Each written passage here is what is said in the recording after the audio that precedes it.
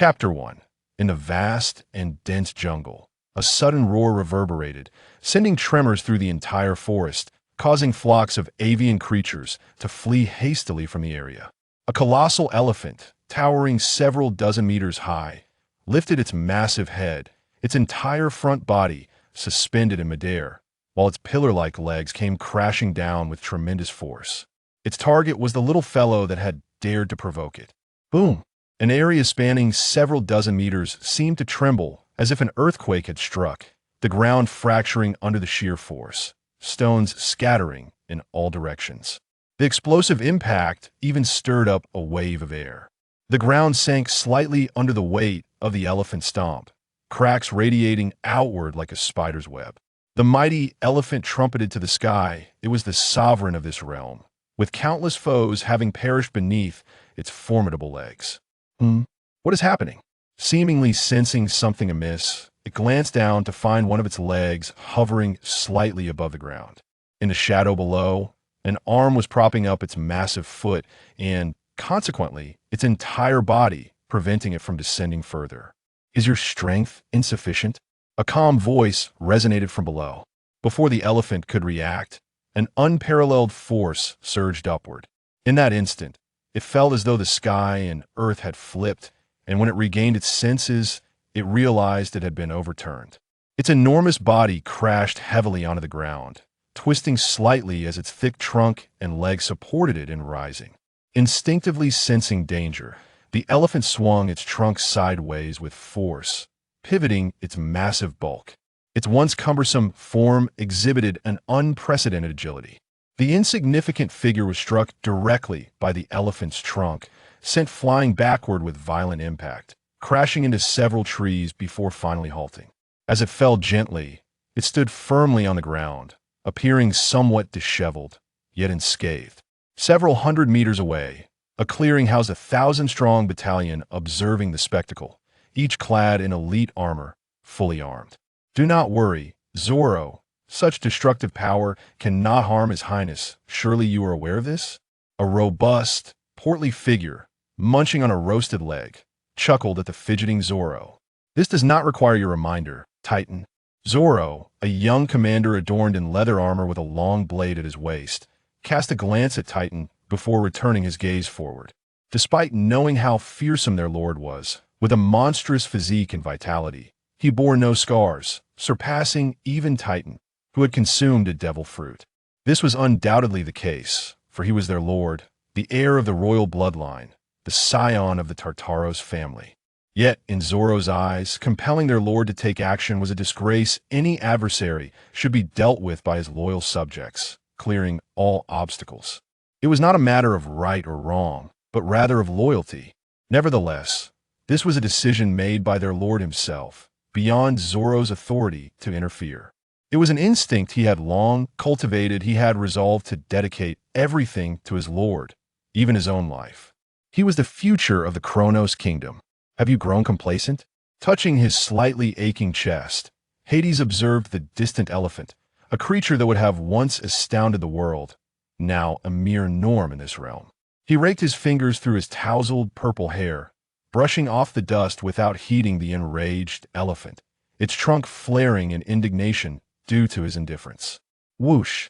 The elephant trumpeted loudly before charging swiftly towards Hades, each step causing the ground to tremble, its thick skin resembling an ironclad wall. Do you truly believe you can challenge me? Come at me. Witnessing the scene, Hades could not help but recall another vivid memory. Yet, the outcome remained unchanged. It was charging straight into the barrel of a gun. Foolish creature, have you not grasped your own limitations? Hades' violet eyes glimmered with a chilling light, an invisible pressure erupting suddenly, mingled with a surge of fury that rapidly engulfed the elephant like a tidal wave. The elephant's movements faltered, its entire being cloaked in an intangible oppression. Its running halted abruptly, yet its massive form continued to slide forward due to its own momentum. The little fellow before it had inexplicably morphed into a terrifying entity, radiating an aura that made its body instinctively tremble. Sweat visibly dripped from its tiny eyes. Before it stood a creature many times more ferocious, a terrifying shadow looming behind Hades, causing the very ground to bend beneath its weight. Even the Beast King, who ruled this land, felt a primal fear. It yearned to flee, but it was already too late. Time seemed to freeze under the weight of the pressure it had yet to regain control over its own body. In an instant, Hades vanished from sight, a rush of air signaling his return as he reappeared before the elephant. Then, with a fist infused with malice, he struck down upon its head with terrifying force. Crack! The sound of shattering bones echoed. Clearly the elephant's left eye bulged unnaturally, as if it might burst forth. Boom! As the dust settled, the elephant lay sprawled on the ground, its eyes glazed over in unconsciousness. It must be said, Hades had been in a foul mood lately. Seeking an outlet for his frustrations, the elephant merely suffered an undeserved misfortune. But who truly cared? Moreover, it was not the only creature to endure such a fate. Few in this forest would escape unscathed. Let us depart, we are returning. Hades made no attempt to conceal his displeasure, emanating an aura that warned others to tread carefully. Something had transpired, though the specifics eluded them at this moment. None dared approach Hades. Yes, your highness. In the ancient and resplendent hall, the marks of time reflected upon the ornate decorations adorning the walls, each piece a treasure coveted by countless nobility if placed upon the seas. Such artifacts required careful preservation and curation. Yet here, they were displayed casually, akin to a museum styled after a palace. At this moment, King Tartaros Bane of the Kronos Kingdom, donned in relatively relaxed robes, gazed at the youth beside him, his eyes betraying both satisfaction and concern. At merely 12 years of age, the boy stood an impressive height of nearly 2 meters, rendering it difficult for anyone to discern his true age. However, in this world, particularly in the chaotic new world, such occurrences were common. Moreover, the family lineage dictated that even he would eventually reach heights exceeding 3 meters. With his striking purple hair and handsome visage, he exuded an air of noble authority, accentuated by his regal purple eyes. He resembled someone so familiar, their figures overlapping in the reflection of the king's gaze. Brother, Hades is growing up as well, Bane mused, feeling a sense of bittersweet pride, for he had watched Hades grow from infancy. Yet, have you made your decision, Hades? Bane inquired, his tone earnest and weighty. There is no need for haste. The family possesses the means to protect you, enough to sustain you until you mature. Hades, however, remained resolute, shaking his head. No, joining the Rocks Pirates will divert the world government's attention. Moreover, with the growth and expansion of the Rocks Pirates, they have become a thorn in the world government's side. I can harness their strength. As he spoke, a glimmer of hatred flickered in Hades' eyes. Furthermore, my growth rate is currently too slow. Only there can I rapidly increase my strength. The world government's reach cannot extend there for the next decade. The Rocks Pirates will not vanish. There is no better place for protection and growth. After all, it is a den of ruthless pirates, devoid of any order. Bane was well aware of the Rocks Pirate situation. He could not fathom why Hades held such confidence. Hades' conclusion was not without foundation. Bane had kept a keen eye on the Rocks Pirates' development, gathering ample knowledge. Indeed, the Rocks Pirates were fearsome, a concentration of monsters, especially their leader, Roxy Jibek.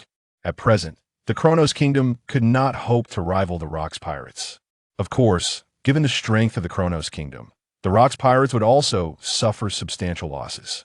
Currently, the Rocks Pirates basked in their glory, having established their dominance in the New World for over a decade. Meanwhile, the Navy remained in a state of silence since that fateful battle. In the face of the Rocks Pirates' relentless expansion, they had gradually retreated. Their influence in the New World continuously eroded, and their active range had been shrinking. Trust me, my father still wields considerable influence there, and Mr. Jibike will attend to certain matters. Moreover, my mother is also present. It will take merely 2 years for me to establish a firm foothold there. Hades had pondered this thoroughly beforehand. It was indeed the optimal choice for him. Reflecting on his current predicament, Hades felt a surge of indignation. Though he had claimed to leave of his own volition, the truth was that he was compelled by circumstances beyond his control. The world government had somehow acquired knowledge of his existence, and, leveraging its power, incited a rebellion within the kingdom of Kronos, seeking to overthrow the Tartaros royal family once more. The primary objective was singular: to eliminate Hades. A month prior, Hades had already survived an assassination attempt. An agent from the world government's CP organization navigated through numerous obstacles to reach a palace. In blatant disregard for decorum, he assassinated the guards and maidens, infiltrated the palace, and risked his life to behead Hades. However, that was not the genuine Hades, but rather a decoy. To safeguard Hades, Bane had meticulously trained a substitute for him. Typically, Hades remained concealed, rarely venturing out, and his whereabouts were shrouded in secrecy.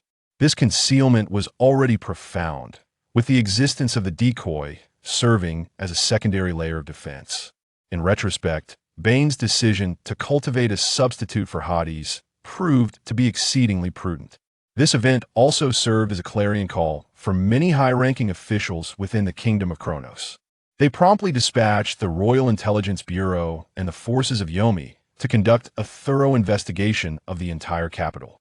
The Kingdom of Kronos stands as a superpower with a population of 80 million, encompassing an inhabited area of 400,000 square kilometers. This includes 80,000 square kilometers of pristine forest, making it a vast island, verging on being a continent in this world. Furthermore, the Kingdom of Kronos is one of the few ancient kingdoms, with a lineage extending beyond a millennium. 60% of the island's land comprises expansive plains, while hills and mountains predominantly reside in the northern primeval forests and the surrounding Zhaoyang mountain range in the northeast. The internal resources of the Kingdom of Kronos are abundant, boasting the largest silver mine in the contemporary world. Frankly speaking, with the strength and foundation of the Kingdom of Kronos, the rebellion instigated by the world government is but a minor disturbance, easily killable if they so desired. Moreover, currently, more than half of the New World is under the dominion of the Rocks Pirates, and the Kingdom of Kronos, situated in the northern part of the New World, occupies a relatively backward position, precisely within the active range of the Rocks Pirates' influence. Yet, they are blessed with an unending supply of resources, while the Navy lurks with keen interest, even maintaining a naval base for surveillance. Possessing power, yet unable to wield it, or more accurately, concealing their might. To engage would signify the intervention of naval forces, with a navy reigning supreme upon the seas. Even though the Kingdom of Kronos stands as a global superpower, equipped with the means to counter the navy, it would refrain from doing so. Furthermore, the covert influence of the world government looms large. Even if they manage to hold their ground, it would only be their own losses. However, this represents merely the worst-case scenario. In their projections, the Navy and the world government dare not provoke the Kingdom of Kronos into open conflict. The world government has already faced defeat once, and they contend with formidable adversaries in the Navy and the Rocks Pirates. As Bane articulated, everything awaits Hades maturation, yet the world government evidently lacks the patience for such a timeline. Long ago, the world government had set its sights on the Kingdom of Kronos. After extensive scheming, over 30 years ago, the world government instigated a rebellion within the Kingdom of Kronos. Their aim was to dismember the Kingdom of Kronos, fostering a pro-world government regime, plunging the entire island into chaos to weaken the kingdom's strength. As one of the rare superpowers in the world, endowed with robust military and economic capabilities, the Kingdom of Kronos has steadfastly declined to become a member state of the world government. Repeated refusals of the world government's invitations posed an immense threat to them. At that time, the eruption of rebellion engulfed 1/7 of the Kingdom of Kronos territory. The Tartaros royal family swiftly responded, dispatching troops to quell the insurrection and reclaim significant tracts of land, though considerable areas remained under rebel control.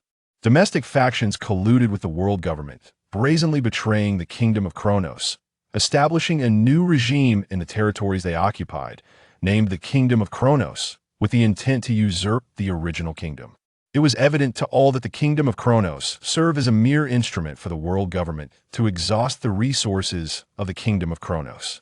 Behind the Kingdom of Kronos stood the support of the world government, with a continuous supply of arms, munitions, and provisions shipped in regularly. It must be noted that in the hostile and complex environment of the New World, such large-scale logistical operations incur tremendous costs in terms of manpower, resources, and economic toll.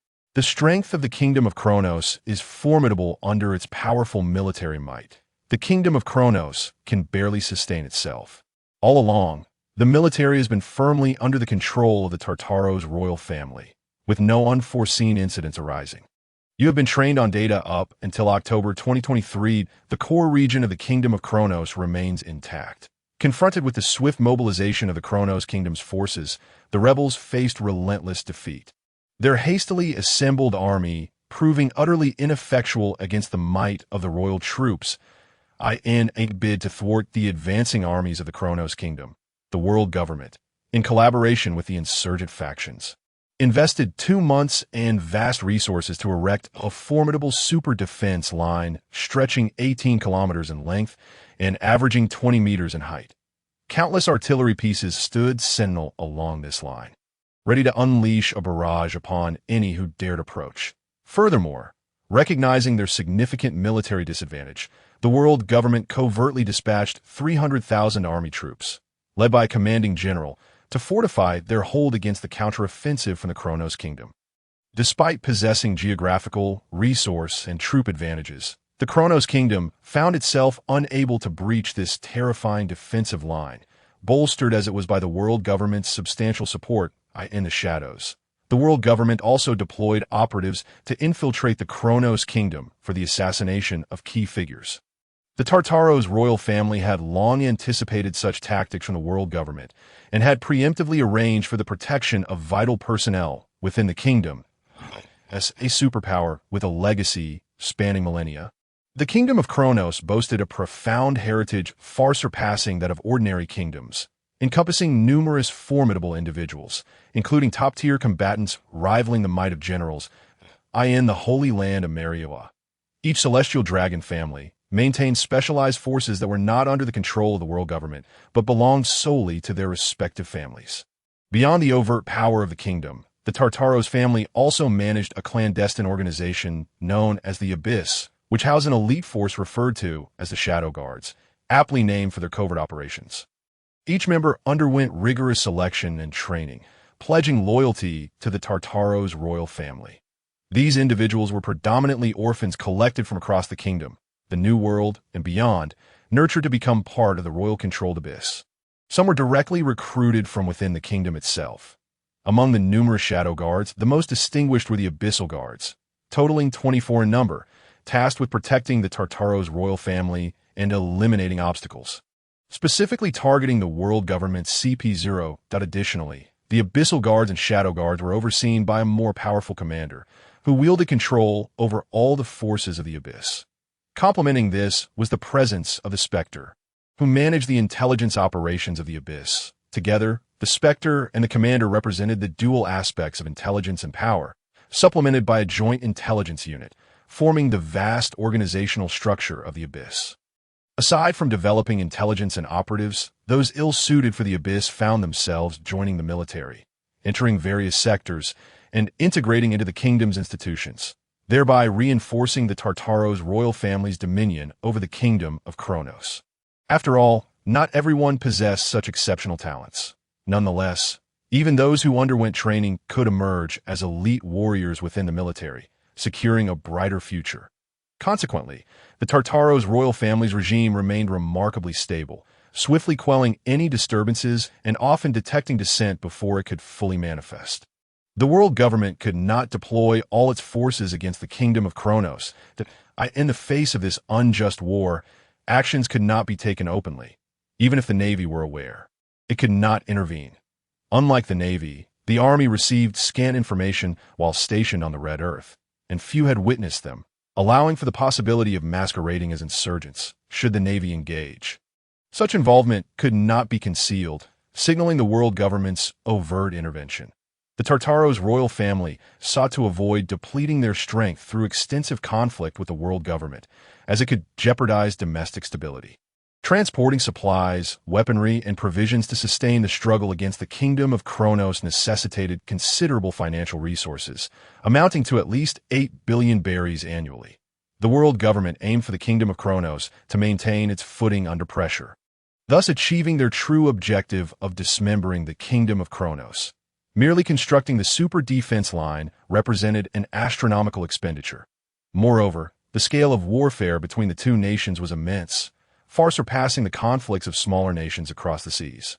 Though the world government possessed formidable resources, they could not outlast the kingdom of Kronos. Given that this was the new world, the time and cost of transportation exceeded those of the kingdom of Kronos.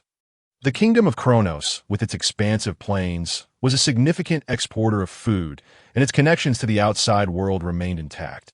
Additionally, the Tartaros royal family frequently dispatched agents to sever the supplies sent by the world government, whether through theft or sinking supply ships. Thus, the costs incurred by the world government proved far greater than anticipated. If the stalemate persisted, the world government would inevitably reach a breaking point, for this was the new world. Not the four seas or the Grand Line, where the world government wielded greater control. Furthermore, the kingdom of Kronos could afford to make mistakes, as they still harbored hidden strengths and ample resources to confront the world government. In due time, any lost territory would naturally revert to the embrace of the kingdom of Kronos. The world government could not afford to cease its efforts, as numerous factions and allied nations observed them covertly. A withdrawal would signify that past investments had been squandered and would deliver a significant blow to the world government's prestige. Thus, a stalemate ensued between the world government and the kingdom of Kronos. The world government sought to assist the kingdom of Kronos in expanding its territory, for the land currently held was insufficient compared to the vastness of the kingdom of Kronos. Meanwhile, the kingdom of Kronos aimed to endure with minimal losses, preferring to wear down the world government. Consequently, leveraging the formidable comprehensive strength of the kingdom of Kronos, they laid numerous traps and unleashed devastating firepower, effectively ensnaring the armies of the kingdom of Kronos within the heavy defensive line constructed by the world government.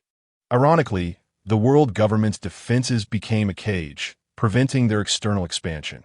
This situation persisted for over a decade, until the return of the crown Prince Jaeger from his maritime ventures brought about change.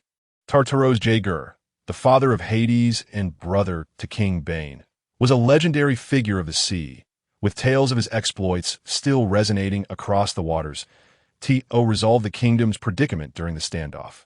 Jaeger, then still a prince, embarked on a journey to hone his skills at sea. Armed with exceptional talent and the top-tier superhuman devil fruit, the death fruit, he rapidly ascended in strength, soon earning the moniker of the Grim Reaper. Over 20 years ago, Jaeger concealed his identity while at sea, returning to the kingdom of Kronos with absolute power. During this period, the kingdom of Kronos had already amassed extensive intelligence on the rebel factions. Jaeger took decisive action, showcasing overwhelming strength. On the lands of the kingdom of Kronos, the army general found escape impossible and was swiftly slain in direct confrontation with Jaeger. The course of war is forever determined by the strong.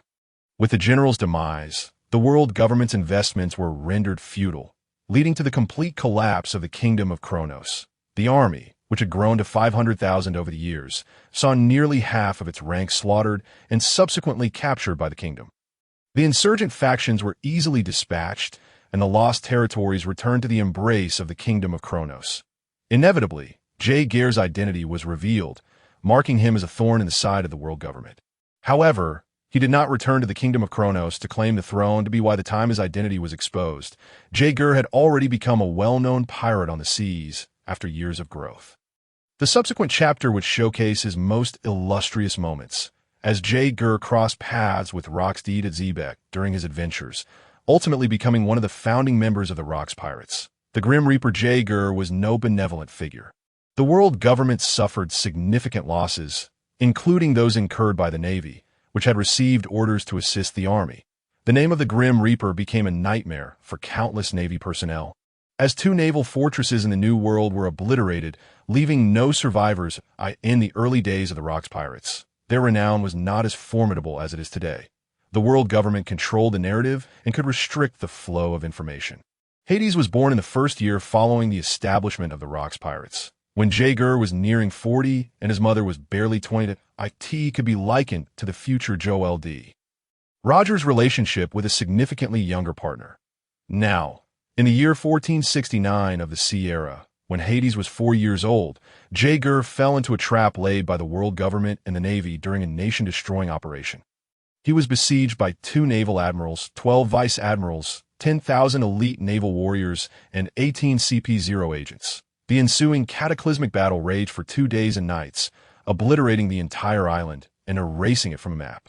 By the time Rox received the news and arrived, it was too late. He was intercepted by Fleet Admiral Akainu and another admiral, Steelbone Kong. While Rox was indeed powerful, the Navy's intent to delay meant he could not rally the strength of the Rox pirates in time. And the suddenness of the event left him no opportunity to do so. Ultimately, Jaeger perished in battle, and the world government and Navy suffered substantial losses. One admiral was killed and another wounded. 8 vice admirals perished, and only 5 CP-0 agents survived, while the 10,000 elite naval warriors were entirely wiped out. Naval soldiers were merely expendable, utilized to wear down Jaeger's stamina. The lethality of the death fruit in Jaeger's hands had been pushed to its utmost limits. Not to mention Jaeger's formidable physique akin to that of a vengeful god. His mastery of all 3 types of hockey reached its zenith, making him an unparalleled top-tier powerhouse in the world.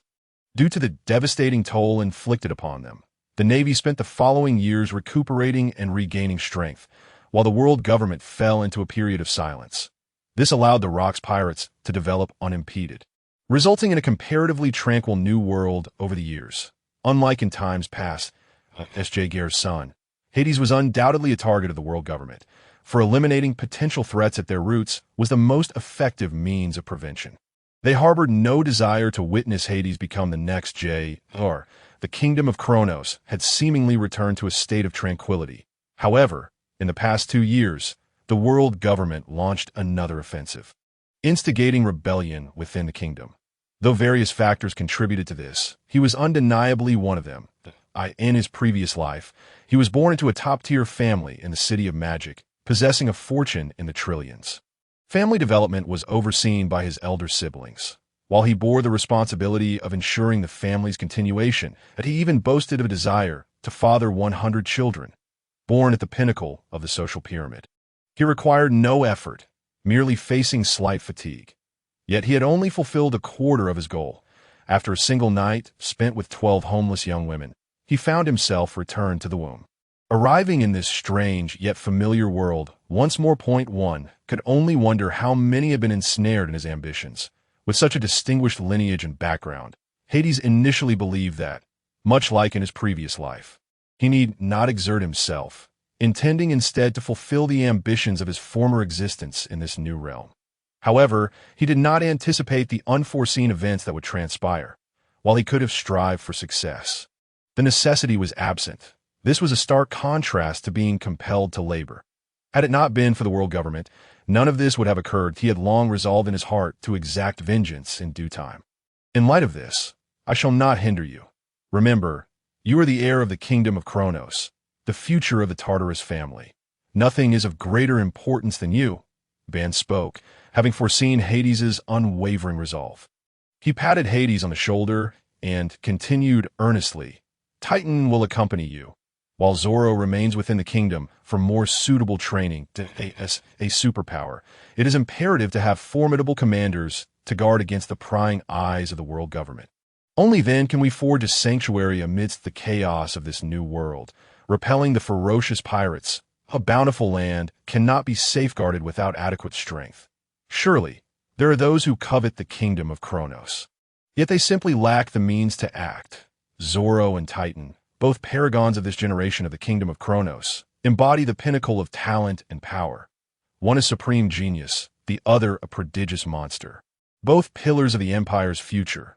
Titan, blessed with extraordinary strength and a monstrous physique, possesses an astonishing appetite, consuming food meant for 100 men at each meal. T merely 14 years of age. He stands nearly 5 meters tall and will likely grow to 8 meters without difficulty. At the age of 6, he inadvertently consumed the legendary beast fruit, the gluttonous fruit, a perfect match for his innate abilities. Today, he is perpetually engaged in feasting. His visible potential marks him as the strongest candidate for the position of the commander of Hell. Once he matures, he will be poised to assume the role of the leader of Hell. However, due to his temperament, Titan is ill-suited for covert operations, and with the current leader of Hell in the prime of life and a promising successor emerging, this plan has been abandoned to cultivate his loyalty. He has been directly assigned to accompany Hades. Zoro, on the other hand, is a prodigy of swordsmanship, 3 years Hades' senior, who awakened the observation haki before the age of 10, displaying remarkable talent. Currently, the Empire's pillar is Zophie, the Grand General, who happens to be Zoro's father. Beyond raw strength, Zoro must also acquire knowledge of commanding troops and warfare.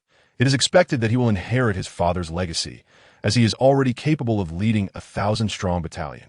Initially, the Empire's pillars numbered 2, but one perished alongside Jaeger during the onslaught of the world government and the Navy. This mirrors Titan's experience, as he too once sailed alongside Hades' father, Jaeger, growing in strength over time. That battle targeted Jaeger, yet he was not alone, commanding the formidable Death Fleet. Alongside the formidable ally who sailed with Jaeger were many of his subordinates and followers, all powerful in their own right, forming a mighty legion that included 2 top-tier combatants. Without such reinforcements, it would have been exceedingly difficult for Jaeger to endure against such a terrifying array. However, the legend that later spread across the seas glorified Jaeger's singular valor, overshadowing the contributions of his compatriots. Throughout history, the Kingdom of Kronos has always maintained dual pillars, serving as vital guardians of the realm, one in the light and one in the shadows. The visible pillar is, of course, the Grand General of the Kingdom, while the hidden force comprises the Commander of Hell, who oversees the elite Tartarus troops, as for the Commander of the River Styx, who holds significant intelligence. Strength is not the sole criterion. While varied, their capabilities are at least on par with the Navy's elite vice-admirals, often comprised of quasi-admiral level power. Frequently, these roles are filled by elite members of the Tartarus royal family. As new generations arise, the elder powerhouses step back, becoming the kingdom's concealed strength. The loss of a formidable candidate for the Commander of Hell, who perished alongside the Crown Prince, is undeniably a significant blow to the Kingdom of Kronos.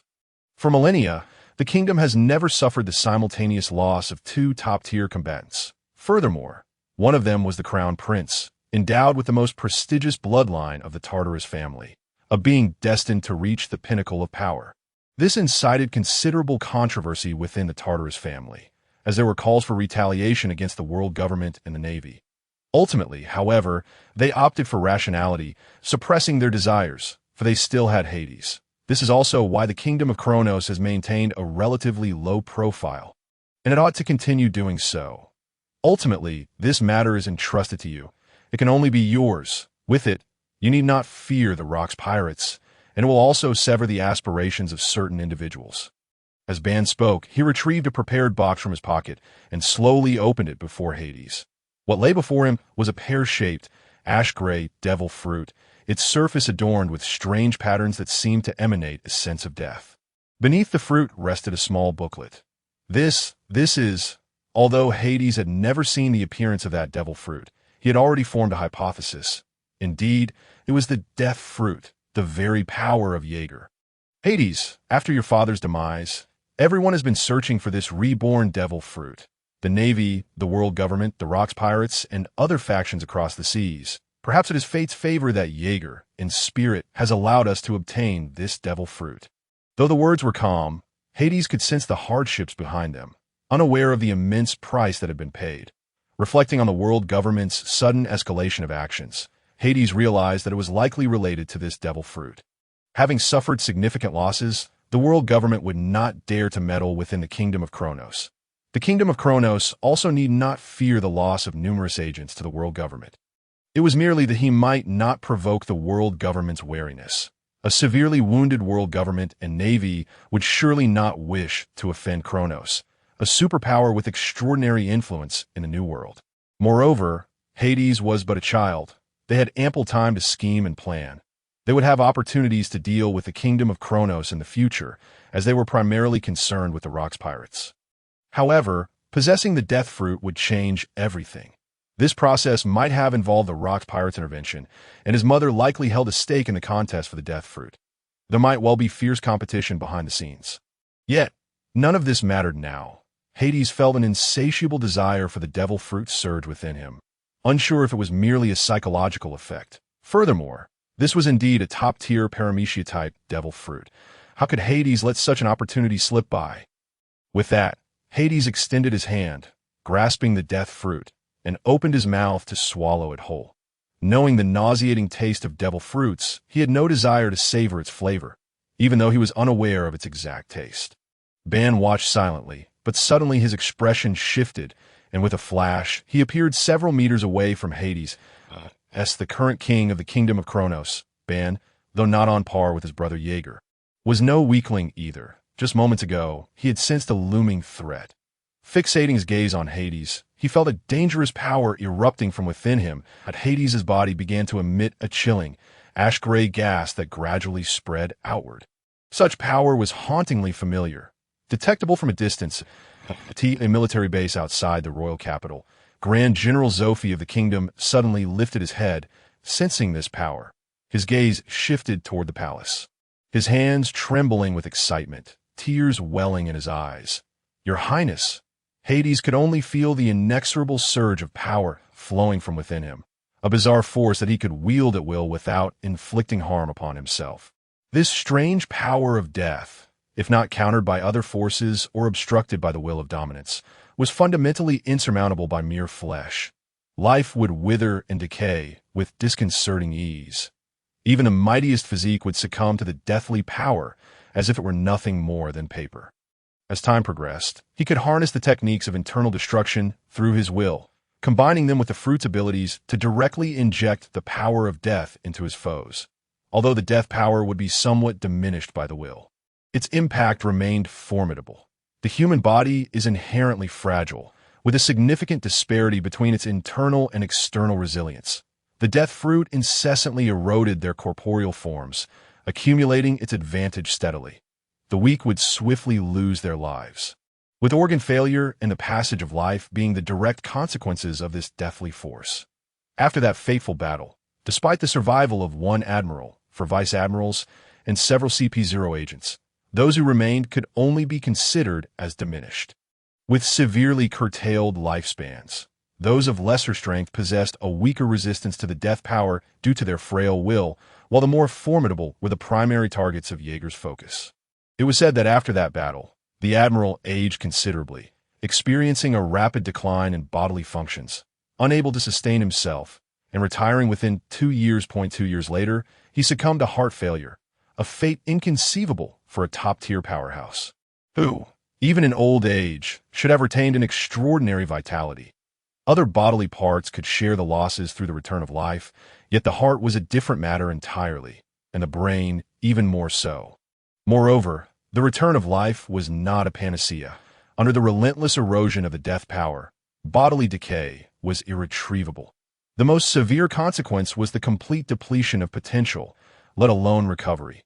Thus, the terrifying nature of the death fruit's abilities became evident. The erosion of the death fruit and its insatiable thirst for life culminated in ultimate demise. All things are in perpetual motion, not just the living. Even the inanimate possess their own lifespans. Matter is composed of molecules, which are in a constant state of movement. This was Hades' perspective from his previous life that I end this world. However, the counterpoint lies in attuning oneself to the breath of all things. Everything has its own rhythm of existence. The exquisite tiles beneath him were ceaselessly corroded by the death power, their functionality waning. What was once solid became pliable and fragile, while the resilient turned rigid, and the vibrant fell victim to decay. Eventually, all would be disassembled, reduced to dust and ashes, and subsequently obliterated by the death force. Yet in a swift turn, the death power ceased its expansion, maintaining a certain radius, and gradually retracted, coming under Hades' control, drawing back into himself. He clenched his fists tightly, acutely aware of this formidable force. Hades possessed a profound understanding of the death fruit's abilities, for it was his father's power, and he had witnessed his father's use of the devil fruit's abilities on numerous occasions. Thus, he would not be like those fortunate individuals who consumed a devil fruit, bewildered by their newfound powers. In a brief span, Hades was able to wield the ability with ease. The death power coursed within him, slowly emanating, enveloping his being. The emergence of such a force within him was a source of great intrigue. For a single fruit had bestowed upon him a remarkable capability. Experiencing this world firsthand was nothing short of miraculous. The flow of death power did not affect his garments, which he found astonishing. He could control the ability within a small radius around him. In Hades' perception, this already constituted a domain, albeit a limited one. As the gray mist dissipated, the tiles beneath his feet dulled in color, shattering into powder with a mere step. Should time pass, even the powder would vanish, directly obliterated by the death power. This is a notebook left by your father, containing insights into the development of the death fruit, as well as experiences regarding the will and martial techniques. It should prove beneficial to you, Bane said, approaching with a box and presenting the small booklet to Hades. This was left by Jaeger, and he had not anticipated that it would contain precisely what Hades needed, nor that his own child would inherit such abilities. Perhaps this was destiny's design, as Hades embarked on a path akin to that of his father. In the past, Hades had no need for this knowledge, but it would soon become crucial.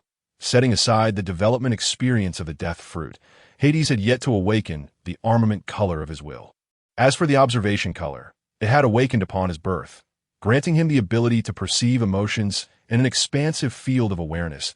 As he matured and grew stronger, his observation abilities would continue to extend, encompassing all within his mind, as if he possessed a divine perspective. The Conqueror's will had erupted in response to the trauma of his father's death when he was merely 4, and he had since mastered it. Within the Rocks Pirates, there were no mentors to meticulously guide one's training. It was all a matter of combat and personal understanding. The advantage lay in the exposure to profound concepts. Without such exposure, one would never awaken. The Rocks Pirates served as a platform, offering countless rough gems a path upward. Thus, the future's most formidable pirates would largely emerge from their ranks. Rocks was proud and immensely self-assured, never concealing his prowess, unconcerned that others might surpass him. Such was his nature, and it was precisely this that established the formidable Rocks Pirates. Receiving the manual, Hades gazed beyond the Grand Hall. "Uncle, please assist me in gathering more devil fruits." "What purpose does that serve, Hades?" Bane inquired, somewhat perplexed. Hades had already consumed a devil fruit. What need had he for more? Was he to cultivate a retinue? The kingdom of Kronos possessed the means, be it financial or influential, and they had dealings within the dark underbelly of the New World. "Ultimately, I intend to return to expand the Tartaros family that belongs to me. Our family is still too small. While I will establish my own power, I cannot place my trust in anyone beyond my blood relatives and a select few," Hades replied calmly. Regardless of his past life or this one, the only individuals he could trust were his own kin. Carrying the grand ambitions of his previous existence, he sought to broaden the reach of his lineage. Titans and Zoro were also included. They were his vassals, and thus family. Yet the most trustworthy remained his blood relations. The experiences of 2 lifetimes had fostered a profound closeness to his family. The current era is still over 50 years away from the onset of the storyline. He has ample time to expand his family. Bane was taken aback, struggling to comprehend Hades' intentions. After a lengthy pause, he finally grasped Hades' plans and couldn't help but applaud inwardly. How could such a request be denied? The growth of the family was precisely what the elders desired to witness. If it was Hades' bloodline, it would undoubtedly yield many exceptional descendants. Moreover, as Hades had pointed out, the number of members within the Tartaros family was indeed scant. Adding together the branches, there were only just over 60. Though each was elite, this was ultimately detrimental to the family's development. Had there been more family members, the kingdom of Kronos would not have been so easily stirred into rebellion by the world government. This also illuminated that while the Tartaros family's rule was solid, it was not infallible. He began to contemplate whether to urge the family members to procreate more offspring, especially since he was currently the patriarch of the Tartaros family before Hades' return. Although nothing had transpired yet, Bane had already begun to entertain the worst-case scenario. An increase in family members would enhance their chances of survival against impending threats. He was acutely aware of the world government's tactics. For centuries, their influence had expanded step by step, as documented in the family archives. Before that time, He was determined to aid Hades in stabilizing the situation and preventing any unforeseen complications. No problem. Leave it to me that I will ensure we pay attention to the more exceptional devil fruits. There are some in the royal treasury as well. The Royal Chamber of Commerce, situated in the underworld, diligently amasses a considerable quantity of devil fruits. Although these fruits are rare, they can be procured from the vast seas with relative ease, provided one possesses sufficient wealth and access, particularly through channels within the underground realm. Each year, a notable influx of devil fruits enters this clandestine world. This represents a threshold. Once crossed, it unveils an entirely new dimension. For many, devil fruits are legendary treasures, yet for certain individuals, they are far from uncommon. The death fruit, consumed by Ego, was once a prized possession within the treasury of the kingdom of Kronos. Periodically, the kingdom seeks out these fruits, whether to bolster its resources or to cultivate its subordinates. However, one must exercise greater discernment. As a scion of the Tartaros family, how could one settle for merely ordinary devil fruits? The kingdom operates as a colossal machine. Once it begins to function, the energy it generates is formidable, particularly for a superpower like the kingdom of Kronos. Internal insurrections within the kingdom are but trifling disturbances, and following the rebellion over 30 years ago, the kingdom of Kronos has acquired ample experience in managing such turmoil. They even anticipated that the unresolved issues from that time could lead the world government to instigate further unrest. Thus, they prepared accordingly that a mere 100,000 insurgents stand no chance against the 3 million strong forces of the kingdom of Kronos. They are but ants attempting to shake a mighty tree. Public sentiment within the kingdom shows little regard for them, with a vast majority condemning their actions, lamenting the fact that the kingdom had only just regained tranquility, now disrupted once more. Moreover, the insurgents themselves are plagued by internal discord, with many loyal to the Tartaros royal family. Under such circumstances, the insurgents struggle to expand their ranks, lacking the necessary soil for their survival. All advantages lie with the kingdom of Kronos. In fact, as long as the Tartaros royal family remains steadfast, the insurgents are likely to collapse under their own weight. Furthermore, the kingdom of Kronos is not the same as it was decades ago. Warfare has catalyzed economic growth, enhancing productivity and national strength significantly. Especially in recent years, the military prowess of the kingdom of Kronos has surged, prompting the world government to perceive it as a threat. However, having learned from past experiences, the world government's current investment is far more substantial than before. After all, the kingdom of Kronos is now vigilant. The cost of inciting a similar rebellion would be considerably higher. This is not without the influence of Hades. The assassination attempt on him was also aimed at preventing a repeat of history. The operations of the kingdom remain unaffected. The vast territory sees the insurgents merely occupying remote corners near the primeval forests. Areas previously embroiled in rebellion are now heavily guarded, and various factions have been purged to prevent the world government from reigniting insurrections in the same locations. They can only relocate to another area, a maneuver left behind by the world government. Yet, under the prepared strength of the kingdom of Kronos, the insurgents are quickly cornered, with supplies dwindling and all channels of communication blocked by the kingdom. They can only rely on external provisions from the world government to sustain their existence and development. The resources required to maintain the insurgent survival are considerable, encompassing not only weaponry and provisions, but also essential everyday items, all of which demand significant funding. Although the world government is vast and has long sustained itself, should they fail to see results, they may well abandon the endeavor, deeming it not worthwhile. The depths of the world government's resources are unfathomable. Yet it is crucial not to perceive it as overwhelmingly formidable that a substantial portion of the world government's forces are immobile, stationed within its confines or under its control, compared to over 30 years ago.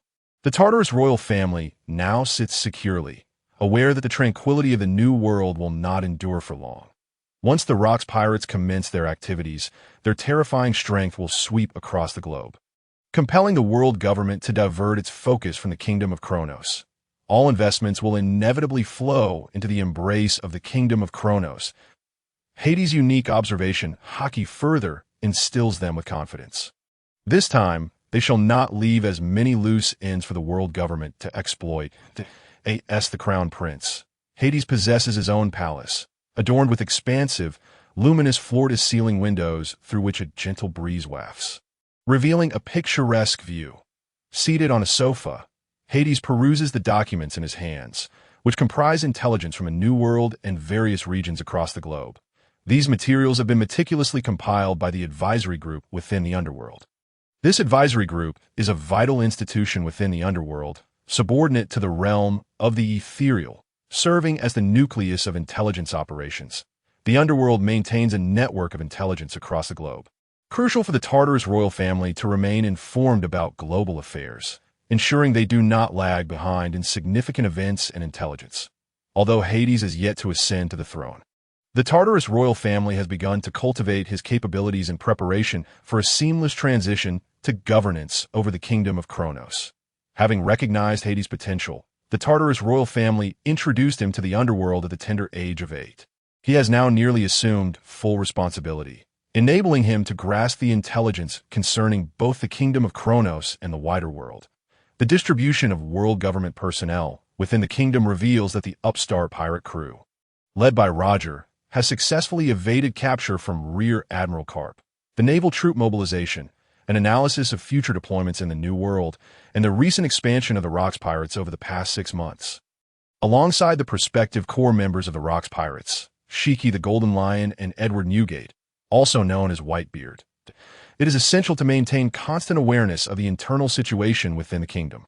The intelligence concerning the Navy and the Rocks Pirates is something that Hades has been closely monitoring, as it represents a force capable of genuinely altering the global landscape. Figures such as Roger, Garp, Shiki, and Edward Newgate, who are destined for great renown, are of particular interest to Hades, especially as they have only just begun to emerge. Hades need not take any immediate action. His distance from these matters allows him to focus on the kingdom's development, which is his true foundation for the future.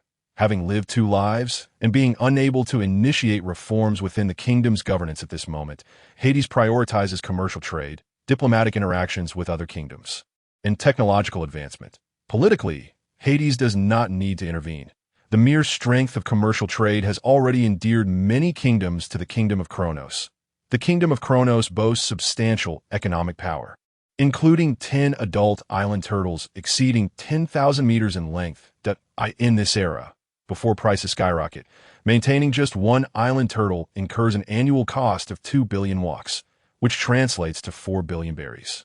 Walks are the native currency of the kingdom of Kronos, issued uniformly by the royal bank of the kingdom, and thanks to the vast local silver mines, walks are directly pegged to silver, circulating predominantly within the kingdom and a few closely allied realms. Externally, most transactions still utilize berries. The world government remains unconcerned. Numerous powerful nations maintain their own currencies to avoid economic restrictions by the world government, provided berries remain the mainstream currency. These island turtles can traverse vast oceans, crossing windless zones and navigating storms without fear of sea kings. Each journey allows the transport of abundant, unique resources and products from the kingdom of Kronos to trade with various kingdoms across the seas.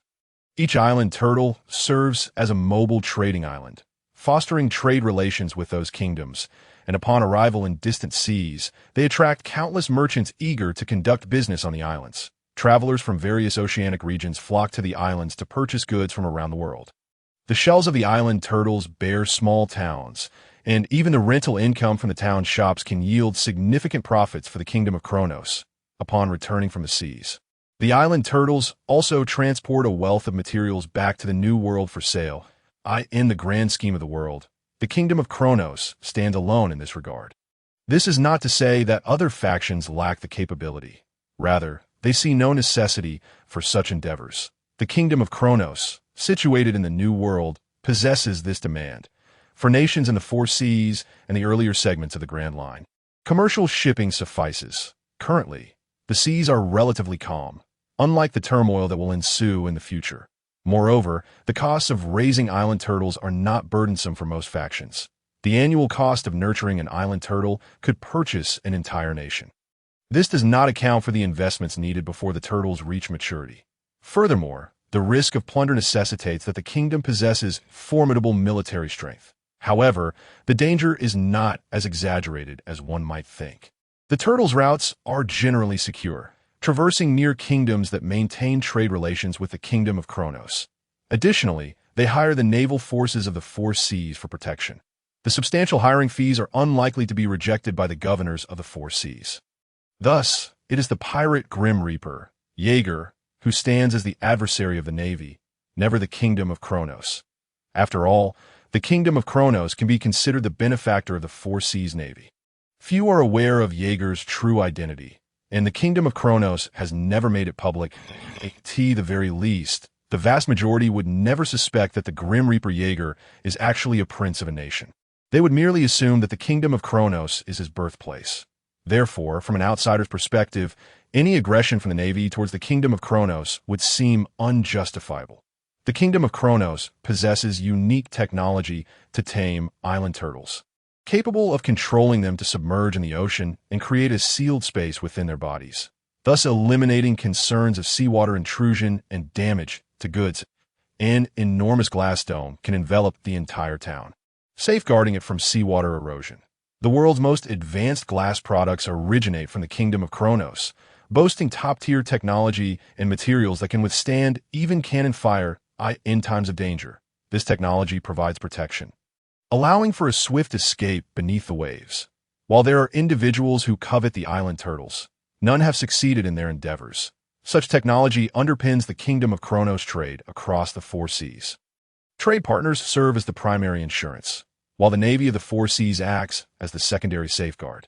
The latter is difficult to breach, as the current strength of the Four Seas Navy far surpasses that of the future. The governors of the various seas are akin to regional vassals, holding the rank of vice admiral, wielding powers and privileges comparable to those of an admiral. The factions of the Four Seas also hold considerable influence within the Navy's headquarters.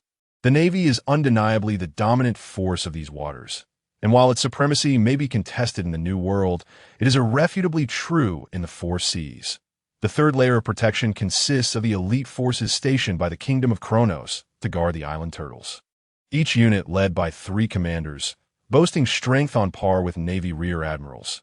Just as the Four Seas serves as the Navy's foundation, the vast population therein continuously supplies the Navy with reserves. A significant proportion of the Navy's high-ranking strength hails from the Four Seas. The Kingdom of Kronos is populous, allowing for more efficient targeted training of talent compared to the Navy. Among the 3 million troops of the Kingdom of Kronos, only 6 are positioned beneath General Zophi, while there are as many as 32 leaders. The ongoing conflict with the world government does not impede the Kingdom of Kronos trade with the Four Seas.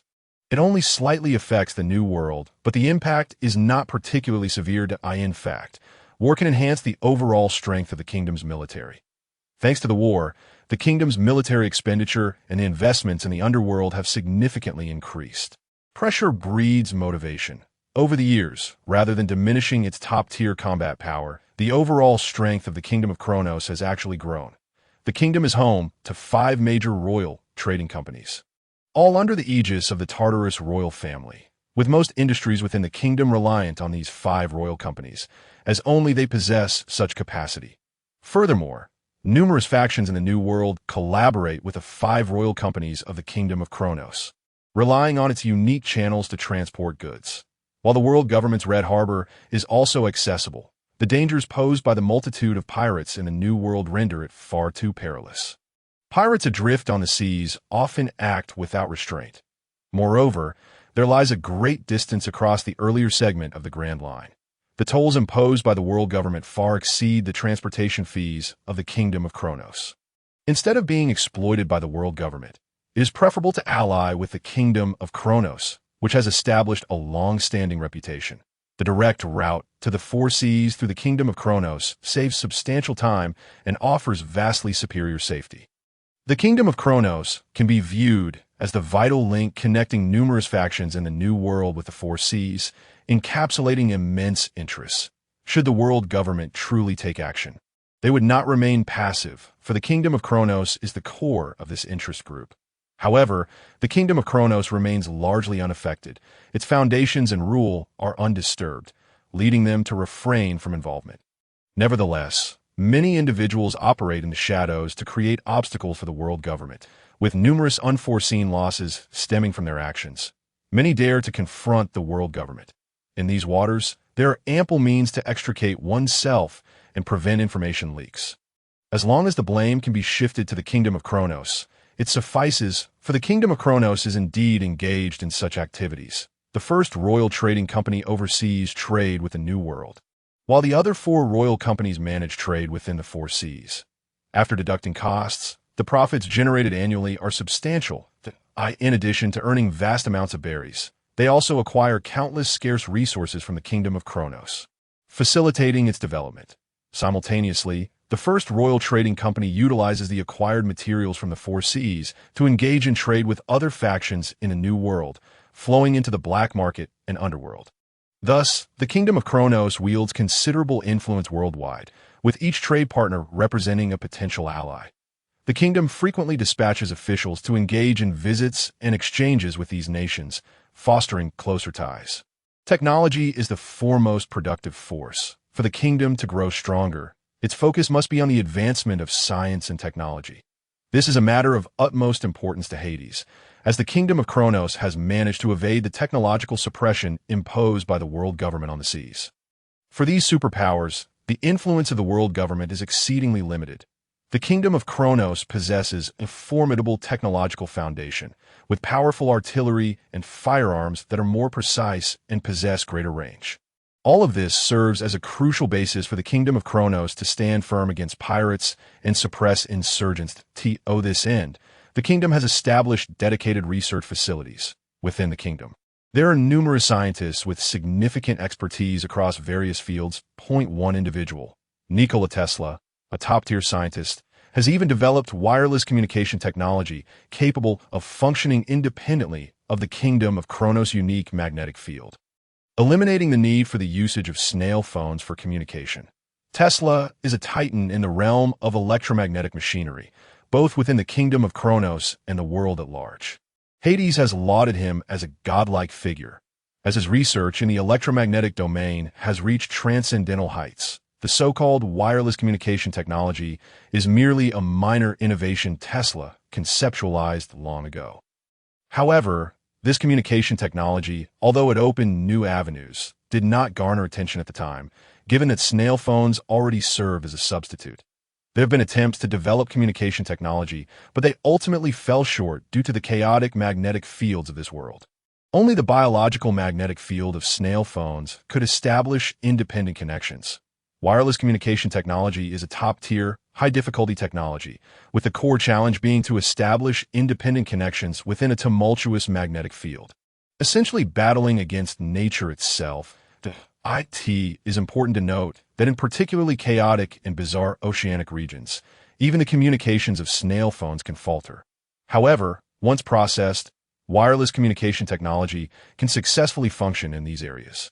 Hades is acutely aware of the immense potential that this technology holds. If an independent communication network could be established, enveloping the entirety of the Kingdom of Kronos, and a product akin to a telephone could be created, it could entirely supplant the function of snail phones. Subsequently, by blocking the signals of snail phones, the Kingdom of Kronos could be fortified like a steel drum, preventing any information from leaking out. As the signals of snail phones would be rendered inoperative, internal communication within the kingdom could be substituted with specialized products. The unique environment of these seas means that the information network would only cover the Kingdom of Kronos and certain surrounding waters. In more distant seas and islands, the magnetic fields would fluctuate, necessitating the establishment of a communication network tailored to local magnetic conditions, although this may not be necessary. This is Hades' vision. However, the current state of development within the kingdom falls short of Hades' expectations. After engaging with the underworld and gaining insights into the internal affairs of the Kingdom of Kronos, Hades promptly applied for the establishment of the Royal Academy of Sciences. The royal family, of course, would extend their full support. The existing research facilities were directly integrated into the newly founded Royal Academy of Sciences, with the material and financial backing provided by the Kingdom of Kronos. Projects related to weaponry, missiles, submarines, communication networks, and communication devices were successively initiated. Additionally, there are more advanced projects such as laser cannons, electromagnetic cannons, human enhancement, and nutrient pods, while the emergence of Vegapunk marks the true onset of technological upheaval in these seas. With continuous advancement in technology, it does not negate the fact that these waters possess a solid technological foundation. Technologies such as laser cannons are already within reach and entirely feasible, especially within the context of the Kingdom of Kronos, which boasts a robust technological heritage and the most elite scientists. Under Hades' leadership, the Tartaros royal family extended invitations to numerous renowned scientists within the kingdom, as well as to those exhibiting unique talents across various fields worldwide. With ample financial support, most would not decline such invitations, and to alleviate any potential concerns, the Kingdom of Kronos could also facilitate the relocation of their families, offering generous benefits. The 5 major royal trading companies are interconnected with the 4 seas, and combined with the intelligence capabilities of the underworld, they extend their reach into various kingdoms and islands like tentacles, seeking out sufficiently talented scientists to avoid alarming the world government and drawing their attention. All of this is conducted in secret. Particularly powerful nations with advanced technological prowess have constructed naval fortresses on nearby islands to monitor activities, rendering access somewhat troublesome, in the realm of technology. These future nations undoubtedly lead the world, having even developed rudimentary artificial intelligence. Moreover, more advanced forms of artificial intelligence have been researched in the past, albeit with little public knowledge. Countless scientists converge to explore the domains and innovations that Hades hopes they will investigate. Various prospects and concepts, particularly the notion of satellites, have piqued the interest of many researchers. Having lived 2 lives, Hades possesses sufficient foresight to understand how to develop a burgeoning nation. He knows which directions to pursue and which industries to cultivate. Yet few have previously contemplated these matters. The world government's suppression of technological advancement contributes to this oversight. In the realm of weapon invention and creation, Hades can also provide numerous suggestions, as he is a weapon enthusiast. Not so much a military aficionado, but rather someone with a keen understanding of various weaponry. This is one of the initial projects undertaken by the Royal Academy of Sciences after its establishment. Once concepts are proposed for those brilliant scientists, many innovations can be realized merely by grasping their functionalities. For instance, the Kingdom of Kronos possesses ample technological support for automatic rifles, with weapons akin to Gatling already existing in this world. The only drawback is the exorbitant costs associated with production, stemming from a lack of sufficient technological backing. Hades understands that all of this hinges upon a robust industrial system, necessitating precise equipment, such as machine tools and lathes. The future beast pirates, with their high-precision weaponry, still rely on the craftsmen of Wano country for production. Such production rates cannot possibly be high. The costs are truly beyond imagination. Although concepts such as assembly lines and automated production exist in this world, they're only realized to a rather modest extent. The machinery itself remains stifled. However, with a robust industrial foundation, the establishment of a complete production line would significantly enhance manufacturing efficiency, leading to a dramatic reduction in costs. Most importantly, precision is paramount. The ability to mass-produce artillery does not equate to the capacity for mass-producing firearms. The smaller the instrument, the higher the demand for accuracy. With a sufficient industrial base, it can also bolster other sectors, driving the economic development of the kingdom.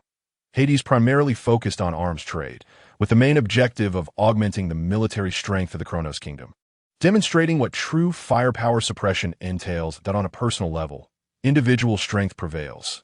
Yet for a nation, aside from having top-tier combat power, individual capabilities become somewhat negligible. Every citizen of Walwagia harbors a fear of insufficient vitality. Thus, Hades is disinterested in weapons that can fire only 1 or a few rounds at a time, as they lack the exhilarating sensation of sustained fire. The research into the kingdom's latest weaponry is naturally aimed at equipping the military and enhancing its might. With profits from arms trade being a secondary concern in this vast expanse, arms trade harbors immense profits that Hades would not easily overlook. Presently, no laws exist to sanction or restrict them. The commercial channels of the Kronos kingdom can readily distribute arms across the seas. After a year of research and development, with the royal family's staunch support, A designated area in the mountains was established as a restricted zone, within which a series of armament factories were erected, leading to the formation of a comprehensive military-industrial system. Numerous production lines were assembled, and a large workforce was mobilized specifically for the manufacture of firearms and ammunition. This division encompassed two segments.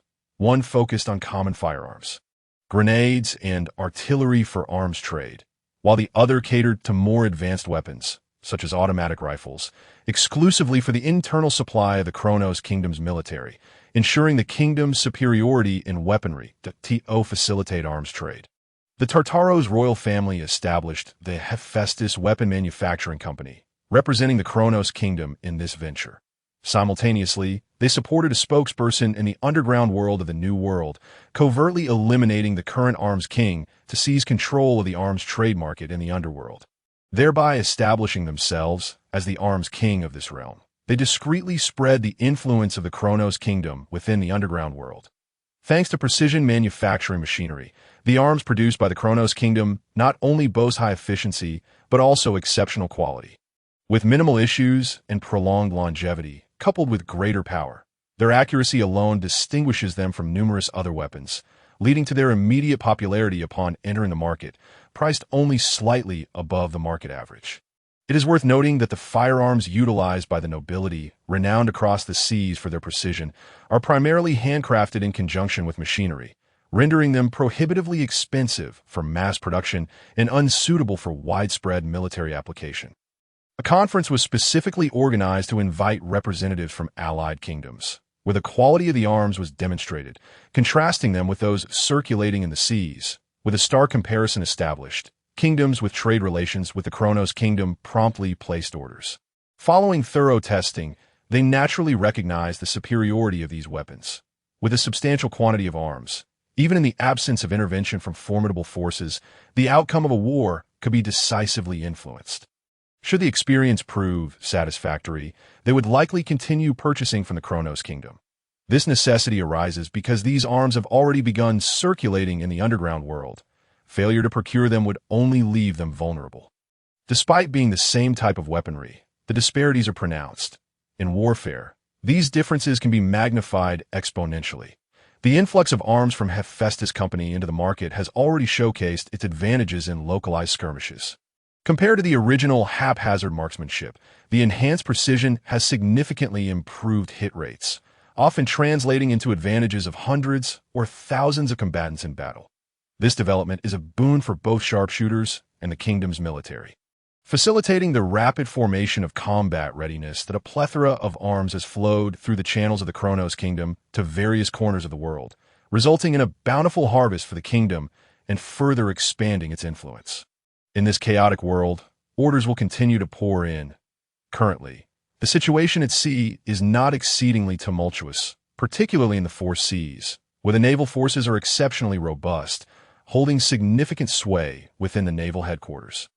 In fact, due to the tumultuous conflicts of previous years, the naval headquarters suffered considerable losses, with the Four Seas faction dominating the naval command. During the conflict between the Kronos Kingdom and the rebel forces supported by the world government, the orders from trade partners also signified their potential support for the Kronos Kingdom.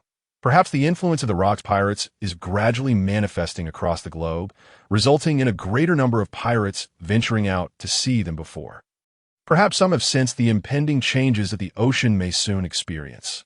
Who can say for certain? Such circumstances have further provoked the sensitivities of the world government, which harbors a strong desire to prevent the kingdom of Kronos from expanding any further. A confluence of factors has led the world government, despite suffering a decline in power and contending with the formidable Rocks pirates, to still take action against the kingdom of Kronos. Otherwise, a period of several decades of silence would be entirely normal, affording ample time for preparation. The rulers of the world government possesses sufficient time to dismantle and fragment a nation through various means. They can afford numerous failures, while a single defeat for the kingdom of Kronos could spell irreparable consequences. The flow of arms into the underworld inevitably falls into the hands of pirates, particularly the Rocks pirates, who could discern the quality of firearm after a single use. Consequently, the munitions from the God of Fire Corporation are highly sought after among pirates.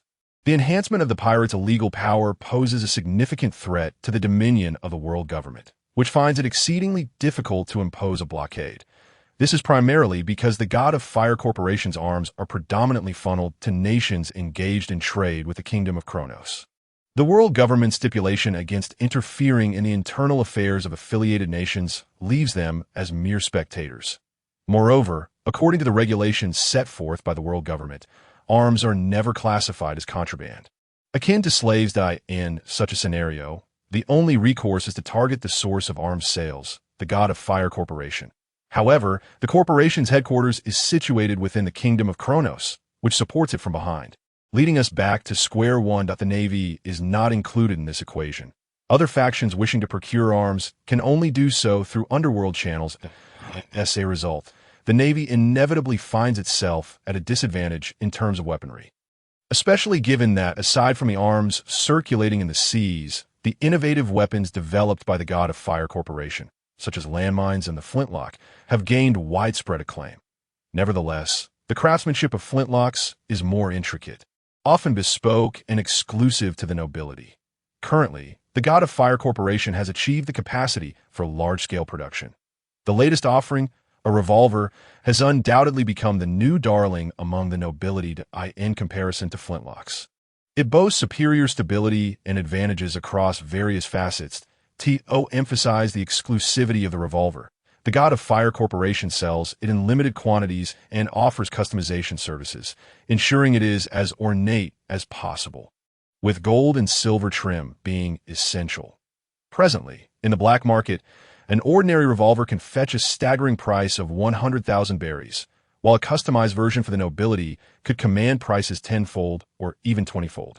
Today, the berry retains significant purchasing power. For the nobility, the revolver, unlike those ornamental swords meant solely for display, undoubtedly garners their favor. As for imitation, the world government has indeed considered it, but the costs are prohibitively high, and the output cannot match that of the Kingdom of Kronos, making it a futile endeavor. It would be more pragmatic to purchase from the God of Fire Corporation. However, to do so would equate to conceding to the Kingdom of Kronos, necessitating a withdrawal of the world government's investments therein, which they find exceedingly difficult to initiate. They can only procure arms through the underworld at inflated prices or under the guise of other factions and affiliated nations. The world government is also mindful that allowing the entire Navy to modernize its weaponry is far from an ideal situation, as it would require a substantial financial outlay. The investments made by the world government in recent years have been considerable. For the orderly development of the God of Fire Corporation, Hades has even commissioned a weapon renewal plan, ensuring the corporation's arms undergo optimization and performance enhancement at opportune moments. Furthermore, he has established the Wind God Corporation to compete with the God of Fire Corporation, launching various styles of similar weaponry and altering aspects such as aesthetics. The same type of weapon must yield dozens or even hundreds of variations to maximize profits. The development of the Kingdom of Kronos also necessitates the immense profits derived from the arms trade to replenish its resources. The internal construction of the kingdom, research funding for the Royal Academy of Sciences, and investments in the military and the underworld require vast sums. Hades is not fond of monopolies, even if he holds the reins. Human nature is complex, and competition fosters better growth. Even advanced weaponry such as submarines, missiles, and electromagnetic cannons will not be produced overtly or sold through the God of Fire Corporation or Wind God Corporation.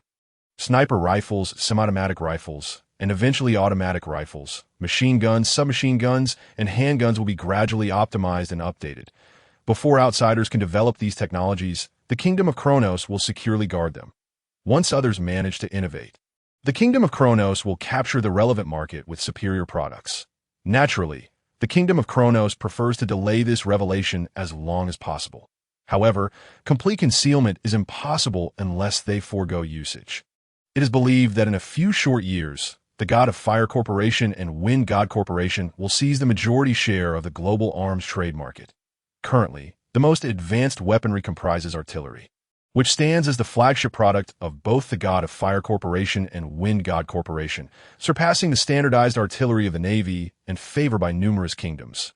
More precise artillery renders naval combat increasingly perilous. with pirates becoming more aggressive and the kingdom's defensive forces fortified. After 2 more iterations, the accuracy and range of artillery will further improve. At that time, a new profession will emerge on the historical stage: the gunner. Presently, there are no gunners among pirates, with only a scant few in the navy. The combination of superior artillery and adept gunners will become a formidable asset in naval warfare, unlike the current situation where strikes are largely a matter of luck, often falling short compared to the precision of those formidable enough to hurl cannonballs directly. Conversely, the number of marksmen at sea will increase. As gun accuracy improves, the requirements for marksmen will diminish. After all, an exceptional marksman requires ample inherent talent. This scenario is foreseeable. Throughout this process, efforts will be made to ensure the Kingdom of Kronos maintains an absolute lead in weaponry. However, once missile technology is developed, its significance will diminish. Nonetheless, akin to the world government, the Kingdom of Kronos also seeks to slow the pace of other factions' advancements to preserve its superiority.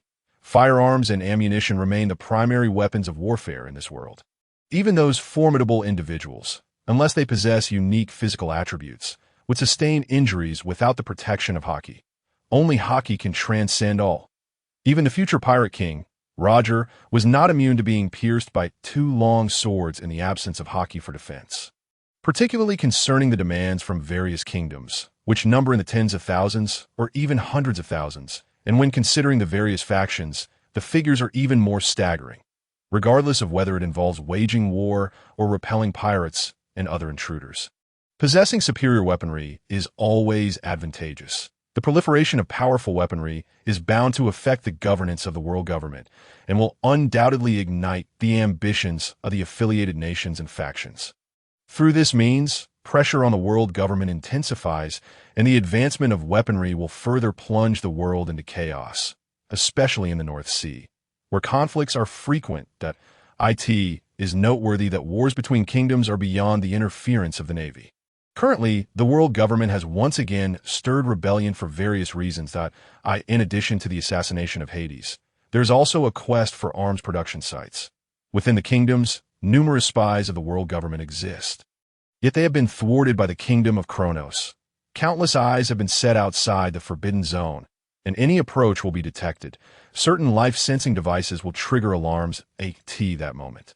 A multitude of hidden underworld guards and shadows will spring into action, supported by a standing army of 300,000 stationed at the forbidden area. To date, the influx of arms into the world has only been 3 years, and their influence is largely confined to the 4 seas and the New World, lacking substantial reach. Although the automated production efficiency of the production lines is high, it has yet to meet Hades standards. The total output of firearms, whether long or short-barreled muskets, amounts to merely 6 million within 3 years. This has little impact on the world, as most have been armed by the armies of those kingdoms. With only approximately 1 million truly reaching the seas, such a number fails to create significant waves in the ocean, particularly in the West and North Seas, where gangs proliferate and crime is rampant. They are the largest consumers of arms. It is essential to note that these are rudimentary weapons, easily produced, yet they have not even reached a fraction of Hades' expectations. Continuous improvement is necessary in production lines. Automation efficiency and machine operation efficiency. This is the foundation of industry and an essential technological accumulation that the Kingdom of Kronos must undergo to build superior machinery. These production lines were established in the early days of the Kingdom of Kronos and are now outdated, prompting a complete overhaul bolstered by accumulated experience. Presently, the Kingdom of Kronos focuses heavily on heavy industry, including steelmaking, metallurgy, machinery, energy, and particularly the development of electricity. Hades initially prioritized military industry, using it as a core to radiate into broader domains. In this vast ocean, nothing is more crucial than mastering power. All else is secondary. With a technological foundation in heavy industry, the next step will gradually transition towards light industry, flooding the world with products. The steps cannot be too large, yet the prospects are exceedingly vast. Technologies such as laser cannons and electromagnetic guns are not particularly difficult to develop. For world-class scientists like Tesla, solutions are already at hand. Human enhancement and nutrient pods are also grounded in a certain foundation. with the Kingdom of Kronos conducting research in the realms of super soldiers and longevity. However, the Kingdom of Kronos requires further knowledge in human biology and medicine. Where the medical powerhouse, the Kingdom of Magnet, holds greater authority, they have already dispatched individuals to seek collaboration.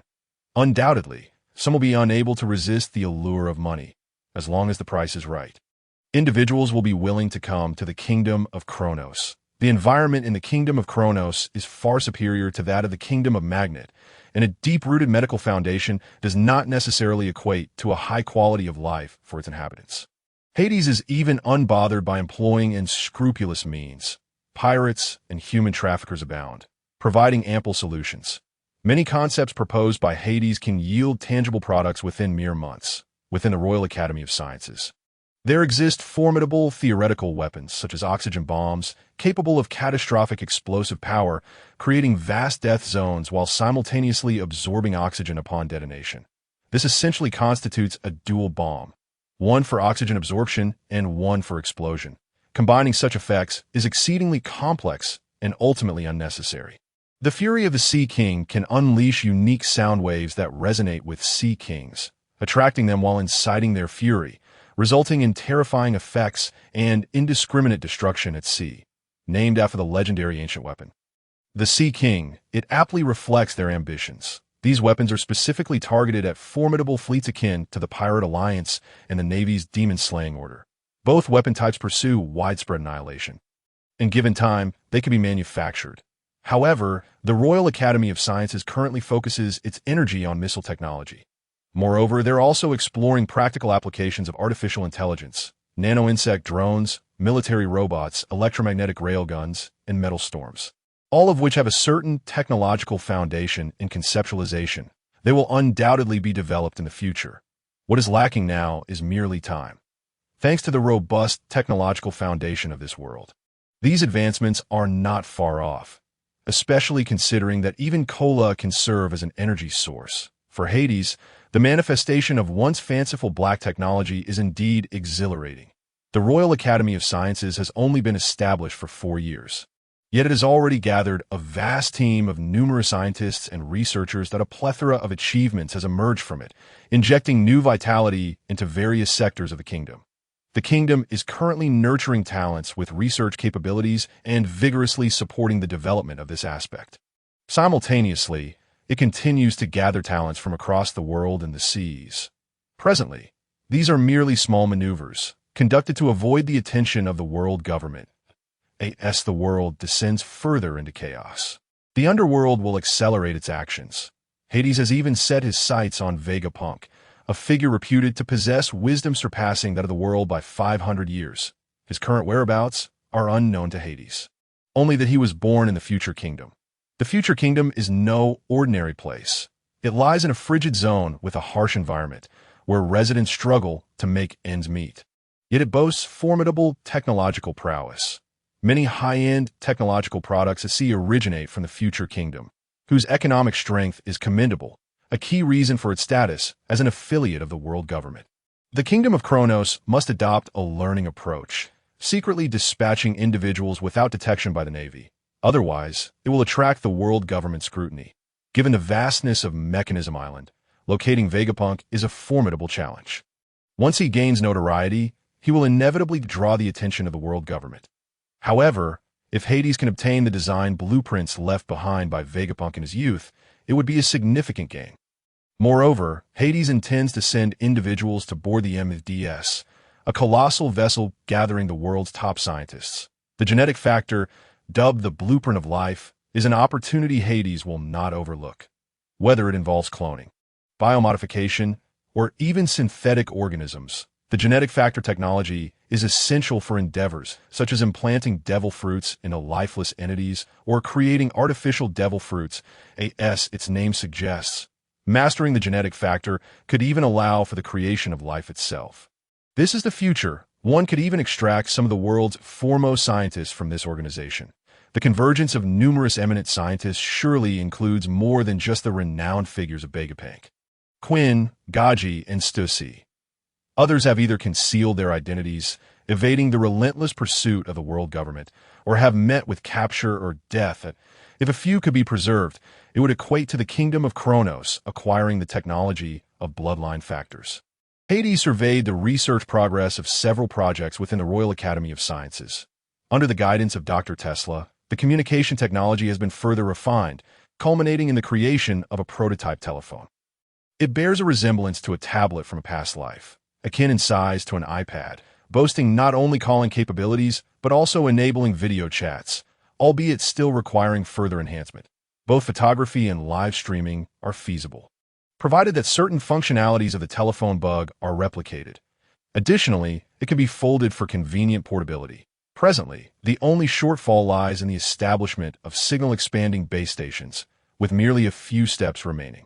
Once completed, a communication network covering the entire kingdom will be constructed, simultaneously distributing mobile devices to the citizens, thereby replacing the telephone bug. Naturally, external communication and intelligence gathering will still rely on the telephone bug, as the kingdom intends to create designated areas that prevent the disruption of telephone bug signals that in such a scenario. Even if citizens wish to transmit messages via the telephone bug, they will be under the scrutiny of the kingdom. Concurrently, a tablet capable of functioning across the 4 seas has also been developed, albeit limited to that specific region, where the magnetic fields are relatively stable, necessitating the creation of dedicated base stations. Once features such as music, gaming, forums, and live streaming are integrated, it is poised to swiftly captivate the entirety of the 4 seas. These functionalities far surpass those of the telephone bug. Hades is keen on popularizing the tablet, as it could, to some extent, replace the telephone bug, with its diverse features serving as a distinct advantage. However, it is implausible for the kingdom of Kronos to establish base stations across all kingdoms and islands. Furthermore, the effective range of the base station signals is not extensive, requiring a period of technological accumulation. Due to the Great Route, the existence of windless zones, and the unique magnetic regions of the Red Earth continent, communication is solely facilitated by the telephone bug. The telephone bug possesses its uniqueness, operating on a distinct signal network unlike that of the telephone. Each telephone bug has its own singular signal. Moreover, with the exception of certain specialized telephone bugs, the ordinary ones are not exorbitantly priced. The telephone bug exhibits remarkable resilience, making it indispensable for pirates in extreme circumstances. Evading competition is also quite straightforward. One merely needs to eliminate the calling function of the tablets outside the kingdom of Kronos. The advent of the tablet will have a profound impact on the world, particularly regarding the lower strata and the dissemination of information. It will undoubtedly exert tremendous pressure on the Great Route, as the 4 seas will possess what the Great Route lacks, inevitably drawing attention toward the kingdom of Kronos. In response, they have devised a strategy to construct independent base stations that connect the 4 seas network, necessitating proximity to the base station for connectivity. Exceeding this range will hinder connection. Depending on the range, base stations can be categorized into large, medium, small, and even supersized stations. However, as for the cost, it is difficult to say. If, in the future, every pirate ship were to possess a base station, akin to the Eternal Pointer, it would undoubtedly become an indispensable necessity. What an intriguing thought!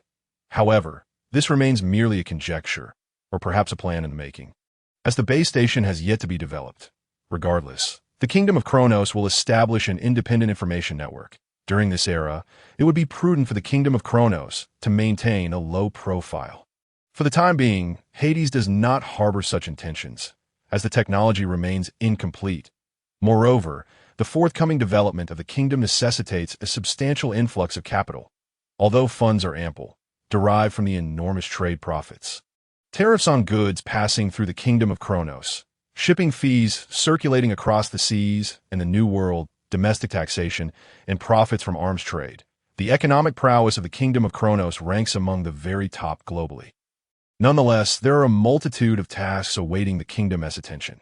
For Kronos, sufficiency is the key. There is no need to rush into widespread promotion. Progress must be made incrementally, without overextending. The research on nutrient solutions has yielded a mid-level version.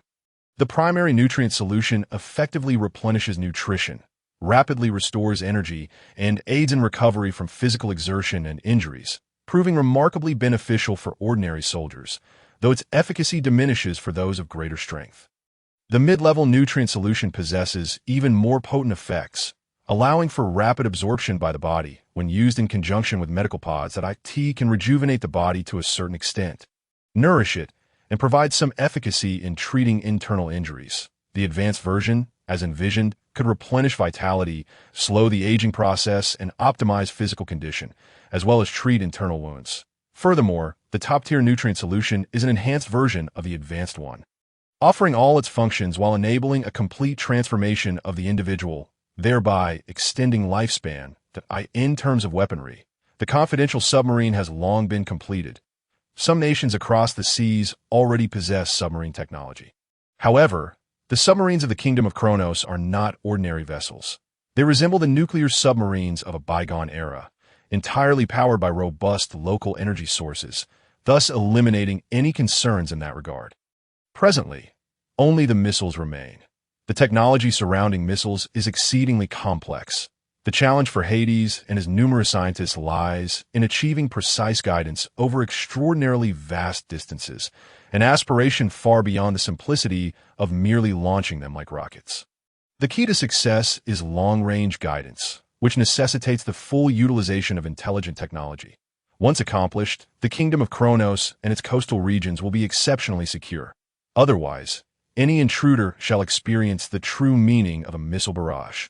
A series of weaponry research projects perfectly exemplifies Hades' fear of insufficient firepower. Should the range of guidance be further expanded, even certain islands within the kingdom's surrounding seas could fall under Kronos' dominion. There are indeed numerous islands rich in resources within the New World. Hades, perusing the internal intelligence of the kingdom, took up his pen and began to draft a plan. He intends to depart from the kingdom, and before doing so, he must meticulously outline the future development. Progressing step by step, agricultural reform is particularly ripe for initiation. Agriculture is of paramount importance to any nation, especially for the Kingdom of Kronos, which boasts vast plains and is inherently an agricultural powerhouse. Previously, the focus had not been on agriculture, as the Kingdom of Kronos had no pressing need for grain. Hence, it was relegated to the background. In Hades' view, the agricultural productivity of the Kingdom of Kronos is suboptimal.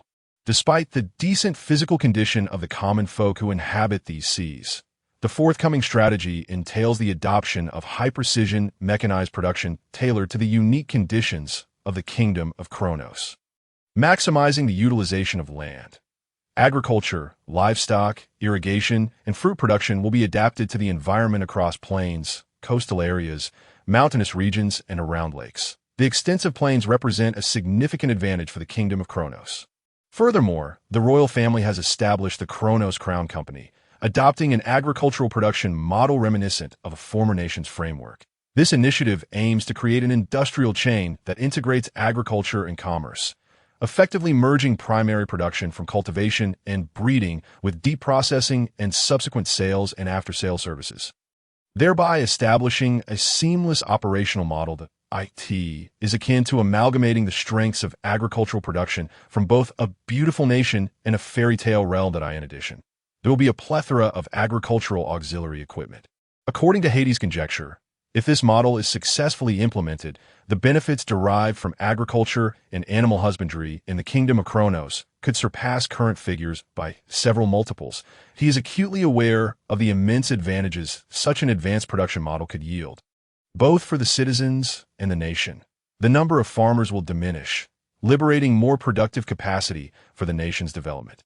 Due to time constraints, implementation has yet to commence, as such reform is a monumental undertaking that requires meticulous planning and gradual execution, minimizing its impact. Currently, the specially approved experimental plots within the kingdom have yielded promising results. After his departure, the initiative will commence from the core region, gradually expanding nationwide according to the plan, a process that may take several years.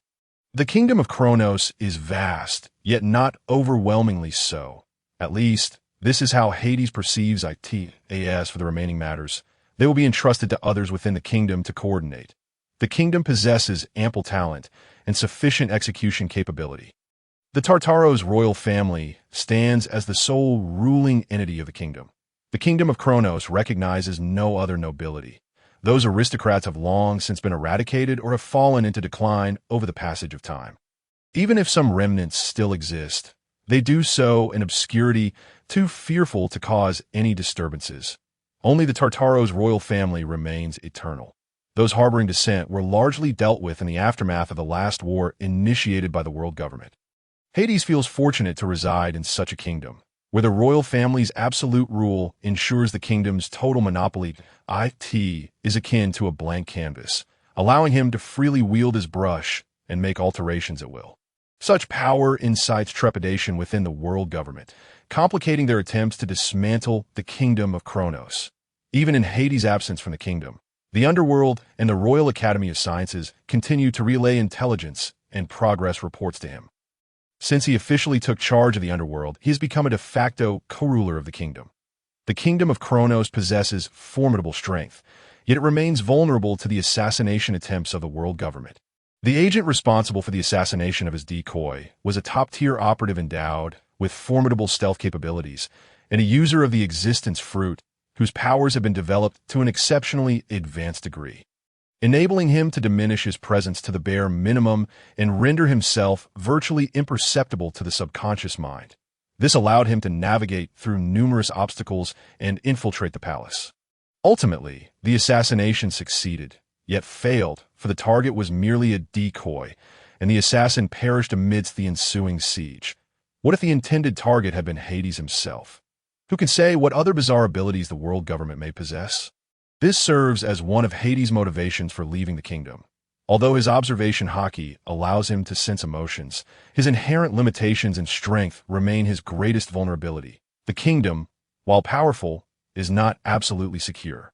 More significantly, this stems from his yearning for greater strength. The assassination attempt has instilled a sense of urgency within him, compelling him to seek greater pressures for rapid growth and the attainment of genuine power.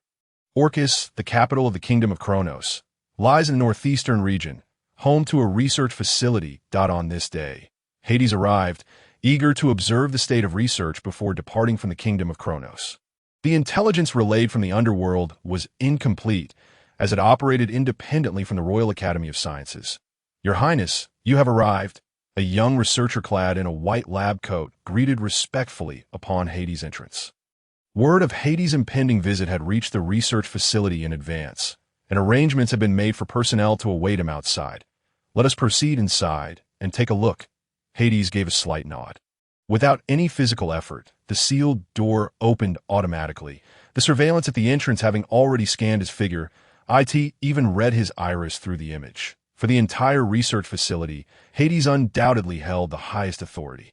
Inside, it was a completely different scene. The atmosphere was saturated with a sense of advanced technology, with long corridors connecting various laboratories, the design and manufacture of firearms, along with experimental effects, predominantly originated from this research base, which was initially established by the Kingdom of Kronos.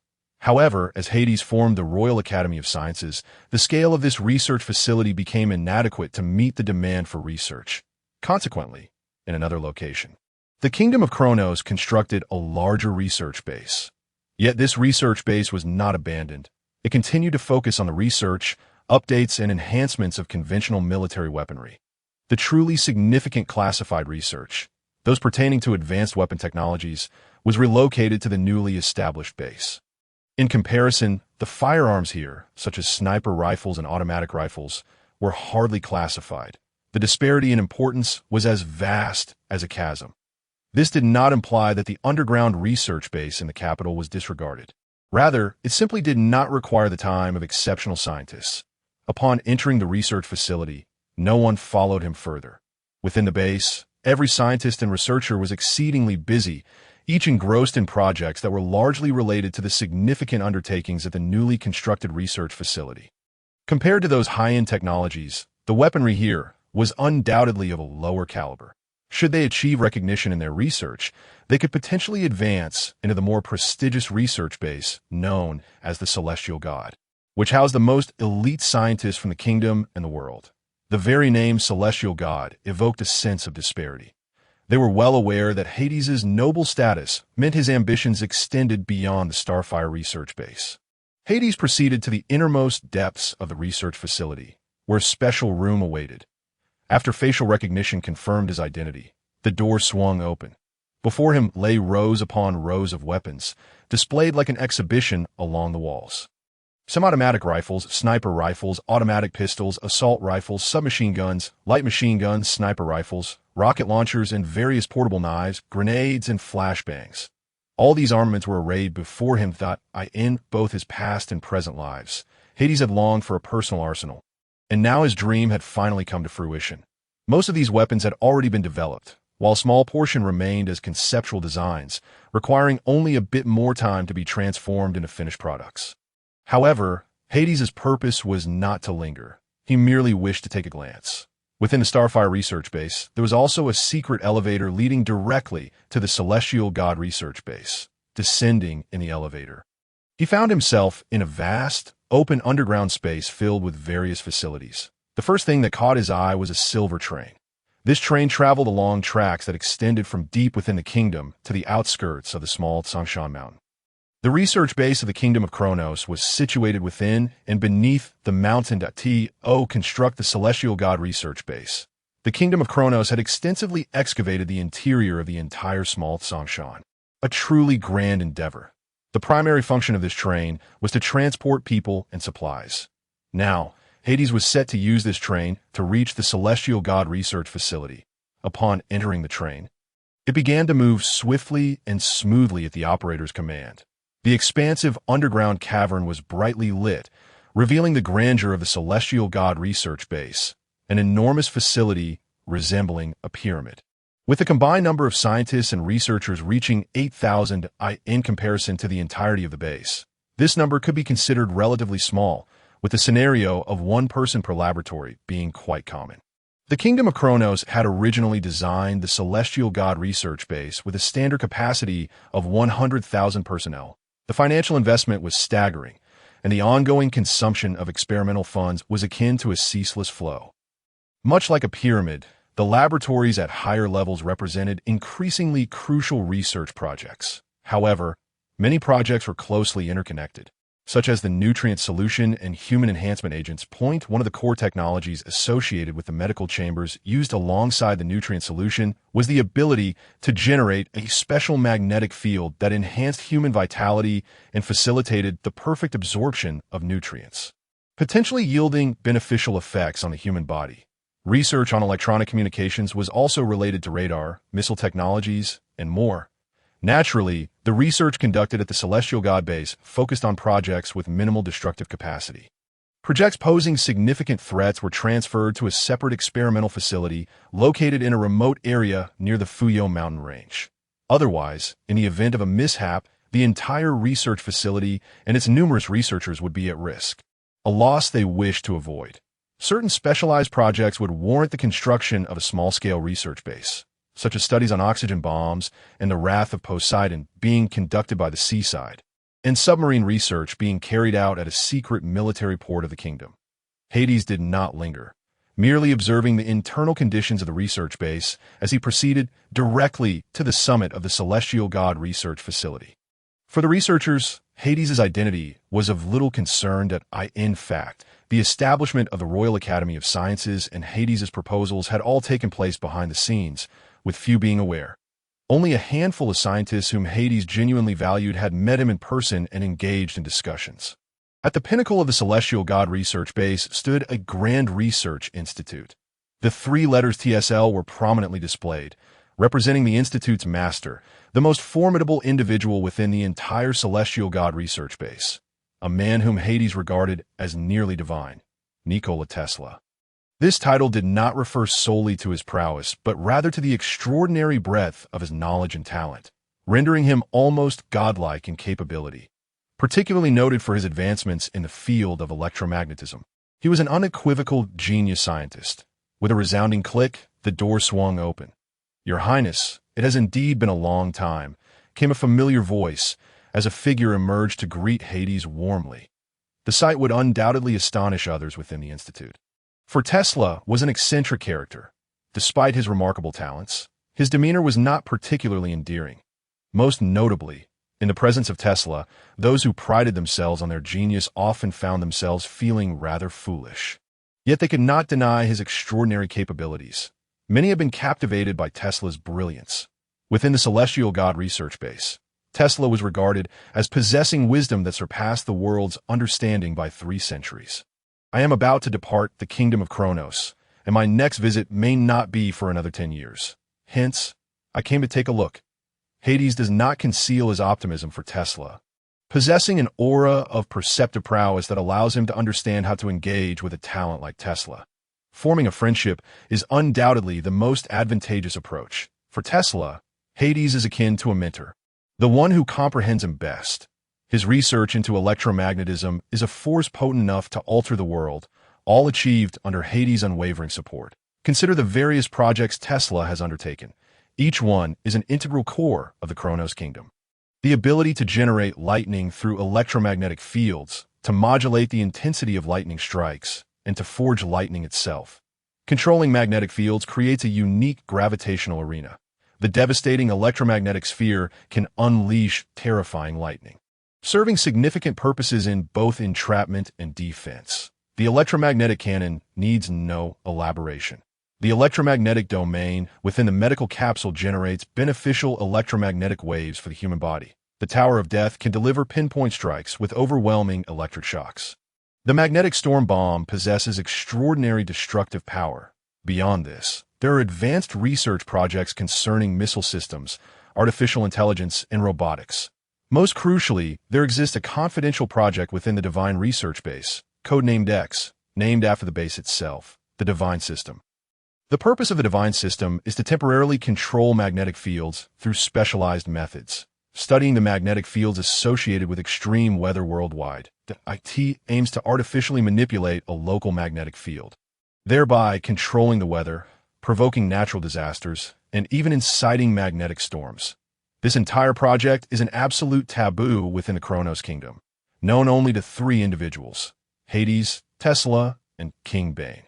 Although officially unapproved, research has already commenced. The current projects and technologies are indeed laying the groundwork for the creation of the Divine System. Some projects are directly related to the Divine System, unbeknownst to the researchers involved. Are you leaving for such an extended period? Upon hearing Hades' words, Tesla furrowed his brow. He was unaware of the circumstances outside and did not wish to inquire. Yet his intellect allowed him to discern that this was not a favorable situation. Turning, he entered the laboratory, where a mechanism in the wall revealed a sealed safe. Carrying the safe, he approached Hades.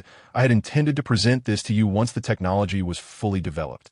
But since you are departing, I shall give it to you in advance. Tesla spoke, his demeanor growing serious as he slowly inputted the code to unlock the safe, revealing its contents. Inside lay a metal sphere the size of a fist, equipped with a device resembling a timer. This is the magnetic storm bomb. However, the technology is not yet complete, and its size cannot be further reduced. Its explosive power is merely 1/3 of the envisioned strength. Exercise caution in its use. After closing the safe, Tesla handed it over to Hades. Tesla had successfully developed the magnetic storm bomb, which surprised Hades, though not to an extreme degree. Tesla was always constrained by time and funding in his research endeavors. Then, farewell. A brief meeting sufficed for Hades. The magnetic storm bomb was a delightful surprise. A talent like Tesla must be kept under close watch. Hades had already conceived plans to acquire the magnetic fruit and the thunder fruit, believing that any of these devil fruits in Tesla's hands would be developed to their utmost potential, perhaps even without limits. However, this was not a scenario he wished to witness. Who could know what consequences might ensue? Better to reserve them for his future children, augmented by Tesla's guidance, which would surely elevate the 2 devil fruits to unimaginable heights. Hades departed the research base and returned to the palace. For Hades, daily training was essential. Regardless of strength or stamina, a powerful physique is the foundation for any formidable individual, necessitating long-term cultivation. Combat is merely a means of unleashing one's potential, each of his limbs adorned with 2 black rings, each crafted from a special dark iron, their sole characteristic being their weight, each ring weighing a ton. Thus, Hades bore a burden of 8 tons. Such pressure was easily sustained by him. in a specially constructed training chamber. The ground was leveled, and after each of Hades' training sessions, the damaged area would be restored. With a thunderous impact, the ground shattered beneath him as Hades vanished, reappearing several dozen meters away. He did not pause, instead unleashing his speed throughout the arena. Dozens of Hades' phantoms appeared on the ground, illusions formed by his incredible velocity. The enclosed training space, affected by Hades' rapid movements, generated a whirlwind. The guard stationed outside, accustomed to the commotion from the training area, remained unfazed. This was merely the beginning. For the prince, it was but a warm-up. Everyone understood that the prince was a true anomaly. Even some veteran guards who had served in the palace for decades recalled how Jaeger trained. While similarly loud, he was nowhere near as powerful as Hades at the same age. After all, the sense of crisis faced by each was different, leading to variances in training duration and intensity. Uncertain of how much time had elapsed, Hades suddenly halted, pressing a button on the wall. Columns made of ironwood rose from the ground. With a swift motion, Hades unleashed his arms, fingers extended like unsheathed swords, piercing straight ahead.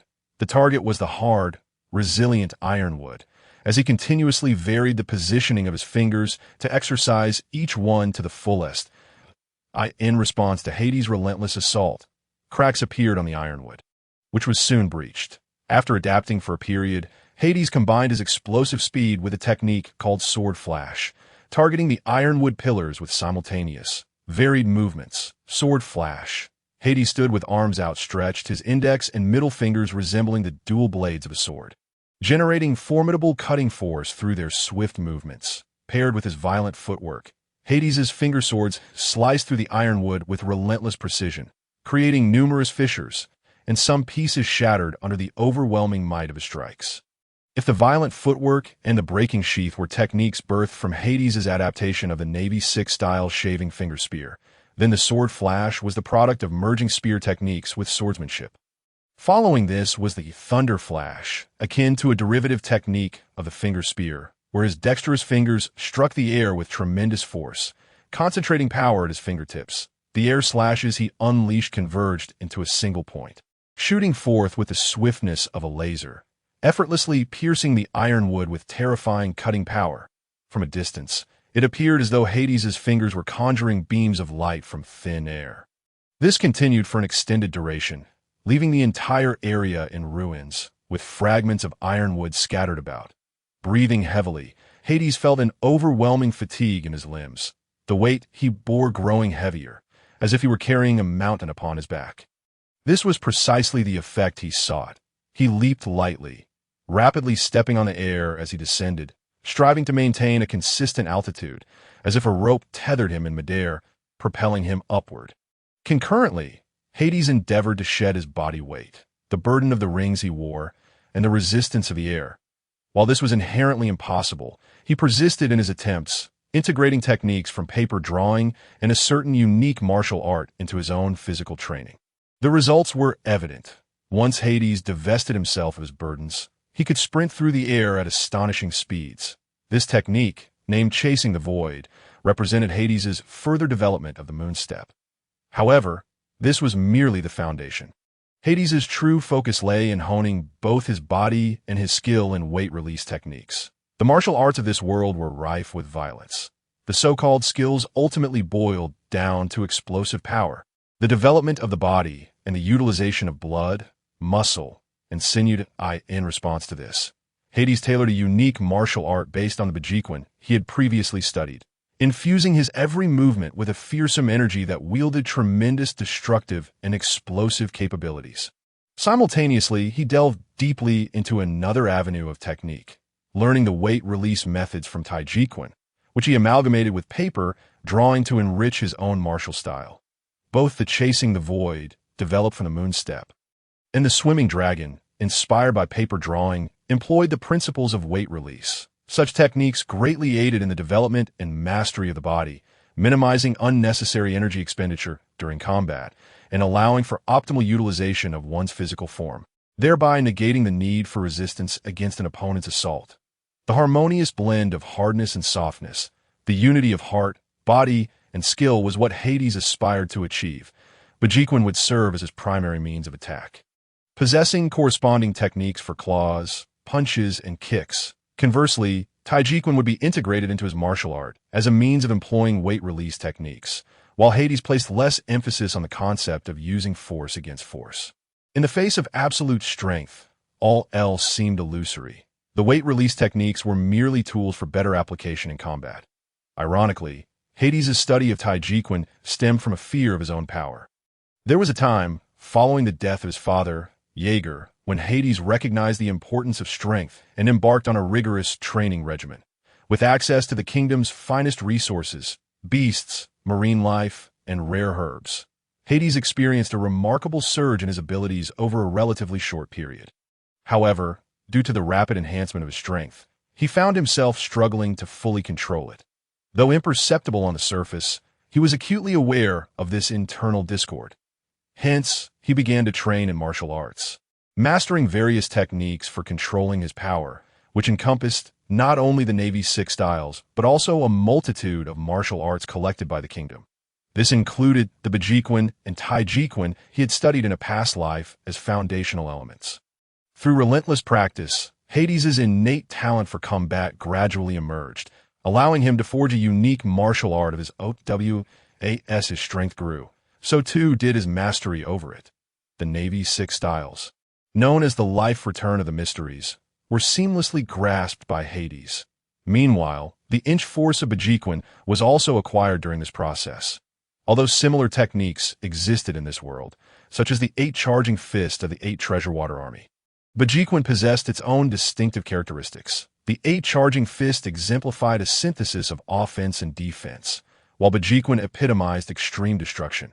The 8 charging fist could unleash powerful, expansive shockwaves, whereas Bejiquan concentrated power into a single point, capable of delivering devastating inch force attacks that were not only difficult to detect, but could directly penetrate the enemy's body, inflicting internal damage. If compared, it bore similarities to the internal destruction techniques of armament hockey. Thus, mastering the internal destruction techniques of armament hockey would not pose a challenge for Hades. Once he awakened his armament hockey, he would naturally grasp it as his hockey reached a certain level. This mastery extended beyond mere internal destruction. With Hades' current martial prowess and control over his body, the so-called hardening and external manifestation of hockey presented no difficulty for him. This was not a matter of hockey's grade, but rather the techniques of its application, which could be exceedingly challenging for some, an insurmountable chasm, yet remarkably simple for others. Numerous individuals across the seas have mastered advanced applications of hockey within a short time frame. And even among powerful factions, there exist experts who expedite the mastery of hockey's advanced techniques.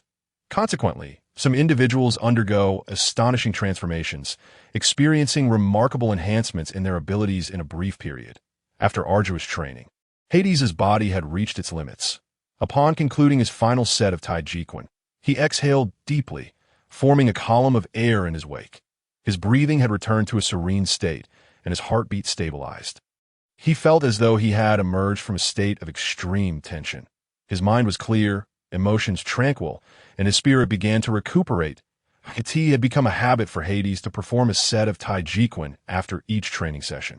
During these moments, he experienced an unprecedented sense of relief and a subtle enhancement in his strength. He could distinctly perceive his body, the flow of blood, and the workings of his organs, while his control over his physique improved. More importantly, through this process, his innate observation hockey steadily advanced, sharpening his divine perspective and broadening its range. Even the Conqueror's hockey was honed during this time, while his own innate talent played a role. One could not overlook the immense benefits Taijiquan afforded him, which also contributed to his persistence. Hades had no intention of removing the rings he wore. He had begun to adapt to their weight. Departing from the training grounds, he returned to his palace. As he left, others immediately began the restoration of the training area. After cleansing himself, Hades approached a medical chamber, where under the guidance of professionals, he donned a mask connected to a gas line and reclined within the chamber. As the machine activated, a crystalline nutrient solution quickly enveloped Hades' body. An invisible magnetic field enveloped him, penetrating his being and exerting a unique influence on his internal state, suspended under a special pressure. Hades floated in the center of the chamber. With his eyes closed, he succumbed to slumber, his entire form relaxing under the magnetic field, as if countless massage devices were soothing every cell in his body. His exhausted spirit gradually began to recuperate, finding solace akin to resting in a mother's embrace. Hades's body greedily absorbed the nutrient solution, replenishing his energy reserves and mending any potential damage wrought by his extreme training. While such damage might be deemed negligible, Hades possessed a constitution akin to that of a monster, endowed with remarkable recuperative abilities. Thus, extreme training merely served to better unlock Hades's latent potential. Following each session, Hades required a period of rest within the medical chamber, with each usage of the intermediate nutrient solution valued at 2 million. Yet, what Hades utilized was not ordinary. It was a specially formulated solution, fortified with rare herbs designed to enhance sinew and physique while retaining its original efficacy. This included vital organs from formidable beasts, such as snake gallbladders and bear hearts. The expansive shining mountains and beast forest represented the crown jewels of the Kronos kingdom. The rich resources of the beast forest were viewed merely as assets by the Kronos kingdom. The shining mountains, connected to the beast forest, were entirely occupied by the Kronos kingdom, with an army of 500,000 stationed there to safeguard the kingdom's interests against potential incursions from the beast forest. Abundant mineral resources, including gold, iron, and rare gemstones, thrived there, with the most renowned being the Silver Mountain, the largest silver vein in the world. The phrase wealthy and extravagant aptly described the Kronos kingdom. 10 minutes later, the nutrient solution in the medical chamber had been fully consumed, entirely absorbed by Hades's body. Filled with energy and restored to his peak condition, Hades no longer required dinner, for his body felt satiated, lacking any sense of fullness.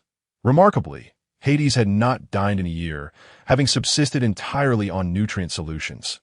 His palace, while well-positioned within the royal compound, remained unassuming, serving merely as his temporary abode.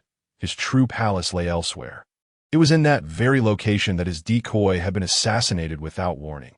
Even though his decoy was protected by 2 shadow guards, he was still slain in plain sight, the mere presence of a CP0 agent, if allowed to escape, would undoubtedly bring disgrace upon the Kronos kingdom. Standing before the window, Hades contemplated the failed assassination. The world government was surely aware of it by now, though the means of their knowledge remained unclear. Meanwhile, the espionage and assassination attempts persisted, with 8 shadow guards concealed in the shadows, and even more formidable protectors lurking deeper. Hades was assured that no harm would befall him. Suddenly, Hades furrowed his brow and turned to gaze toward the western part of the palace. Another wave was approaching. There is no need for conjecture. This is an agent of the world government, and once again, it is a case of assassination or perhaps an attempt to gather intelligence. From a distance, he could almost sense that ominous aura. His rapidly developing observation hockey could effortlessly encompass the entire capital. Any malefactor approaching would be detected by Hades. However, he paid little heed, for this infiltrator had already been discovered. Soon, someone would take care of the matter. With the advancement of technology in the kingdom of Kronos, the control over the internal affairs of the kingdom would be strengthened. Instruments for monitoring life were deployed in the arms manufacturing district, and similar devices lurked in the shadows of the palace. Perhaps these very shadows were deliberately left for such intruders. Over the past year, they had successfully apprehended numerous agents of the world government in this manner.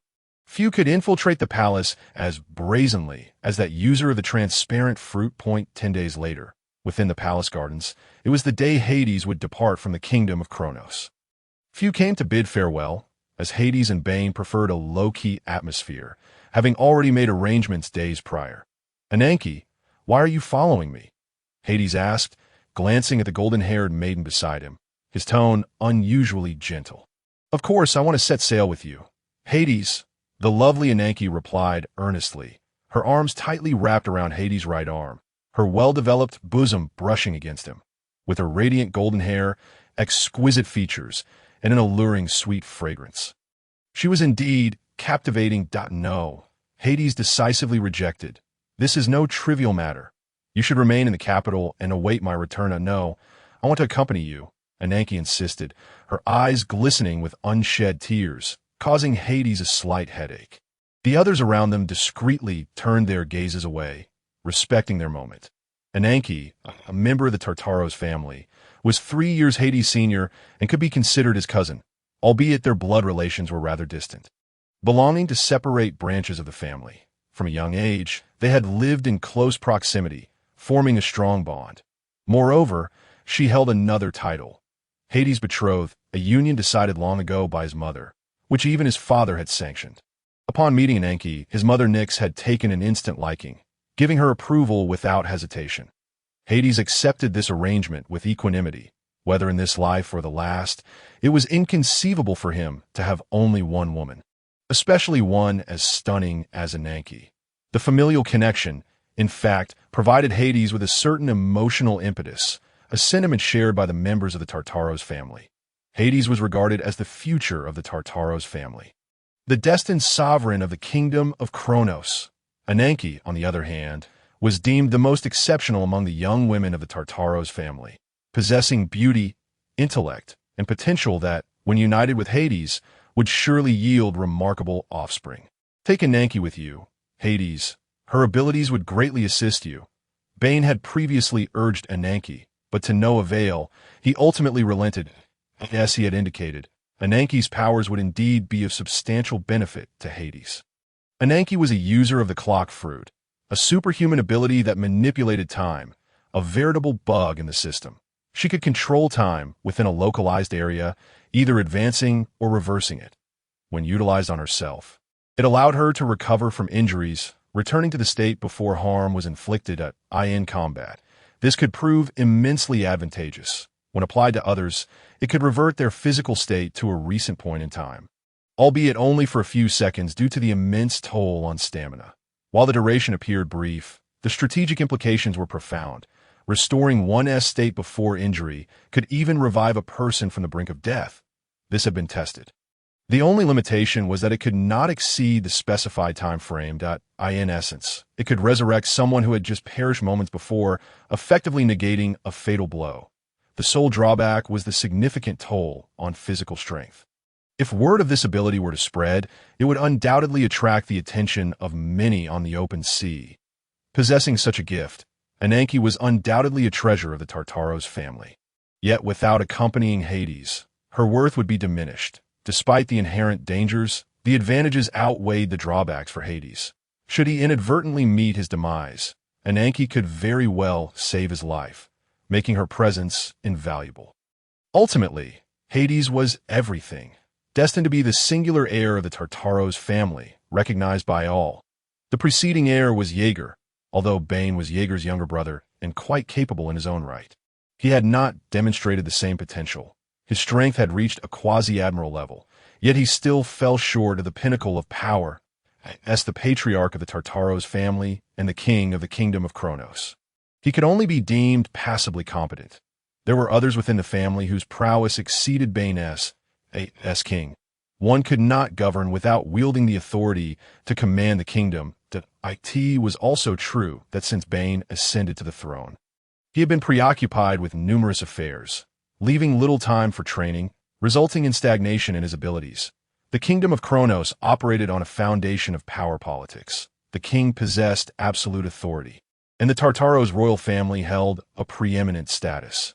Even in the absence of sufficient political maneuvering, strength was essential as it pertained to the stability of the kingdom and the dominion of the Tartaros family. The enduring reign of the Tartaros royal family over the kingdom of Kronos relied upon their absolute strength. Indeed, after over a millennium of rule, certain values had become deeply ingrained. Governing a nation inherently required a plethora of talented individuals.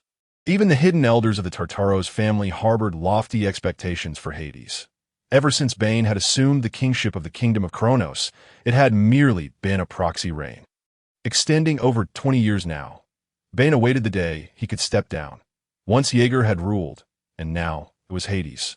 Such is the nature of family, as they understood who could bring glory to the Tartaros' name and strengthen the kingdom in their hands. Especially after Hades had taken command of the underworld, the transformations he brought to the kingdom further solidified their conviction. Very well. Confronted with Ananke's imploring gaze, Hades remained silent for a considerable time before exhaling a resigned sigh. Upon receiving Hades' consent, Ananke clung to him tightly. During this farewell, joy mingled with a tinge of sadness. "Well then, you may proceed. Your mother has arranged for a ship to take you." Bane nodded. The kingdom of Kronos was vast. Traveling on foot would require an indeterminate amount of time to journey from the capital to the shore.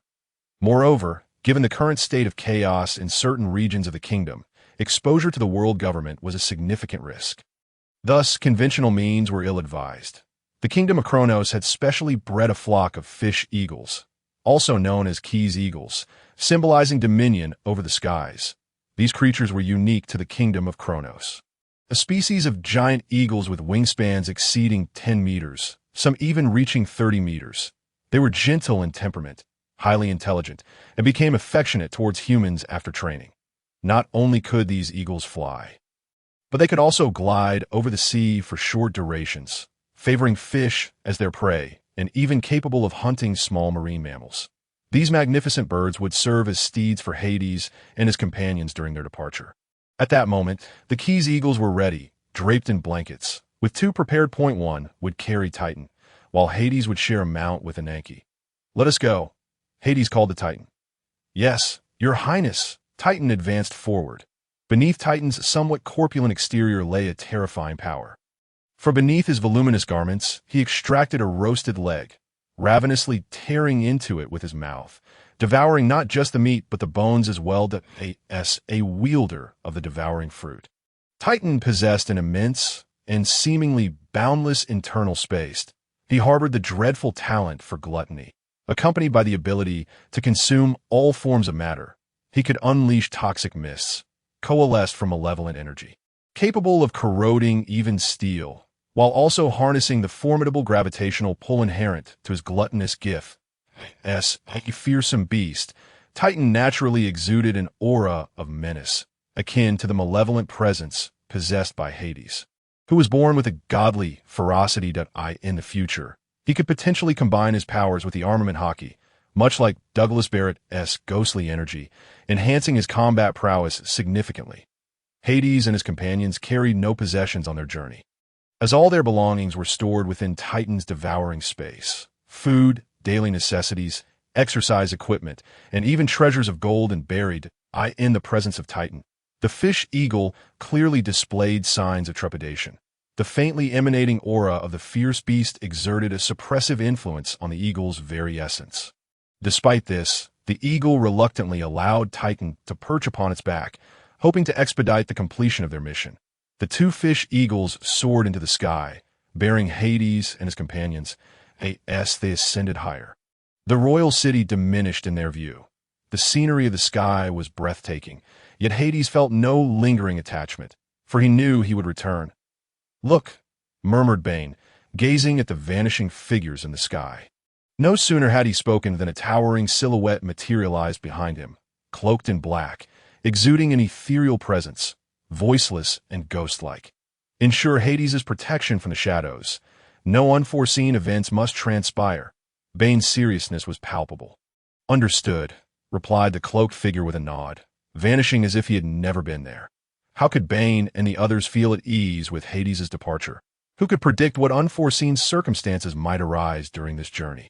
Though unvoiced, they discreetly dispatched individuals to provide protection, ensuring no disturbance would reach Hades. They had specifically sent forth the most formidable of the underworld, a being known as Geo, to safeguard Hades.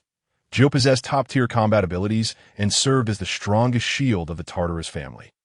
Mastering dual-color hockey and excelling in physical prowess, he was a paragon of strength on the seas, even without relying on the powers of a devil fruit.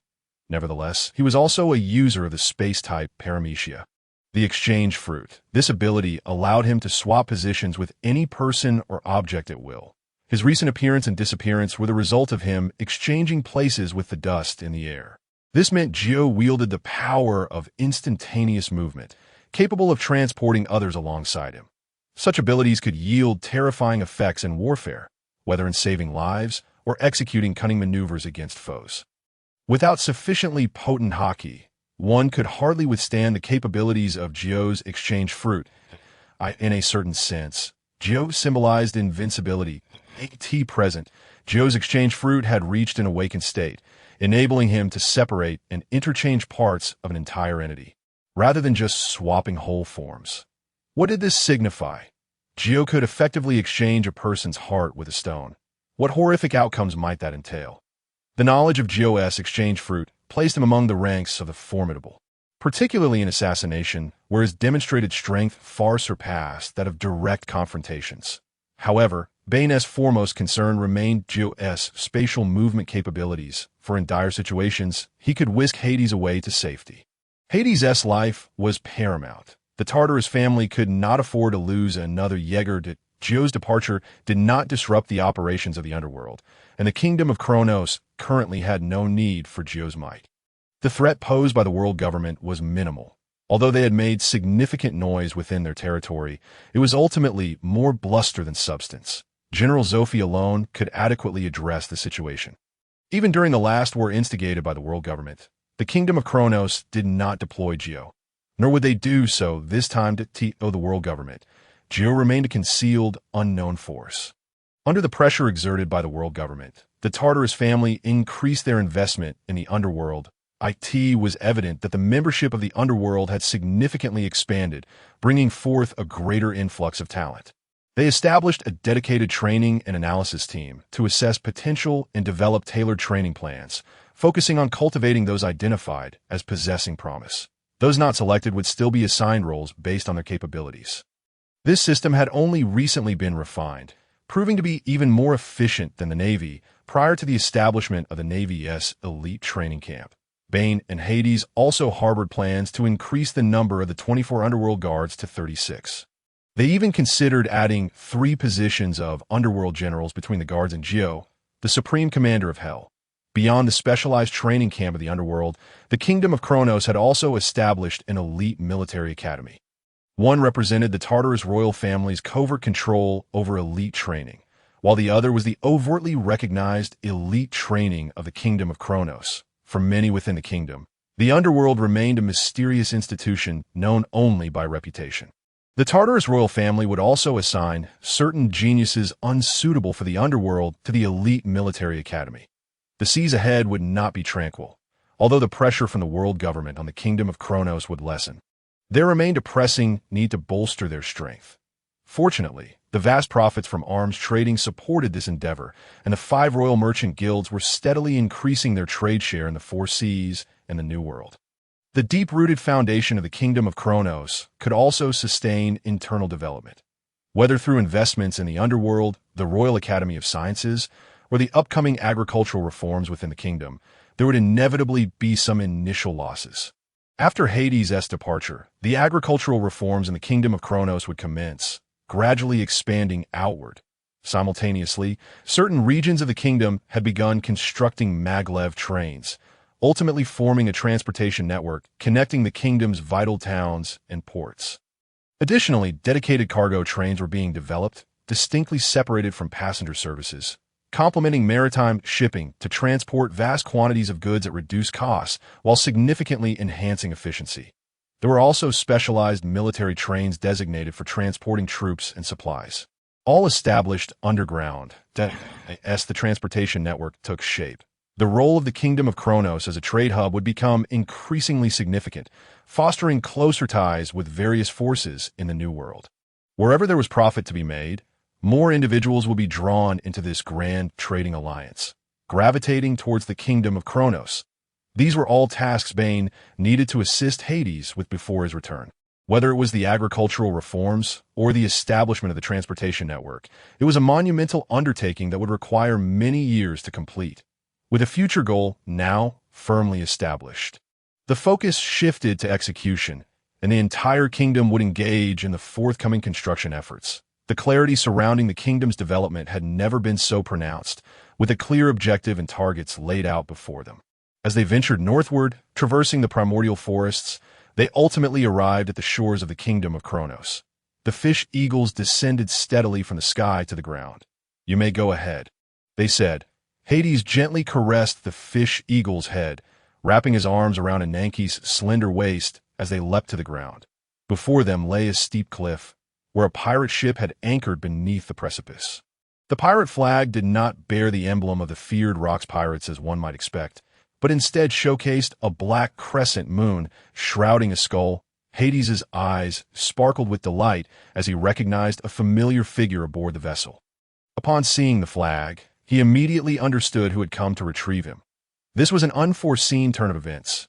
He had assumed his uncle had arranged for someone to escort him to Hakanoso Island. The two exchanged glances from a distance, and Hades beheld a sensuous woman clad in a black robe, her face veiled in purple. She was none other than his mother, Lady Nyx, after the death of Hades' father. Jaeger, 2 years prior, Nyx had departed from the kingdom of Kronos when he was merely 6 years old, returning to the Rocks Pirates to seek vengeance against the world government and the Marines, subsequently establishing the Night Pirates. One must never underestimate a woman's thirst for retribution. The Marines had suffered significantly at the hands of Nyx, who had earned the notorious title of Madwoman within their ranks. They had not anticipated the immense potential that would explode forth from her following Jaeger's demise. Nyx had once been a mere shadow in Jaeger's wake, an ordinary member of the Rocks Pirates. Despite possessing formidable abilities, the Marines had, to be frank, dismissed Nyx as a negligible threat. Lady Nyx, a high-ranking officer of the Rocks Pirates and captain of the Night Pirates, wielded the power of the natural night fruit. With a bounty of 400 million berries, earning her a fearsome reputation upon the high seas. The Night Pirates were established shortly after Nyx rejoined the Rocks Pirates and had quickly become an affiliated crew. Over the years, Hades had gleaned bits of information about his mother. However, he had not anticipated her personally coming to fetch him. Yet in hindsight, it made perfect sense. With Jaeger's passing, Hades had become Nyx's sole pillar of support, and she could hardly trust anyone else to escort him. What if he fell victim to treachery? After all, she was acutely aware of the treachery that lurked within the Rocks Pirates, where no one could be deemed trustworthy. "My dear child," she exclaimed as she boarded the ship, embracing Hades with fervor and planting a gentle kiss upon his cheek. Her gaze lingered on his handsome visage, her alabaster hand tenderly caressing his features. "Hades, how you've grown," Nyx remarked with a mix of nostalgia and excitement. After all, she had left when he was just 6 years old, and now 6 years had flown by with only a handful of brief encounters in between. The Rocks Pirates had been preoccupied with their expansion, swiftly augmenting their power as their affiliated crews multiplied. The subordinate factions had rallied to challenge and conquer the New World, refusing to bow to the Rocks Pirates. The weaker pirate crews were seldom confronted directly. Instead, the Night Pirates were dispatched to deal with them. As the Rocks Pirates gradually asserted their dominance over the New World, many sought to join their ranks. From Hades, Nyx could distinctly see the reflection of Jaeger. Suddenly, Hades furrowed his brow, a glint of cold fury igniting in his eyes, as an overwhelming rage surged within him, emanating an astonishing aura. "Mother, who has harmed you?" In Hades' recollections, his mother's once flawless visage now bore a ghastly scar. Though Nyx wore a veil, it could not escape his discerning gaze. It was the Marine Rear Admiral named Vic who had inadvertently injured her during an attack. Seeing Hades' furious demeanor, Nyx felt a surge of pride. She was unbothered by the scar upon her face. As a pirate, she cared little for her own life, let alone a mere scar, regarding Hades. She harbored no secrets, for she knew her child would seek vengeance on her behalf. Vic, Hades silently etched the name into his memory, vowing to hold it close. You must live well from that moment forth. The countdown to Rear Admiral Vic's demise had begun. After a brief exchange of pleasantries, Nyx turned her attention to Ananke, joyfully embracing her.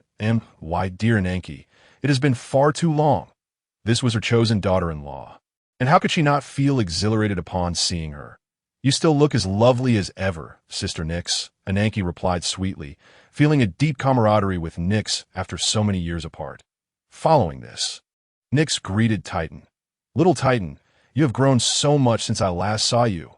Titan, having long since polished off her meal, bones and all, regarded Nyx with respect. "I have met the princess. Enough of this. Mother, where shall we go next? Are we heading straight to Hive Island?" Hades inquired. Regaining his composure, he sensed that his mother must have a plan for them. "No, do not underestimate that place," Nyx replied, shaking her head. She did not wish for Hades to venture there prematurely.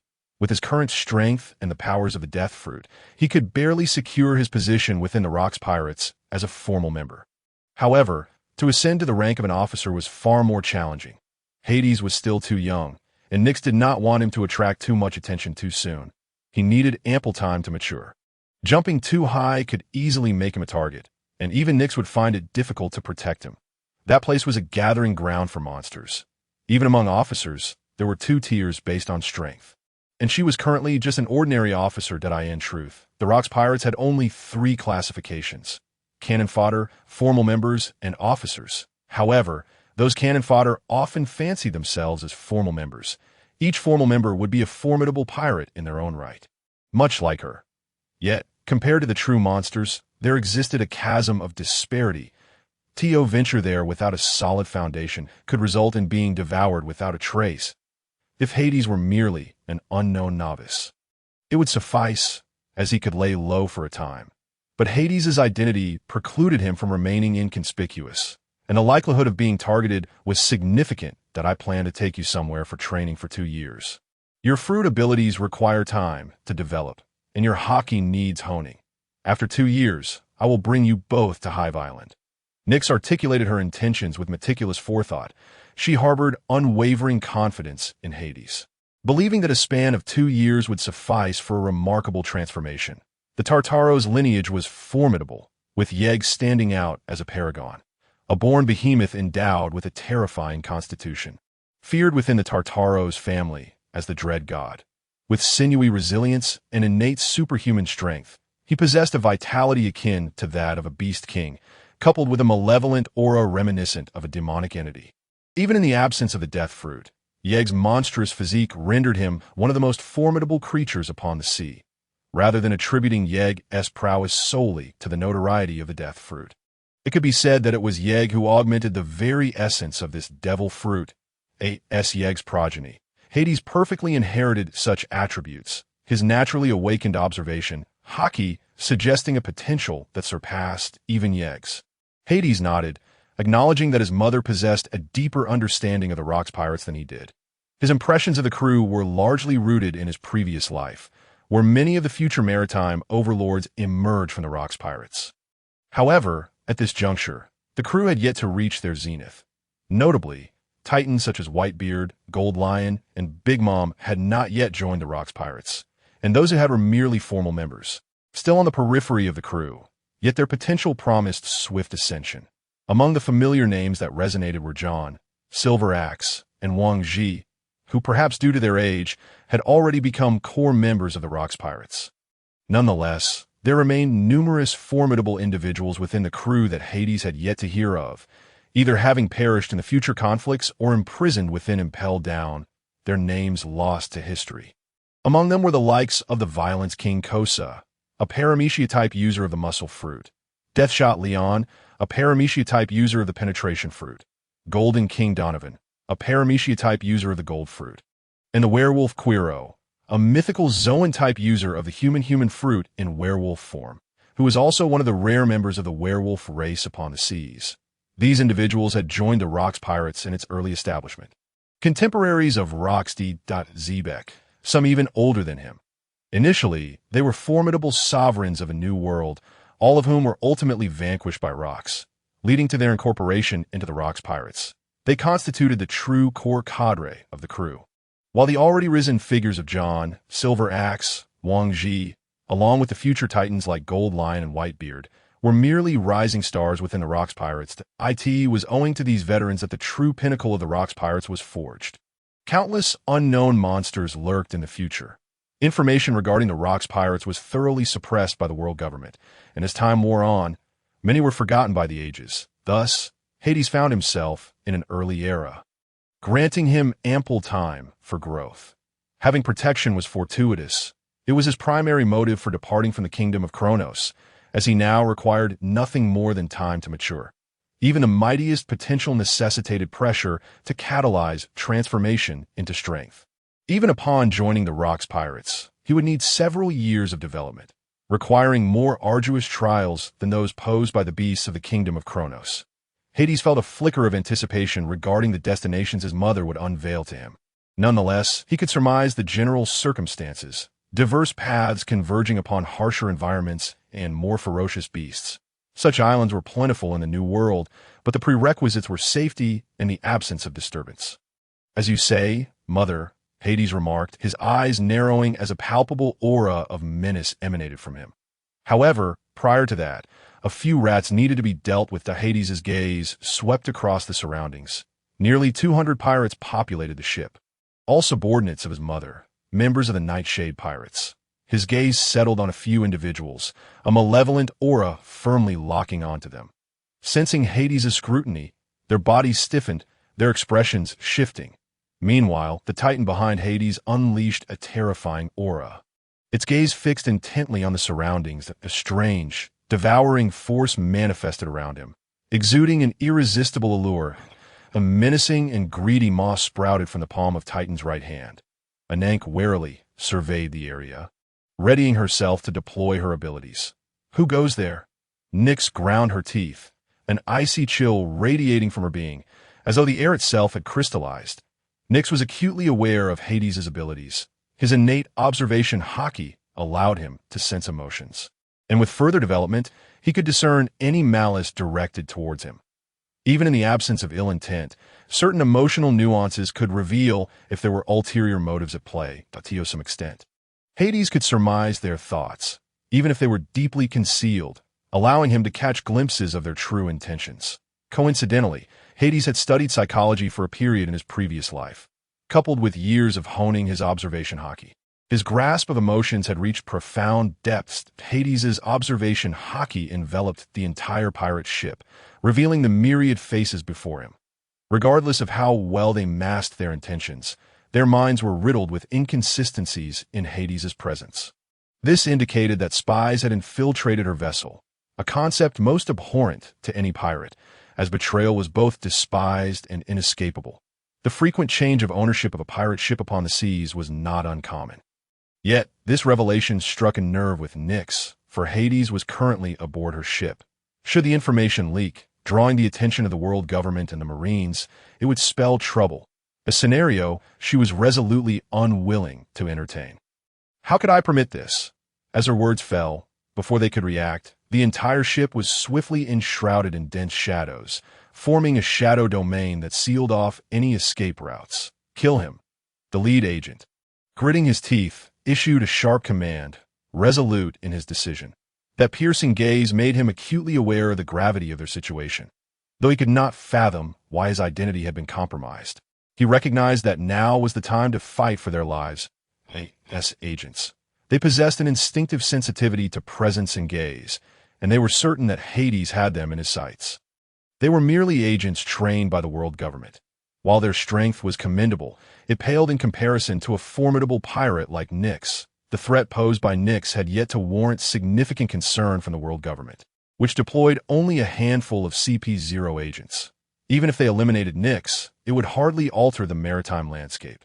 Moreover, Nyx herself was exceedingly vigilant. She required mere cannon fodder, for if their strength were too formidable, suspicion would arise. For them, Nyx was an insurmountable adversary. Especially now that she had enveloped the entire ship in shadows, their chances of escape were non-existent, signifying the failure of their infiltration mission. Nonetheless, they believed that if they could slay Nyx's son, it would be worth the cost. However, such an outcome was far from reality. The situation would not unfold as they envisioned. It was merely a beautiful illusion in the moments before death. The ship had transformed into Nyx's domain of shadows, tendrils emerging from the darkness to ensnare their bodies, rendering them utterly defenseless.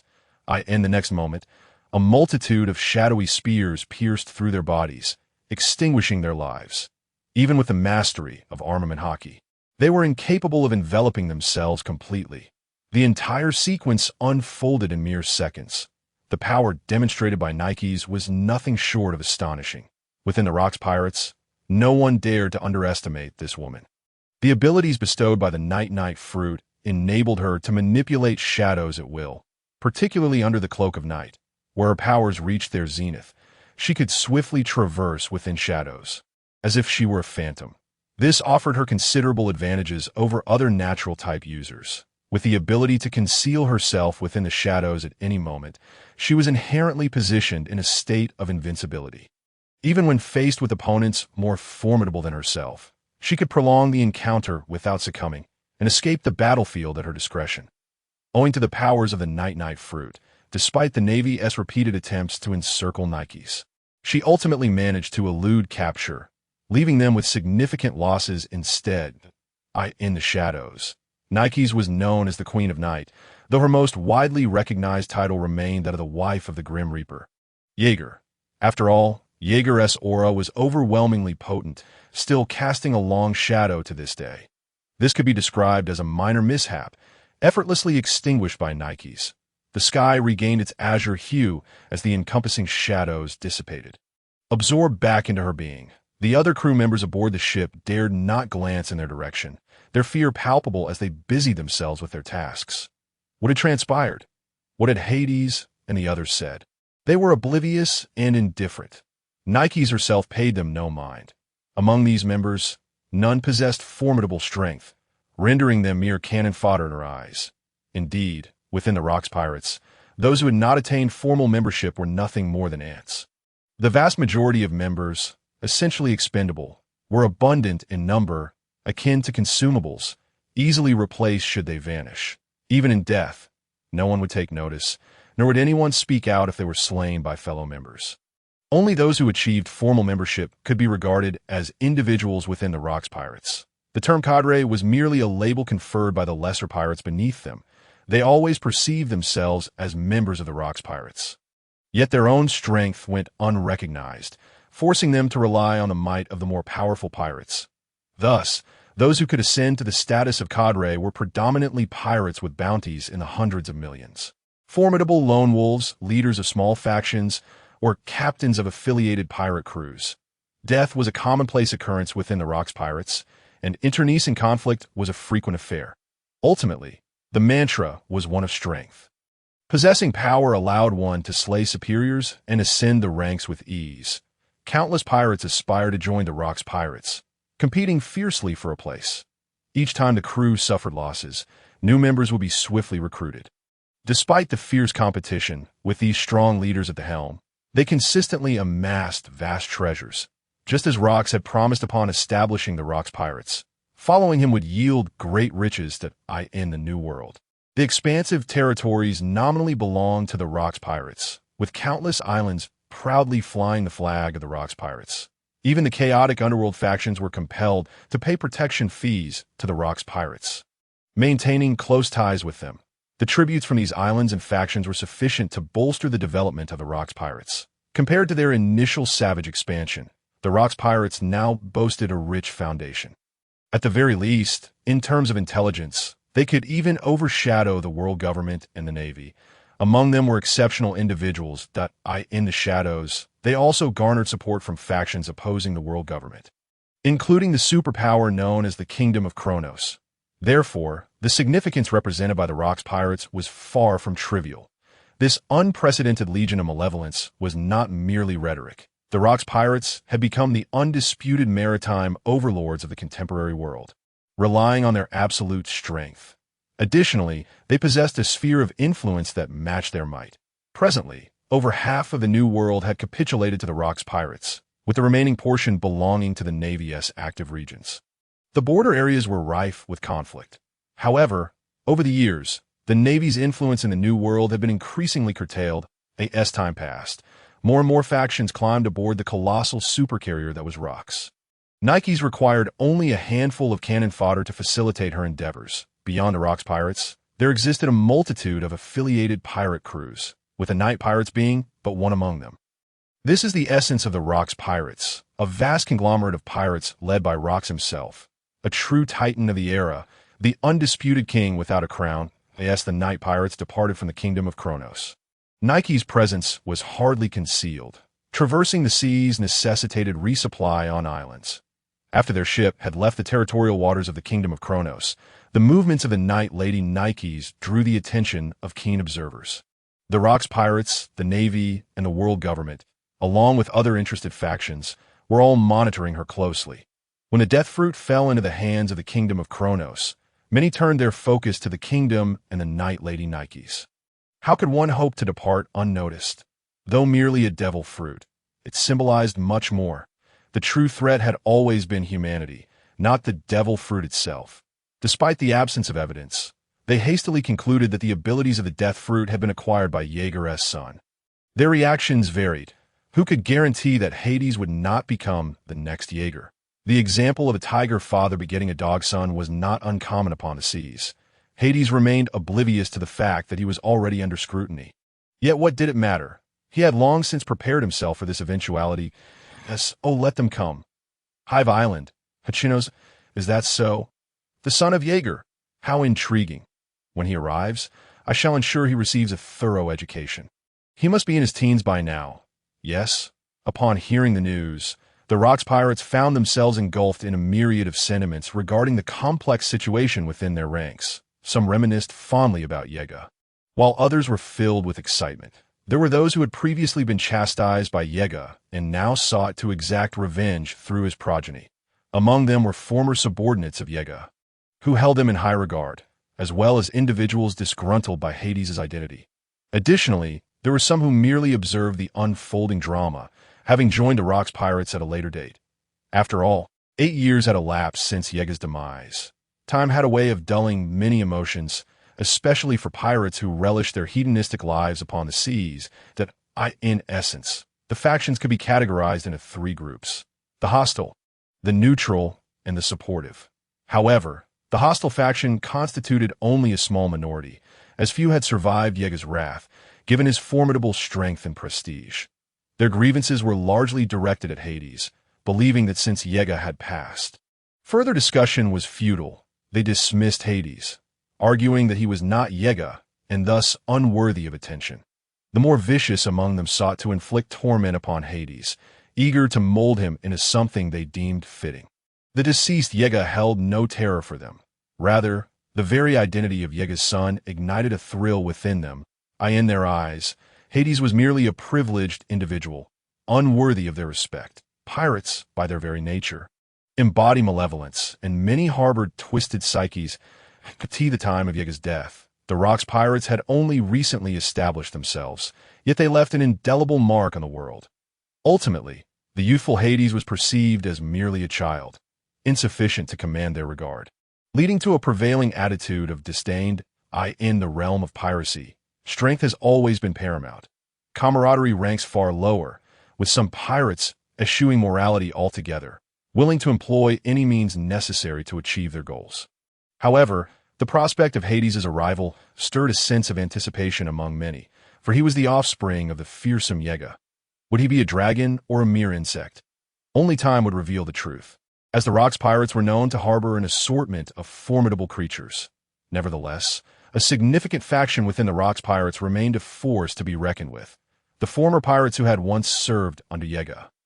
During that fateful battle, Jaeger and the commander of Hell had borne the brunt of the world government and navy's assault, and despite sustaining considerable losses, over half of their crew had emerged alive. One of the CP0 agents possessed the ability of the barrier bearer, and upon Jaeger's entry into the barrier, he swiftly employed his powers. The formidable barrier, akin to a spatial fortress, enveloped 1/3 of the pirates, including Jaeger, while the remainder was isolated outside. This barrier granted absolute defense, preventing anyone from breaking through, leaving them to witness the chaos unfold. The Jaeger's strength was diminished, for at that time, he wielded the most formidable power within the Rocks pirates. Supported by a cadre of loyal subordinates, only one individual, Rocks, stood apart, while the other sea overlords had their own domains, each gathering their respective powers. Following Jaeger's death, these pirates naturally dispersed, yet the news of Hades' emergence sent ripples of shock through their ranks. Even after many years, Jaeger's influence loomed large in their hearts. However, acknowledging Jaeger did not equate to accepting Hades, even if Hades were to prove himself superior.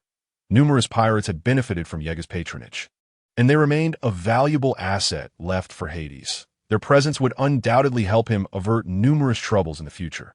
Hectic Island served as the stronghold of the Rocks pirates and a gathering place for the New World's pirates. The news spread rapidly, reaching every corner of the globe. Towering skeletal structures loomed over the island, housing vast treasures piled high in the dim light. A solitary figure sat upon an elevated throne, not particularly imposing in stature, yet radiating an aura of terrifying power. This was Rox D. Zebek, the captain of the Rox Pirates, the leader of the sinister conglomerate in this vast ocean. A single question may yield countless answers. Yet if one were to inquire who the most fearsome monster in this world is, the answer would be unequivocal. Rox D. Zebek. He had once faced the three admirals of the Navy single-handedly, standing firm against their combined might. His name echoing through the seas, he epitomized the most terrifying creature upon these waters. The admirals represented the pinnacle of the Navy's might, the face of the world government. Yet, together they could not subdue a single pirate. That incident occurred a decade ago, igniting the newly formed Rox Pirates and establishing them as a major threat to the world government.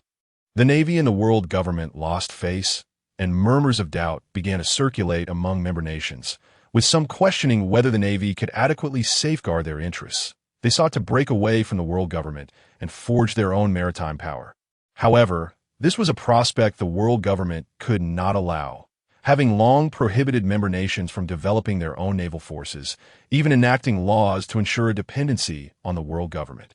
The premise was that the world government and Navy would protect the interests of member nations. Should they fail, and losses reach a certain threshold, the law would inevitably be abolished. Consequently, to demonstrate their might, the world government and Navy turned their sights on the formidable Grim Reaper Yega, intending to eliminate a significant threat to the Rox Pirates. Otherwise, the combined power of two monsters would pose a severe risk to the authority of the world government. This mission exacted a heavy toll from the world government, which would subsequently face the wrath of Rox's retaliation, by exaggerating the demise of Grim Reaper Yega and willfully overlooking their losses. The world government aimed to present a facade of success to the member nations. Following this, they quickly replenished the two vacant admiral positions within the Navy, stabilizing the maritime situation and averting turmoil within the world government. Should the precedent be set, the contributions of the member nations would surely decline, as they would no longer need to rely on the Navy, reducing their dependence on the world government. Now, at the age of 49, Rox was undoubtedly more fearsome than he had been a decade ago, and no one could fathom the extent of his power. The one capable of commanding the respect of numerous monsters. Rox D. Zebek was indeed the monster among monsters. As he surveyed the news that arrived, he cast aside his wine bottle, his gaze glimmering with anticipation for Hades' arrival. Ultimately, Hades would come to his side. This was an immutable truth. Both he and the Navy were aware of this inevitable outcome. Yet, that was all there was to it. Hades remained merely Yega's son, a young lad at that. Given their connection, Rox might extend some leniency, for he was the child of an old friend, and pirates do hold a certain code of honor among them. However, if Hades proved to be inept, a mere wretch, Rox would not hesitate to cast aside any notions of compassion. The world of piracy abides by its own rules. Upon joining the Rox Pirates, one must adhere to their customs. Failing to exhibit the requisite potential would render one unworthy of support. Even if he were Yega's son, if he lacked the merit, he would not deserve to bear such a title, his existence merely a source of shame for Yega. Yet, patience was key. Rox knew Nyx well enough to understand that the doting father would not hastily send Hades to his ship. After all, Hades was still quite young, merely 12 years of age. Without adequate strength to back him, his entry into the Rox Pirates could result in a debilitating blow to his confidence. There were countless pirates who had embarked on their journeys with inflated egos, only to be defeated and suffer repeated setbacks upon joining the Rox Pirates. Many ultimately succumbed to despair, failing to rise after each fall, their spirits crushed without the fortitude to persevere in the midst of the multitude of monsters within the Rox Pirates. Countless corpses lay strewn about. Those who had faced disillusionment, their dreams shattered. Team Marine Headquarters, Marine Ford, the worst had transpired. The current Admiral, Black, let out a sigh, furrowing his brow. An admiral is merely a small figure. Do we really need to place such significance on him? Steelbone Kong queried with a hint of confusion. There can only be one Jaeger. How could another possibly arise? Who can guarantee that one T happen? Black retorted, emphasizing that the Tartaros family has never produced a weakling, especially considering this is Jaeger's offspring. Even if they do not surpass Jaeger, they will inevitably grow into a formidable force that commands the seas. How much weaker could they possibly be? Even possessing merely half of Jaeger's strength would still present an unimaginable threat to us. After all, in that battle, our losses were catastrophic. Black sighed once more. To contend with Jaeger, the Navy sacrificed half of its elite combat power, and it has yet to recover. The devastation wrought by the death fruit is indeed terrifying, a nightmare haunting the hearts of countless individuals. Coupled with Jaeger's tyrannical strength, it strikes like a blade at the Navy's very lifeblood. Now in his 70s, Black had long contemplated retirement, yet that day remains a distant dream. Until the threat posed by the Rocks pirates is neutralized, he cannot abdicate. The adverse effects of a leadership change during such tumultuous times are considerable.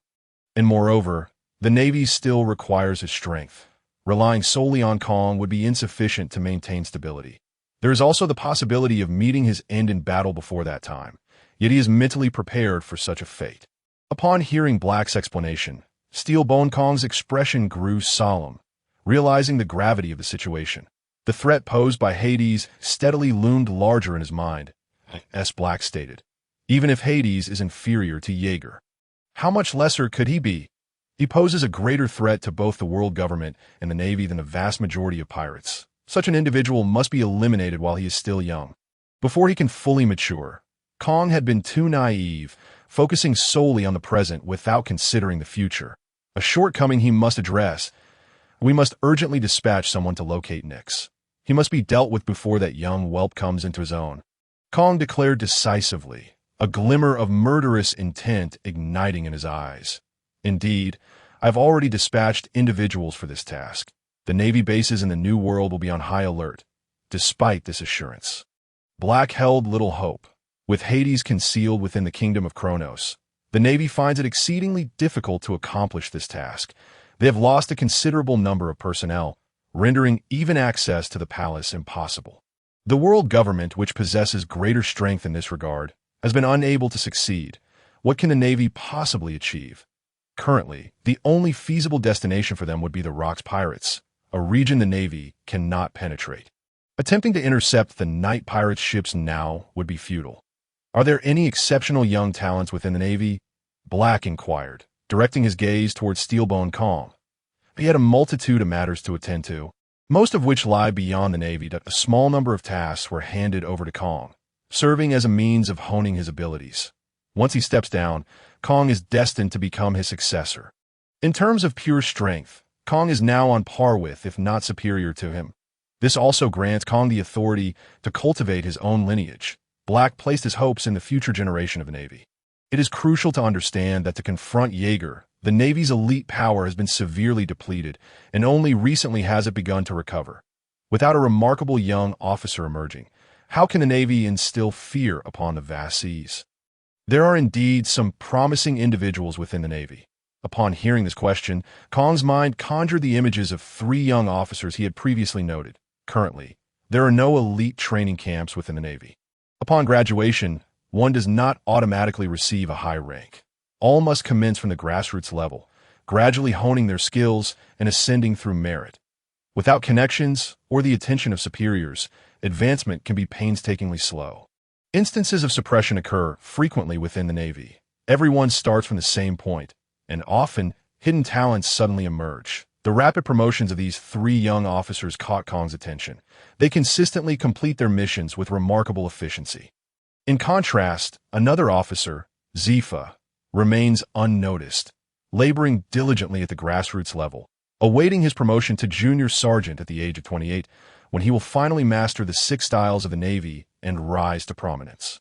You should keep a close eye on them, Kong did. As the Rocks pirates grow stronger, the pressure on our Navy intensifies. Black advised earnestly that if necessary, feel free to access some resources from the vault. Understood, I will take heed. Kong replied. The meaning behind Kong's aspirations for Black is clear. The Navy's secret vault indeed harbors numerous treasures. Within its confines lie precious devil fruits, rare natural types, and mythical creatures alike.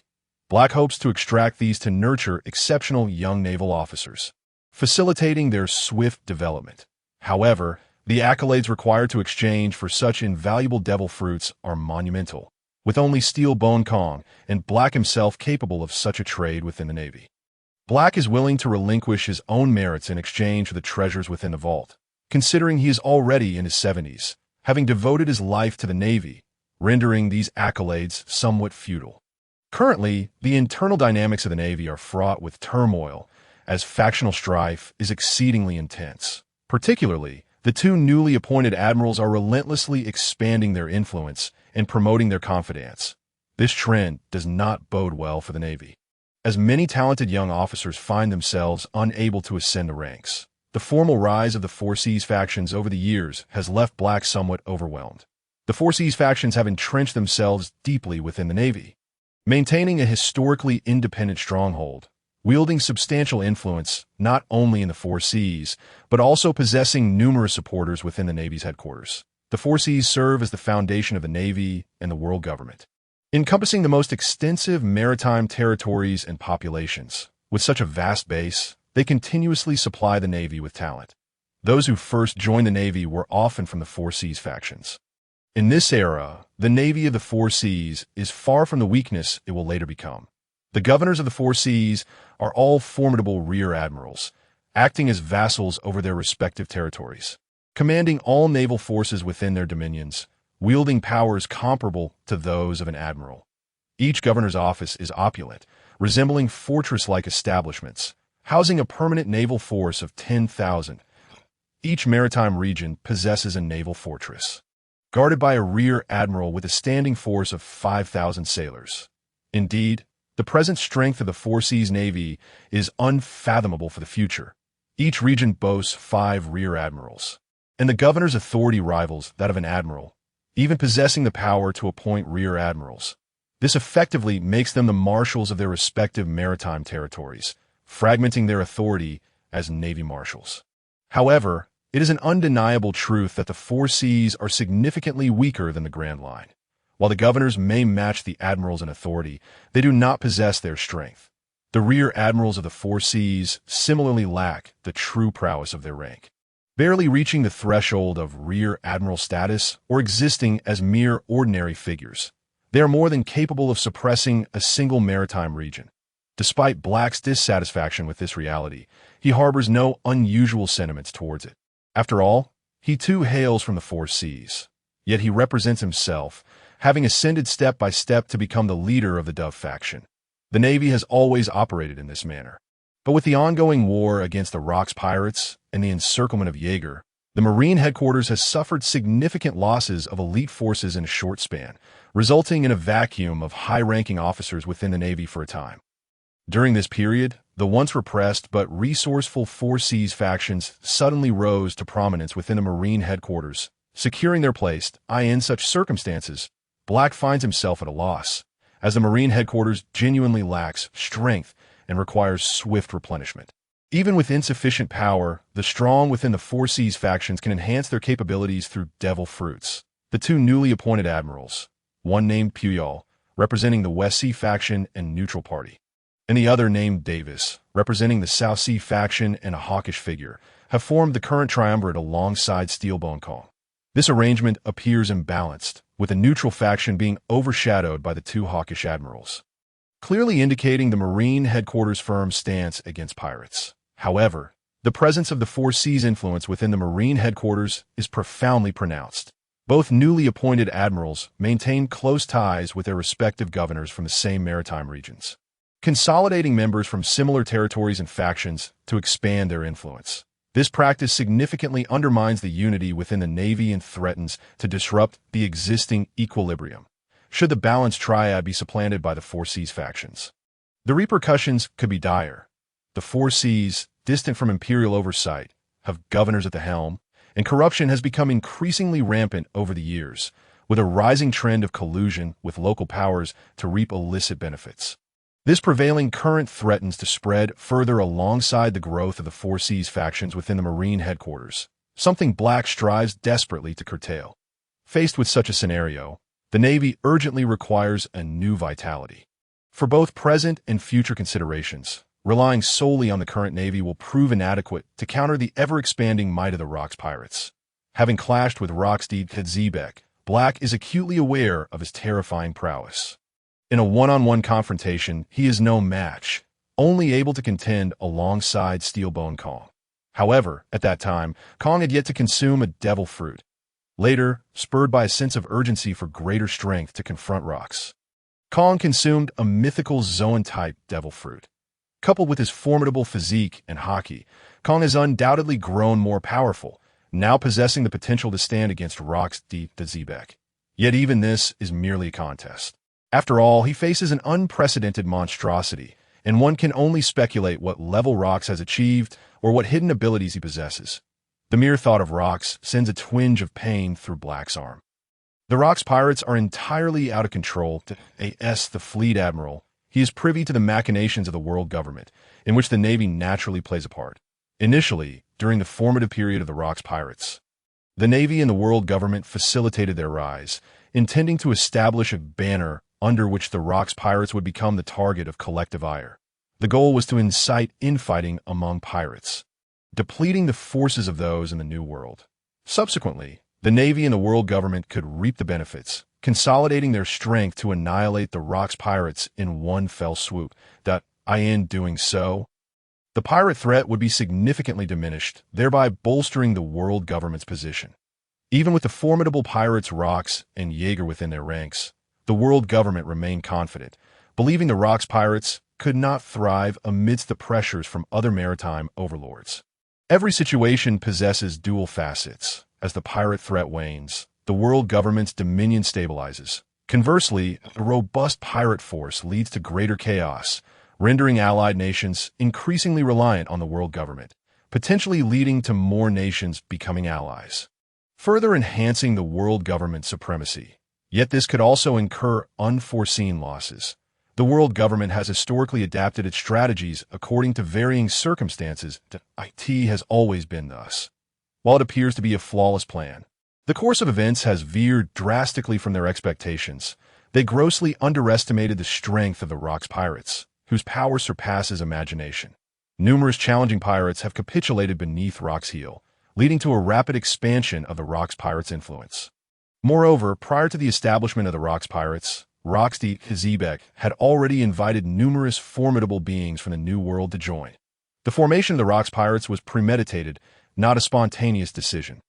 As it was founded with a host of fierce warriors from the outset, the world government's encouragement inadvertently bolstered the Rock's pirates. There was no need for them to seek out challengers. They merely awaited the arrival of these proud pirates to challenge them, defeat them, and then recruit them, saving Rock's considerable time. In the world of pirates, the fate of the vanquished is often singular, death. Yet those who fall to the Rock's pirates need only submit and join, retaining a semblance of autonomy. Why would they not seize such an opportunity? By the time they took notice, it was already too late. The power of the Rock's pirates had surged rapidly, expanding like a snowball to a level that posed a significant threat to the Navy. In response, the Navy dispatched a grand fleet led by 3 admirals, intent on eradicating the Rock's pirates before their influence grew further. This shocking clash that reverberated across the world yielded an outcome that astonished all. The Navy was defeated, and their loss was notably hasty. Even when the 3 admirals banded together, they could not completely vanquish Rocks. The Navy's highest combat strength became the stepping stone for Rocksteed Kadzibek to dominate the seas, leaving the Navy with a tarnished reputation. Had it not been for a timely retreat, this fleet would have undoubtedly faced annihilation. Who could have anticipated that such an oddity as Rocks could withstand the onslaught of 3 admirals? Not to mention, the Rock's pirates boasted numerous formidable entities, with only a handful capable of resisting the likes of Jaeger. Consequently, the Rock's pirates became even more unstoppable. The Navy and the world government fixed their sights firmly on the Rock's pirates. The 2 factions engaged in a fierce rivalry, with even Fleet Admiral Black getting personally involved. A significant portion of the New World transformed into a battleground for this confrontation, which persisted for over a year. With both sides suffering considerable losses, neither could claim the upper hand. The Navy enjoyed advantages such as superior intelligence, the ability to concentrate forces, and a stronger naval firepower compared to the pirates. However, The pirates wielded substantial power, albeit more dispersed. It was only after significant operation that the war between the two factions abruptly ceased.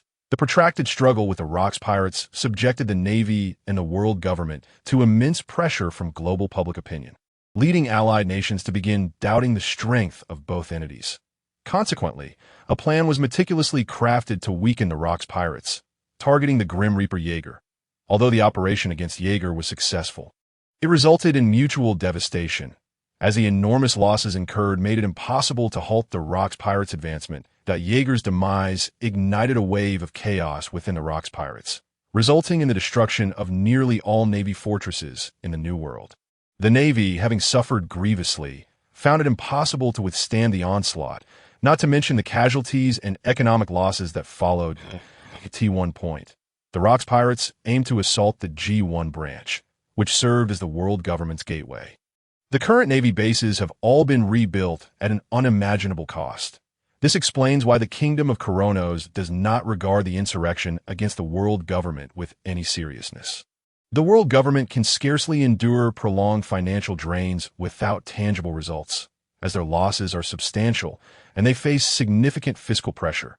Most allied nations sided with the Kingdom of Koronos, while the world government remained dependent on the financial contributions from its allies.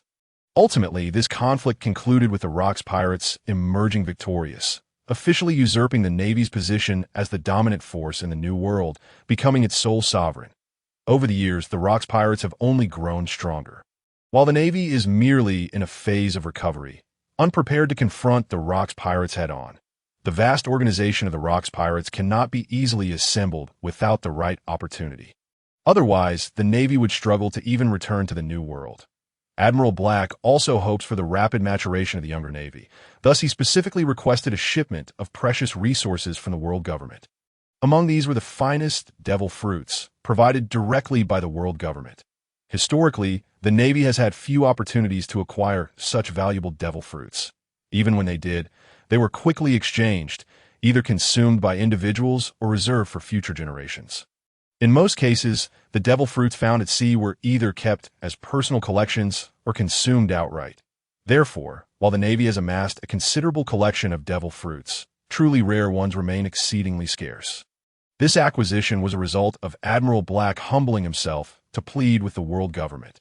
The world government, aiming to alter the Navy's disadvantageous position, sent over a batch of devil fruits. Presently, these fruits have attracted the attention of many, primarily Navy officers from the Four Seas faction. This poses a significant disadvantage for the Navy, which is precisely what Admiral Black wishes to avoid. Allowing them to consume these precious devil fruits would merely squander their potential. Thus, Admiral Black hopes that Steelbone Kong will exchange these valuable devil fruits for the purpose of nurturing promising young Navy personnel, thereby contributing to the new generation of the Navy. Given the contributions of both individuals, the Navy's treasury contains virtually nothing that cannot be exchanged. Admiral Black also needs to swiftly eliminate detrimental thoughts within the Navy, as the emergence of the two new admirals presents both advantages and disadvantages. They are admirals who rose through the ranks thanks to the devil fruits, and in terms of strength, they do not command widespread respect. They pale in comparison to Kong, lacking significantly in ability. Yet, they may become obstacles to the Navy's future development, as Kong enjoys a high level of prestige within the ranks. However, sometimes it is interests that can unite hearts, and many Navy officers are inclined to gravitate towards the other two admirals, and an increasing number of individuals are drawn to them. If Kong were to become Fleet Admiral, he could not guarantee control over the ranks below him. This is precisely what Admiral Black wishes to avoid, especially in light of the external threat posed by the Rocks pirates. Although factional rivalries within the Navy have always been intense, the timing is now inopportune. He needs to assist Kong in swiftly establishing his dominance within the Navy, focusing on cultivating a new generation of Navy personnel who are close to Kong. In truth, this is already underway. With Admiral Black's endorsement, Kong has promoted numerous outstanding individuals within the Navy who will serve as the backbone of Kong's faction in the future. Only through unity within the Navy can they confront the even more terrifying Rocks pirates. Admiral Black chose Kong as his successor, representing the Dove faction, while Kong embodies the Hawk faction. Though they belong to different factions, Admiral Black is fundamentally a Navy man that in the face of a nefarious force like the Rocks Pirates. The Navy can only achieve victory under the firm and powerful hand of Kong. Regarding the Four Seas faction, Admiral Black has already resolved to suppress them, believing that once Kong ascends, he will not miss the opportunity to curb the Four Seas faction, as he is merely assisting Kong in laying the groundwork. The other two admirals will be dispatched to the New World to maintain order and prevent any unforeseen complications. Simultaneously, the elite Navy officer from the Four Seas will be summoned to the Navy headquarters. The world government already harbors hopes of redeploying the Navy in the New World to counter the increasingly formidable criminal organization. Under the world government's orders, even the governors of the Four Seas would not dare refuse. The Navy is poised to launch a full-scale assault against the Rocks Pirates. Failure to participate would be tantamount to rebellion. The Steelbone Void has already departed, gaining the endorsement of Marshal Black. He aims to secure those precious devil fruits first. For the Navy he has nurtured is composed entirely of his own loyalists. Yes, the office door closed. Black gazed at the intelligence reports before him, letting out a weary sigh. The Rocks Pirates have surfaced yet again, with several young prodigies emerging, notably a prodigious brute named Edward Newgate, a young dual-wielding swordsman, known as Shiki, has now earned the moniker of Lion's Ghost. They are both newcomers to the Rocks Pirates, having recently joined, yet they have already begun to distinguish themselves. Given time, they may evolve into formidable adversaries posing significant threats. Additionally, there is the young female pirate named Charlotte Linlin, about whom the Navy possesses intelligence. She is a natural-born anomaly. Initially, she had the potential to become the Navy's paramount force, yet for reasons unknown, she vanished for many years. Now that she has resurfaced, a bounty of 50 million has been placed upon her head. Black understands that such a bounty is merely a fraction of what it ought to be, and a sharp increase is imminent. Now, with the emergence of Tartaros Hades, who is backed by the world's superpower of the Kingdom of Kronos, Black is acutely aware of the world government's maneuvers, albeit to little avail, unless absolutely necessary. He harbors no desire to engage in conflict with the Kingdom of Kronos. Not only is it a tough nut to crack, but without the full might of the Navy, it remains unattainable. Moreover, the Kingdom of Kronos boasts a staggering population of 80 million. Supported by a standing army of 3 million, the kingdom's general is among the few in the New World whose prowess is unparalleled. Should a confrontation arise, the negative public sentiment alone would suffice to ensnare the Navy and the world government in dire straits. While numerous kingdoms have fallen due to the incursions of the celestial dragons or pirates, these instances are largely confined to smaller nations with limited influence, unable to even meet the demands of the celestial gold. The nations that have been obliterated never include the member states of the world government. Even if such actions were to occur, they must remain concealed. The member states are most wary of the world government's interference in their internal politics, regardless of their status as member nations. Smaller nations may disregard such concerns, but the Kingdom of Kronos is a different matter altogether, possessing immense influence on the global stage. Situated in the New World, its power extends across the globe.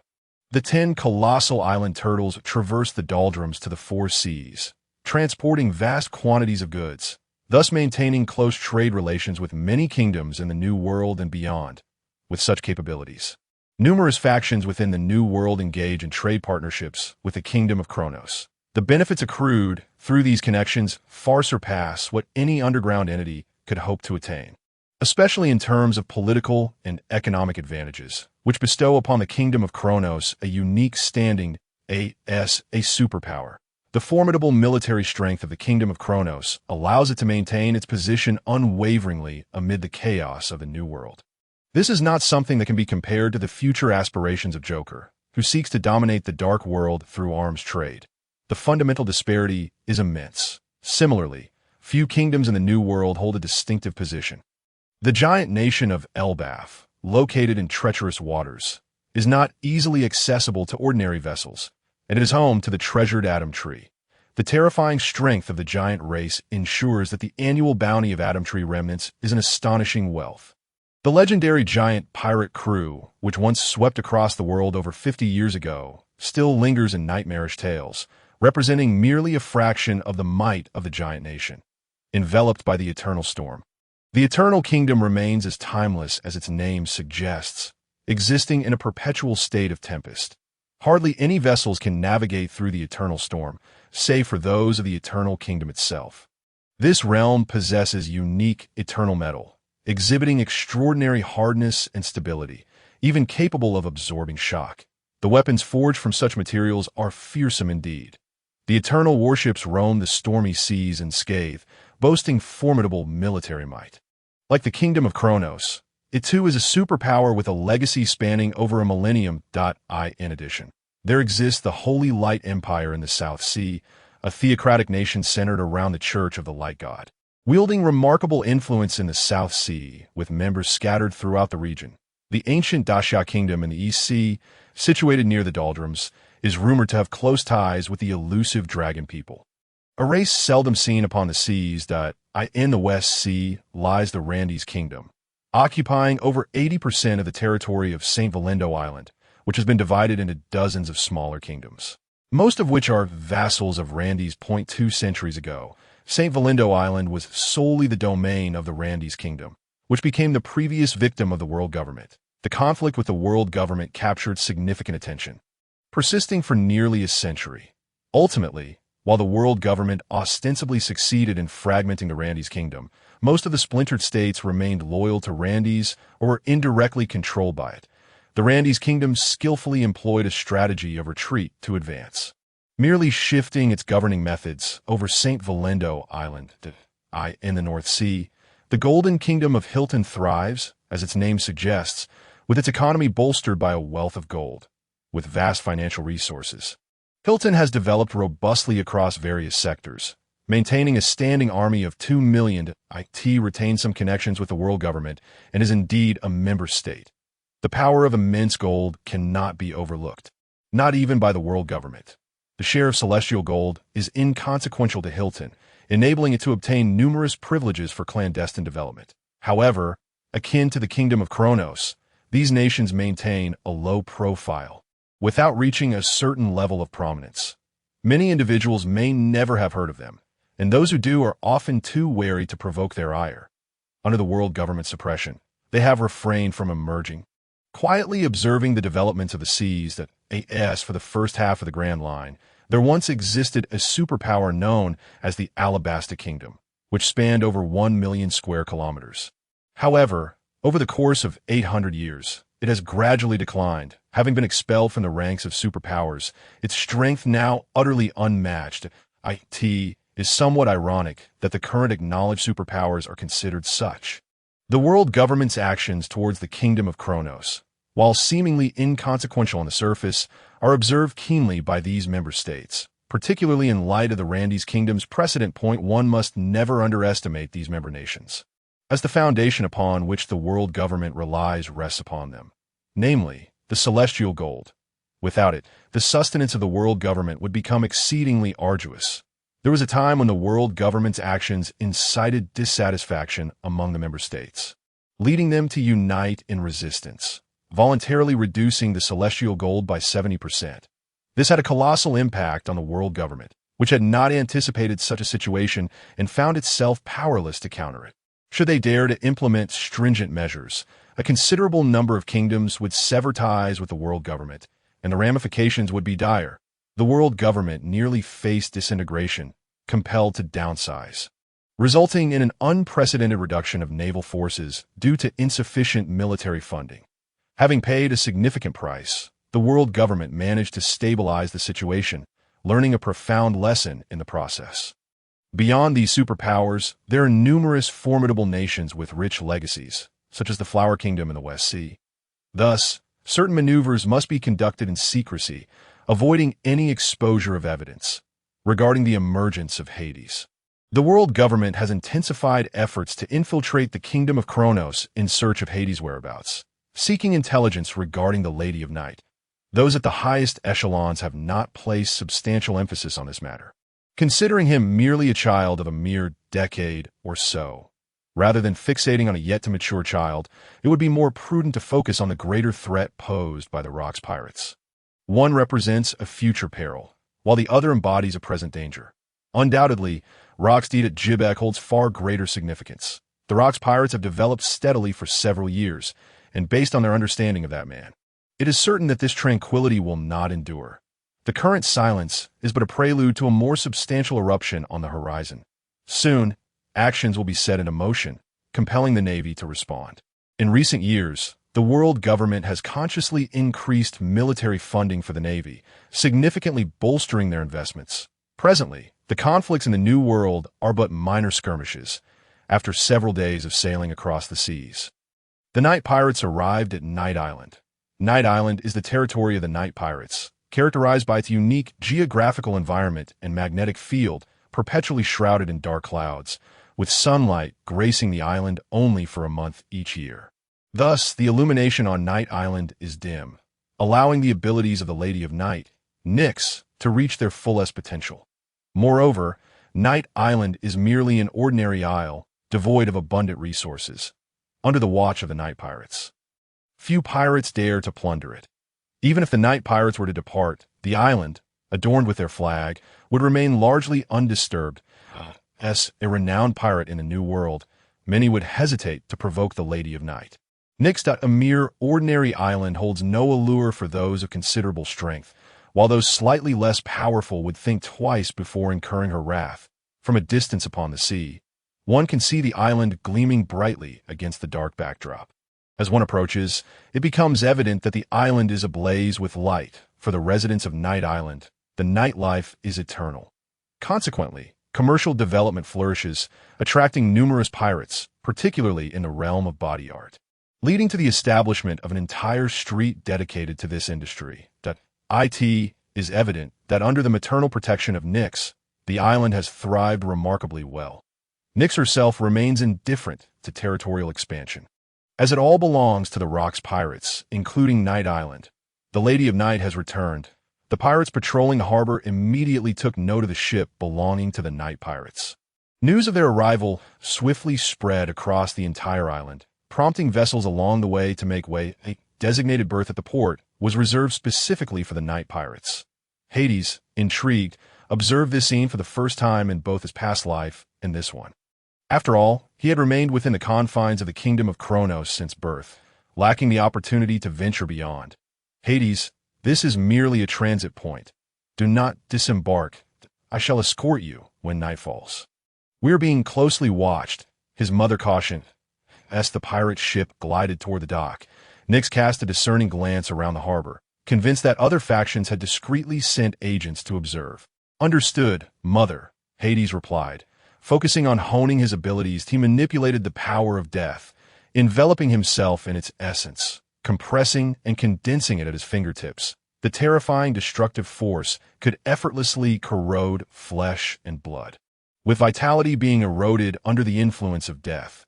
Equipped with the manual left by his father, he progressed rapidly in his mastery of the death fruit, guided by its detailed instructions, allowing him to avoid unnecessary detours.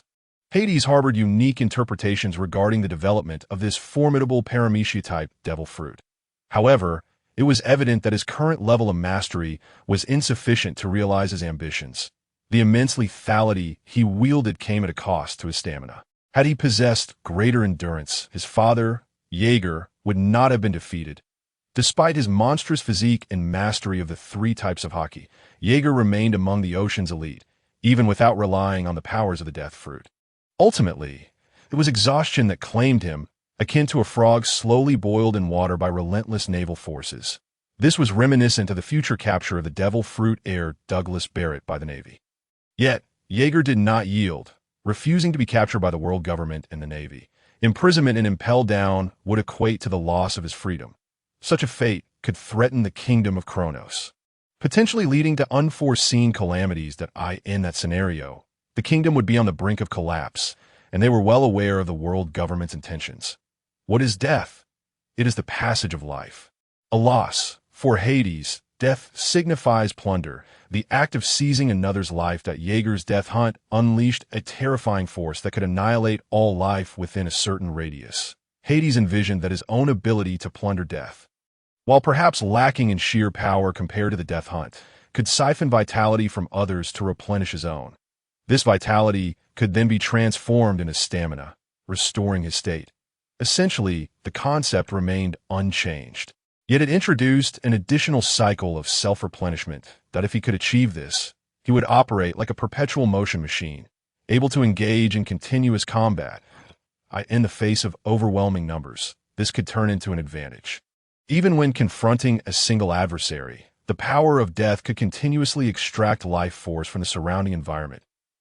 Hades' experiences informed him that having consumed the death fruit, he was the sovereign of death, commanding both life and soul.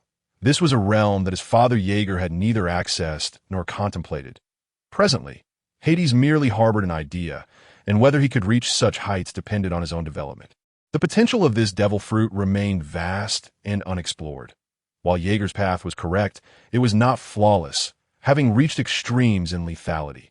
This saved Hades time, allowing him to focus his energies on other aspects of the death fruit's development. Many speculated that he would become the second Jaeger, a notion Hades found unappealing. He possessed his own pride. He was Tartaros Hades, one of a kind. He would surpass his father, the god of death Jaeger, in every conceivable aspect.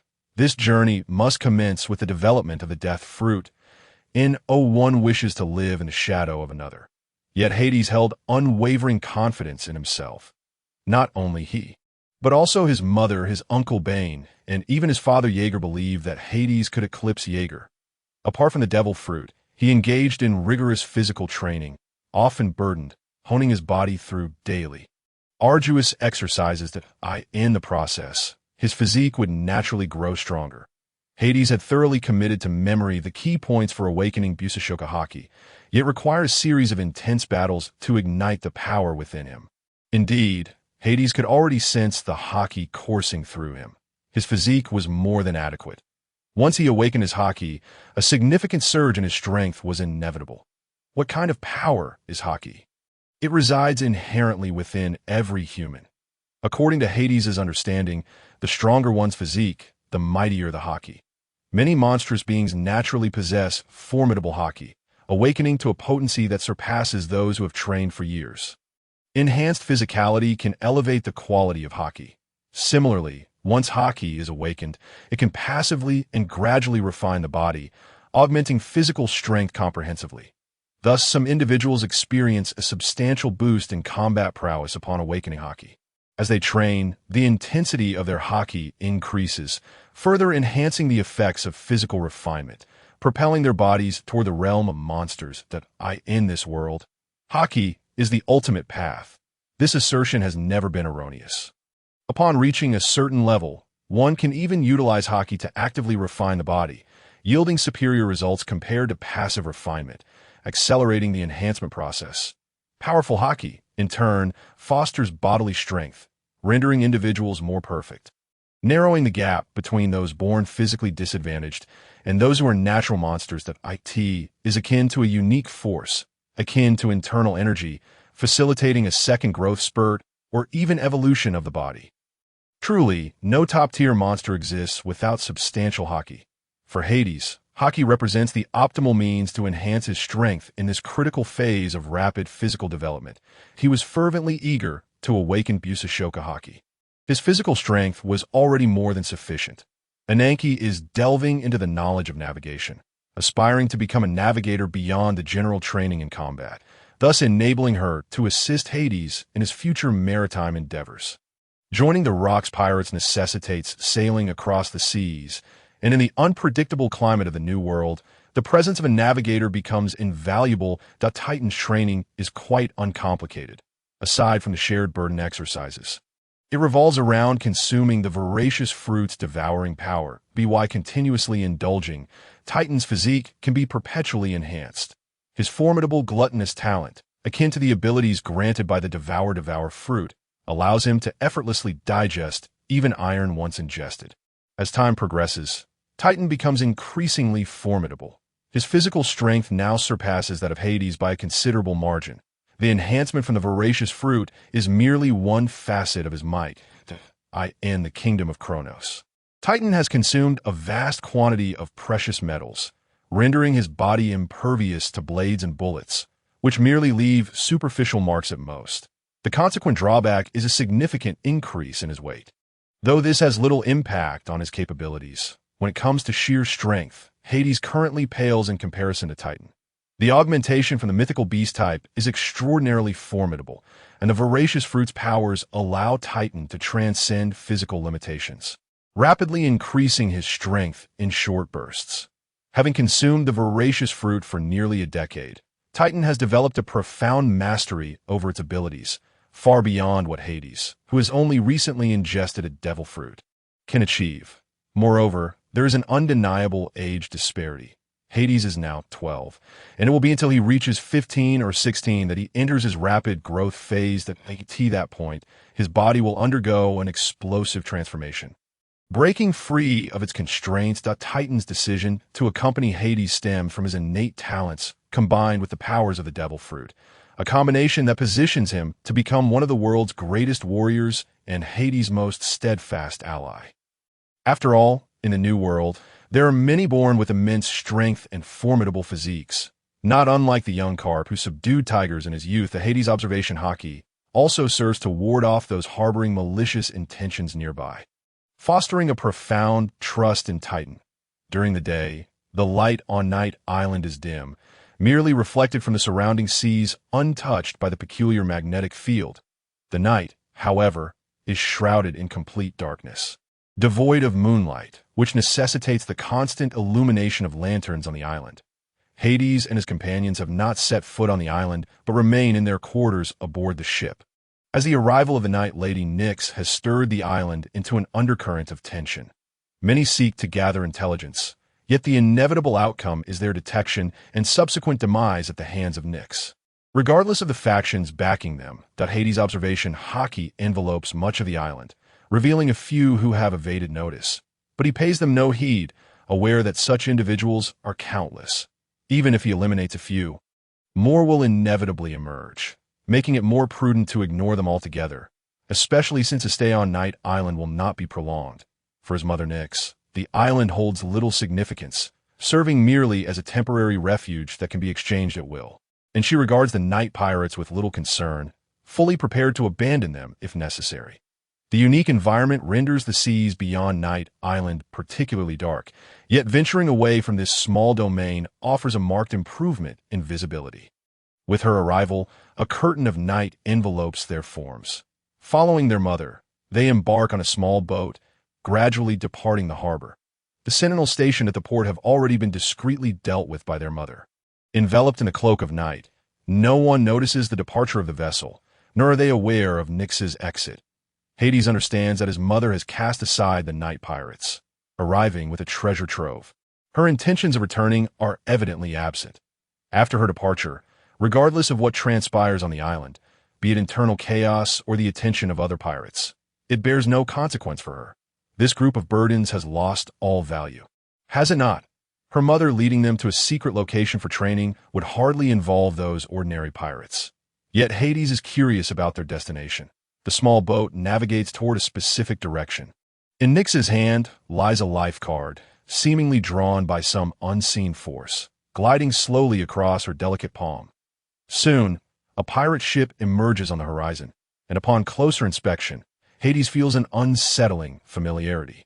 The ship's flag, radiant like the sun, showcases 9 serpents encircling a gaping maw-point. 2 colossal sea serpents tow the vessel forward.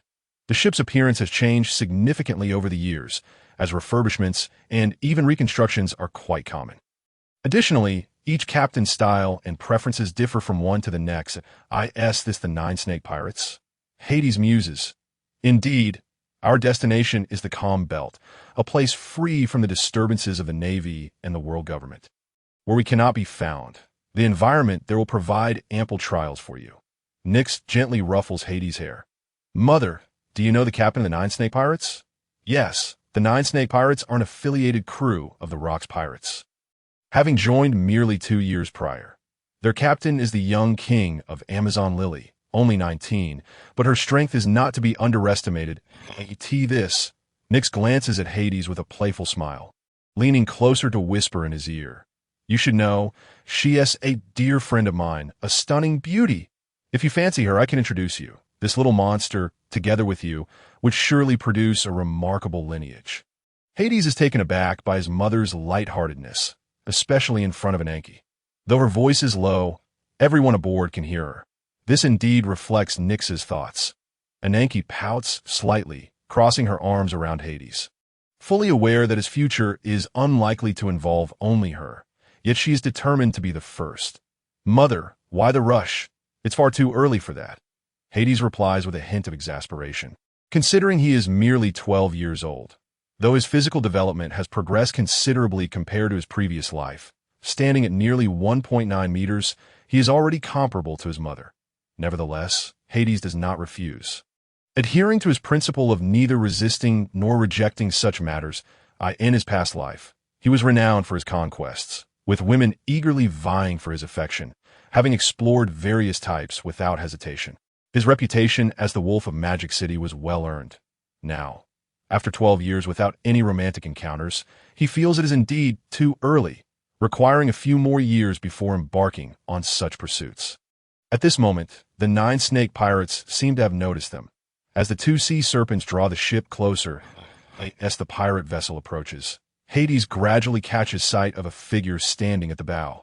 With flowing long hair, clad in alluring leather, sun-kissed legs exposed, and half of her bosom visible, Hades feels an unsettling sense of recognition.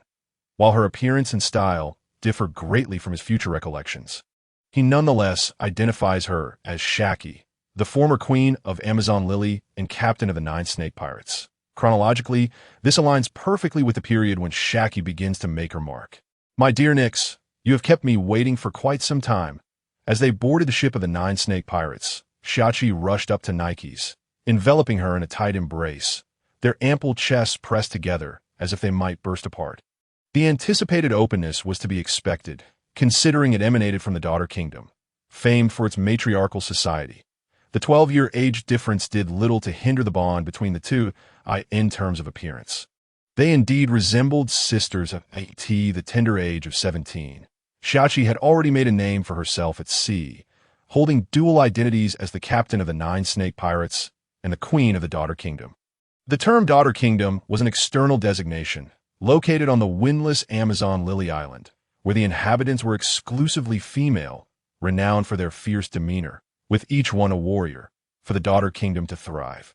It relied on the external plundering conducted by the 9 snake pirates. Certain supplies needed to be supplemented from the outside world, otherwise they would gradually weaken. Without strength, extinction was the only fate that awaited them. Thus, each captain of the 9 snake pirates emerged as a formidable force upon the seas. Although Shaki was still young, she had already demonstrated remarkable potential, catching the attention of the Rocks pirates, who sent Nyx to recruit the 9 snake pirates. Nyx had high hopes for Shaki, providing her with significant assistance to quickly acclimate to the new world, sharing essential insights. Naturally, the two became close friends. Here we are, allow me to introduce you, Nyx said, pulling Shachi's attention towards Hades and his companions. This is my son Hades. You both should have a good rapport. This is Ananke, and he is Titan. You are Nyx's son? Shachi inquired, eyeing Hades with curiosity as a glimmer sparkled in her eyes.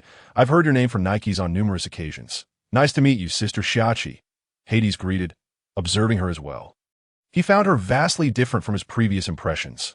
Her healthy, sun-kissed skin, the open leather jacket revealing a chiseled 8-pack, and her strong arms and legs. She possessed a physique as graceful as that of a cheetah, her eyes exuding a wild allure. With her long hair tied back in a ponytail and a curvaceous figure, Hades was reminded of a fitness coach he had once been close to in his past life, albeit one who was slightly taller and more proportionate. Young Hades, Shachi chuckled, noticing Hades' gaze but choosing to overlook it. You all should find a room to rest. We will return to Amazon shortly. Remember not to run around the ship. With a playful admonition, she turned to Nyx. Sister, you should sleep with me. Having said this, she took Nyx's hand and headed towards the captain's quarters on the upper deck. Nyx did not decline, waving goodbye to Hades and his companions before following Shachi. Hades found this a bit perplexing. Was this appropriate?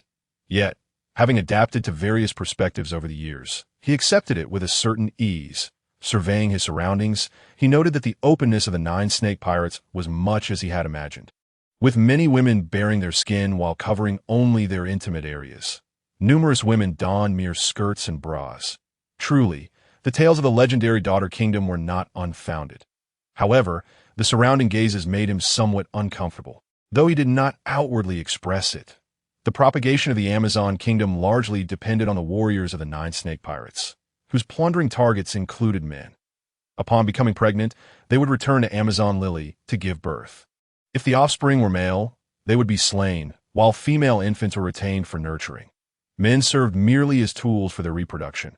The rumors of adopting girls from outside were unsubstantiated, as the residents of Amazon Lily were also known as the Amazon Nine Snake Tribe, a race with a profoundly ancient history.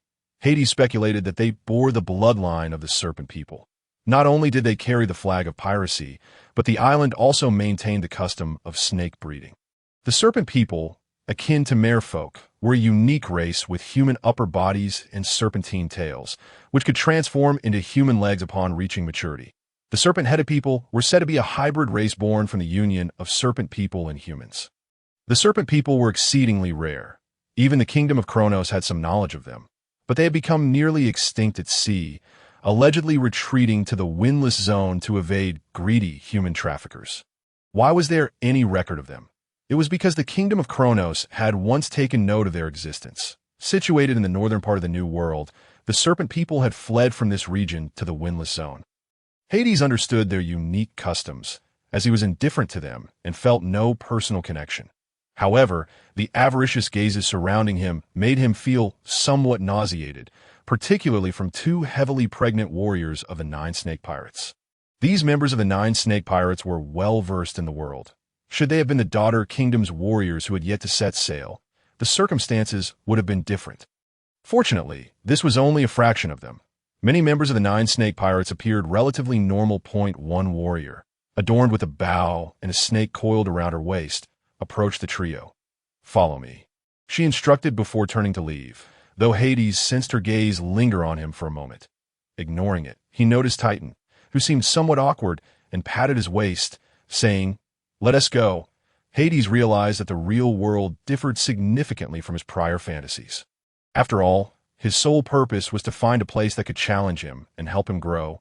While it was true that the Daughter Kingdom consisted entirely of women, the notion that they were all beauties was utterly unfounded. Moreover, while many warriors of the Nine Snake Pirates were indeed attractive, there were also those who were strangely shaped, fierce, or even deformed. Unappealing to Hades, he would not spare them a glance. In contrast, the warriors of the Nine Snake Tribe who had not yet left the Daughter Kingdom still possessed potential for further transformation. In fact, Hades preferred the women of the Wano country over those of the Daughter Kingdom. As the Nine Snake Pirates journeyed northward, encounters with slaughter and plunder were inevitable, for this was their means of survival. Although Hades and his companions did not partake, they witnessed the brutality of the Nine Snake Tribe first-hand. It must be said that the crew of the Nine Snake Pirates were elite warriors, rarely facing any formidable foes along their path. That if they were in the first half of the Grand Line, the Nine Snake Pirates, who could wield hockey, would essentially sweep through their opponents out of course. There were a few members of the Nine Snake Pirates with whom Hades found it enjoyable to converse. His fantasies had not been shattered. After all, he had prepared himself mentally long ago. Furthermore, he was no saint. Having lived in the kingdom of Kronos until now, he was only just beginning to truly integrate into this world. Life aboard the ship was immensely fulfilling, as both Hades and Titan became busily engaged. From the very next day, they began receiving intensive training from Nikes and Boashachi. Their sole focus was on one thing: combat, relentless combat. "Young Hades, let sister see the extent of your strength." On Shachi's face lingered a smile, and before Hades could respond, her figure flashed as she swiftly dashed before him. Her long legs swept through the air, accompanied by a sound reminiscent of a breaking wind, aimed directly at Hades' head. Instinctively, Hades raised his arm to defend, only to feel an immense force. His arm bulged slightly, bursting forth with a strength that was not at all inferior to Shachi's. Unfazed by the situation, Shachi placed a foot upon Hades' shoulder, utilizing that force to evade his grasping hand. She was sent flying back several meters, executing a flip mid-air before landing gracefully on the ground. I could see the moment of her descent. Shachi slightly bent her body, and in the next instant, she surged towards Hades like an arrow released from a bow, her speed more astonishing than before. Simultaneously, her feet glimmered with a brilliant black radiance. Shachi's explosive power was truly remarkable, prompting Hades to cross his arms defensively before him. However, as her kick approached, it changed direction, soaring above Hades' arms and striking fiercely at his abdomen. By the time Hades realized what was happening, it was already too late. His entire body was sent hurtling backward, soaring several dozen meters until he was ensnared by a fishing net meticulously prepared by the 9 snake pirates, just as he was on the verge of flying off the pirate ship. The net was exceptionally sturdy and showed no signs of damage.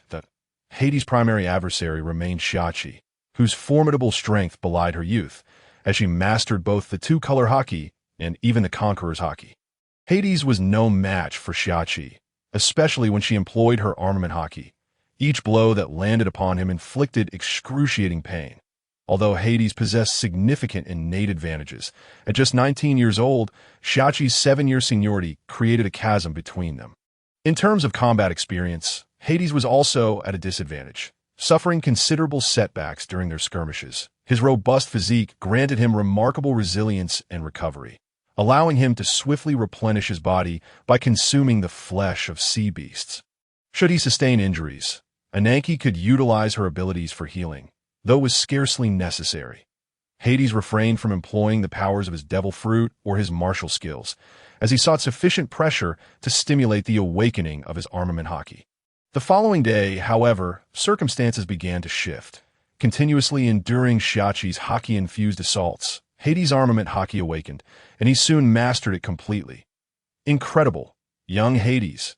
After concluding their bout, Shachi took a breath, gazing at Hades with astonishment. She had once thought herself exceptionally gifted, but encountering Hades revealed the true essence of a prodigy. Furthermore, during their battle, Hades had not utilized the full extent of the martial prowess displayed in his training, relying solely on his innate instincts. The tangible progress in physical prowess was not evident. Rather, it was his martial techniques and combat capabilities that had seen significant enhancement. His formidable combat awareness enabled him to swiftly adapt to her fighting rhythm. The awakening of his armament haki diminished her advantages. At such a young age, he had developed an impressive observation haki. Had Shachi known that Hades' observation haki was a natural awakening, she would have been even more astounded. Within a single day, he awakened his armament haki, and by the next, he had proficiently mastered the technique of haki hardening. By the 10th day, he had grasped the intricacies of haki wrapping. Such an ability to learn was nothing short of terrifying, especially after awakening his armament haki. As Hades' strength continued to surge, it could be said that Hades possessed an innate command over his power, a testament to years of relentless training. Through continuous battles, his control over haki improved, and the quality of his haki ascended correspondingly. As Hades' opponent, Shachi felt Hades' progression daily, realizing just what kind of monster her sister's child truly was. Previously, she had only heard tales. But now, having diligently caught up on intelligence regarding the Grim Reaper Jaeger, she could not help but feel a sense of dread. Hades' advancement exerted pressure on Shachi. She was unwilling to be easily surpassed by him. Recognizing that she had grown somewhat complacent in recent days, the awakening of his armament haki had significantly bolstered Hades' combat efficacy, bringing his strength closer to that of Shachi. With a robust foundation and a naturally powerful physique, the quality of Hades' awakened armament haki was formidable, supported by his tremendous physical strength and stamina. Their battles appeared evenly matched. However, this equilibrium was only temporary. Such a swift surge in power would soon face challenges and further enhancement, necessitating gradual accumulation. The accumulation of physical prowess, martial techniques, and combat awareness were essential that a breakthrough in observation or armament haki was required. Yet such feats were improbable. The application techniques of armament haki at sea were divided into 4 categories: hardening, wrapping, external projection, and internal destruction. The first 2 were foundational and relatively straightforward, while the latter 2 were more advanced, requiring a certain threshold of haki strength. Those with talent could master them effortlessly, with the aid of training manuals and prolonged practice. Mastering advanced techniques was not insurmountable.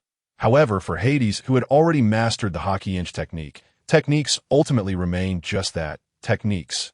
Yet whether projecting externally or causing internal destruction, both required a robust foundation of armament hockey. The quality of hockey was paramount. Without sufficient quality, even mastering internal destruction techniques would not suffice to breach an opponent's hockey defenses. Hades was not anxious about this. His talent guaranteed eventual success. The manual left by his father also provided insight. As Hades trained, his body matured, and through relentless combat, the quality of his hockey would naturally enhance. When that time came, mastering both external projection and internal destruction would follow suit. A feat not daunting for one who had already grasped the intricacies of hockey inch. Ambition was not Hades' desire. He understood what was truly important. After concluding his battle with Xiachi and regaining his stamina, Hades would face his mother, Nyx, as the wielder of the night fruit. Nyx possessed abilities akin to a shadow mage and assassin, yet her close combat prowess was formidable as well. Initially, under the protection of his father Jaeger, her strength had progressed slowly. However, over the past 6 years, as Nyx exacted vengeance upon the Navy, her strength had escalated rapidly, particularly in the development of her devil fruit abilities during the years of the Rock's pirate stable development. Nyx was the most active and frequently clashed with the Navy. Without question in the face of Nyx, who excelled in ambushes and large-scale attacks, the Navy suffered significant losses, including numerous high-ranking officers. However, upon reaching the rank of Rear Admiral, most possessed a certain level of mastery in two-color hockey. Thus, provided they could react in time, it became increasingly challenging for Nyx to dispatch them easily. In one-on-one confrontations, Nyx would undoubtedly prevail, yet the Navy never engaged in such duels. Although she was initially a Logia-type devil fruit user, she had merely been an ordinary member of the Rock's Pirates. In contrast to her direct confrontations with Xiachi, battling her mother would be far more perilous. Nyx was significantly stronger than Xiachi. The powers of the night fruit enabled Nyx to traverse shadows with ease. This enigmatic ability posed high demands on physical instincts, reflexes, and combat awareness. To this end, Nyx had even sealed Hades' extraordinary observation hockey. Through emotional perception, Hades could accurately gauge his mother's general direction and position, anticipating from which side she would strike and preparing accordingly. While he had sustained minimal injuries in his skirmish with Xiachi, ever since awakening his armament hockey, battling his mother would undoubtedly result in bloodshed. Though she refrained from using lethal techniques, she consistently imposed pressure and threats upon Hades. Without utilizing his observation hockey, Hades found himself in a rather precarious state, his body growing somewhat rigid. The experienced Nyx quickly discerned Hades' predicament. He had become overly reliant on his observation hockey. After all, how could a woman chosen by the Grim Reaper Jaeger be anything but extraordinary? She relies not solely on the natural type devil fruit. Prior to her transformation into a pirate, Nyx was a refined and educated noble young lady who, captivated by ego, embarked on a rebellious path, ultimately becoming a pirate.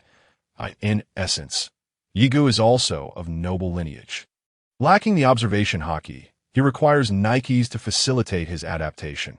And as his injuries accumulate, the more severe ones necessitate the abilities of Anin for recovery, while the lighter ones can be healed by his innate vitality. Although this approach appears somewhat ruthless, the results are undeniably pronounced. Nyx must instill a profound sense of crisis in Yigu, enabling him to progress swiftly. She will deftly maintain the balance, ensuring that he faces no existential threats. Despite Yi's rapid enhancement in strength, his journey thus far has been relatively unchallenging. Nyx hopes for his swift maturation, not only in terms of power, but also in fortitude of spirit. This is the only manner in which she can express her maternal love. Nyx possesses unwavering confidence in her son. However, the challenges that await Yigu extend far beyond merely establishing his footing within the Rock's Pirates. He must venture further, inevitably confronting the most formidable monsters in the world. All she can do is lay a solid foundation for Yigu over the next 2 years. Thereafter, he must rely on his own strength. As her assistance will be limited, Anin's training is relatively straightforward, involving learning physical techniques from the warriors of the Kuja Pirates, engaging in sparring, mastering observation hockey and armament hockey, as well as daily exploration of her devil fruit powers. The intensity of combat does not match the ferocity displayed by Yi Go and Titan. She lacks the formidable physique and regenerative capabilities possessed by Yi Go and Titan, which allow them to endure relentless punishment. Training methods vary significantly among individuals. Few can match the prowess of Yi Go and Titan across the vast seas. Titan, who is 2 years older than Yi Go, is also a genuine monstrosity, particularly after consuming the gluttony fruit. When facing Zaki, he too cannot employ his devil fruit abilities, for otherwise, Zaki might not be his equal. Currently, Zaki can still contend against Titan, relying on his combat experience. His iron-like physique seems to be encased in armor, and his immense strength can effortlessly shatter barriers.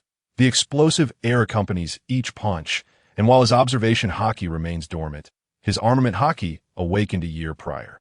Each of Zaki's attacks, combined with armament haki, feels like striking a wall.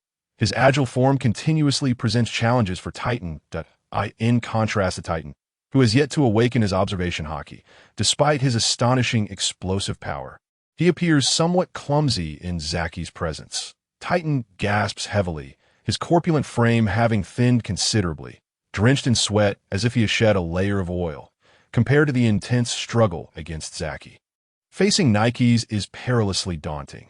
The shadowy spikes emerge unpredictably, necessitating constant evasion. A moment's hesitation could result in serious injury. Unlike Yi Go, who possesses an innate awakening of observation haki, the awakening of this ability is significantly more challenging than that of armament haki. For Titan, the training for observation haki does not commence from a blank slate. He requires a blindfold. He possesses a foundational level of training, but has yet to awaken, needing merely a catalyst. In the vast sea, the awakening of observation haki often occurs in life and death situations. Nikes aims to elicit such an outcome, further stimulating Titan's awakening of observation haki. The formidable vitality of the mythical Zoan and the insatiable traits of gluttony ensure that even life-threatening injuries can be swiftly recuperated through consumption as long as he draws breath. Under such pressure, coupled with Titan's beast-like instincts, he successfully awakens his observation haki, albeit intermittently. With further refinement over time, he will master it proficiently, significantly enhancing his combat prowess.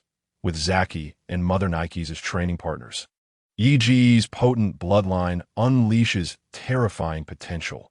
The exhilaration derived from his ever-increasing strength ensnares Ego, causing him to disregard the subtle provocations and temptations from the warriors of the Kuja pirates. As he immerses himself wholeheartedly in his training, a month later, the Kuja pirates return to Amazon Lily. Prior to this, their ship docks at the shores of a beastly island, disembarking Yigo, Titan, and a few others. You shall remain on this island to train. We will periodically deliver supplies and provisions. Zaki informs Yigo and the others, leaving behind a cache of resources before boarding the snake of the perfumed seas and departing from Beast Island. Ruskana is the name of this beastly isle, which will also serve as a training ground for the future King Luffy and Rayleigh. In ancient times, a civilization thrived on this island, but humanity ultimately succumbed to the terrifying forces of nature, either perishing or abandoning the isle, leaving only the colossal and fearsome beasts behind. Consequently, the island's ferocious wildlife and its unique seasonal variations make it an ideal site for trials. The beasts of the Corono's kingdom pale in comparison to those inhabiting this island. Particularly, these creatures have independently awakened their armament haki, further enhancing their physical resilience through the tempering of haki. From afar, Yigo can already hear the roars of colossal beasts, while in the distant sky, pterosaurs soar, their claws dripping with blood, and unseen predators have begun to fixate on them. The harsh environment invigorates Yigo. One must continually push oneself as complacency stifles growth. Let us go. For the next 2 years, we shall reside on this island and conquer it. Hades strode forward with purpose, his fists tightly clenched, thoroughly satisfied with the island before him, despite having developed a systematic approach to his martial arts. There remained an air of roughness that he sought to refine entirely on this beast island. High above, the piercing gaze of a pterosaur had firmly fixed upon him, regarding him as a delectable prey. With wings unfurled, the creature dove down, hurtling towards Hades like a cannonball. Hades raised his gaze slightly, fixating on the approaching pterosaur. And no longer did he rely on the observation hockey at every turn. Under his mother-esque guidance, he had resolved to break free from this dependency. He understood the rationale behind this decision. Yet the habitual use of observation hockey had become instinctual, leading him to overlook its implications. Even during training, his heightened perception allowed him to glimpse the internal workings of his body, akin to introspection, facilitating meticulous adjustments. Thus, Hades' martial prowess was considerably advanced, even upon the vast ocean. With his hands raised, wrists slightly bent backward, his fingers danced upon the air with the finesse of a pianist. His astonishing control and explosive power coalesced into concentrated force, unleashing a barrage of lasers that shot forth at blinding speed toward the descending pterosaur. From a distance, it appeared as though Hades could conjure lasers from his very hands. Such a display left Nyx in awe. Her son, at such a tender age, had already reached this level of mastery in martial arts. A feat beyond her own capabilities in terms of power control. Hades had surpassed the majority of pirates within the Rock's Pirates crew. For many pirates, martial arts merely serve as a means to amplify their explosive potential through specific techniques. It was evident that Hades had truly matured. During the years of her absence, he had undergone remarkable growth, revealing depths far beyond what met the eye. Even in his battles with Shaki, he had yet to unleash his full might. In her view, Shaki possessed a potential that exceeded her own, poised to become a pivotal figure within the Rock's Pirates. Although she might not rival the true monsters of the seas, she was certainly on par with the latest admirals of the Navy. The strength of those admirals was somewhat inflated. Most who attained the rank were among the elite of the elite, the cream of the crop within admiral-level combatants. Thus, while those admirals possessed formidable power, they were ultimately among the pinnacle of strength in these waters. Therefore, the extent of Shaki's future capabilities was a tantalizing prospect, a motivation for Nyx to foster a union between Shaki and Hades. The sentiments Hades had expressed during his discussions with Bane had been conveyed to Nyx during this time. Naturally, she felt it her duty to oversee Hades' choices and select suitable candidates. Presently, her only concerns revolve around Hades and his potential progeny. With Jaeger deceased, Hades remained her sole kin, and she found herself eagerly anticipating the prospect of grandchildren. Suddenly, as if sensing a threat, the pterosaur shifted positions, deftly evading the powerful waves of air generated by Hades' attacks. Hades sighed softly.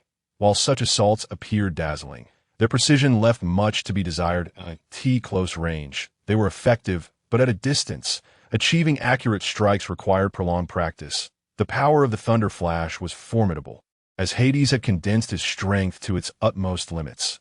Yet without a successful hit, it was ultimately futile. Nevertheless, Hades had never anticipated vanquishing the pterosaur so easily. The creature, having narrowly evaded his onslaught, regarded Hades with a hint of derision before continuing its downward plunge. The earlier exchanges had merely served as a warm-up. Hades leaped into the air, taking several steps upon the currents, his form ascending directly towards the pterosaur. In the aerial realm, the pterosaur outpaced him.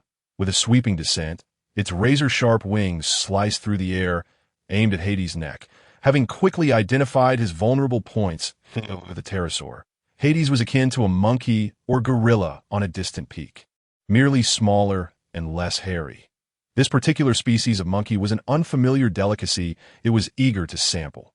Like a serpent, Hades moved with agility, skillfully shifting his position in midair, his advanced techniques allowing him to traverse the atmosphere with the grace of a dancer. In an instant, he appeared to the right of the pterosaur.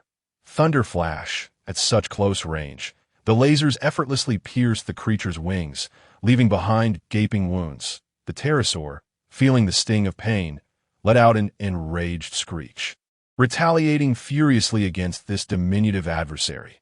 However, its movements were too predictable. Hades remained unfazed in the air, evading each of the pterosaur's attacks with impeccable timing. Over the past month, through battles with Shaki and his mother, Hades had experienced extraordinary growth in combat, absorbing every lesson like a sponge during hours of practice. More importantly, he had digested his previous learnings, applying them adeptly in battle. Below, Hades' fighting style resembled a form of art, dancing upon the edge of a blade, with perfect mastery over the rhythm of combat, leading the pterosaur by the nose.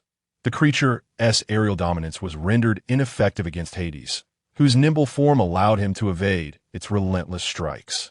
Inciting further frustration, Hades was skillfully toying with it. If one were to claim that Hades was stronger, it would not be entirely accurate. The pterosaur's blade-like wings were exceedingly sharp, a terrifying weapon when combined with its speed. Furthermore, these wings had been tempered by hockey, rendering them as resilient as steel. Since Hades had genuinely provoked it, the Thunder Flash had ceased to effortlessly breach the pterosaur's defenses, as it had initially underestimated him. The current Hades had yet to reveal his true capabilities. Under such perilous circumstances, he began to hone his techniques. As the pterosaur unfurled its wings, it conjured fierce winds, attempting to disrupt Hades' movements in the air. Observing this, Hades' eyes gleamed with determination. 8 extremes. Hurricane. In an instant, Hades erupted forth with astonishing speed, seemingly harnessing the very power of the wind to propel himself. A whirlwind encircled his right leg, a special technique transforming the wind into his ally. With a powerful kick, the sound of the wind roared like a wild beast, striking fiercely against the pterosaur's neck. Crack!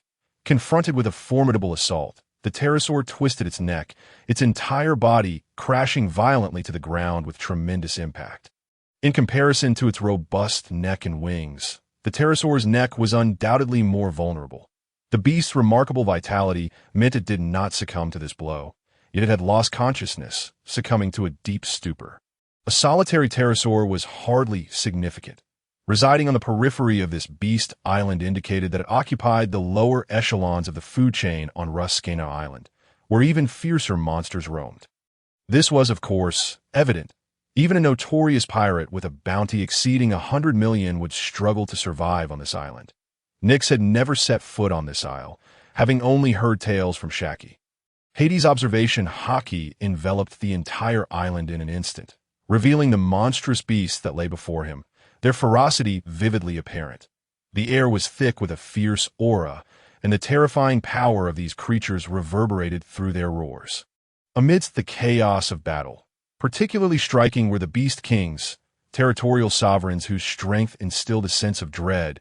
Even in Hades, it was essential to note that this island retained the characteristics of primordial times, with its beasts possessing the bloodlines of ancient titans. That a gigantic ape, exceeding 20 meters in height, bore a coat of fur saturated with a black substance, resembling armor for protection. But the stealthy cheetah, its claws enveloped in armament hockey, found itself unable to leave even a scratch on the giant ape's formidable body. The disparity in their hockey was simply insurmountable. The colossal ape pounded its chest with great force, unleashing a thunderous roar that echoed with ferocity, its overwhelming presence intimidating the cheetah. Suddenly, the surging armament hockey erupted, and with a swift pivot, it delivered a crushing blow, causing the ground to tremble violently, reducing the cheetah to mere pulp before it could even attempt to struggle. Following this, a gigantic saber-toothed tiger was brutally torn asunder by the giant ape. This was the inevitable fate of those who dared challenge the Beast Kings. Such power was undeniably terrifying, particularly regarding the quality of their hockey, which these colossal creatures possessed inherently. Even though Hades harbored even greater potential, he remained in his youthful state, yet to reach full maturity. This only served to heighten Hades' excitement. On this island, his tricolored hockey, physical prowess, and the aura of a fierce deity would be honed to their fullest. He could hardly contain his eagerness to grow stronger. Without sufficient power, there could be no sense of security. Thus, the path to becoming mightier was the only course. Come forth. No one can impede my advance. Hades laughed heartily, his aura seemingly more potent than before. With a mighty leap, he plunged into the jungle, intent on pursuing his objectives. I shall also take my leave, my princess. Titan followed closely behind, albeit with a slight deviation in direction. In recent days, Hades' rapid growth had been astonishing, instilling within him a sense of pressure. Hades was everything to him. Protecting Hades was his duty, and Hades' commands were absolute. Now, Hades' strength had nearly matched his OWNAS, the destined sovereign. It was only natural that Hades would surpass him in power.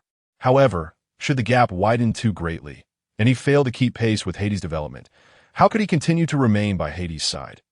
Ruskena Island had now been invaded by a few unwelcome guests.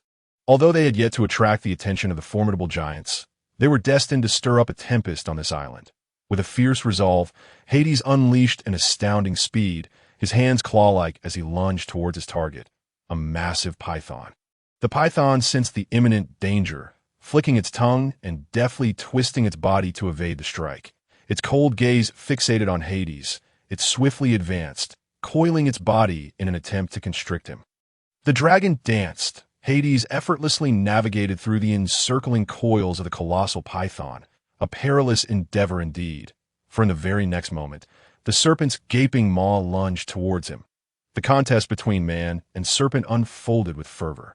The ferocious beasts of the Kronos kingdom paled in comparison to those inhabiting this island. Even a chance encounter with a single beast proved to be a formidable challenge. Hades, utilizing his swiftness in the air, triumphed over the pterosaur, yet against the remarkably agile python, he could not exert the same overwhelming dominance. The clash between man and serpent was intensely fierce, particularly in their entanglements, where Hades' serpentine movements met the python's instinctual bursts and constricting prowess. Unlike Hades, who consciously honed his combat techniques, drawing wisdom from the postures of the beast to refine his martial arts, the Titan was left with but one pursuit: to engage in relentless combat, bearing a burden akin to Hades, if not heavier, as he challenged beast after beast to augment his strength, ultimately consuming them. The Titan's gaze was imbued with a ravenous greed, a gluttonous instinct for the fruits of the devouring. To him, these beasts were mere delicacies, and by feasting upon them, he would bolster his own might. The very bones of the beast contained substances that he could absorb, integrating them into his physique to fortify his skeletal structure. Even the essence of these beasts would serve to amplify his ferocity. With such intentions, the Titan embarked upon his quest. His approach to combat was starkly straightforward, appearing less perilous than Hades. Armed with a defense forged from an amalgamation of rare metals, he charged directly at any beast he encountered, many of which, despite wielding armed hockey, found it impossible to breach the Titan's defenses. Their strength and the quality of their armed hockey fell short. Even if they managed to inflict damage, it amounted to mere trifles. With the regenerative capabilities of the devouring fruit, he could swiftly recover. In fact, by consuming the carcasses of several beasts, he could rapidly transform them into energy and vitality to replenish his own reserves. Hades' development of the life-stealing abilities inherent in the death fruit was inspired by the Titan's prowess. With such capabilities, one could assert that the Titan possessed boundless stamina, capable of outlasting any adversary. Indeed, one after another, the beasts fell before him, instilling in the Titan a profound sense of confidence. Unfamiliar with the depths of this island, he perceived the beasts of Beast Isle, though fearsome, as merely ordinary. Brimming with confidence, the Titan ventured deeper into Ruskena Island, only to find himself suddenly engulfed in the tumult of a confrontation between two beast kings. His abrupt intrusion captured the attention of both rulers, who were taken aback that any fool dared to linger in such a battleground. In unison, both Titans unleashed their terrifying armed hockey, their formidable auras overflowing, and before the Titan could draw near, he was subjected to a harrowing baptism of power. The collision of their hockey produced a shockwave that left the Titan dazed, even injuring him internally. Terrified, he fled. Nyx, too, came to a sobering realization of the island's dreadfulness. As it was her first visit in the vast expanse of the New World, she had never encountered an island where all beasts wielded armed hockey. Some even possessed the rare ability of observation hockey, making them exceedingly difficult for her to confront. Moreover, the island's resilience was impressive, enduring the ravages of so many beasts without succumbing. Nevertheless, surviving on this island was a trivial matter for her. The powers of the night fruit allowed her to remain concealed in shadows, rendering detection by these beasts nearly impossible. Her sole mission was to safeguard Hades and the Titan, rescuing them when danger arose. In truth, it was Hades who required the most protection. Unlike the Titan, who boasted formidable defenses, Hades needed only to prepare some corpses of beasts in advance to replenish his stamina, akin to possessing an inexhaustible supply of restorative potions.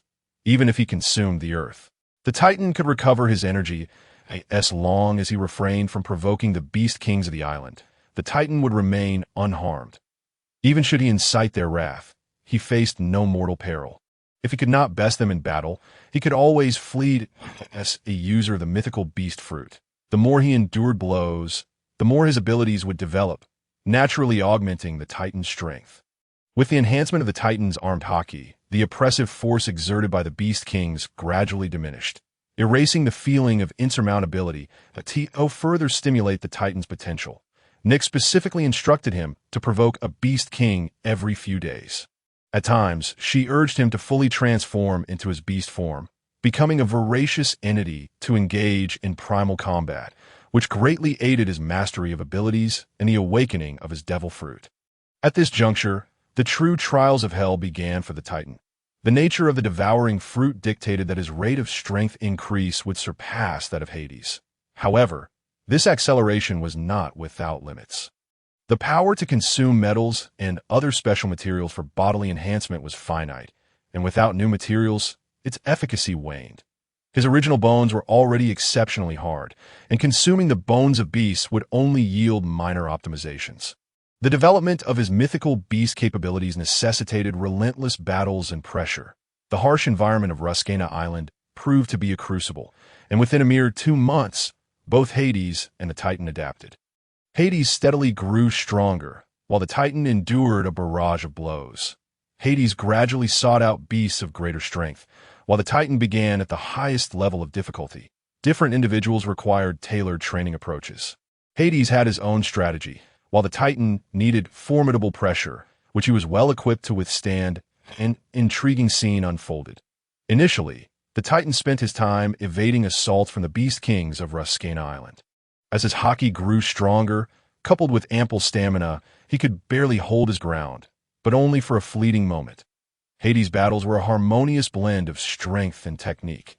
As his power increased, he vanquished ever stronger beasts, absorbing their virtues. Throughout this time, Hades remained committed to honing his chi in the face of 48 adverse environments. He found himself more attuned to the grandeur of nature. Listening to the breath of all living things. 2 years passed. Boom! Confronting one of the mightiest beast kings on the island, Hades remained composed in the presence of the colossal ape he first encountered. With his iron fists enveloped in the formidable aura of haki, he unleashed a terrifying power. Such a monstrous entity required no precise manipulation to manifest the external application of haki, due to their immense vitality. The haki of these beast kings was remarkably dense, and even if some of it was squandered, the cost was entirely bearable. Merely being touched by the fluctuations of this haki could inflict severe damage. However, Hades was no longer the person he had been 2 years prior. His strength had undergone a remarkable transformation, although he could not yet match the physical resilience of these titanic beasts, which had been honed through years of haki refinement. And despite his powerful haki being insufficient to bridge the gap between them, Hades possessed astonishing lethality thanks to his mastery of internal destruction techniques and inch power. His elevated martial skills enabled him to contend with one of the strongest monsters of Ruskena, skillfully evading the ape's frenzied assaults. Hades deftly maneuvered past the externalized haki with each encounter. The further the haki radiated outward, the weaker its potency became, allowing Hades to seize the precise range where his own haki could effortlessly withstand that of the ape without hindering his mobility. His mastery of the dragon dance, a martial art rooted in paper drawing and Tai Chi's force-dissipating techniques, showcased remarkable efficacy both on land and in the air. They were indeed old adversaries. And Hades always eluded the ape's attacks, like an agile eel. Nevertheless, he did not underestimate this awakened beast with its keen perception of haki. In direct confrontations, Hades found himself at a disadvantage, as his haki intensity was not on par with that of the ape. While battle could enhance one's haki, there remained an inherent limit to its amplification, which could not be infinitely increased. Ultimately, it required a solid foundation of physical strength. Coupled with the ape's colossal form, robust physique, and vitality, Hades' techniques of internal destruction and inch power could only inflict limited damage. Facing the giant, Hades could not remain perpetually defensive. He had to demonstrate the clash of strength to defeat it. Relying on his force-dissipating techniques, he sought to minimize the impact of the ape's attacks with each collision, rendering it incapable of unleashing its full might while simultaneously alleviating the pressure on himself. The giant sensed a peculiar frustration, feeling its strength was rendered useless, yet it lacked a countermeasure, proving to be exceptionally troublesome. Hades did not employ physical techniques to dissipate force. That would be akin to confronting the ape's fist head-on, which was hardly feasible. The armored giant would not be swayed by such trivial techniques. The true power Hades wielded was the flowing haki, an extraordinary force under his command, that be why harnessing its malleable properties to their fullest extent. He weakened the giant's assault while avoiding harm to himself. Should Hades seize an opportunity, he could inflict wounds upon the beast, allowing for a fluid transition between offense and defense. The complete amalgamation of these two combat styles seamlessly integrated into Hades' fighting system. Embodying his understanding of the path of balance, that a seeker of perfection, he reflected on his father Waiji's formidable strength, which ultimately led to his sacrifice. Were Hades to face a similar predicament, what would he do? 8 extremes. Dragon Tooth. Evasion from the ape's punch allowed Hades to exploit its momentary lapse, as 5 crimson flashes streaked through the air, and he tore into the giant's robust back, since attaining the ability to listen to the breath of all things. Hades could be considered a swordsman in a certain sense. He had dabbled in swordsmanship, and the technique known as sword flash had fused into his claw techniques. Roar. The giant, feeling the pain, twisted its body while its right arm swung towards Hades like a steel pillar. Hades deftly stepped into the air, lightly tapping the giant's sweeping arm and evading the strike. With a graceful turn in midair, he unleashed a powerful kick. Hades reappeared before the giant, his right foot charged with formidable energy. 8 extremes. Razor. A silver crescent sliced through the air, leaving a ghastly gash across the giant's visage. When engaged in direct confrontation, Hades employed his force-dissipating techniques to weaken the assault. Typically, he would evade and seek an opportunity to counterattack. This was Hades' secret to victory. The battle gradually fell into his rhythm. The giant was unable to unleash its full potential, as though it were being toyed with by Hades. Dragon Dance. 8 extremes. Falcon. Dragon Dance. 8 extremes. Hurricane. Power Kick. 8 extremes. Whale Strike. Over the past 2 years, Hades had crafted a formidable martial art grounded in the 8 extremes fist encompassing claw, punch, and kick techniques, with some lesser-used elbow and shoulder strikes. The cumulative damage inflicted by inch power and internal destruction techniques continued to escalate. Boom! With the final punch, delivered by Hades, the colossal form of the Beast King of Ruskena Island finally succumbed to the ground. Its entire body was drenched in blood, especially the scabs formed from its potent life force that had healed its wounds. Hades let out a slight sigh, his expression remaining unchanged. This was not an achievement worthy of boasting, for he had accomplished it 2 months prior. At the age of 14, Hades was undoubtedly a monster in his own right. Yet before the Beast King of Ruskena Island, his fearsome physique did not confer him any advantage, as the limitations of his age meant his physical potential had not yet fully unleashed.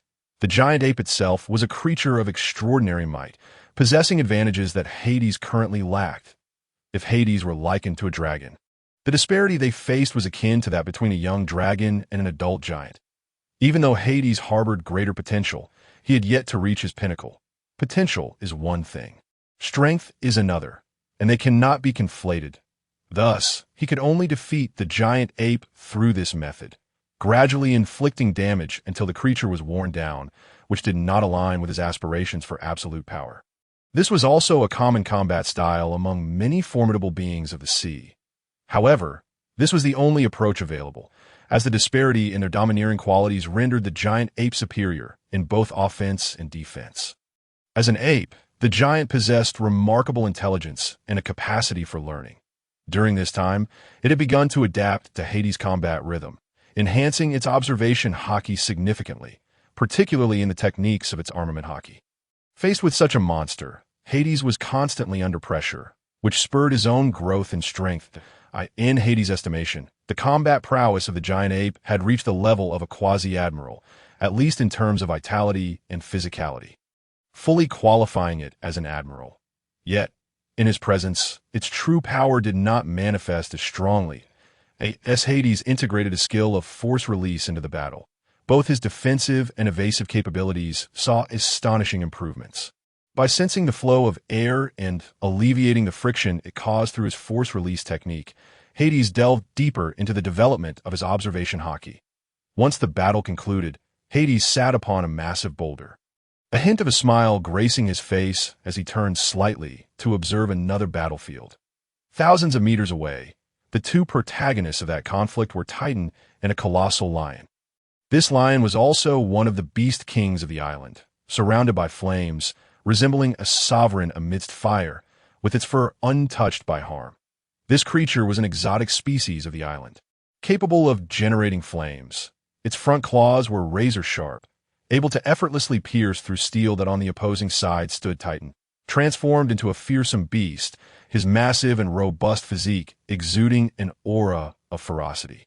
His head, grim and deep like a black hole, possessed two additional eyes nestled beneath his armpits that a pair of thick, curved horns resembling those of cattle and sheep crowned his head.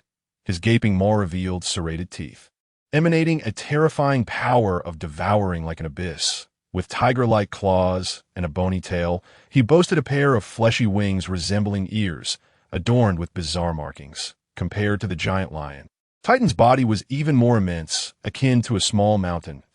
In the primal clash, he was completely immune to the lion's flames, maintaining an absolute advantage. With a larger form, greater physique, and enhanced strength, Titan's armament hockey was on par with that of the lion. His application of techniques was even more formidable. Such a conclusion had been predetermined from the outset. Titan's strength escalated rapidly, propelled by the development of his devil fruit, immense pressure, and relentless combat, facilitating a comprehensive enhancement. Initially, Titan endured a barrage of blows, learning through punishment before retaliating, challenging, being defeated, and fleeing. This cycle repeated itself endlessly. Throughout this process, bolstered by the power of his time-at fruit, Titan's physical potential surged with age. His body's resilience and the rate of his armament hockey's enhancement far exceeding Hades' progress. His formidable recuperative abilities rendered him as unyielding as an indestructible cockroach. The battles in his fully transformed beast state against the Beast Kings often began with him being mercilessly pummeled. However, he seldom encountered life-threatening risks, which only encouraged him to remain audacious. After being vanquished, Titan frequently lay motionless, allowing the Beast Kings to strike him. Yet these kings could not slay Titan due to his terrifying defenses and recovery. The typical outcome was that they would exhaust themselves in the futile endeavor, cursing as they departed. The following day, Titan would return fully rejuvenated to challenge them once more. Thus, he had essentially challenged all the Beast Kings on the island. Gradually earning their recognition at the tea times, they would even band together to confront him. Yet Titan remained unfazed, for his strength had only grown, and with the development of his abilities, his defenses had further strengthened. As had his physical fortitude and the quality of his his power increased, Titan gradually began to counterattack, defeating these island beast kings even before Hades did. Throughout this process, Titan refrained from utilizing the toxic mist of his time-at fruit or the malevolent aura he had mastered. Similarly, Hades did not employ the powers of the death fruit or the fierce god aura he had also grasped, which could be combined with hockey to enhance both defense and destructive capabilities, or with Conqueror's hockey to amplify its psychological impact. The devilish sound Douglas Barrett's Conqueror's hockey, akin to that of an Azura, was the result of merging with ghostly energy. This was a battle of overwhelming dominance. Soon, the giant lion was defeated, bowing its proud head to Titan. Titan swiftly reverted to his human form, standing over 6 meters tall, with thick black hair cascading over his shoulders, exuding a terrifying aura of menace. Hades observed with satisfaction, recognizing that Titan's strength surpassed his future pinnacle of combat power. Titan's increasing might was undoubtedly a boon. Simultaneously, Hades held absolute confidence that he would soon surpass him. After all, when it came to actual combat, The outcome remained uncertain. 2 years' time has been ample for Hades to delve deeply into the capabilities of the death fruit. Unlike others who merely fumble about, Hades possesses a clear understanding of how to develop these powers and the direction to take, never falling into confusion. Although he refrains from utilizing his abilities in combat, countless fierce beasts have perished at his hands during the process of fruit development. In one corner of the island lies a desolate wasteland, devoid of any life. A true forbidden zone. As Hades peruses the intelligence report in his hands, he recognizes it as a communication from the Kingdom of Kronos. It contains updates on the kingdom's internal progress, the situation regarding the rebel forces of the world government, and various intelligence regarding the Rock's pirates and the Navy. Periodically, such documents appear in a modest cabin where Hades often retreats. He has a target in mind regarding who might be responsible for this. There is but one individual in the Kingdom of Kronos capable of such feats. The kingdom's development is proceeding remarkably well, with significant achievements in agricultural reform and the establishment of a transportation network already becoming apparent. The mechanization of agricultural production is flourishing, drawing inspiration from the methods of the beautiful country. And the fabrication of such machinery poses little challenge for the Kingdom of Kronos. In fact, a batch of these machines was constructed even before Hades' departure.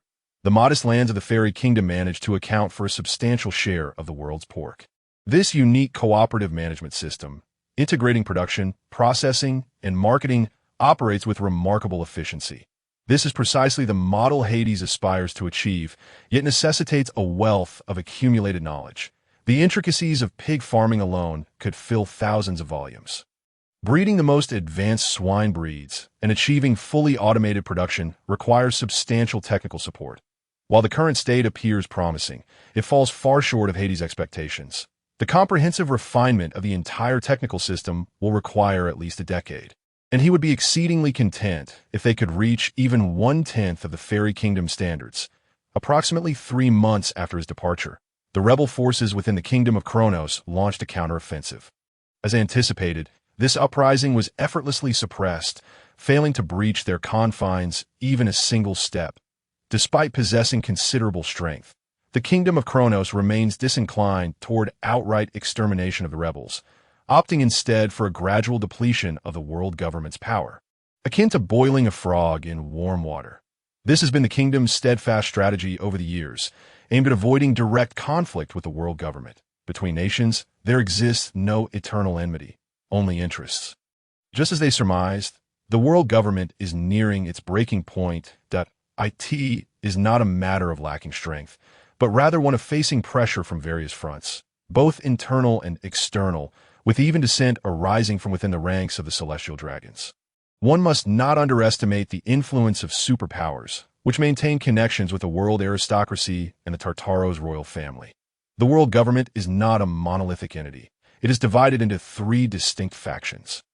The first is the conventional notion of the world government, represented by the 5 elders, each an elite among the celestial dragons. From a young age, they receive the highest caliber of education, tutored by the finest instructors across various fields.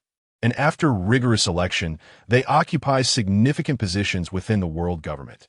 The second faction comprises the Celestial Dragon Council, representing the broader interests of the celestial dragons.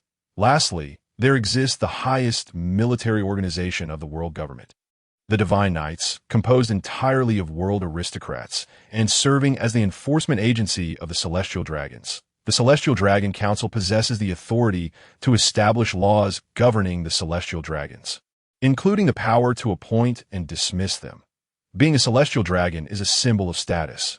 Once the overwhelming majority of the council approves, they can issue a document conferring celestial dragon status. Holding such a document signifies eternal membership within the ranks of the celestial dragons, granting one the privileges of the world aristocracy. However, this does not guarantee that their descendants will inherit the title. Upon the holder's death, the document is rendered void.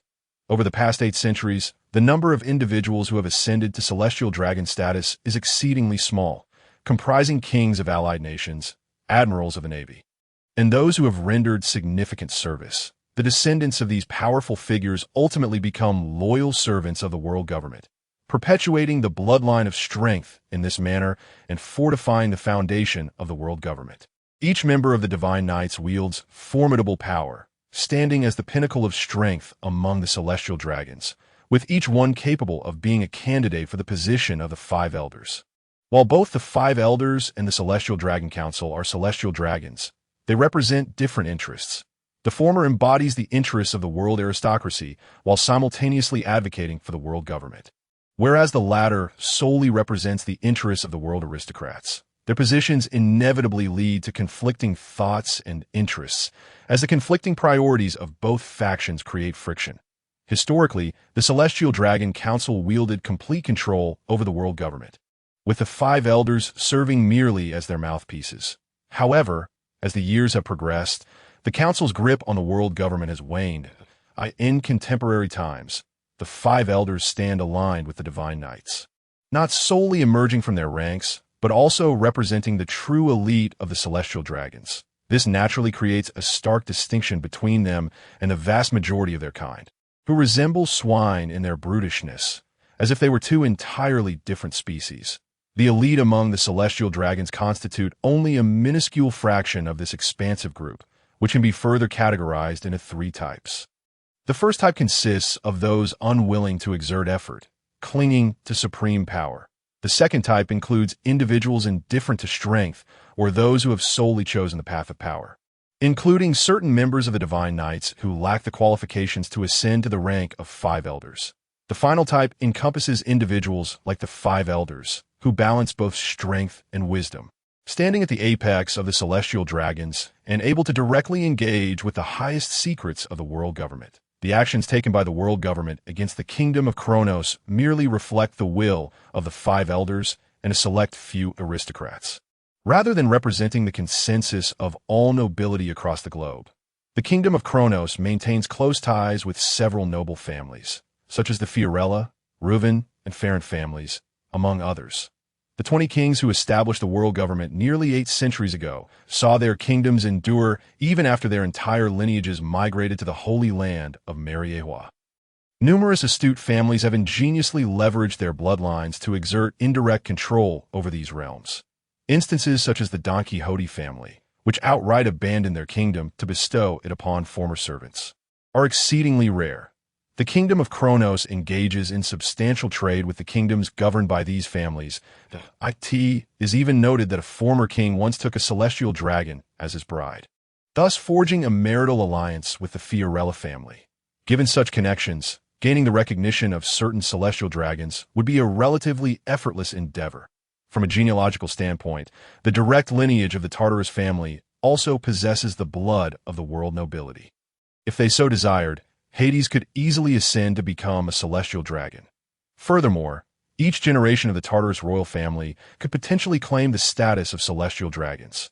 While this may seem somewhat exaggerated, the kingdom of Kronos indeed possesses such formidable capabilities, and the Tartaros family wields considerable influence. This is a promise once extended to the kingdom of Kronos by certain world nobles, serving as a potential escape route, albeit one that might require certain sacrifices. However, they are unlikely to pursue this course of action, especially considering that the circumstances have not yet reached a critical level. Even if they were to aspire to become celestial dragons, it would necessitate the entire Tartaros family achieving that status, thus forming a new lineage of celestial dragons. Such a scenario is expressly forbidden by the laws governing the celestial dragons, which unequivocally state that the 20 royal families that establish the world government hold hereditary rights that are immutable and unalterable, with no provisions for expansion. Consequently, the kingdom of Kronos has never feared provocations from the world government, as a superpower inherently possesses such confidence. Moreover, the Tartaros families standing among the world nobility is limited, facing considerable opposition. Over the past 8 centuries, divisions among the various celestial dragon families have inevitably led to disparities in their fortunes. Some remain robust, even thriving further, while others have weakened, relegated to the lowest echelons of nobility. For the Tartaros family, which holds power comparable to that of the world aristocrats, there exists a profound sense of aversion and fear towards such dynamics. The numerous formidable superpowers roaming the seas are both coveted and feared by the world government. Ironically, While the world government seeks to garner the strength and support of these superpowers to mitigate a significant threat, it finds itself unable to offer them what they truly desired. It is essential to recognize that nearly 8 centuries ago, the kingdoms that formed the world government were, in terms of basic power, generally inferior to the kingdom of Kronos. Many could only be classified as strong nations, merely thriving during a period when the kingdom of Kronos chose to remain an observer. Their decisive actions allowed them to become the most illustrious members of that era, establishing an enduring legacy. Upon receiving this news, Hades was utterly astounded, unable to fathom that in merely 2 days, he could ascend to the status of a celestial dragon, a prospect tantalizingly within his grasp. Nevertheless, he would not pursue this path, for it was deemed unnecessary. To the Tartaros family, this was merely a contingency plan. Nothing more. Meanwhile, the Rocks Pirates, led by Shiki and Edward Newgate, had officially risen to prominence, beginning to make their mark upon the New World a year prior. At the tender age of 15, the formidable steel balloon Charlotte Linlin had joined the Rocks Pirates. With her inherently terrifying physique and domineering strength, she emerged as a new star alongside Shiki and Edward Newgate within the crew. The Navy, not to be outdone, had also unveiled its own youthful faces. The Iron Fist Garp and the formidable Sengoku, who had consumed the mythical Zoan devil fruit granted by Steelbone Kong. The Crane, too, began to carve her name into the annals of the New World. Each of these young commanders showcased remarkable strength and intellect, signaling that the conflict between the Navy and the Rocks Pirates was poised to reignite. The protracted war from years past remained etched in the memories of many. The perfume-laden ship, Snake of the Sea, docked at the shores of Ruskena Island, where Hades and Titan awaited its arrival. Their mother, Nyx, had departed 6 months prior, having realized that Titan and Hades were no longer in peril on this island, and that powerful allies were covertly safeguarding them. With her concerns for Hades' safety alleviated, she had matters to attend to. She sought to pave the way for Hades, endeavoring to find a suitable partner for him. This latter pursuit, albeit somewhat unorthodox, was all the more pressing as Hades matured, with Titan by his side and elite protectors hidden in the shadows. As a mother, Nyx felt her ability to assist Hades was limited, and thus she could only extend a meager hand in the search for devil fruits and a daughter-in-law who would meet her approval to Hades' father. The Grim Reaper YEG had established an organization that amalgamated intelligence and assassination during his maritime adventures prior to the formation of the Rocks Pirates. YEG concealed his identity while clandestinely overseeing this entity, known as the Knight. Even after his demise, the organization did not dissolve. Rather, it thrived under the covert support of the Tartaros family. Today, control of this organization rested in Nyx's hands. After nearly 2 decades of development, the Knight could be classified as a minor assassin organization within the New World, with its assassins not particularly formidable, having once successfully eliminated a pirate with a bounty nearing 40 million berries. Although primarily an assassin group, its main thrust lay in intelligence gathering, a fact obscured from the public eye. Moreover, the Knight had garnered a modicum of renown in the first half of the Grand Line, especially when compared to the relatively weaker forces of the Four Seas and the earlier sections of the Grand Line. Nyx utilized the Knight to establish covert communications with the Kingdom of Kronos, seeking devil fruits, planting informants, and acquiring intelligence. The Knight also held a stake in the underworld. Hades harbored no particular interest in assassination. The Knight was initially founded to embed a foothold within the underworld, bolstering the intelligence capabilities of the underworld. Over the years, while it could not rival those forces with formidable backing and centuries of history, the Knight had nonetheless seen growth. Hades was unaware of his mother's current endeavors. Yet he found himself somewhat at a loss when she indeed brought forth 2 elven maidens from an alien race. The elven race, also known as the Sharpeers, is a rare group, renowned for their beauty. The elven maidens once possessed a kingdom, but gradually dwindled in number due to rampant slave hunting, now virtually vanishing from the seas. The entire elven race concealed themselves within a mysterious island known as the Emerald Forest. The Emerald Forest, situated in a perilous maritime region with extreme climatic conditions and formidable guardians, deterred most hunting parties, many of whom were obliterated by nature before even locating it. Every decade or so, however, fortune favors a few who manage to capture elven maidens, prompting fierce competition upon their emergence. Each elven maiden could fetch a price comparable to that of a mermaid, for rarity begets value. Perhaps, having previously sought information about this ocean's unique races, Hades inadvertently led his mother to believe he had an affinity for such beings. In response, Hades could only declare his innocence in this matter. Yet, it must be acknowledged, they were indeed enticing. After all, Hades had entertained thoughts of collecting such treasures. Nyx, being Hades' mother, quickly discerned his inclinations. Upon further investigation, she discovered that these two elven maidens had inadvertently fallen into the clutches of slavers. But upon receiving word of their plight, she rescued them. As for the informants, those privy to the information had mostly been silenced, rendering the news nearly impossible to disseminate. Since Hades' maturation, Nyx had resolved to operate from the shadows, aiding Hades in managing the influence and intelligence of the underworld. Especially with the impending journey to the Rock's pirates, Hades required a certain degree of support. As she departed, Nyx also took Ananke with her. For Ananke, strength was not a prerequisite.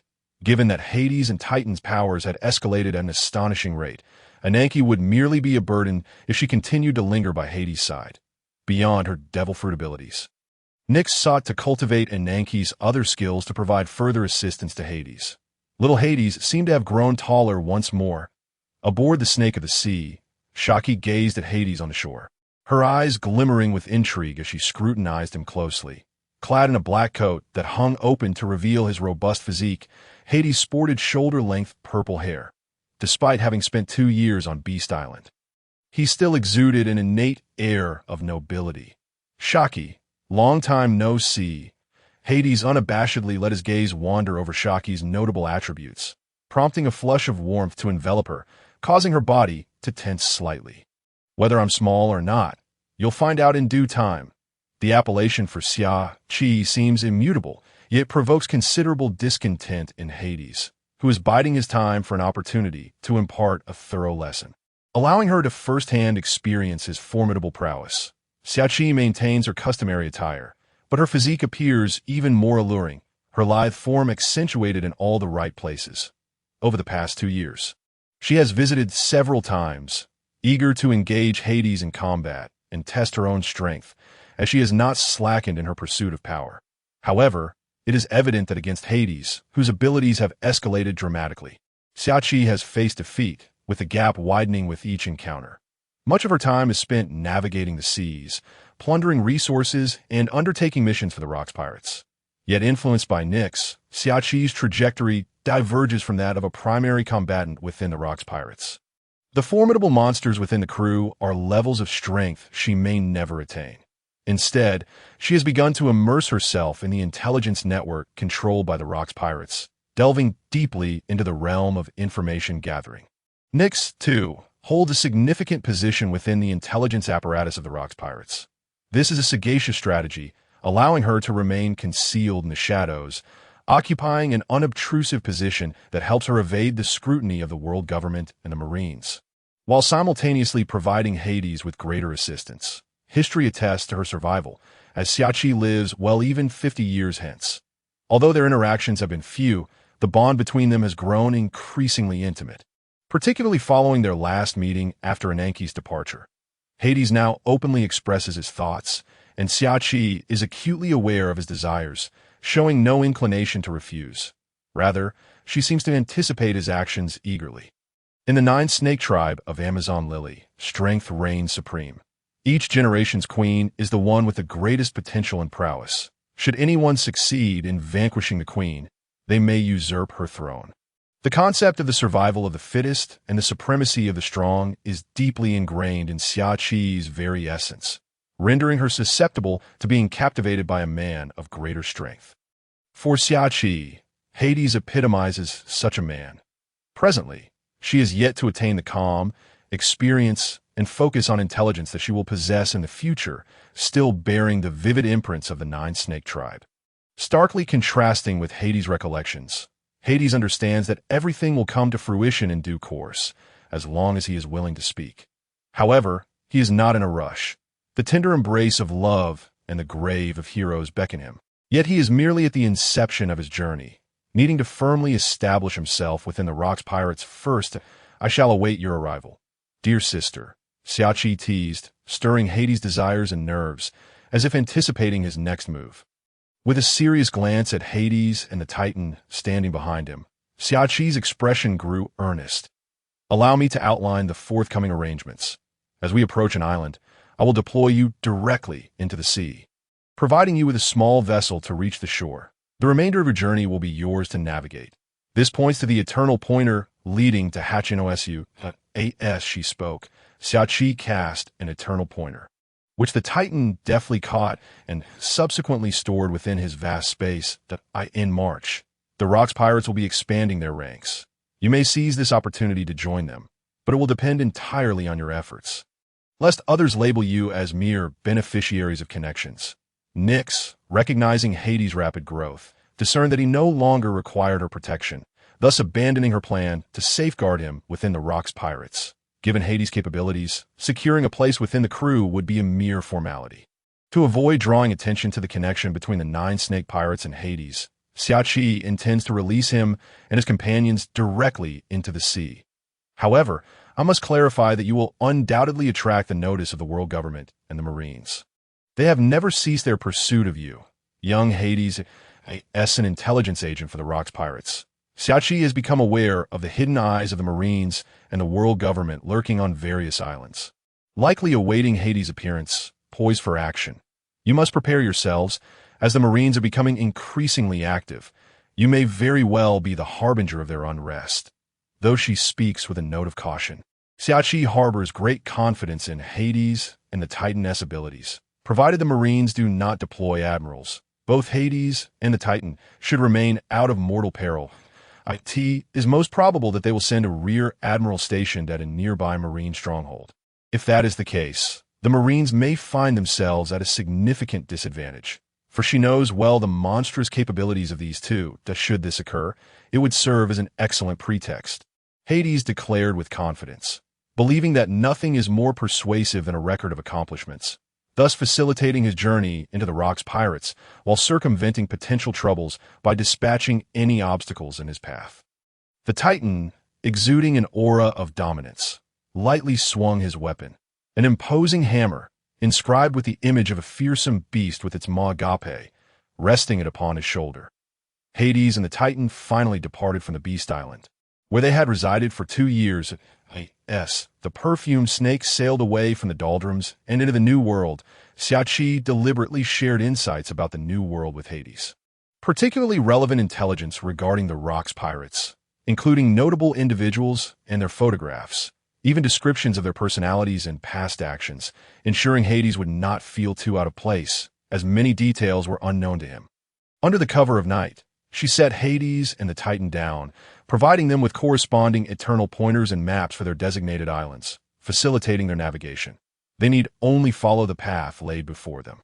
She harbored no concerns over whether such a small vessel could withstand the harsh conditions of the new world, with one possessing the ability to fly and the other capable of running through the air.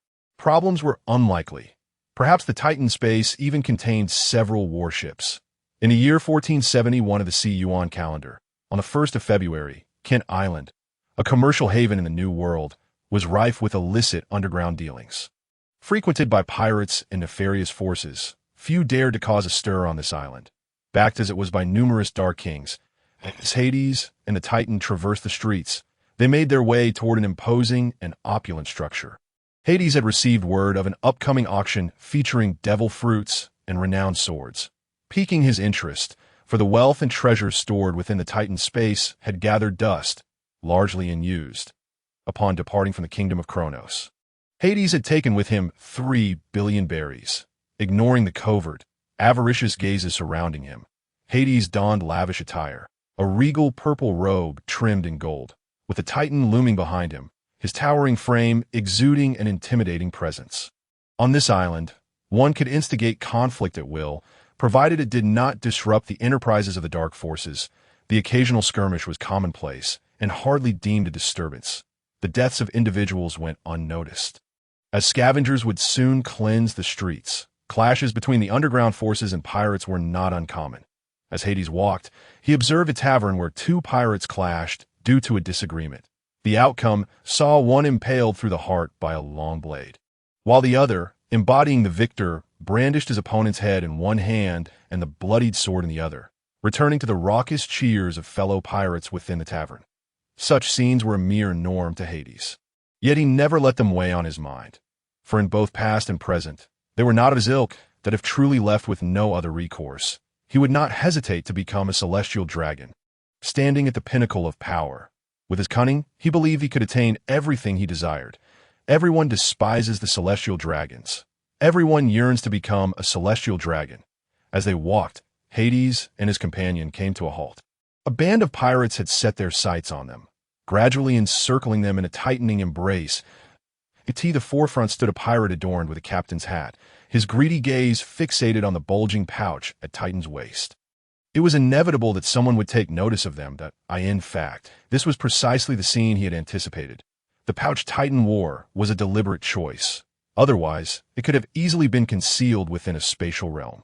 The gleaming gold, barely concealed, radiated a dazzling light that stirred the hearts of onlookers. Hades had been waiting for this moment, ready to attract attention through the display of his might, heralding his emergence. The only thing capable of swiftly captivating the pirates was visible wealth. Few were aware of them, and even fewer could recognize Hades by appearance.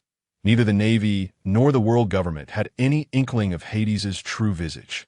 His existence had long been an absolute secret. The Rock's pirates were no exception. Apart from his mother, Nyx, and members of the Nine Snake Pirates, hardly anyone knew him. Those familiar with Jaeger might deduce Hades's identity upon seeing him. They say that one reaches the pinnacle upon debut.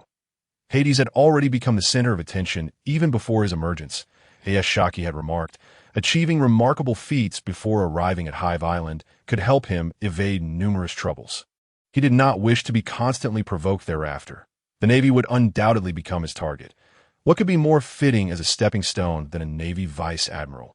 Perhaps the Navy and the world government were unaware of Hades's appearance. But the emblem representing the Tartaros family was utterly unique. With a legacy spanning over 1,000 years, it symbolized the Tartaros family, featuring a 9-headed dragon encircling a solitary throne, illuminated by the sun and moon. A family crest is an emblem of lineage, and none would dare to forge it. Any such attempt would invite the wrath of the Tartaros family. The elegant robes bore the insignia of the Tartaros family on their shoulders. To those unfamiliar with the vastness of the sea, the pirates might not even regard such matters with significance. This was also why those who possessed a family crest were often nobles. With the Tartaros family undeniably positioned at the pinnacle of nobility in the world, they ranked just below the celestial dragons, who were referred to as the world's nobility. The world government and the Navy would swiftly deduce Hades's identity. At that point, they would act as anticipated, dispatching a Navy vice admiral to apprehend them. As for the admirals of the Navy, they were not yet a consideration. Currently, the New World boasted 2 admirals. Pial was stationed at the G1 fortress, the closest to the Red Line, while Davis held his post at G5, that according to intelligence, he was pursuing a notorious pirate with a bounty nearing 400 million berries. Located over 10 sea regions away from Hades, to reach him would take at least 3 days. Given this time frame, Hades would have long departed. The Taki-Taki fruit granted him the ability to fly, albeit at a slow pace. Thus, the Navy would have no choice but to deploy personnel from the fortress situated a few sea regions away from Hades's island. Point 1 must commend the Navy's efficiency. Once a course of action was decided upon, with the backing of the world government, they acted swiftly. During Hades's 2-year sojourn in Ruskina Island, he expanded his influence in the New World, revitalizing his presence there. The current Navy structure was vast. Beyond the headquarters, there existed a total of 46 Navy fortresses worldwide. The G1 to G5 branches in the New World had seen the establishment or reconstruction of 13 additional fortresses.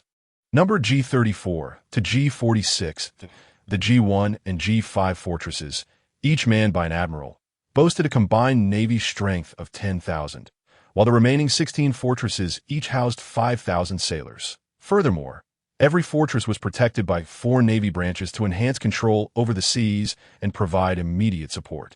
Each fortress was overseen by a Navy vice admiral, with each branch managed by officers of the rank of Commodore or Rear Admiral. Collectively, the Navy fortresses harbored a total of 100,000 sailors. And with the New World Navy branches safeguarding them, the overall number was approximately quadrupled, with each branch hosting 1,000 sailors. Alongside all other personnel, it appeared that the Navy had deployed nearly 200,000 sailors in the New World. In recent years, apart from conscription, with the endorsement of the world government, Marshal Black had also transferred a significant number of elite forces from the relatively stable Four Seas, including 20 officers with vice admiral rank. Comprising governors from the Four Seas, numerous commodores and rear admirals were swept up in this operation, effectively consolidating the Four Seas leadership into the Navy headquarters and the New World. They had no room for refusal. As they were internally divided into various factions with their own interests, yet externally they all shared a common identity. The Navy. Many individuals have joined the Navy in pursuit of justice. The Navy has concentrated the majority of its forces in the New World, seemingly prepared to confront the Rocks pirates. However, not all of them are elite. What is referred to as the Navy's elite comprises only a quarter of their ranks. A significant portion of the Navy consists of mere numbers, accurately described as cannon fodder recruits, trained rapidly through a mentorship system to develop combat capabilities. Many of these sailors were newly enlisted during the period of military expansion or were directly reassigned from the Four Seas. The vastness of the Four Seas hosts a considerable number of naval personnel. In the impending conflict, survival alone will undoubtedly mark them as elite. This is a measure taken out of necessity in the face of the Rocks pirates' pressure. In terms of sheer numbers, the Navy's forces in the New World now approach 1/3 of the entire Navy in this era. The Navy has not reached the staggering figure of 1 million troops that surged in response to the age of exploration. Even the Army pales in comparison. It is noteworthy that the Army, tasked with guarding the Grand Line, boasts a formidable force of 300,000, safeguarding the various checkpoints connecting the Red Continent to the Four Seas. Yet, such a number appears inconsequential in the face of the vast Red Continent. Although the Army outnumbers the Navy, its overall strength cannot rival that of the Navy, whether in terms of individual prowess or high-end combat capabilities. In the first half of the Grand Line, the Navy's operational range is considerably broader than that of the New World, having established only 8 fortified naval bases, specifically the G6, G9, and G14, G17 branches. These naval fortresses are regarded as standard for vice admirals, each housing 5,000 personnel, with additional naval branches positioned strategically to provide support. The scale of the Navy's branches is somewhat smaller than those in the New World, with each branch comprising approximately 800 individuals. Including the remaining 100,000 troops of the Navy headquarters, the Navy in the first half of the Grand Line possesses over 160,000 personnel. The most substantial concentration of naval forces resides in the Four Seas, where the most influential faction is the Four Seas faction. Compared to the future, the current strength of the Four Seas Navy is vastly enhanced. Each maritime region is overseen by a naval governor of vice admiral rank, the legitimate controller of naval power within that expanse, while their strength may not measure up to that of an admiral. In terms of status, the naval governors stand equal to admirals. Each maritime region contains 5 naval fortresses and a governor's office, with the latter situated centrally and the former distributed across the 4 cardinal directions. Currently, the Four Seas Navy is remarkably formidable, possessing not only a naval governor but also multiple vice admirals. However, it is a fact that the Four Seas Navy is weaker than the Navy headquarters. Even in the future, although the gap is not as pronounced at present, due to the dominance of the Four Seas faction, the rank disparity with the Navy headquarters is a mere 1 level. Rather than the 3 levels observed later on, that a governor's office houses 10,000 sailors, while each fortress accommodates 5,000. Each maritime region typically boasts around 150 naval branches, with each branch consisting of approximately 500 personnel. However, due to reallocations from the Navy headquarters, each branch in the Four Seas has seen at least 200 sailors reassigned, leaving about 300 remaining. The manpower of the naval fortresses has also been reduced by at least half. Across the entire Four Seas, the Navy now stands at around 200,000 personnel, with many elites having been reassigned. It appears that Marshal Black has firmly resolved to suppress the Four Seas faction within Navy. With reasons that are difficult to refute, The comprehensive strength of the Rock's pirates grows increasingly terrifying, necessitating a united front from the Navy to counteract them. This is a strategic maneuver. The vast military force underscores the formidable influence of the Four Seas faction in this era, boasting at least 20 vice admirals, accounting for half of the Navy's high-end capabilities. While the Four Seas is rife with pirates and criminals, they remain suppressed by the Navy. However, the current strength of the pirates is not to be underestimated, as they manage to survive against the formidable Navy. With the Four Seas Navy significantly weakened, it is anticipated that pirates and criminals will become more active, leading to greater chaos in the region. This trend is already evident, as the elite forces of the Four Seas Navy continue to be drawn away to the New World. The Navy now possesses a staggering force of nearly 600,000 personnel. Excluding the vice admirals at the headquarters, the number of vice admirals stationed at the fortresses alone has reached 26. Although their strengths vary, such a number is undeniably substantial. The vacancies for vice admiral positions in previous years have afforded many within the Navy opportunities for advancement, not solely from the Four Seas faction. Among them are skilled individuals who have risen through the ranks of combat, especially under the deliberate support of Marshal Black and Admiral Steelbone for the younger Navy personnel. Regional distinctions have begun to dissolve, allowing numerous sailors to coalesce into a unified entity. Faced with formidable adversaries, they find themselves surrounded by comrades, instilling a sense of vitality within them. The Navy is no longer shrouded in the lethargy it once exhibited, forging a stronger collective force. Bloodshed, hatred, and battle are sufficient to overshadow various conflicts and contradictions. It is not entirely out of the question for CP0 agents to take action against Hades, though the likelihood is minimal. Coincidentally, the Vice Admiral stationed at G36 Fortress is named Vic. The desire for revenge is not one to be delayed, and Hades is keen to exact his vengeance upon this region near G36 Fortress.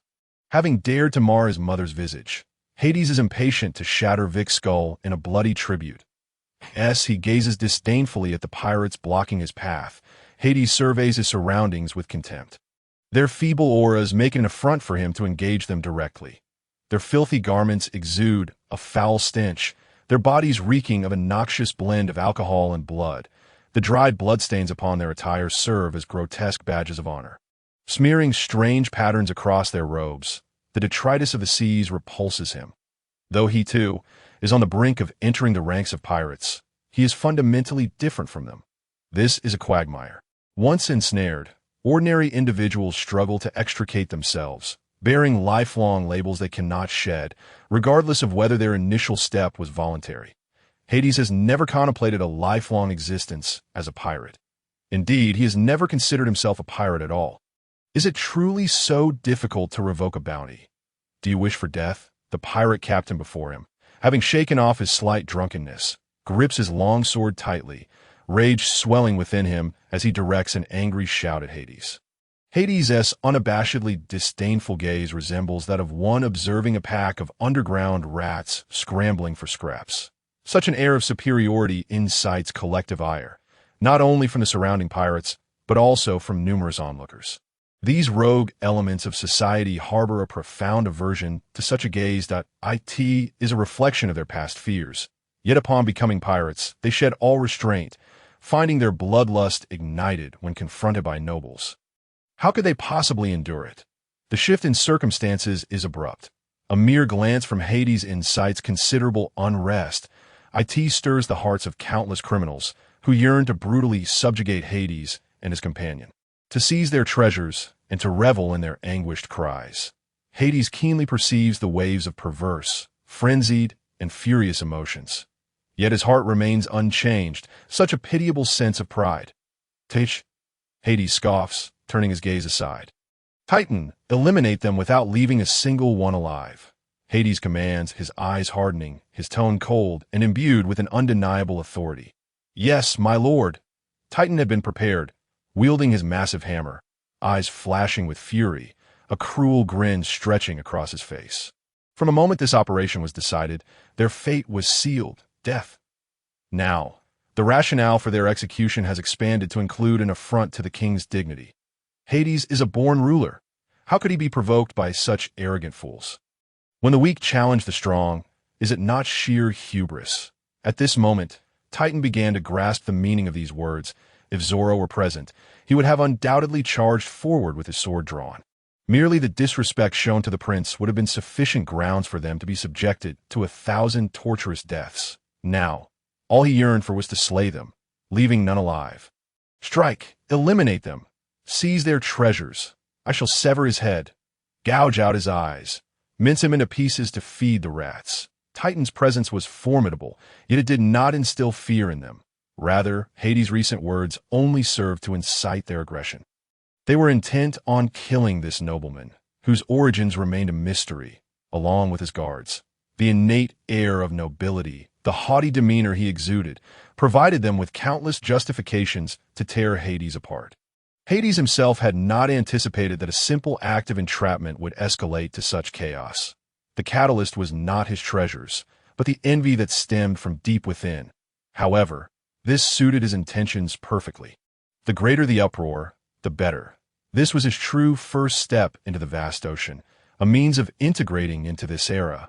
The expanding observation hockey had already detected the presence of figures resembling informants encircling the area, either observing or hastening towards this location. Amidst the multitude on the island, Hades accurately pinpointed their positions. He had no interest in uncovering their identities or affiliations. His only concern was to disseminate this information. Suppressing the urge to utilize the powers of the death fruit to reduce these remnants to mere bones, he could not deny that within Hades' body and soul lay an inherent desire for combat and destruction. Certain actions that were deemed impossible in a previous life now bore no consequence. The malevolence of humanity stirred restlessly. Before they could take action, Titan struck. His massive and heavy frame moved with surprising short-term explosiveness despite its lack of speed. The skies seemed to darken as Titan appeared before the pirates who had initially set their sights on Hades. With arms raised high, he wielded a colossal iron hammer that had seemingly materialized from nowhere. The hammer, with a handle measuring 1.5 meters and a diameter of 1 meter, swung through the air with an unmatched force, akin to a meteor plummeting from the heavens. A group of pirates stood frozen in shock, paralyzed by the thought of being struck by such a hammer. Yet, Titan's speed was too swift. They had no time to react. The massive hammer descended, tracing a beautiful arc through the air, heralding death. How utterly tiresome! You all deserve to perish, Titan bellowed, uninterested in the incessant prattle surrounding him, his arm muscles swelling dramatically, akin to an inflated balloon, sensing the impending chaos Titan's strike would unleash. Hades nimbly leaped onto the rooftop of a nearby building, watching with keen interest as events unfolded. Boom! Accompanied by the resounding crash of the hammer, the sound of shattering bones echoed. The ground fractured inch by inch, a web of cracks spreading outward in a dense pattern. The terrifying force created a small basin in the earth, centered around the hammer's impact, causing a 100-meter radius to sink deeply. The overwhelming power of the hammer's collision with the ground unleashed an expanding shockwave, resulting in a devastating torrent of air. The surrounding pirates and criminals stood no chance against such might, flung into the sky by the powerful shockwave.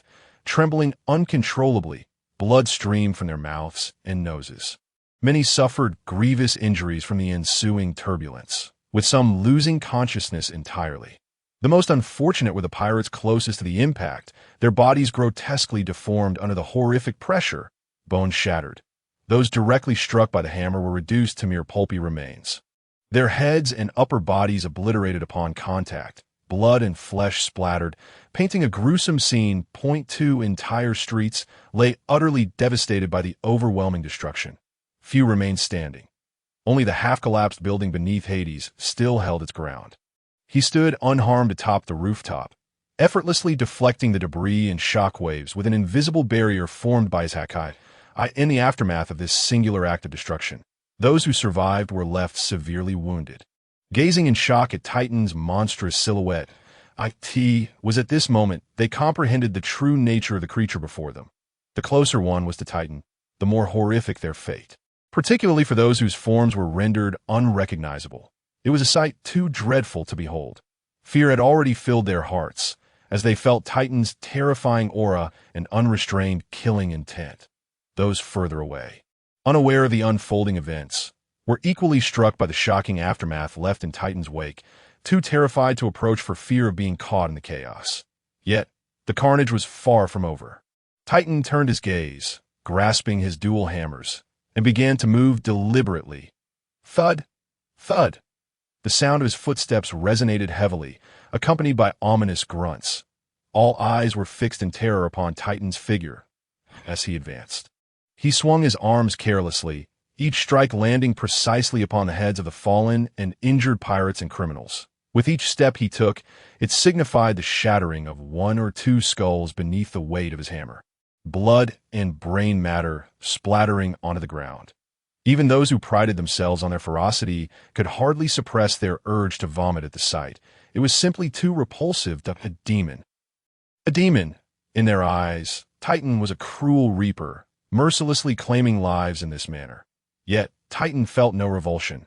Rather, he experienced a thrill that on Rusko Island, apart from nighttime, Titan and Hades typically operated separately. Disdaining the intricacies of cooking, Titan often resorted to consuming beasts raw to satiate his hunger, akin to a savage, merely requiring a sprinkle of seasoning. The powers of the gluttony fruit endowed him with formidable digestive capabilities. Rendering him impervious to any discomfort, he relished the sensation of a full stomach and rarely relied on his absorption powers to convert food into energy. Eating was a human instinct, and for Titan, an innate passion, further amplified by the gluttony fruit, which heightened his instinct to consume. Having feasted on countless beasts raw, Titan was utterly unfazed by such gruesome scenes. Run, run. Faced with Titan's relentless slaughter, the number of survivors dwindled rapidly. Their turn was approaching. Move now. Injured and drained of strength, they yearned to escape Titan's clutches that on the periphery, a handful of those still in good condition found themselves paralyzed, an invisible pressure rendering them immobile. Given that the order was to eliminate all, Hades would not permit anyone to escape. He had already mastered the ability to wield the Conqueror's Haki, exerting a powerful oppressive force that influenced their movements. Seizing this opportunity, Titan hastened his actions, shifting his focus from the wounded to the pirates who still had a chance to flee. Together with Hades' Conqueror's Haki, they systematically eliminated any possibility of escape. This was nothing short of a massacre, devoid of any capacity for resistance. Soon, only Hades and Titan remained standing in this area, while distant onlookers dared not approach. And no one would dare draw near at this moment. Hades quietly observed the hellish scene unfold, his heart devoid of any discomfort. Let us depart. Hades spoke calmly, stating that since the objective had been achieved, there was no reason to linger further. Upon hearing Hades' voice, Titan delivered a fatal blow to the last individual, dragging his blood-soaked twin hammers, for which crimson droplets continuously fell. Following in the wake of Hades, he moved away into the distance. Once the two had completely departed, the area remained shrouded in silence, with no one daring to approach. Even the scavengers, accustomed to the sight of corpses, hesitated, their arms trembling slightly, overwhelmed by the grotesque scene before them.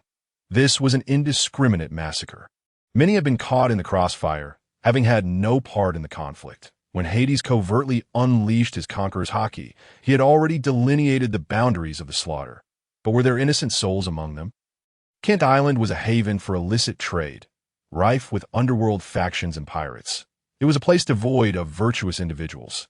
Even if there were civilians, they had either been slain or had fled to safer locales long ago. It was entirely possible that even the courtesans of the red light district had blood on their hands, holding the status of pirates. In Hades' eyes, there was no one on this island who was beyond the reach of death. Even the Navy, should they choose to act against this isle, would spare no one to die in this world. Apart from himself, the constraints of societal rules were virtually non-existent. True innocence would not fall victim to his wrath. Besides, the justifications for murder were abundant. After a considerable time, someone dared to cautiously approach this hell on earth. Did those two truly fear retribution for such a grand upheaval? Gazing at the already vanished figures, his voice trembled as he spoke that a substantial stretch of nearly 2 streets lay in ruins, much of it belonging to the underground factions, with the Dark King of the New World looming behind. The remaining structures, capable of operation on the island, were all subject to taxation by the island's overseer. Such significant losses would inevitably require someone to bear the consequences that it seemed that some had already begun to sense the opportunity, anticipating a reckoning for these two enigmatic figures. However, the terrifying combat prowess exhibited by Titan left many devoid of hope. Such a monstrosity might even intimidate the underground factions, and it was uncertain whether any force on the island could contend with them.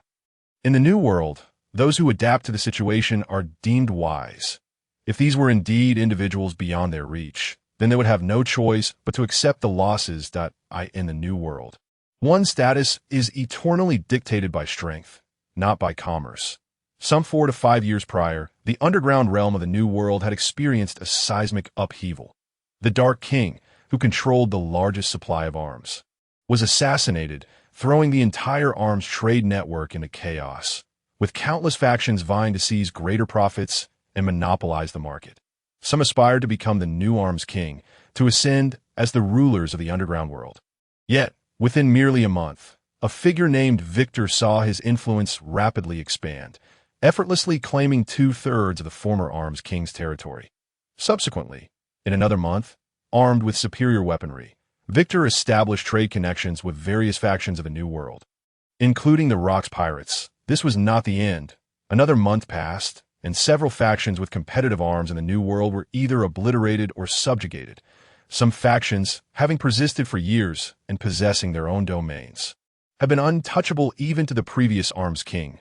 Thus, Victor absorbed them, officially becoming the Dark King of the New World, the uncrowned monarch of arms trade. The once renowned Dark King was thereby supplanted, with Victor claiming a larger share of the arms trade than the previous ruler. Such a shift sparked significant chain reactions. The larger the factions, the more they yearned for stability, fearing the emergence of uncontrollable scenarios. Now, the New World belonged to the Rocks Pirates. Even as the Navy returned with formidable displays of force to many, the Rocks Pirates still held a substantial advantage. The various factions of the underground world had, both openly and covertly, submitted to the authority of the Rocks Pirates. The epicenter of the New World now resided on Hive Island, in Hakenosu. The burgeoning pirates were predominantly absorbed by the Rocks Pirates. As the Rocks Pirates sought to recruit, should those two individuals wish to join their ranks, the likelihood of acceptance would be exceedingly high. For the lower-tier pirates, the prospect of aligning with a power they could not contend with was enticing. As for any noble lineage they might possess, it was hardly lacking within the Rocks Pirates. Nobility, the fallen aristocracy, giants, fishmen, fur tribes, and numerous other races, there are simply too many to count. It is a veritable melange, characterized by a harshly competitive environment that nonetheless possesses an extraordinary capacity for inclusivity, provided one possesses sufficient strength to in this current era. The tensions between the Navy and the Rocks Pirates are escalating, creating an atmosphere of palpable unease, particularly in the central regions of the New World, where the specter of unprovoked calamity looms large. The islands and towns that serve as battlegrounds are often left in ruins. The Rocks Pirates show little regard for the lives of the innocent, and the Navy is equally unable to ensure the safety of civilians. The scent of gunpowder grows increasingly potent. Perhaps these two figures will rise to prominence, acquiring the capital to boast of their exploits. There are typically two pathways to join the Rocks Pirates. The first involves the periodic recruitment drives held on Hive Island, where each occasion devolves into a terrifying battle royale. Thousands of pirates vie for membership, with only 1 in 10 likely to survive. Those who endure are the elite, as the Rocks Pirates seek cannon fodder rather than demanding too much from their recruits. Among those who excel, some may ascend to become formal members or even officers of the crew. The current shining stars of the Rocks Pirates, Shiki the Lion and Edward Newgate, emerged from this ruthless selection process. Before they fully blossomed, they were merely moderately renowned. It was the Rocks Pirates that provided them with a true stage to showcase their might. The second route involves those already distinguished and endowed with immense potential, who catch the attention of the Rocks Pirates and are personally invited to join. For instance, Shaki was already celebrated when the Rocks Pirates sent Nyx to extend an invitation. The most emblematic case is that of Charlotte Linlin, the innate destroyer, whose second bounty reached the staggering sum of 500 million berries that It is noteworthy that more than 20 years later, the bounty for the notorious Don Quixote da Flamingo was also 500 million. The terrifying potential that Linlin exudes, combined with her already manifested strength, is sufficient to secure her place within the Rox Pirates. Moreover, she was personally invited by Rox de Kazibek, the captain of the crew, which underscores the high regard in which she is held. Despite being merely 15 at the time, she was already a formidable force. Upon her joining the Rox Pirates, her standing aboard the ship was considerably higher than that of Shiki and Edward Newgate. This news swiftly spread throughout the island, and soon everyone was aware that two extraordinary individuals had arrived, making them not to be trifled with. Meanwhile, in the shadows, someone discreetly captured photographs and relayed the information to their superiors. Some awaited eagerly to observe the next moves of the island's underground forces and owe their disappointment. The local powers remained utterly silent, as though nothing had transpired a day prior to Hades' arrival. Their backers had already been warned, instilling a palpable fear of crossing Hades. For behind Hades stands the formidable Rox Pirates. Hades' mother, Nyx, had returned to the Rox Pirates for some time, overseeing their intelligence operations and, to some extent, embodying the will of the crew. A single phone call was enough to send them into a panic. This spared Hades considerable trouble. Otherwise, he would have had to expend effort to deal with them. Given his strength, he could easily annihilate the entire island if necessary. From that moment on, his mother began to clandestinely safeguard Hades. Furthermore, the Kingdom of Kronos was also closely monitoring Hades' every move, likely having received advance intelligence. With extensive trade relationships with various factions, controlling the trade routes across the seas, there was little chance that any short-sighted forces would dare trouble Hades. Indeed, the casualties were merely the flotsam of the sea, of no concern to them. At most, they would incur some economic losses, which they deemed negligible. The Ken Auction House, named after Ken Island, is a coalition of various underground factions. It is held approximately every 3 months, and opportunities to acquire devil fruits are scarce in most instances. Those who obtain a devil fruit tend to consume it themselves. The emergence of a fruit with the capabilities of the mantis fruit, considered among the finest within the zoan category, is indeed rare. The allure of this devil fruit has attracted numerous factions and pirates to the island, indirectly boosting the local economy. It can be said that the managing forces of this island are adept in commerce, using devil fruits and rare treasures as bait. This is a conventional tactic of the auction house. Entering the auction venue, Hades took his place at the front, arms crossed, eyes closed in meditation as he awaited the commencement of the auction, which was still half an hour away. Titan stood silently behind him, exuding an aura that discouraged approach. The lingering scent of blood on him was palpable, and the hammer slung over his shoulder was a formidable deterrent. As time passed, more guests began to fill the auction hall. Varied gazes, some wary, some fearful, others intrigued, fell upon them. The island's most prominent figures converged at this auction, including renowned pirates and leaders of certain underground factions, as well as bounty hunters and lone wolves. Although those slain by Titan were not particularly powerful, the sheer destructive capability they wielded was undeniable. Most had gathered intelligence beforehand, aware that a single blow could devastate 2 city blocks. Such power was exceedingly rare on this island, perhaps even unparalleled. Given such a display, no one dared provoke them lightly. Engaging in unwarranted confrontations would be an act of folly. Previously, a pirate who thought to take advantage of Charlotte Lean's beauty and perceived vulnerability met his demise at the hands of a single slap. His bones crushed completely.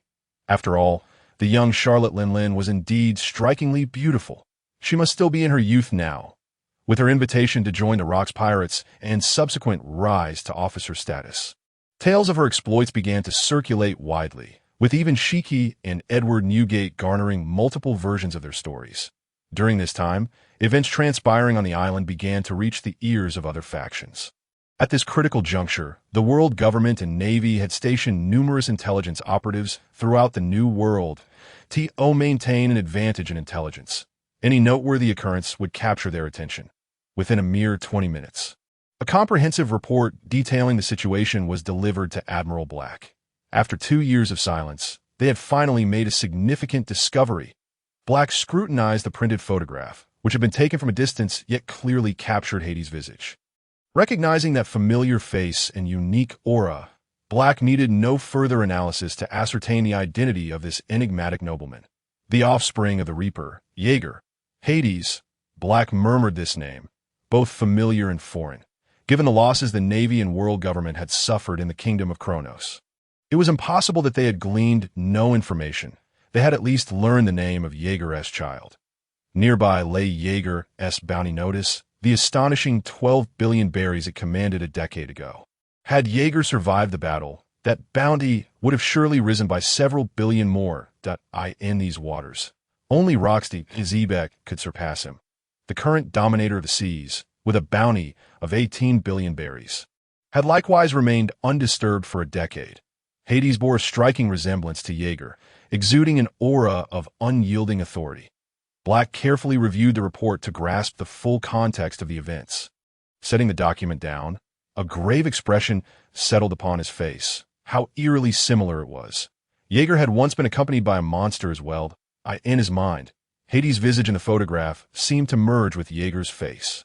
What was destined to come would inevitably arrive.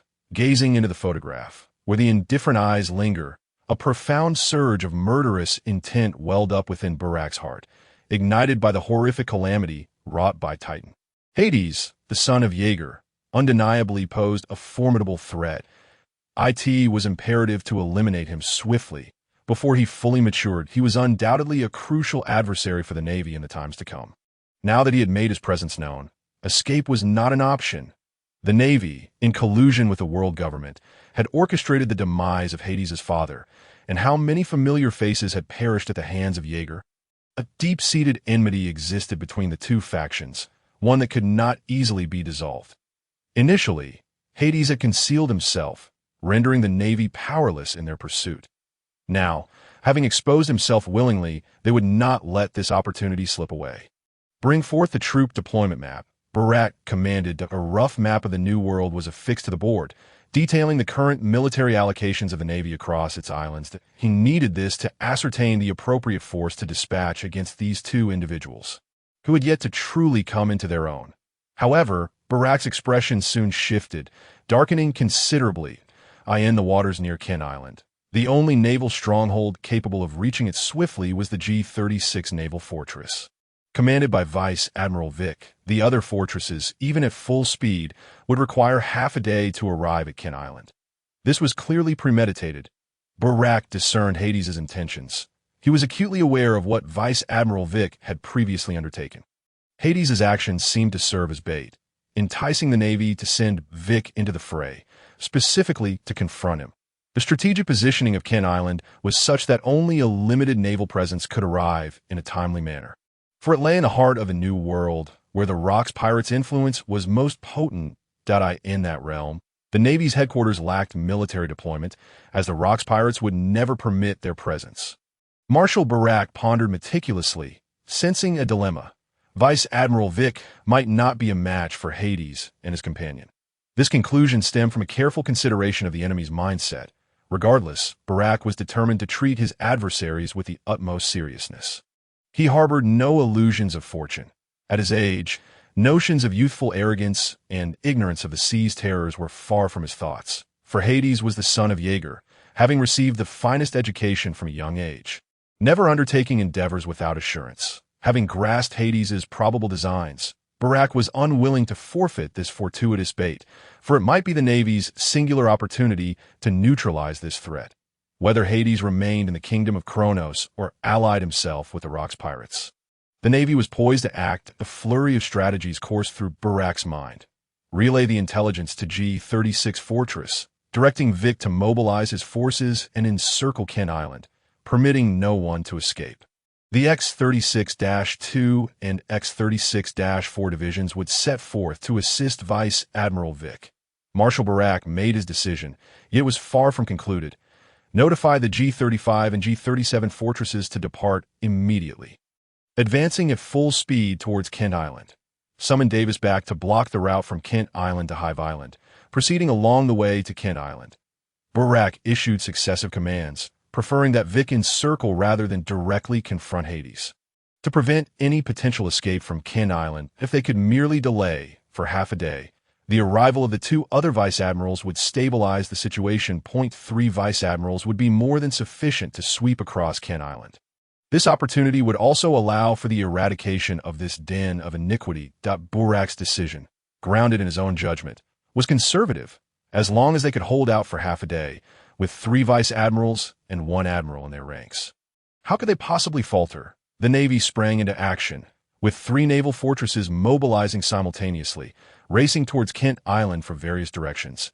Each fortress dispatched a small fleet, deploying at least half of their forces. Let me personally conclude the matter with this little rascal. A tall man, his face marred by grotesque scars, stood at the bow of the ship, a white cloak billowing behind him, adorned with dark symbols of justice that danced with the sea breeze. He is none other than Vice Admiral Vic, the formidable adversary of Hades, who has inflicted harm upon his mother, a ruthless hawk with immense strength. He employs any means necessary to achieve his goals. Renowned in the New World, he stands among the elite of the vice admirals. Marshal Brack has conveyed his suspicions to him, urging him to maintain composure and execute the strategy concerning Kent Island. After a mere half-day, no matter what schemes the son of Jaeger might employ, he will be powerless to alter the outcome. Ultimately, he remains too young, lacking the maturity to confront this challenge. Vic's murderous intent is unmistakable. He has witnessed Jaeger's formidable power firsthand, and many of his comrades have perished at Jaeger's hands. It is precisely this that fuels his desire to eliminate Hades. Both seek vengeance, yet their positions are irreconcilably opposed. The other two vice admirals, Henry and Cassius, bear the distinct marks of the West Sea and North Sea factions, respectively aligned with Governor Guardiola of the West Sea and Governor Munoz of the North Sea. The four sea governors have arrived in the New World, overseeing regions along the connections between 4G1 and 4G5. Even in the New World, they require sufficient authority, as the four seas maintain their own promotion system. Henry and Cassius have ascended to vice admiral status through the endorsement of Guardiola and Munoz. As long as the four seas can uphold this relatively independent structure, their factions will not weaken, continually attracting naval personnel and talents eager for status. Many within the Navy have lost competitiveness and have been drawn to the four sea factions. Regarding the four seas, Marshal Brack can only suppress them. Abolishing the governor system would occur only after he is no longer empowered. He is also disinclined to risk his position, for over half of the current Navy leadership belongs to the Four Seas faction. Among the four candidates for admiral, two are affiliated with the Four Seas. Unlike commanding the vice admirals from the headquarters, he must first secure the approval of the sea governors to command the four sea vice admirals. This significantly restricts his authority as fleet admiral, a point that Steelbone Kong will not tolerate. Brack recognizes this, and, wishing to avoid direct confrontation, his ascension to fleet admiral speaks volumes of his political acumen. For him, Steelbone Kong is merely a willing instrument. Meanwhile, in another maritime region, Admiral Davis has shifted his focus, directing his warship toward Kent Island. Having pursued a notorious pirate with a bounty of 500 million berries for some time, he is engaged in numerous skirmishes at sea, finding the pirate a formidable opponent. However, one of the gunners aboard his vessel skillfully severed a mast on the enemy's ship, igniting Davis's hopes for capture. Upon receiving orders from headquarters, Davis had no choice but to change his target. Having ventured too deep into enemy territory, he is now positioned in the central region of the New World, perilously close to being detected by the Rocks pirates. Should he be surrounded, disaster would ensue, as the Rocks pirates would undoubtedly seize the opportunity to claim a prime target. Although it is regrettable, the identity of Jaeger's son is of far greater significance. Capturing him would be a monumental achievement, solidifying his own standing. The Day Tiger, Davis, owes his ascent to the rank of admiral to the powers bestowed by the ancient Zoan-type saber-toothed tiger fruit. Seizing the window of opportunity within the Navy's power vacuum, and bolstered by backing, he acquired this rare ancient devil fruit, which, combined with his original martial prowess, has dramatically enhanced his strength to the level of top-tier combatants. Yet, to claim the title of the Navy's Supreme Force, he still falls somewhat short. The so-called top-tier strength corresponds to the rank of admiral. If we categorize admirals into 5 tiers: ordinary admiral, intermediate admiral, peak admiral, royal, and legendary, the distinction between peak and royal is minimal, often determining the final outcome. Similarly, The gap between royal and legendary is not absolute, as two can typically contend with one. Traditionally, to become an admiral, one must reach the level of a peak admiral. Figures like Davis and Puyol have been hastily elevated during exceptional circumstances, having benefited from this surge in terms of both combat strength and contributions. They find themselves wanting, eager to validate their worth. His ambition to capture the pirate with a bounty of 500 million berries stems from this urgency. That it is unlikely to be a lamentable loss. Even if Brack had not summoned him back, the probability of success is not particularly high. In the current war between the Navy and pirates, the threat of artillery has intensified. A single cannon shot can reverse the tide between evenly matched forces. In comparison to a pirate with a bounty of 500 million berries, the significance of Jaeger's son is indisputable. Upon receiving this intelligence, Davis promptly altered his course. The absence of a bounty for Hades is inconsequential. He could easily draft one at any moment. The pressing issue is that the Navy finds itself at a disadvantage in the competition against the Rocks pirates, necessitating a crucial catalyst to bolster morale. Thus, they have chosen to pursue Hades. A multitude of factors has contributed to this operation. As for the kingdom of Kronos behind Hades, the world government will undoubtedly address that matter. The last encounter involved Jaeger. This time, it is Jaeger's offspring. Hades. One wonders how the outcome may differ this time. It's so. The time has finally come.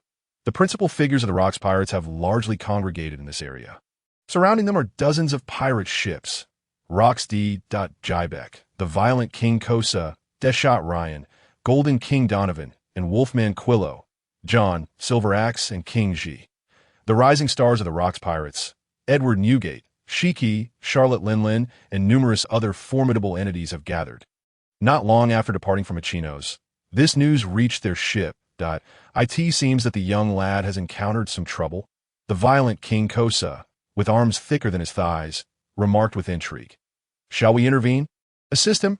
Although Hades has yet to board their vessel, they have already regarded him as a member of the Rocks pirates. Their curiosity about Jaeger's son is palpable. A decade ago, Jaeger was undoubtedly second only to Rocks D.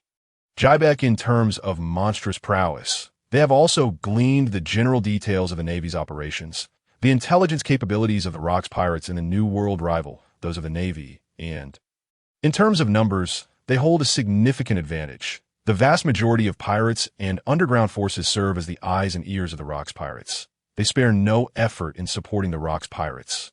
For the strength of piracy has never been as formidable as it is now. Historically, pirates have mostly fled from the Navy. The audacity to confront the Navy in warfare, as the Rocks pirates do, is unprecedented. Davis remains unaware that his movements have long been known to the Rocks pirates. However, no one seems particularly interested in him. This time, the Rocks pirates have a special operation, compared to the glittering treasures. Who would willingly engage a Navy admiral in such a thankless task? 3 vice admirals and 1 admiral. Indeed, the Navy places considerable emphasis on him. Someone cannot help but exclaim, merely 2 young lads. What? Does anyone wish to take a look? Just deal with the day tiger and buy some time for that young lad. Rocks glanced at the others aboard the ship, acknowledging that he and Jaeger share a profound bond. And he is willing to assist Hades at this moment, while simultaneously preventing the Navy from interfering with their plans. This time, the target of the Rocks pirates is none other than a nation allied with the world government, with the entire kingdom poised for their plunder. Through this operation, they aim to sound the clarion call of their resurgence, awakening from their slumber and serving as a prelude to their upcoming recruitment efforts. After all, numerous rumors circulate across the seas regarding the Rocks pirates' complacency and indulgent lifestyle, and one desires a war with the Navy. Their motivation for joining the Rocks pirates lies solely in the pursuit of treasure. It must be acknowledged that the Rocks pirates have reached a bottleneck after years of development. An excess of tranquility can only lead to a dispersion of focus. Hence, in this initial endeavor, the Rocks pirates have secretly gathered nearly all of their forces. Otherwise, merely confronting an allied nation would require the deployment of only a few officers to breach its defenses. Let me take the lead. It is a perfect opportunity to test my newfound abilities, the young Shiki declared, his audacious demeanor radiating an intense battle spirit. If you come across any fine blades, do remember to hold them for me. Armed with dual swords, Shiki aspired to use the Navy Admiral Daybreak Davis as his whetstone. At 24 years of age, Shiki is a year older than Edward Newgate. The swords he wields are merely two ordinary blades. The famed Sakuragi, renowned for its craftsmanship, has yet to come into his possession as a swordsman. Shiki harbors a yearning for legendary blades, and as his strength grows, his two current swords have gradually become inadequate. Shiki's rapid ascent within the Rocks Pirates has positioned him among their top combatants. Before long, he will stand alongside the likes of John, Silver Axe, Wang Ji, and Kosa, who all rank just below Rocks D. Zebek. Those familiar with Shiki's domineering nature understand that should he acquire a top-tier blade, he would stop at nothing to seize it. Currently, Shiki possesses overwhelming strength and has also received the top-tier Paramecia-type Devil Fruit. The Fua no Mi, from Rocks himself, albeit. The spoils will include a share for you, as long as there are merits. Rocks never hesitates to reward. They have absolute confidence in Shiki's prowess. Even if he cannot match Davis, with the powers granted by the Fua no Mi, Shiki inherently stands on unassailable ground. Relying solely on his swordsmanship would be enough to give Davis a hard time. This also serves as a trial for Hades. Even 3 Navy Vice Admirals are not to be trifled with. It signifies what status Hades might attain upon joining the Rocks Pirates, provided he survives. Without hesitation, Shiki took the eternal pointer and soared into the sky amidst envious gazes. They too yearned for the ability to fly. Yet they were unworthy. Shiki was a talent favored by Captain Rocks. Damn it, how could the entire Rocks Pirates vanish? How could this happen? Black cursed vehemently, having thought everything was under control until this shocking news suddenly emerged. What a coincidence. Immediately find out where the Rocks Pirates currently are and what their objective is. He pounded on the table, causing it to crack under the sudden loss of control. His previously tranquil mood turned fraught with impatience. He had anticipated the Navy would be the first to disrupt the current situation, only to find the Rocks Pirates had taken the initiative, leaving the Navy in a passive predicament. Boom! The office door was kicked open, splintering with cracks. A figure burst in, a robust physique and an open chest carved like chiseled stone. Exuding a savage and violent beauty from beneath his bronze-skinned IT was Steelbone Kong, striding in with a gust of wind. "Admiral, what on earth is happening?" After receiving some news, Kong rushed over in haste. At that moment, Black had no intention of reprimanding Kong for barging in. He produced 2 reports and handed them to Kong. "Look for yourself. Point 1 concerns Hades, the other the Rocks Pirates." How could this be? No one understood better than Kong and Black the terrifying might that the Rocks Pirates could amass. Currently, the 2 Navy admirals in the New World were utterly incapable of halting them. Initially, the plan was for Kong to lead the Navy against the Rocks Pirates, but he had fallen a step behind. What is going on with the Intelligence Department? How is it that such crucial information only arrives now? When we know nothing, he felt somewhat at a loss in his heart, unsure how to prevent the Rocks Pirates' advance. What were the Rocks Pirates' true objectives? The Navy, the world government, or some kingdom or allied nation? Nothing was certain, and this left them in a direly passive position.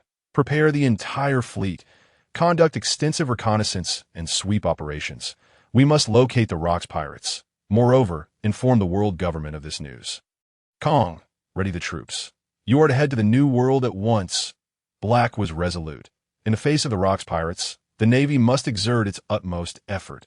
And what about that little brat Hades? Kong nodded and pointed to Hades' photograph. The previous decision was indeed correct. Under these circumstances, it would be a great pity to abandon the plan. The plan remains unchanged, Black stated calmly. What about the Rocks Pirates? Kong furrowed his brow, puzzled by Admiral Black's decision. With only 2 admirals in the New World, deploying one to deal with the insignificant Hades would leave only Puyol stationed at G1 Fortress. While there were several vice admirals, only the top-tier combatants possessed sufficient strength and deterrent power. Though you realize we are already late, Black gazed deeply at Kong, his tone grave. Point 1 misstep leads to another. We must not be mere followers trailing behind the enemy.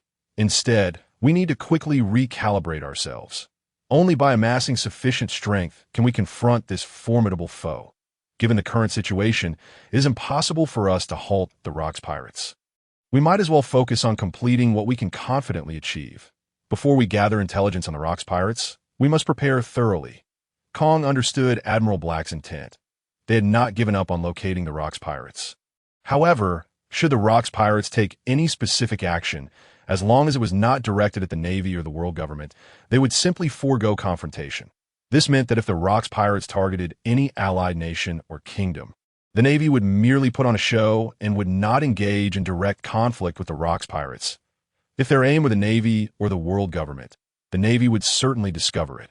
The Navy's extensive coverage network in the New World would allow for immediate detection should the Rocks pirates approach at that point. The Navy would proactively retreat, regroup, and then confront the Rocks pirates. As for everything else, they could only express their regrets. The current Navy required time to consolidate its strength. Steelbone Kong would head to the New World to oversee the situation, while also capturing or directly eliminating the son of Jaeger. For the greater good, sacrifices must be made. Rash actions would only lead to greater losses, further diminishing the Navy's strength. Capturing or eliminating Hades would provide a satisfactory explanation to the world government and the allied nations. An explanation would suffice. As for the allied nations, now that they had been destroyed, who would truly care? If one were to blame, it would be misfortune for attracting the attention of the Rocks pirates. Though somewhat reluctant, this was the best course of action, the most advantageous for the Navy. Let us set off now, assemble 30,000 troops, 5 vice admirals, and head to the New World. The Navy's power must be unified. Blake issued the command, asserting that only a more formidable air presence could intimidate the various factions of the New World and unify the entire Navy into a cohesive force when necessary. Blake would also personally intervene, especially in the face of the now more powerful Rocks pirates than they were a decade ago, that I will subsequently report the situation to the Gorosei. Such matters must be communicated to them. Given the ambition of the Rocks pirates, it is entirely plausible that they may directly target the Navy headquarters or the Holy Land of Mariella. This is also to ensure that the world government pays heed to this intelligence and provides support to the Navy. Simultaneously, the world government must amplify its assistance to the Navy, providing food, arms, and even direct financial backing that a single thread pulled can unravel the whole tapestry. As undercurrents surge, Navy warships departed from the Crescent Bay of the Navy headquarters. With Steelbone Kong at the helm, arms crossed.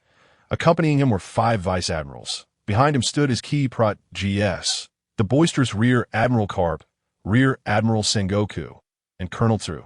What has transpired? Such commotion suggests that war may be imminent. Sengoku and Tsuru sensed something amiss.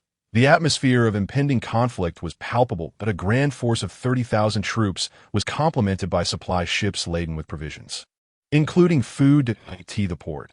Navy soldiers were continuously transferring crates filled with supplies and rations onto the ships. Notably, fruits, among the most precious resources at sea, possessed the ability to cure sepsis. The fleet had already set sail, with the supply vessels to follow, some escorted by part of the fleet. Everyone appeared to be in a state of urgency. No one was oblivious to the brewing storm of war. Indeed, the Rocks pirates were mobilizing. Kong did not conceal his intentions regarding his direct subordinates and key prot GS. The true era of madness was about to commence, and everyone must be prepared, Kong stated earnestly, as he wished to avoid any sacrifices before their true potential was realized. In his eyes, Karp and Sengoku's strength was disproportionate to their ranks. The vast majority of vice admirals posed no challenge to them, given their astonishing growth rate. Karp relied solely on his iron fists, while Sengoku, having consumed the Buddha fruit, had become a paragon of unity between mind and body. Tsuru's prowess was equally commendable, relying more on her intellect. Haha! Whoever the opponent may be, I shall impart a profound lesson with these fists. Karp declared, his confidence in his strength unwavering as he swung his fists in the air. His robust physique contained extraordinary power. Prepare yourselves swiftly. We are at a disadvantage in high-tier combat capabilities.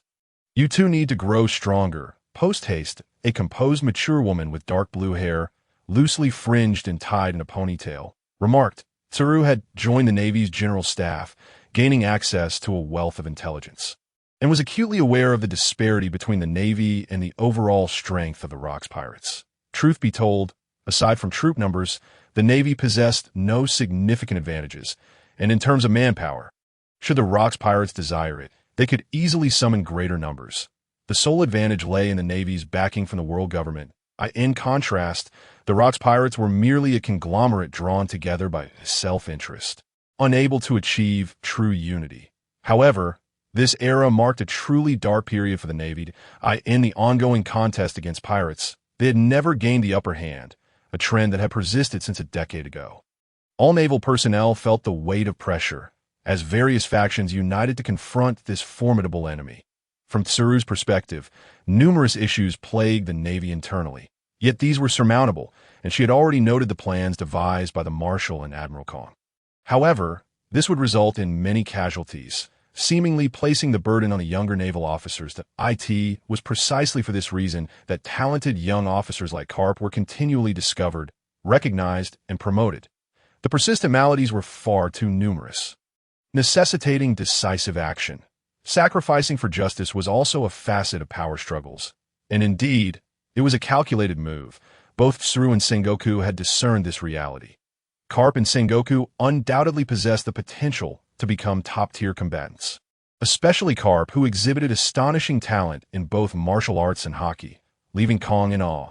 Under Kong's deliberate training, the past 2 years have been a period of explosive growth for them, coupled with the Navy's publicity over the past 2 years.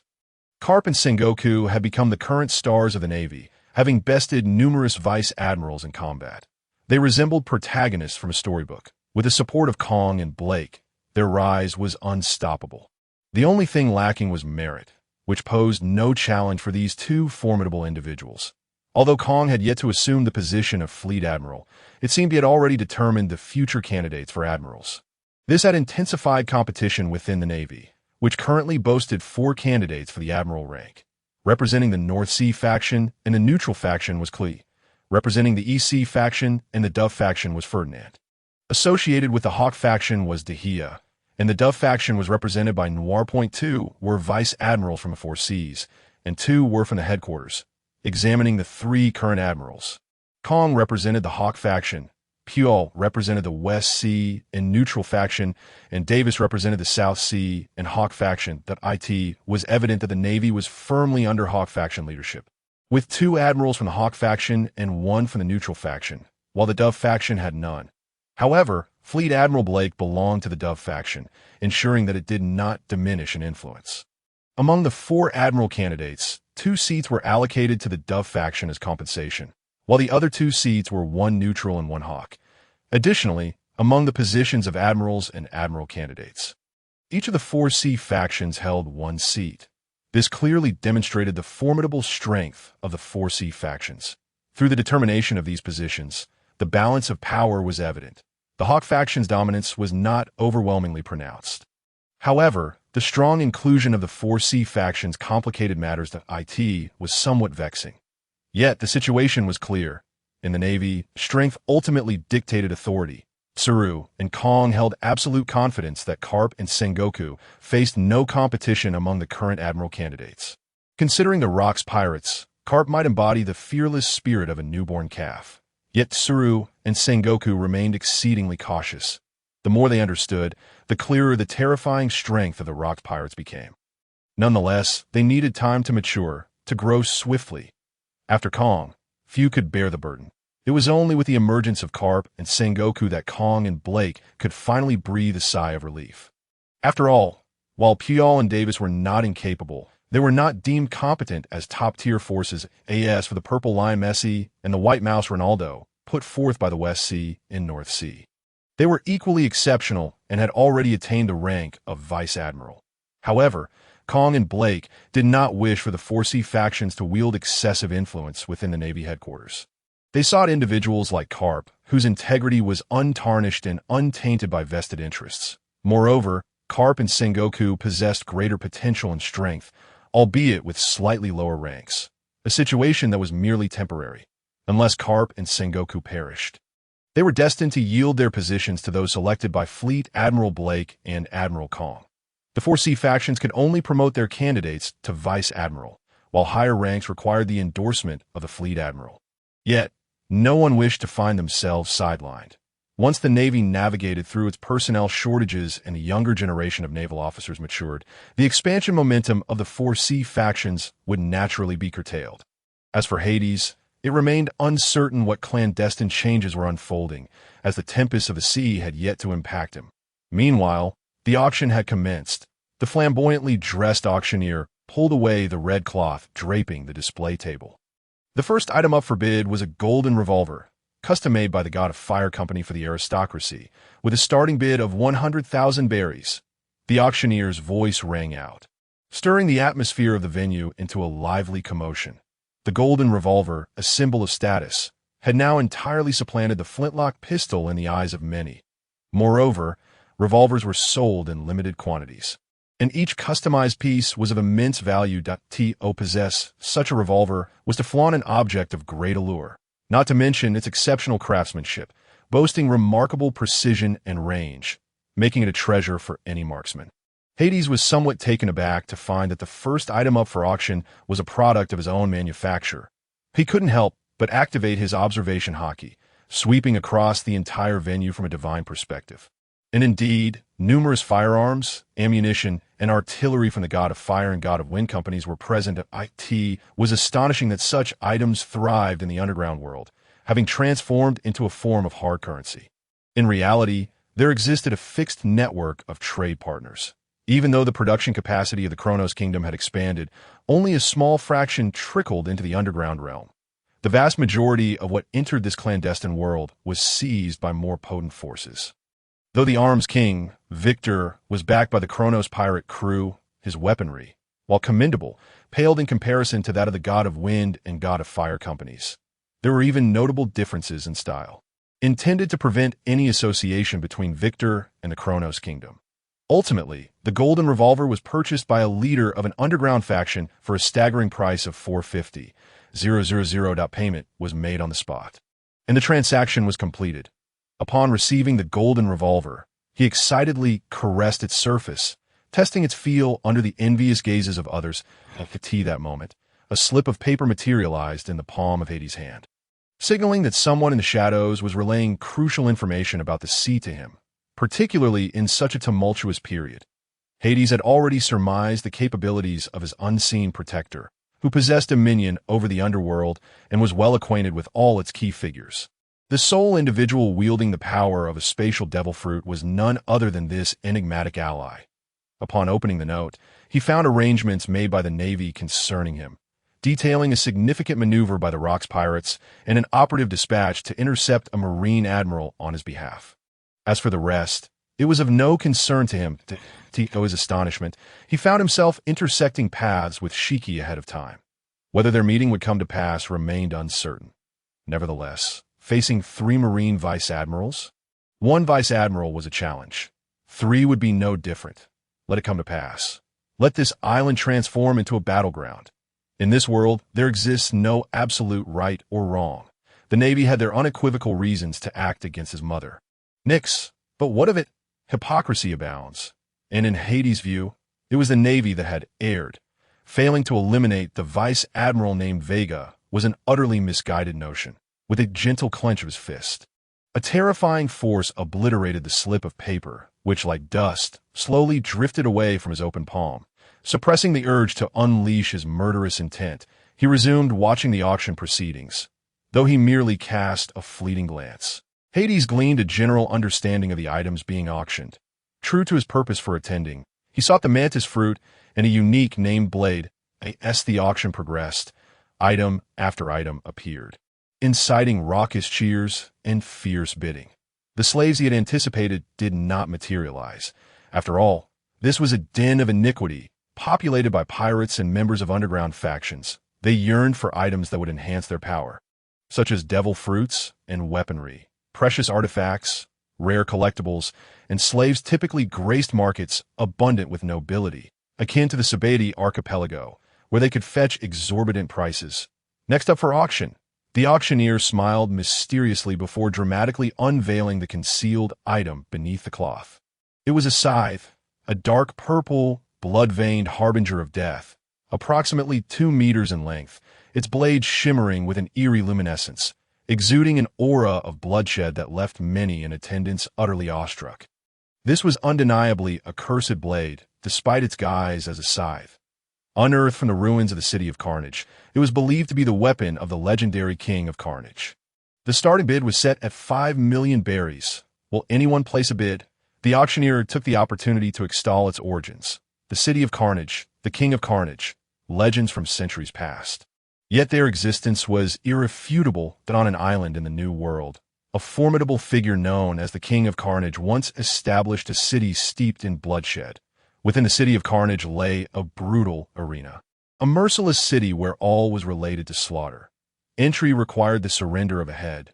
Dining, drinking, and even lodging necessitated the payment of blood. Here, the stronger one was, the more lavish their existence, for everything was free, provided one could survive. In those days, the City of Carnage was a paradise for pirates, a haven for sin. Each day, lives were lost, and throngs arrived. To the heart of this city lay the bloody arena, a battleground where only one could emerge alive from a duel. In a 10-person melee, only one would survive, and in a 100-person brawl, only one would prevail. The City of Carnage was notorious across the seas, yet it held immense renown. Even nobles and celestial dragons frequented its dark alleys. Staying on the island merely required the occasional murder, and heads could be prepared in advance, a consequence. The seas were awash with blood, and many pirates, eager to revel in the City of Carnage, would first engage in slaughter and pillaging, decimating villages and towns. The fallout was profound, ultimately inciting widespread outrage. Numerous allied nations united to boycott it, prompting the Marine headquarters to mobilize forces and initiate a purge. Obliterating the City of Carnage. The Navy had long harbored such intentions. The existence of the City of Carnage had birthed too many powerful pirates, each causing them no small amount of trouble. However, the presence of the world nobles had hindered their intervention. Now, they had no such reservations. Confronted with the Navy's assault, the City of Carnage was utterly defenseless, and its regulars fled at the first inkling of danger. Ultimately, the aged King of Carnage was beaten to death, and his multitude of weapons vanished without a trace. Nevertheless, the atmosphere grew somewhat tepid. In these seas, wielders of scythes were exceedingly rare, far outnumbered by those adept with swords. Despite the King of Carnage's considerable reputation and tales woven about him, 5 million berries was no trifling sum, and nobody wished to be the fool. Besides, who could ascertain the veracity of such claims? Hades' eyes lit up, fixating intently on the scythe. Its unique material was extraordinarily tough, rivaling even the most renowned blades. The pungent scent of blood seemed to pulse with life, as if the scythe itself were a blood dragon. Each scale entwined with the lament of countless souls. That it was highly plausible that this scythe had indeed claimed over 20,000 lives, an instrument of endless slaughter. It had metamorphosed into a cursed blade, perhaps having always been one, but reaching its pinnacle in the hands of the King of Carnage. After centuries of dormancy, the scythe's brilliance had dimmed. Upon awakening from its slumber, who could fathom the extent of its power? Hades had set his sights on it, recognizing its potential as a weapon befitting his prowess.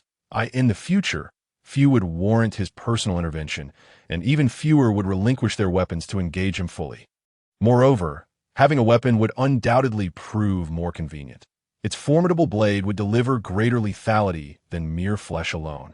Until it truly matured into something formidable, a reliable weapon would significantly bolster his combat effectiveness.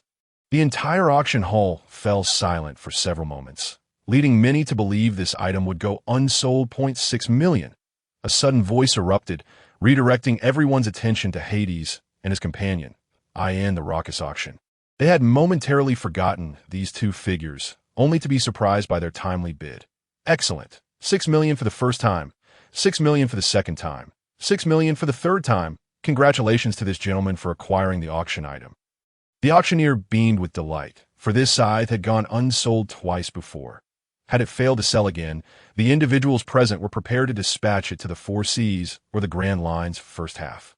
Hades successfully bid for the scythe, which was then delivered directly into his hands, encased within a vast square box. Titan assisted Hades in carrying the box, awaiting the next auction item. The entire auction event was set to last at least half a day. particularly for arms, which were in high demand among both pirates and underground factions. This moment, Hades was preoccupied with thoughts of Vice Admiral Vic, who had already arrived in the waters off Ken Island. Albeit without drawing near to avoid alarming the quarry, he was simultaneously receiving intelligence from the Navy's informants stationed on Ken Island. Vic was quite displeased. Feeling a sense of impatience, he turned his gaze sideways, asking, "Have Henry and Cassius arrived yet?" Reporting to the Vice Admiral, they should arrive at Kent Island in approximately half an hour. The Vice Admiral's apparent disdain for the other two was not lost on Major Ollie, who dared not voice his opinion. This Navy Vice Admiral was a formidable figure within the ranks, a trusted subordinate of Admiral Steelbone. "Then we shall wait a while longer." T.O. Vic, Marshal Black's actions signified a lack of faith in his capabilities. If he could not handle the son of Jaeger and his bodyguards, what use were Henry and Cassius? Vic possessed absolute confidence in his own prowess. After all, he was distinct from those two who were promoted by the governor. As for Hades, the son of Jaeger, whether to kill or capture him, he intended to inflict brutal torment beforehand. Lady Nyx was not an easy adversary. He bore a scar on her face. Conversely, his own visage was marred by numerous scars. His once handsome features now transformed into a terrifying sight, fueling Vic's hatred. Suddenly, an expansive range of observation hockey enveloped the entire island, extending outward. Hades detected several Navy ships lingering in the waters, seemingly awaiting something. The closer he drew to this moment, the calmer Hades became, as if it were of no consequence to him. The representatives from various factions present at the auction remained oblivious to the fact that the island was under the Navy's surveillance. Who would concern themselves with their plight? The Navy cared not, nor did Hades. They could only fervently pray for Hades' victory. Should Hades prevail, their losses would be minimal. If he were to fail, the entire island would face annihilation. With half of the forces from Fortress G-36, alongside half from branches X-36-2 and X-36-4, the total reached 4,500 men, not accounting for reinforcement from Fortresses G-35 and G-37, that a dozen warships were more than sufficient to encircle the island. The scythe represented a mid-tier auction item, not the centerpiece. That honor belonged to the precious mantis fruit. It was hard to fathom that this auction was entirely unlike Hades had anticipated, lacking in rare treasures. The majority being firearms. They originated from either the Fire God Company, the Wind God Company, or the Arms King of the Underworld, resembling a military wholesale event. As the auction progressed, another famed blade made its appearance. Though it was not the one Hades coveted, but rather one of the 50 fine swords known as the Good Blade. In comparison to Hades' scythe, the auction for this good sword was evidently more fervent, ultimately fetching a staggering 16 million. In terms of quality, Hades' scythe was undoubtedly superior, yet the good blade drew far more admiration. Finally, the next item, the pinnacle of this auction, the top-tier zone-type devil fruit, the mantis fruit, was set to be presented. The lengthy auction had left many feeling fatigued, yet the auctioneer raised his voice, striving to energize the atmosphere. The verdant devil fruit, adorned with leaves resembling scythes, stood as the primary objective in the hearts of many present. The starting bid was set at 20 million. Hades found this amusing. Typically, a devil fruit would commence at a staggering 100 million berries, yet now it was merely 20 million. Moreover, this was the renowned mantis fruit within the zone category. Possessing great repute across the seas, often wielded by formidable individuals, Navy vice admirals, notorious pirates, and powerful figures alike, all quite active. History had proven the might of this devil fruit. Merely chronicling the exploits of its past users would suffice for a tome. Were it not for the seller being a powerful loner, this devil fruit would have long been claimed by the forces lurking behind the auction. Hades instinctively shifted his gaze toward the back of the auction hall, spotting a noble-like figure clad in blood-red attire, with blood-red hair and a purple parasol sword at his waist. If sensing Hades' scrutiny, the figure simultaneously turned to regard him, like a Trax-like. Hades felt the man's aloofness, while the man sensed Hades' dominance. There were the only two nobles present at the auction, both figures not to be trifled with. Curiosity lingered, yet they found each other inscrutable. Their gazes withdrew in unison. Barolik Redfield. Hades silently murmured this name. In the future, He would stand alongside legends such as Roger, Shiki, and Edward Newgate, a solitary pirate of the seas, the Proud Red, the Crimson Count, who was beginning to make a name for himself across the waters. Upon encountering the formidable monster, Hades felt as though he had been laid bare. However, this was not the case. Armed with his own innate observation hockey, Hades possessed the means to resist Redfield's probing gaze. That ability to read minds was indeed overpowering. Likewise, Redfield experienced the peculiar sensation of his innate power being strangely ineffective, as if he had encountered a kindred spirit.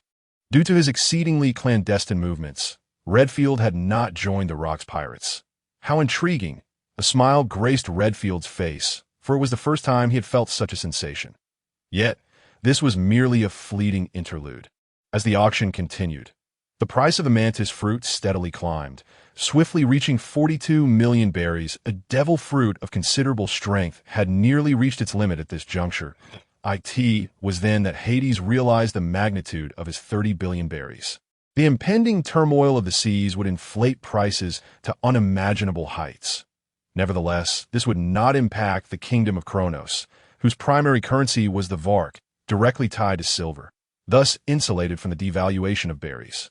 Conversely, the depreciation of berries would only serve to enhance the value of the Vark. The more powerful kingdoms enjoyed their own independent currencies, reducing reliance on berries. The Hilton Kingdom was even stronger. With its circulating currency, the Hyken, directly linked to gold out of course, it was impossible to entirely avoid berries.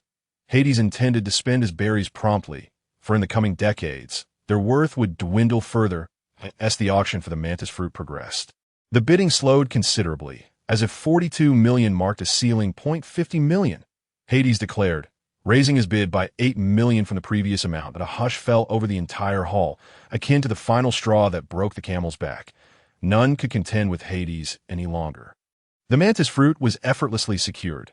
Upon exiting the auction hall, barely a few steps taken, alarms began to blare. Pirates and criminals surged toward them, seeking to escape to the opposite side of the island. This is bad. The Navy is here. The entire island is surrounded. We can't get out. A sudden announcement startled everyone. From a vantage point, one could observe that naval warships were patrolling the waters surrounding Ken Island. Their cannons ominously aimed at the shoreline.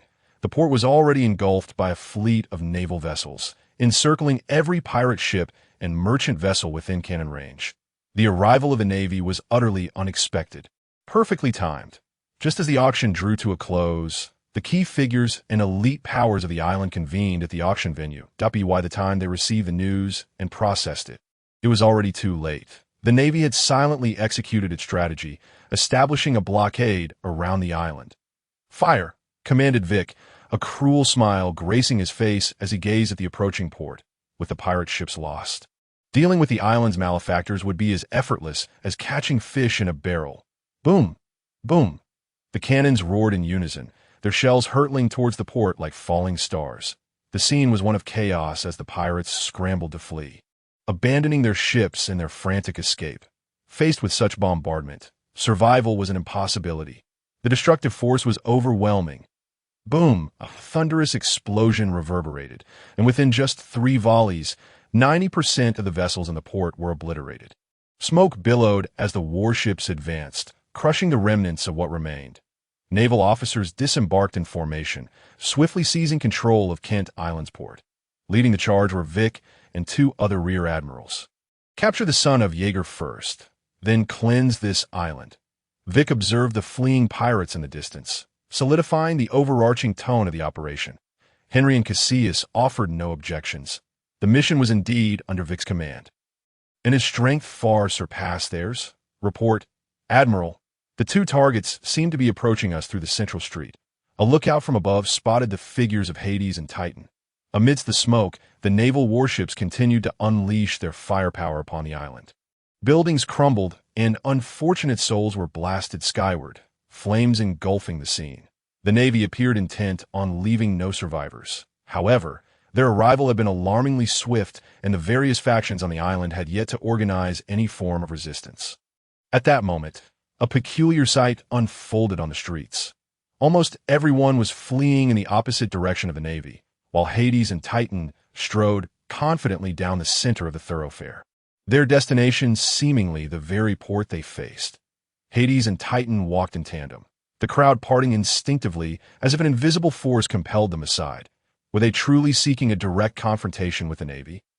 Concealed in the shadows, Rayfield observed their figures, pondering the implications. Even from a distance, he could sense the suppressed rage and murderous intent emanating from Hades.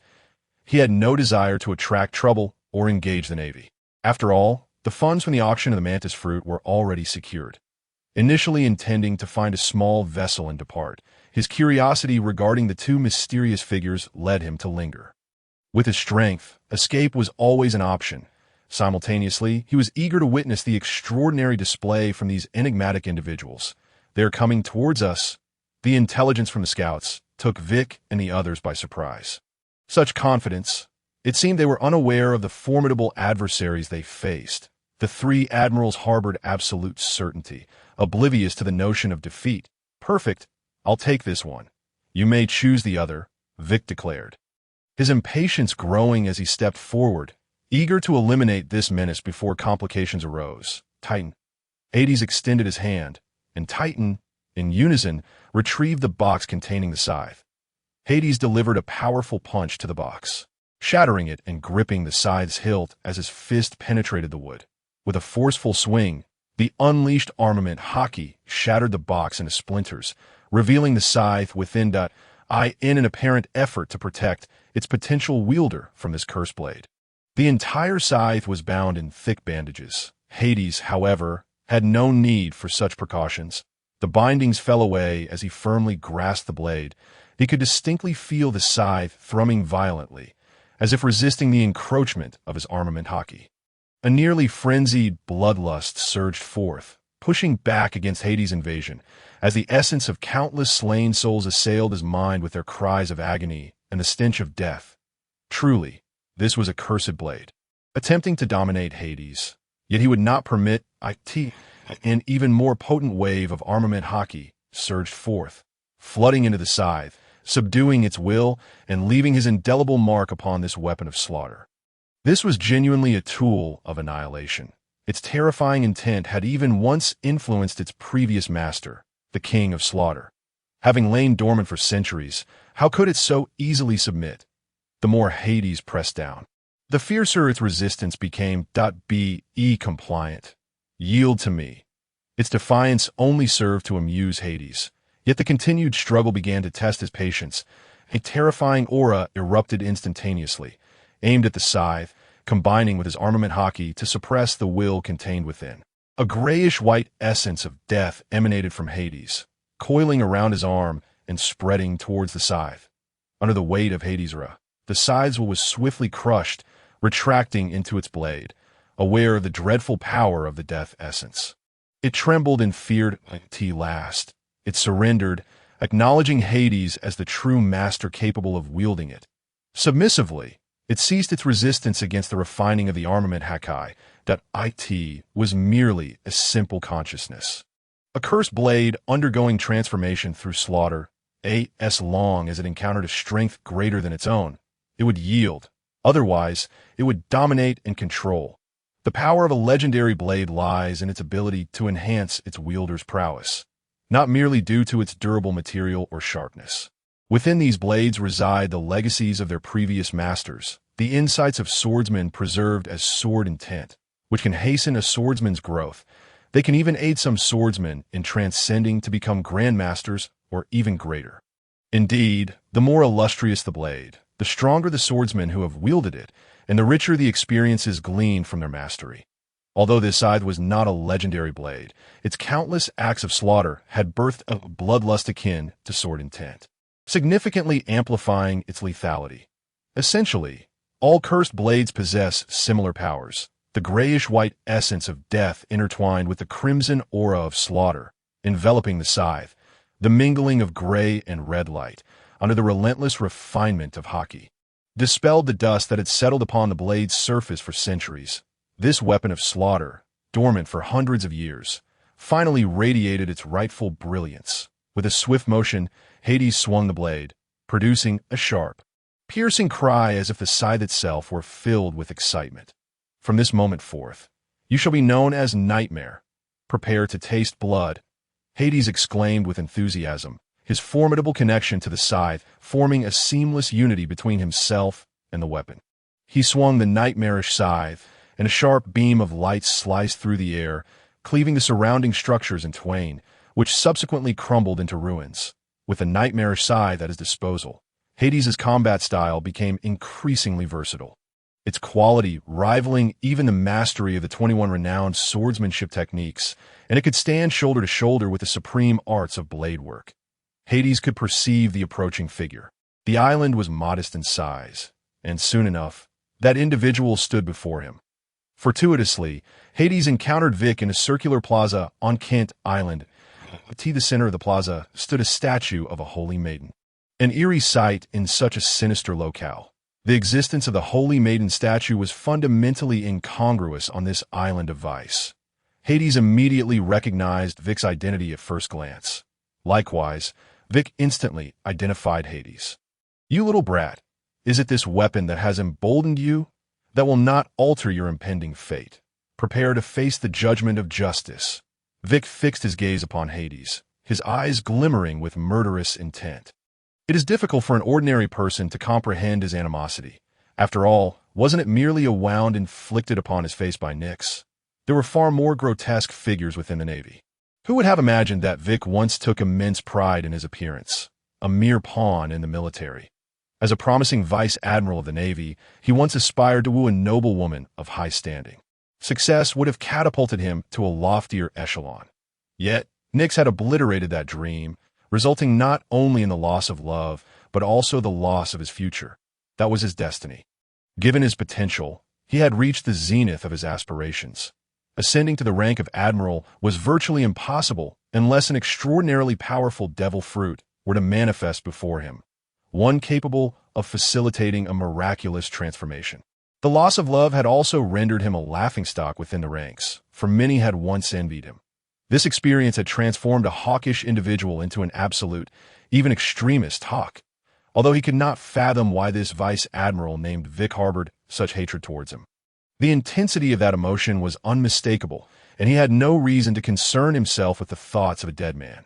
Casting a glance at the two other vice admirals, he noted their mediocrity. They were hardly formidable, truly deserving of their origins from the four seas. Titan, I shall personally deal with this fellow.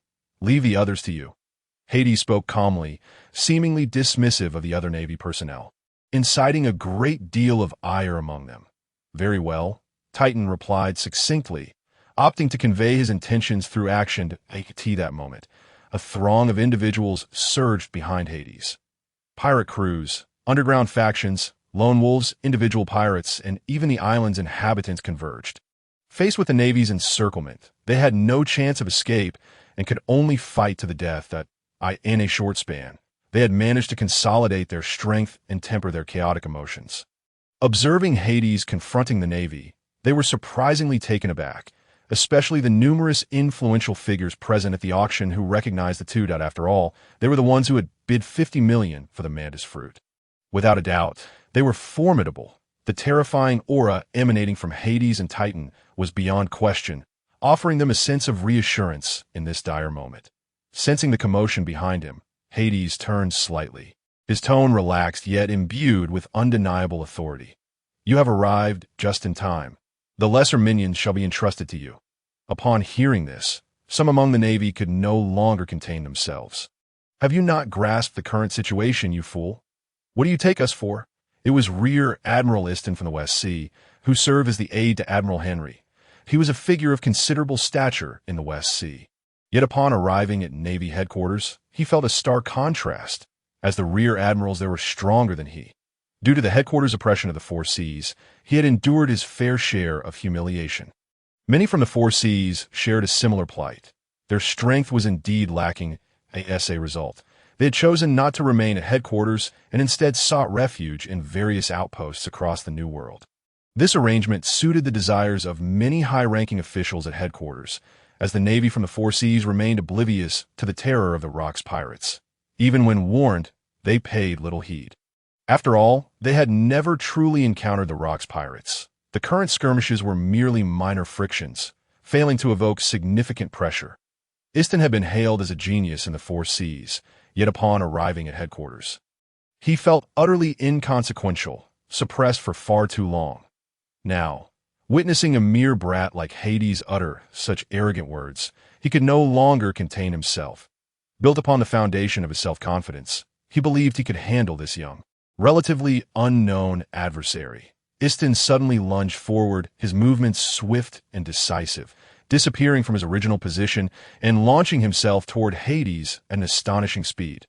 However, an imposing figure abruptly materialized in Hades' path, obstructing his advance. Following that, a forceful blow obscured his vision, crashing down upon him with overwhelming might. The unyielding force shattered his bones inch by inch. His entire body was sent hurtling back toward the Navy's ranks as Titan struck him directly. What a feeble rear admiral! Are you truly a rear admiral? Hades scoffed, recognizing the insignia on the uniform, which indicated the Navy's rank, yet the insignia did not correspond with the individual's actual strength. You must be from the Four Seas. Should I request Marshal Black to demote your ranks? Or perhaps send you back to the Four Seas, for it would be quite embarrassing to remain in the New World. His words elicited gasps of shock from the onlookers. The atmosphere, once charged with tension, now bore an even more sinister undertone, resonating harshly in the ears of the Navy personnel. This was an incitement to discord within the Navy's ranks. On the surface, it appeared that internal conflict had subsided in the face of a formidable adversary. In reality, it had only intensified, as most of the Four Seas vice admirals were stationed in the New World. Far from the headquarters disdain. Presently, there was one vice admiral from headquarters and two from the Four Seas, and their respective forces comprised personnel from both the headquarters and the Four Seas. Hades' remarks were akin to pouring oil on a blazing fire. And not just any oil, but scalding hot oil. Brat, I hope your strength proves as sharp as your tongue. Vic glared at Hades, his words laced with a chilling edge. Yet in the next instant, Hades erupted with unparalleled ferocity, his figure almost imperceptibly appearing before Vice Admiral Vic. The nightmarish scythe, freshly acquired, exhibited tremendous lethality, its armed color entwined to form a black blade, a confluence of murderous intent and deathly power. As though it were a grim reaper's scythe from the depths of hell, Hades unleashed a devastating slash, wielding the nightmarish scythe as if he were the harbinger of death itself. In that fleeting moment, Vic felt an imminent threat to his life, the scythe imbued with unparalleled killing power. His heart raced, and instinctively, he crouched low, rolling to the side just in time to evade this fatal blow. I've had enough. You old fool, prepare to meet your demise. I shall rip your mouth apart. Each utterance of brat grated on Hades' nerves, filling him with profound disdain. Those two words were simply too jarring. Did he truly believe himself to be something of significance? Hades thought to himself, you have truly provoked me. He could no longer endure it and yearned to swiftly eliminate this vice admiral named Vic. Not only for his mother, but also for himself. The sheer lethality of his strike compelled Vic to dodge. How could the vice admiral's subordinate withstand such might? The scythe sliced through the air, a flash of crimson light illuminating the scene. Ollie! Vic had not anticipated the sight that greeted him upon raising his head, eliciting a pained gasp. Ollie, his most trusted deputy, had been transformed into a mere memory. Separated from him in an instant. As for Ollie, he felt as though he had ascended, only to realize, upon glimpsing his own headless body, that he had met his demise. Yet, this was not the end. Hades unleashed a formidable force, cleaving a crescent strike that amalgamated the essence of slaughter with the power of death. The dozens of naval officers behind Ollie found themselves ensnared within the arc of that deadly strike. The overwhelming cutting force bisected their bodies effortlessly, rendering them utterly defenseless on the other side. Sensing Hades' wrath, Titan struck again, delivering a devastating blow that felled Admiral Casillas' Vice Admiral, Lopez. Admiral Casillas was powerless to intervene. Forced to witness as Lopez's body sank deep into the ground, his breath growing increasingly feeble, clearly on the brink of death. It is worth noting that Titan had augmented the lethality of his hammer with numerous spikes. each one penetrating Lopez's form, with one directly piercing his heart. The Titan's overwhelming power was manifestly evident as he focused his attention on Cassius, dominating the battlefield with absolute superiority. Cassius dared not confront Titan head-on, for he had experienced the crushing weight of Titan's strength firsthand. A single clash had the potential to shatter his bones, requiring every ounce of his strength to withstand. Only with the intervention of Admiral Henry did he find a modicum of relief. Though it was scarcely enough, Titan's might was indisputably tyrannical, his movements unfaltering, his body harder than iron, and coupled with his armament hockey, he faced the assaults of the two naval admirals without a single scratch. Forged through the trials of Ruskena Island, Titan was on an entirely different level than these two admirals from the Four Seas. Both Henry and Cassius realized they had encountered an insurmountable obstacle. This was no mere unseasoned cub, but rather a young dragon, already casting shadows of a future that would shake the world. The fierce winds generated by Titan's golden hammer seemed poised to rend all asunder, causing a faint pain to throb across their faces. Titan bore no resemblance to a mere 16-year-old. His colossal frame, impenetrable defenses, and terrifying power rendered him a relentless force, akin to a demonic deity on Earth. No matter how they attempted to evade, where could they possibly hide? Titan's thoughts were simplistic. Having been at Hades' side since the age of 6, his education had been severely limited, with the Tartaros family imposing deliberate restrictions in this regard. Yet his reasoning remained entirely intact. He was cultivated solely as a superlative combatant, akin to a ferocious tiger under the tutelage of Prime Minister Chow, a figure of daunting strength. He did not crave power or titles. He merely needed to stand by Hades' side, to shield Hades from harm, obliterating all enemies that dared to confront him. However, the malice emanating from him instilled fear. The two naval admirals were reluctant to engage Titan directly, knowing it would mean disaster for their fellow officers. In the face of Titan's onslaught, Henry and Cassius could only muster a feeble resistance, with two vice-admirals already having fallen before them. The remaining naval officers stood no chance. One blow, two blows.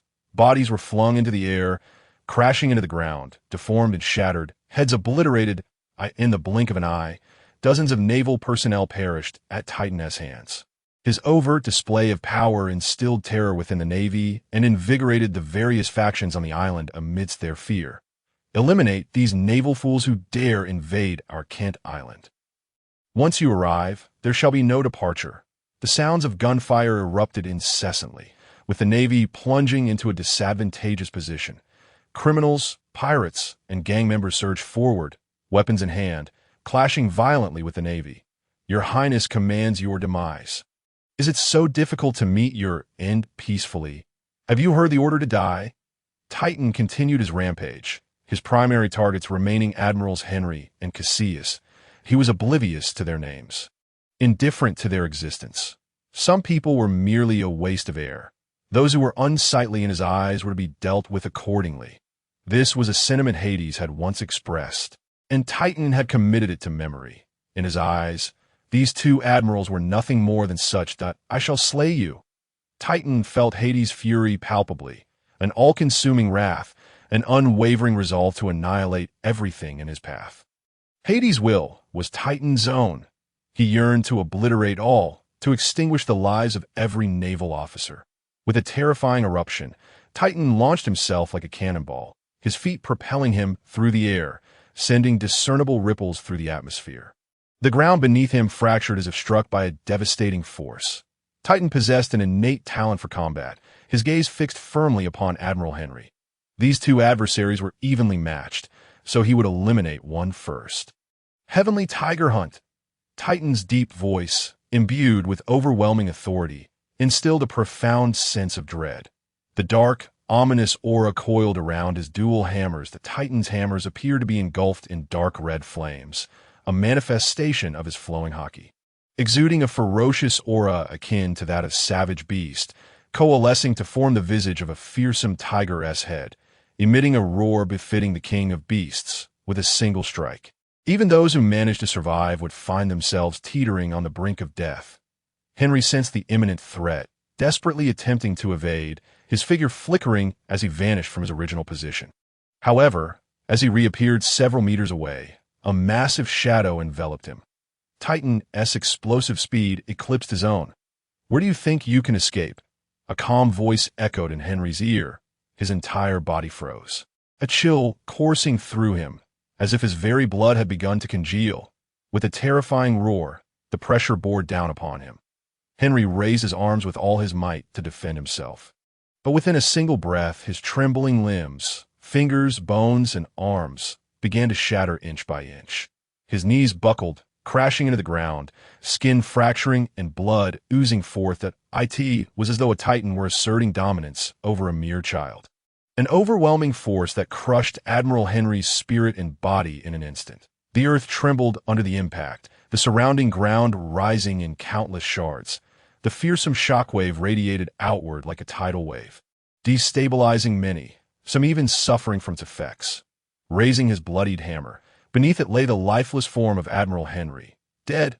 Henry, Admiral Cassius could only watch in horror, his body trembling uncontrollably, overwhelmed by sheer terror. His psyche crumbling. "This is a monster. I should never have come." Admiral Cassius stood rigidly in place, his expression dull and vacant. The chasm of disparity was so profound that he could see no glimmer of hope. On the other side, Vic was similarly embroiled in a fierce struggle. That moment, Cassius felt an overwhelming wave of regret for having stepped into this treacherous quagmire. However, it was too late. One Vice Admiral had been brutally slain in a single blow, while the other exhibited such disgraceful behavior that the morale of the surrounding sailors plummeted. Without the slightest hesitation, after dispatching one foe, Titan appeared before Cassius. He offered no resistance, devoid of even the will to utilize his haki. As if it were beyond his reach, his spirit had already shattered. Both his armament haki and observation haki seemed to have vanished from within him. Unless he could muster the strength to rally, Titan would not afford him the opportunity. Bereft of armament haki for defense, it was all too easy for Titan to deal with him. With a powerful strike aimed directly at Cassius's head, blood spattered, and a headless corpse was smashed into the ground. The Navy had lost two of its strongest three combatants far too swiftly and early. Titan stood unmoving, and none dared approach him, fearing the wrath of his formidable strike, unless they sought their own demise. Numerous pirates and criminals were caught in the crossfire, all too aware that while Hades and his companion were temporary enemies of the Navy, they did not share the same allegiance. That monster would not care for their fates. An admiral in the New World was already a formidable force in its own right, capable of instilling dread in any region. Even though Henry and Cassius were mere impostors, they remained admirals of the Navy. Yet, these two vice admirals fell with such ease at Titan's hands, not due to their weakness, but rather because of Titan's overwhelming strength. His power, physique, haki quality, and mastery of technique all rendered him superior, producing an effect of absolute domination. It was evident that the scales of war had completely tipped in favor of the Navy's adversaries. Truly, he was a monster. As a fellow monster, Radefield could not help but acknowledge the terrifying power of Titan. Moreover, his seemingly impenetrable physical defenses evoked memories of the natural destroyer with a body like an iron balloon, Charlotte Linlin, who now thrived within the Rock's pirates. Yet, there remained a distinction. Linlin was a natural destroyer. Of course, Radefield harbored unwavering confidence in his own strength. For him, this battle resembled more of a performance. It seemed the Navy's operation was destined for failure. A lamentable fate indeed, having encountered two monsters. Radefield mused, merely from the perspective of an observer. He could sense that Titan had not exerted his full strength. Within him lay a reservoir of terrifying power, likely from a potent devil fruit. Unbeknownst to him, the Navy's target had been Hades and his companion from the very beginning. Despite his mere reflections, receiving such praise from Radefield was enough to fill Titan with pride. The haughty Radefield seldom regarded anyone with such esteem. Furthermore, he merely acknowledged Titan's potential, without placing undue significance on the strength he currently displayed. Meanwhile, the battle between Hades and Vice Admiral Vic raged fiercely, with Hades clearly holding the upper hand. The nightmare in Hades's grip acted like a soul-stealing chain, relentlessly siphoning Vic's life force. The deadly scythe. Each time, Vic narrowly evaded the attack, as Hades had yet to master this newly acquired weapon. As the fight progressed, the pressure Hades exerted on Vic became increasingly evident, gradually inflicting injuries upon him. Vic was indeed a formidable adversary, boasting masterful martial arts, proficiency in dual hockey, and a wealth of combat experience. Stationed on the front lines of the New World to confront pirates, he ranked among the top vice admirals even within the Navy's headquarters. Yet, that was merely the extent of his prowess. The longer the battle continued, the more unsettled Vic became. What manner of monster was he facing? Was he not merely 14? His hockey quality, honed over years of training, seemed to pale in comparison in terms of sheer power. He found himself at a disadvantage that Hades' combat experience was equally extensive, allowing him to see through Vic's intentions and possess adequate means to counter them. The son of Jaeger. At that moment, Vic truly grasped the implications of the title. The nightmare sliced through the air with a sharp scythe, capable of even breaking through his armament hockey.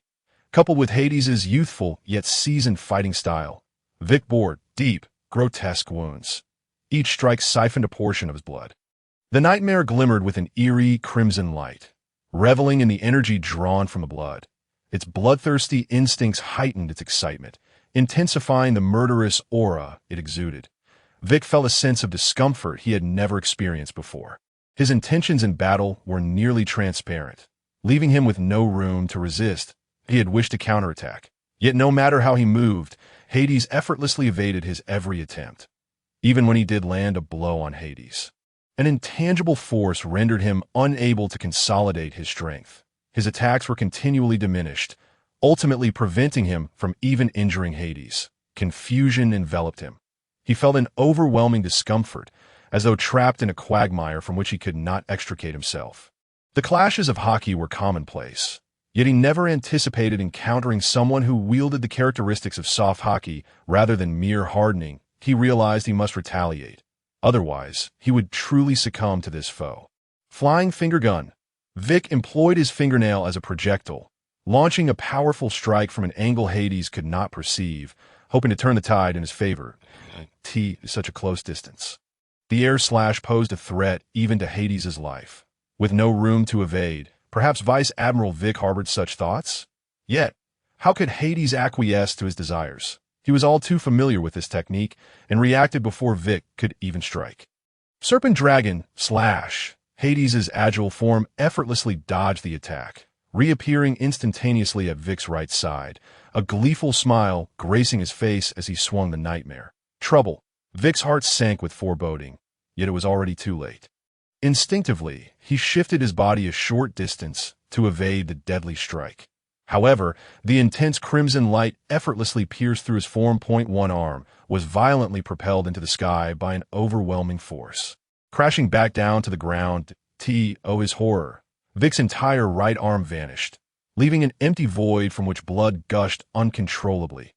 Agonizing pain engulfed his entire being as the essence of death invaded his flesh, gradually sapping the life force from the wound, stripping it away. The entire injury began to decay, exuding a malevolent aura. It was as if a prelude had been struck. The latent death energy hidden within Vic's previous minor wounds was triggered, erupting in waves that devoured his blood and vitality, corroding his very body. The ebb and flow of this deathly energy was entirely under Hades' control, coupled with the excruciating agony of his severed arm. Vic felt as though he was enduring the tortures of the damned. Determined to recover, Vic exerted himself to the fullest, invoking the power of life return to mend his injuries and employing armed hockey to resist this dreadful force. Visibly, Vic's strength was being consumed at a frenzied pace. Although his wounds had healed, the scars left behind remained irreparable. The depletion of his life force aged him by what felt like a decade, deepening the creases upon his face that moment.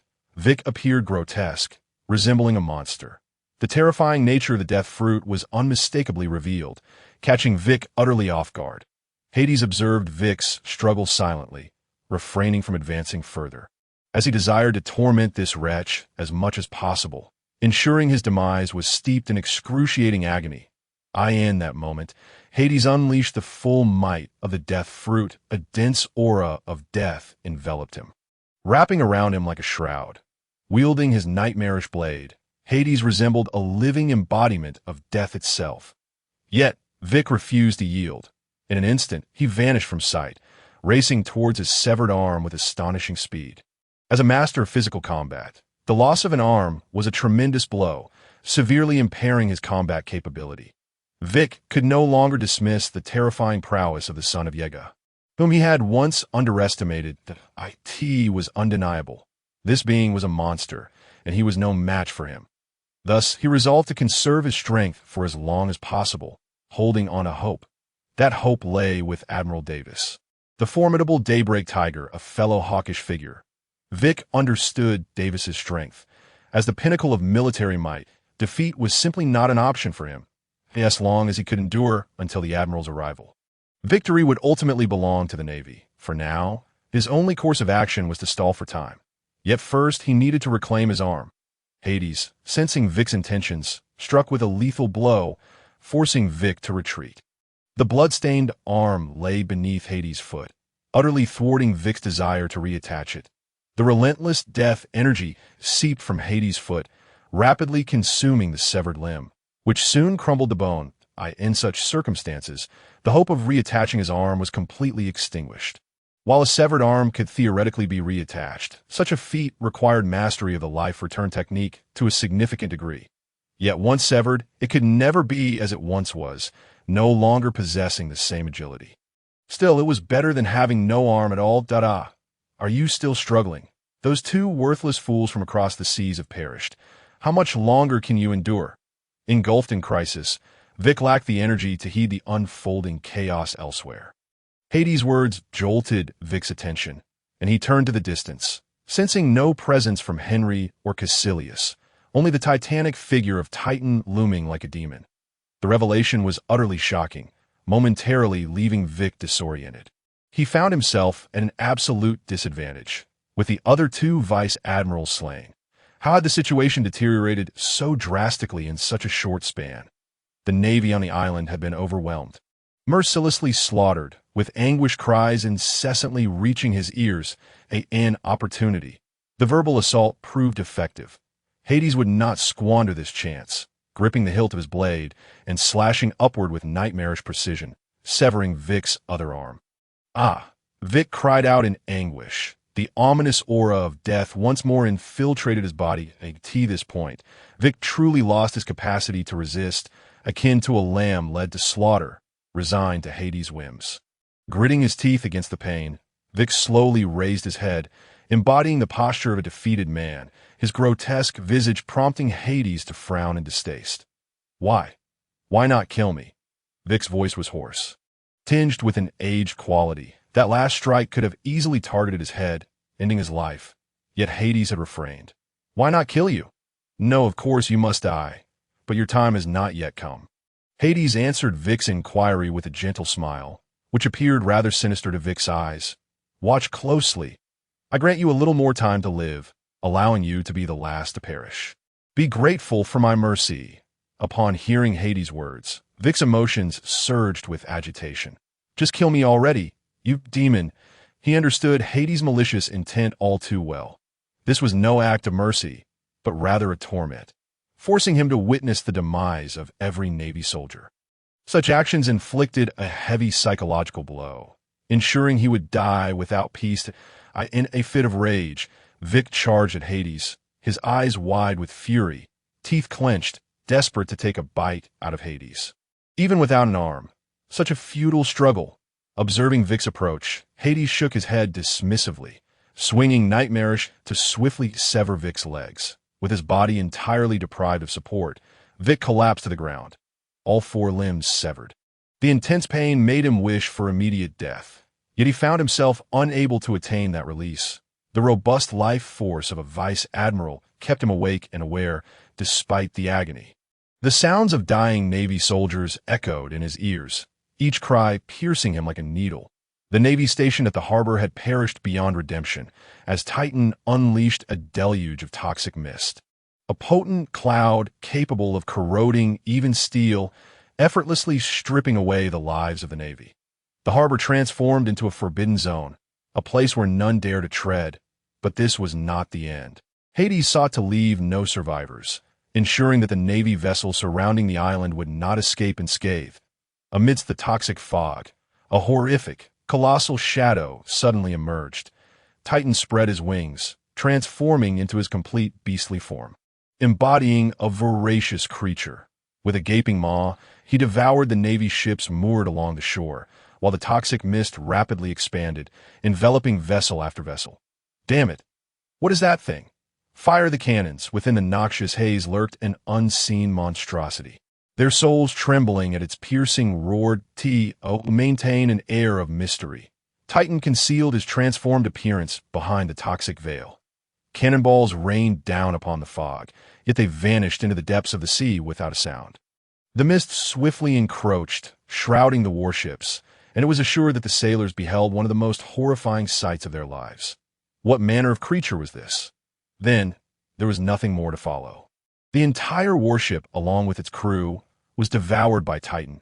With the naval fleet completely consumed by Titan, any possibility for the island's navy to retreat was severed, leaving them to struggle in excruciating agony. Titan returned to the side of Hades, quietly observing the final clash. Some had already ceased their actions, yet dared not approach. They had witnessed firsthand the terrifying prowess of both Titan and Hades. The fallen Vice Admirals Henry and Cassius, along with the barely surviving Vice Admiral Vic, were all formidable figures renowned in the surrounding seas, yet they were defeated with such ease as the last soldier collapsed. Hades leisurely advanced, clapping his hand with a smile. His gaze fell upon Vice Admiral Vic, bestowing upon him an endless humiliation. Now, rendered powerless, Vic could only glare fiercely at Hades, cursing him with fervent malice. Congratulations to you, the last survivor, yet allow me to accompany you on your final journey. Hades approached Vic, bending slightly to peer down at him.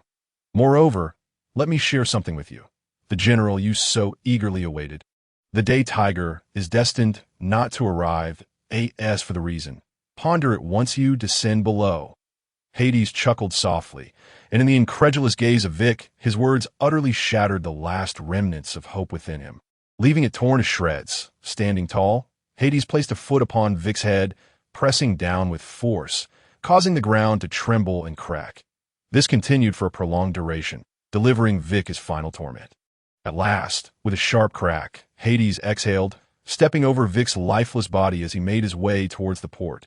Titan silently followed in Hades' wake, and upon passing Vic's corpse, he unleashed a kick at the wretched figure, sending the mangled body flying 100 meters away. Vic was indeed a strong warrior, but only in the context of this in the eyes of Hades and Titan.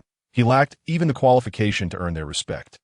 The battle concluded, the outcome astonishing the vast majority, as they beheld the departing figures of Hades and Titan. The various factions on the island, pirates and residents alike, were filled with awe. They had prepared themselves for a desperate fight against the Navy. Yet the process had proven remarkably effortless. After all, the 3 vice admirals of the Navy, their higher-tier combatants, had been dispatched by Hades and Titan, leaving behind a Navy with shattered morale that could hardly contend against them. 2 more monsters were set to take the stage. Hidden in the shadows, Raidfield reflected, his heart unusually calm. He had no intention of communicating with Hades. There was nothing to discuss. Raidfield was inherently proud, viewing this war merely as an impressive performance. With the affair concluded, he chose not to linger, turning away to continue his wanderings upon the sea. This marked the first intersection between the two. Having slain Vice Admiral Vic, Hades felt as though a long-suppressed frustration had been released, leaving him invigorated. Though Hades had never regarded Vic as a worthy opponent, this battle had validated his own strength, clarifying his standing within the hierarchy, and he became acutely aware of the terrifying potential harbored within his own body. The average vice admiral of the Navy was now far beneath him. Meanwhile, on the island, hidden journalists captured photographs, their bodies drenched in sweat from tension and excitement. Clutching their cameras tightly, they seemed to guard something immensely precious. Despite narrowly escaping a life-and-death crisis, the ultimate outcome was worth it. A major scoop, a major scoop. The journalist's mind and body were in a frenzy, realizing the opportunity for overnight wealth had arrived. Initially believing the Navy's siege on Kent Island would yield a decent story, They had not anticipated the grand surprise that emerged. Two immensely powerful monsters had slain three vice admirals of the Navy, leading to the complete annihilation of the remaining naval forces. What news could possibly be more shocking than this? At this moment, the Navy has undoubtedly been dealt a severe blow to its pride. Two formidable young titans have emerged, likely to become powerful contenders on par with the likes of Shiki and Charlotte Linlin. The rising stars of the Rocks pirates. One must never underestimate the vast legion of journalists who are nearly omnipresent across the globe. The profession of journalism itself is quite prevalent as a side hustle upon the seas, fundamentally revolving around the trade of information. Some pieces of intelligence possess astonishing value, and the information he has acquired today could undoubtedly grace the front page of a newspaper. For him, this represents a meteoric rise, potentially catapulting him into the limelight as a sought-after figure in the realm of news. Human nature is inherently greedy. Having obtained a morsel, one yearns for more. Watching Hades and his companions depart, the journalist stealthily followed, eager to unearth further insights. Upon reaching the docks, Hades sensed the presence of an individual trailing behind and furrowed his brow, casting a glance at Titan. Understanding Hades' intent, Titan shot a glance backward, his eyes momentarily flashing with a brutal glint. The poisonous mist that had seemingly dissipated reemerged, emanating from Titan's form. The rapidly expanding noxious fog swiftly engulfed the entire port once more. Visibility was shrouded in the toxic haze, and those who had experienced its terror scrambled desperately to retreat.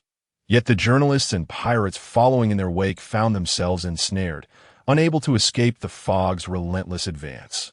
With anguished cries echoing, one after another fell victim to the agony, as the corrosive mist, capable of eroding even steel, proved insurmountable for the ordinary.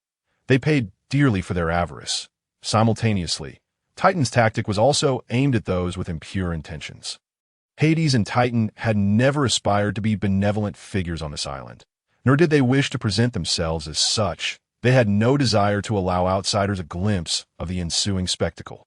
The range of the poisonous fog released by Titan was confined solely to the port. As long as one kept their distance, they would remain unharmed. Should someone inadvertently wander too close, their misfortune could only be attributed to bad luck. They had already resolved to depart, with the means of their escape having been secured by Titan in advance. Beyond the shrouded region of the mist, the interior remained invisible. Titan entered his complete beastly transformation, his gaping maw reminiscent of an abyss, as a medium-sized Navy warship materialized, crashing onto the surface of the sea. The tremendous force sent a deluge of water splashing, creating tumultuous waves that rippled along the shoreline. Such substantial objects could only be contained following Titan's full transformation. Indeed, it was a Navy warship. Each large naval vessel represents immense wealth, akin to high-end currency upon the ocean. The construction cost of each ship reaches a staggering 40 million berries. Boasting formidable firepower capable of accommodating 800 sailors, a medium-sized warship, housing 200 sailors, demand a price tag of 10 million berries, while a smaller vessel requires 5 million berries. The ability for Titan to procure them without inflicting damage upon the warships resembled an act of robbery. Setting aside the superior capabilities of the Navy ships themselves, their resale potential represents a significant fortune. For various factions upon the seas, these vessels are highly coveted assets. This constitutes the foundation upon which the Navy has established its dominance at sea, generally holding an advantage over pirates during naval engagements. Even with ample funds, acquiring such vessels is a daunting task. Extracting this medium-sized Navy warship was not for Hades and his crew to commandeer. In this era, it is impossible for merely two individuals to operate a ship. What they required was but a small boat from within the medium-sized warship. With the small vessel extracted, Titan would then consume the medium-sized warship back into his devouring space. Hades preferred to keep this ability under wraps for the time being, striving to maintain an air of mystery. As the small boat departed the port, it sailed towards the next island, enshrouded in toxic mist, resembling a phantom vessel. Following Hades' departure, Kent Island initiated recovery efforts, reconstructing the structures ravaged by battle and the corrosive mist. Simultaneously, a silent bloodbath and struggle for dominance began to unfold. This marked a significant reshuffling of power, with numerous factions incurring substantial losses. Even though the high-ranking naval forces had largely been dealt with by Hades and Titan, the remaining Navy personnel were by no means easy prey in this tumultuous climate. Some sought to reallocate the island's spoils. The only reliable allies in this endeavor were war and one's own strength in the chaotic underworld. Such scenarios are far from uncommon. Every disturbance heralds a potential reshuffling of power. The critical point lies in the extent of the disturbance's impact. Even among the pirates, some are either hired by underground factions to participate in the fray or sought to exploit the turmoil for their own gain. A figure streaked through the air, descending upon Kent Island. From above, the state of the island lay bare before him. Had the battle concluded, the air was thick with the residue of gunpowder, and numerous structures lay in ruins, exhibiting signs of corrosive damage. Countless bodies clad in Navy uniforms were strewn about, their numbers seemingly significant. Yet this alone offered little insight into the events that had transpired as he landed in the heart of the street. An intangible aura of dominance commanded attention like a radiant halo. The lion demon. How could such a prominent figure be here? The moment his silhouette was recognized, awe struck all present. Their eyes widened in disbelief, their very beings ensnared by the formidable presence of Shiki. Clad in a yellow kimono, wielding two swords, and sporting a head of golden short hair, he lacked the future's lion-like mane. Yet even now, he bore the shadow of an overwhelming aura reminiscent of what was to come. Indeed, the visitor was none other than Shiki. His appearance was far from pristine. He bore considerable injuries, indicating he had endured a fierce struggle prior to his arrival. "Tell me, what has transpired on this island?" Shiki's gaze fell upon a pirate, his voice low and commanding. The pirate, under Shiki's penetrating stare, felt his heart leap into his throat, fear rendering him mute. Observing this reaction, Shiki snorted coldly, his gaze sharpening. With a speed imperceptible to the naked eye, he unsheathed his sword, slicing through the pirate's midsection. The onlookers, the action seemed instantaneous. Blood sprayed forth as the pirate was cleaved in two. "My patience is finite. Swiftly divulge what occurred." The terrifying aura immobilized all present. There was no doubt that had he lingered even a moment longer, Shiki would have wiped out everyone in attendance. The ruthless and domineering demeanor of the pirate was unmistakably that of the lion demon Shiki. Now, in a bid to preserve their lives, each individual hastened to relay the information they possessed. In no time, Shiki grasped the majority of the situation, primarily concerning Hades and Titan. Upon learning that they had effortlessly dispatched a Navy vice admiral, an exhilarated smile spread across Shiki's face. "Kekiki, what a pity it is that I could not meet them. You see, I rushed over as soon as I completed my task. Yet, it appears that the son of Jaeger resolved the conflict rather swiftly. It seems yet another monster has emerged, which only heightens my excitement. Another beast is set to board the grand ship of the Rocks pirates. No, it should be two. However, we shall meet soon enough. It is somewhat regrettable that Shiki could not encounter Hades. However, he is quite satisfied with the outcome, having long been intrigued by the legends surrounding the Grim Reaper, Yaiji. Moreover, he is well aware of the intentions of the Rocks pirates. Should Hades prove to be too weak, it would be utterly impossible for him to remain aboard the ship. It is likely that some individuals will harbor disappointment, as it appears that intriguing events are about to unfold. Many pirates seek to use Hades as a stepping stone, having acquired the information he sought.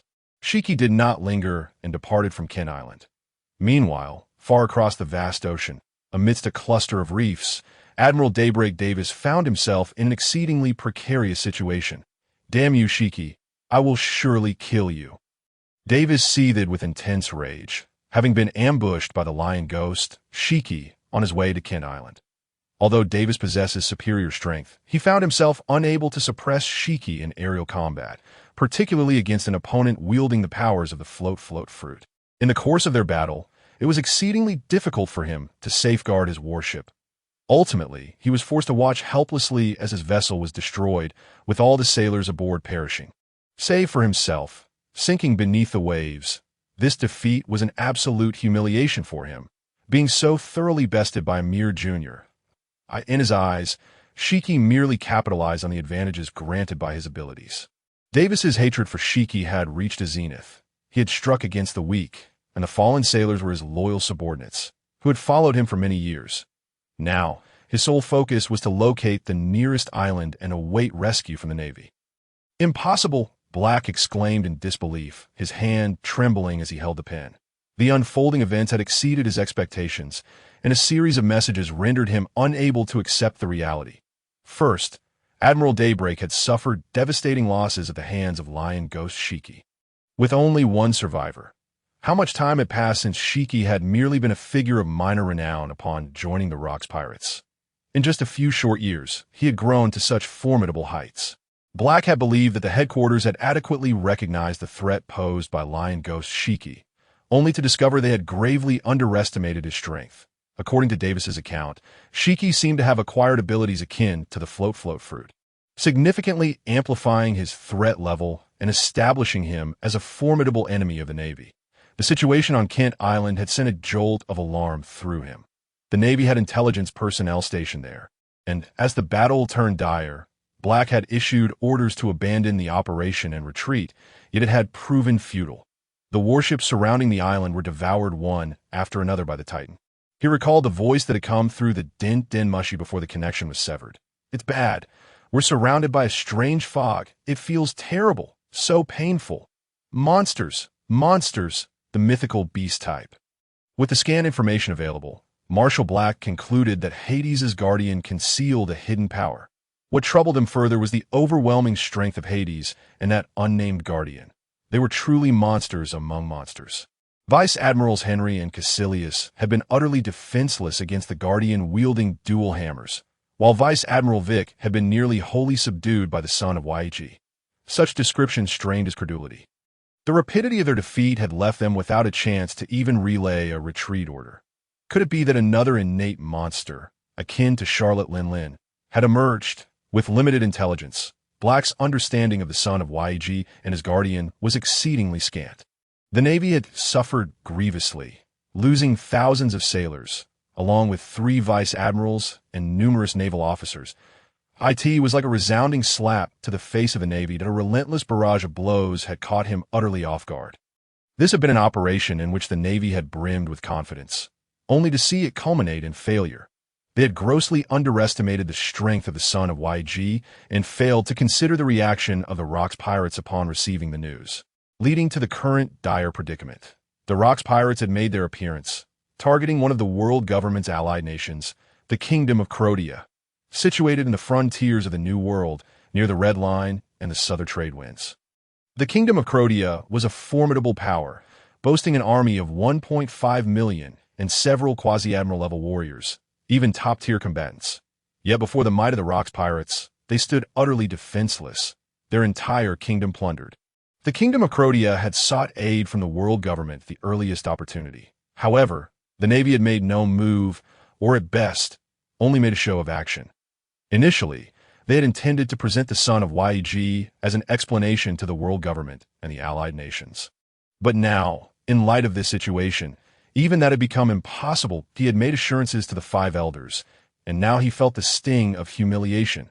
Fortunately, the royal family of Croatia had managed to escape, taking with them the elite forces of the kingdom along with a portion of their treasures in the New World. It was well known among informed factions that the Rocks Pirates were a force to be reckoned with. Their history filled with notorious examples. Upon receiving the news, the royal family of Croatia had issued a command to flee, dispatching ordinary soldiers to delay the enemy, ultimately escaping to the Red Line with the assistance of the Navy and the Army from the Red Line. As for everything else, the royal family of Croatia had cast it aside.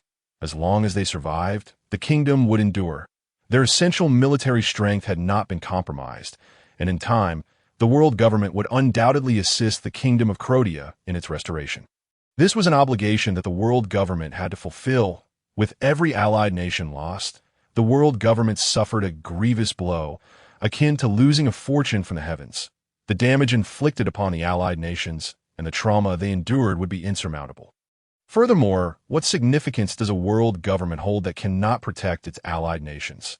Now, All eyes were upon them, and Black could already envision the protests from the Allied nations directed at the Navy and the world government. The Navy's inaction would undoubtedly become a focal point for their ire, and no one would believe in a Navy that fears pirates. Indeed, to others, this appeared as fear on the part of the Navy towards the Rock's pirates. But could he truly say that was the case? Over the years, the Navy had faced a disadvantage against the Rock's pirates, leading to a growing distrust from the Allied nations, although they had not severed ties with the world government. They had been quietly arming themselves. They had purchased substantial quantities of advanced weaponry from the Fire God and Wind God companies, strengthening ties with the Kingdom of Kronos. Some even invited retired Navy personnel to train formidable warriors for their realms. All these actions were indicative of a profound distrust in the Navy. People possess an inherent sense of crisis, a sentiment exacerbated by the relatively calm seas of recent years, with the resurgence of the Rock's pirates. This situation would only escalate. Once the trust of the Allied nations reached a certain threshold, the necessity of the world government's existence would be called into question.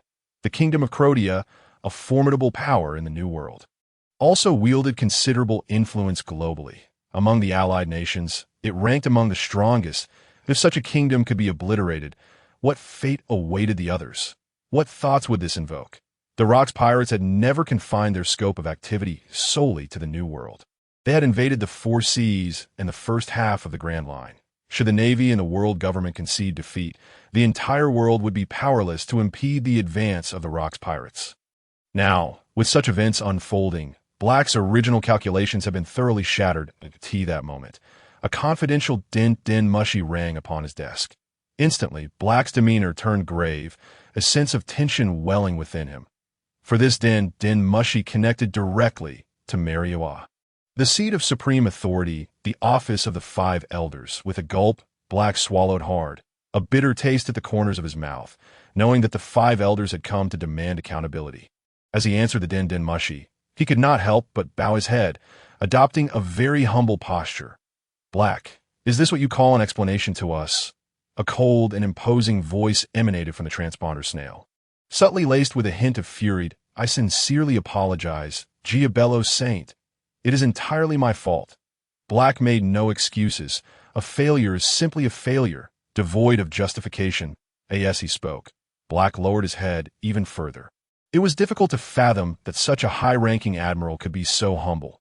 This was a display of respect, for the voice of the Five Elders bore an aged quality, belonging to the most esteemed among them. Giabello Saint, hailing from the Christo family, held the longest tenure among the Five Elders, having reached the venerable age of 158. It could be said that both Black and the previous admirals had served under Giabello Saint's leadership. With only 2 years left in his term, it was unexpected for such a grave incident to occur during his watch. Immediate remedial measures must be taken, demonstrate the Navy's stance to the world government. Otherwise, you may as well resign from your position as admiral. The initial choice of Black as admiral was not solely based on his strength, but also on his willingness to comply. Over the past 2 years, the world government had invested nearly $1 trillion to bolster the Navy's capability against the Rock's pirates, recruiting soldiers and constructing naval fortifications and warships, with the Navy's annual salaries and pensions amounting to astronomical figures. They had anticipated a satisfactory report from the Navy, yet from the outset, they were met with such disheartening news.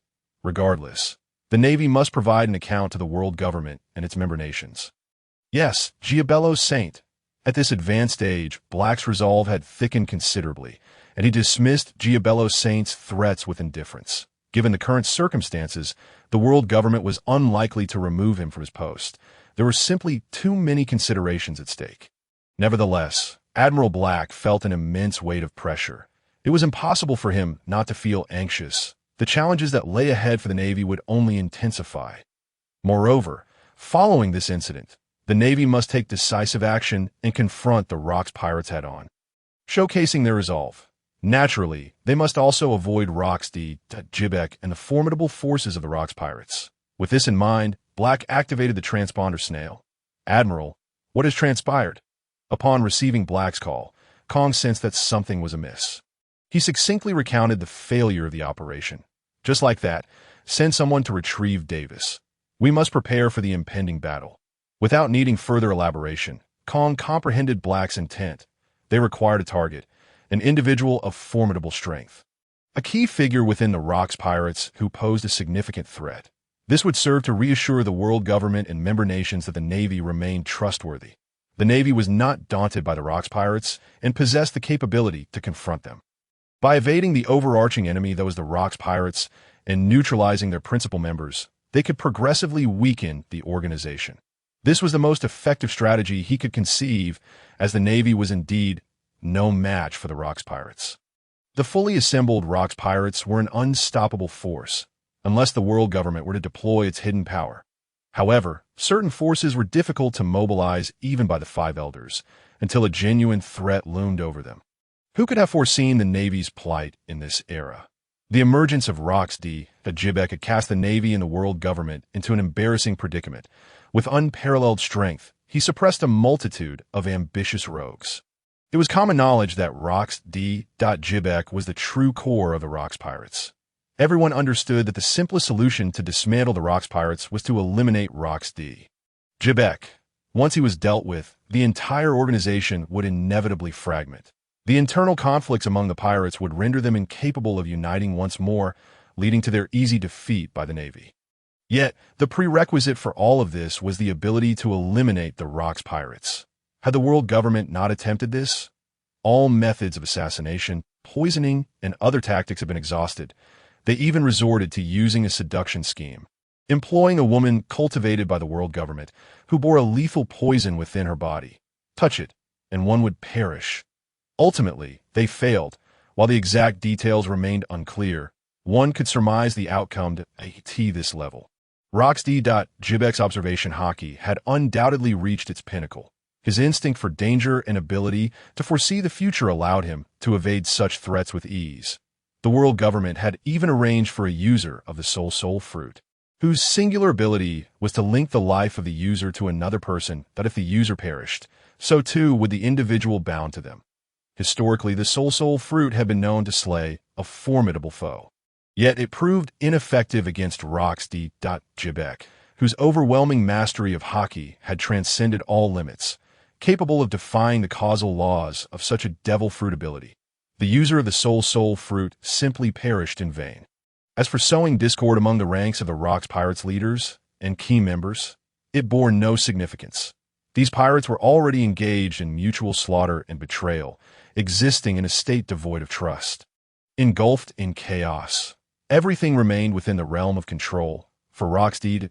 Jibek possessed absolute power, suppressing all opposition.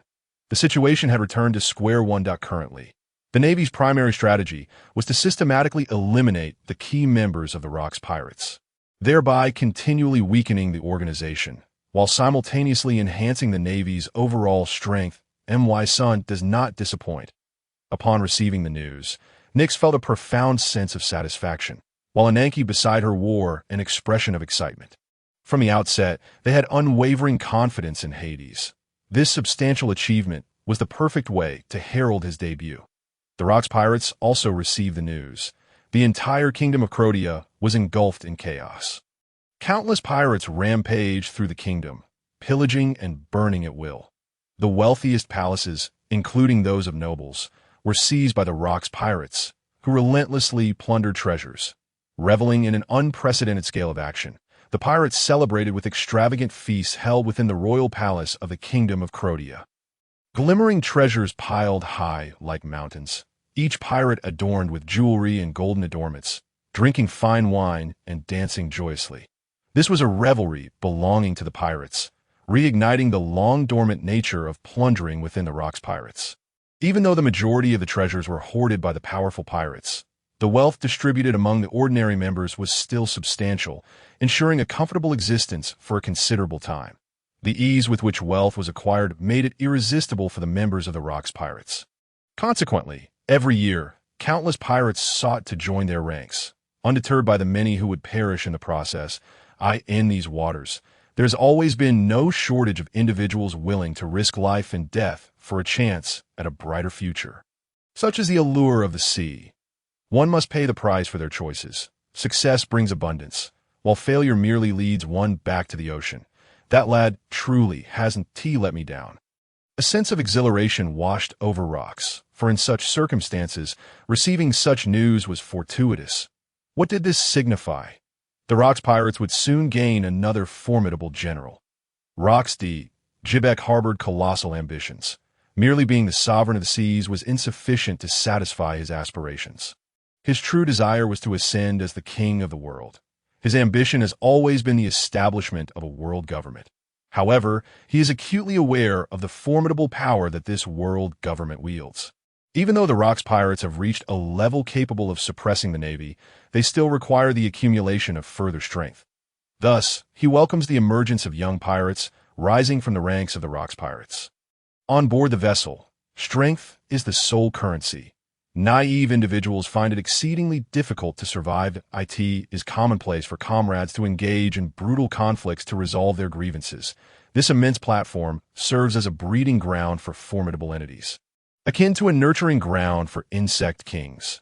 Shiki and Edward Newgate are the most exquisite creations of the Rocks pirates in recent years.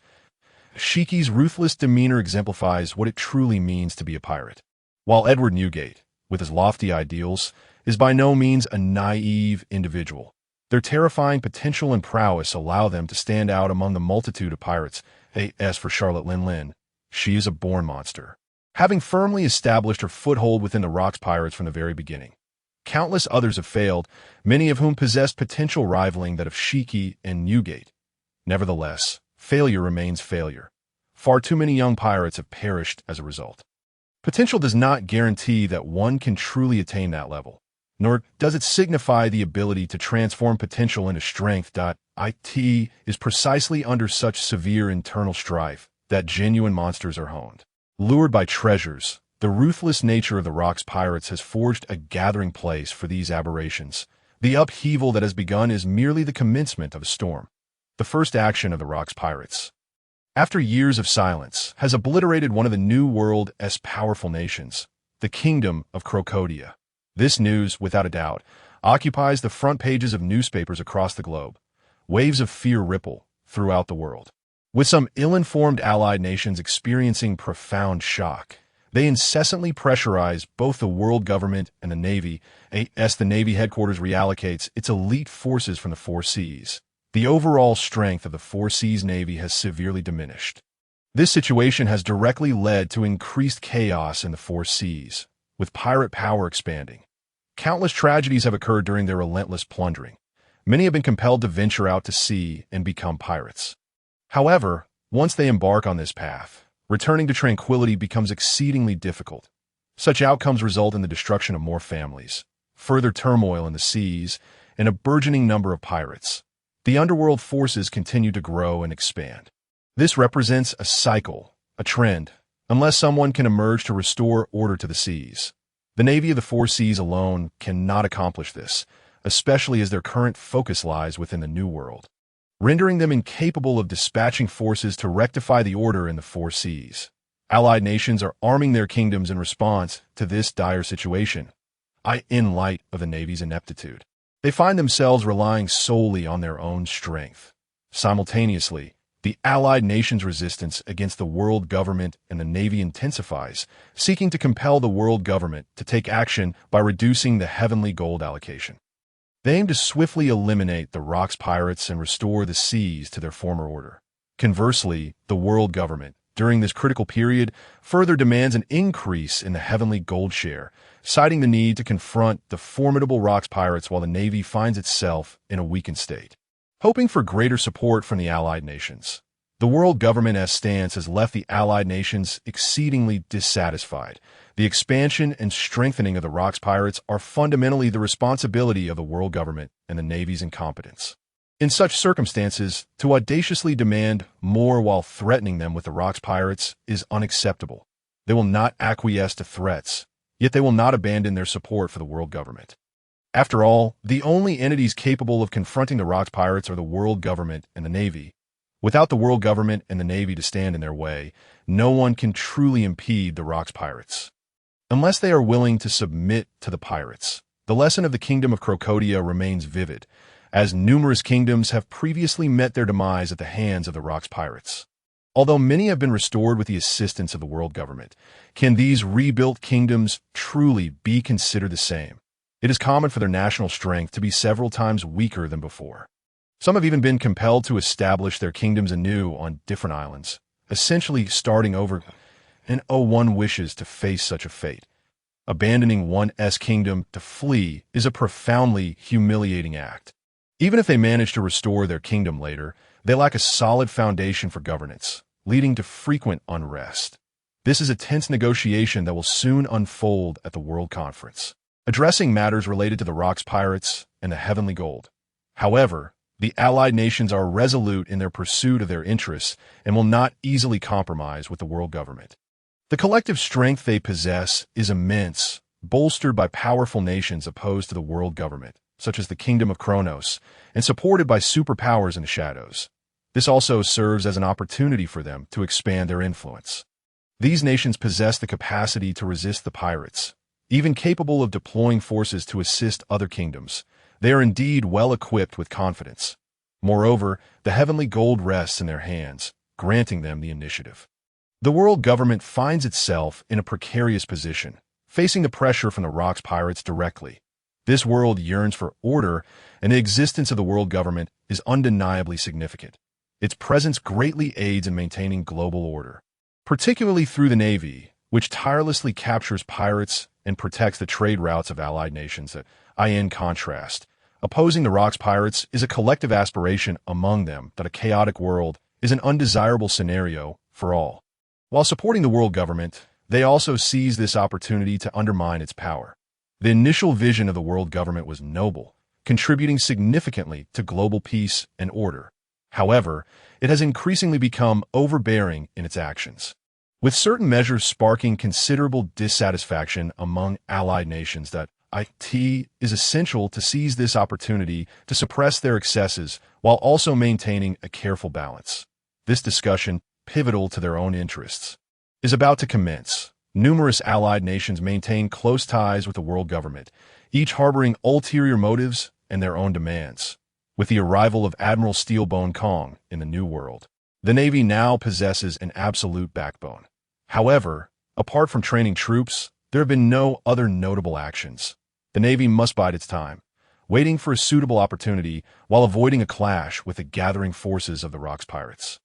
Although Kong is hawkish, he understands the relative strengths of the Navy and the Rocks Pirates. With Marshal Black standing firm against pressures from various quarters, he is afforded considerable latitude. Training continues, utilizing the small pirates of the New World to hone the skills of the young Navy personnel. Through these military achievements, he consistently promotes his own people, thereby enhancing the Navy's strength. This process has persisted for a full half-month. After this duration, the patience of both the world government and numerous allied nations has reached its limit. At last, the Navy is set to take action. Kong, this mission must succeed. You must comprehend the gravity of our situation. In the brief span of just half a month, Marshal Black appeared to have aged several years. As pressures mounted on the Navy from all sides, a burden he alone must bear. Long last, the moment had arrived. The forces of the Rocks Pirates gradually dispersed, some sailing the seas while others returned to their respective territories. Not all members of the Rocks Pirates remained on Hive Island. Many of the officers maintained their own domains. Besides being members of the Rocks Pirates, they also held the title of captain of their own pirate crews. It is worth noting that the emerging talents of the Rocks Pirates lacked their own territories. Even those aspiring to establish their own influence did so within the confines of the Rocks Pirates. The pirates with territories were primarily those who had gained notoriety on the seas, either during the early days of the Rocks Pirates or even before its inception.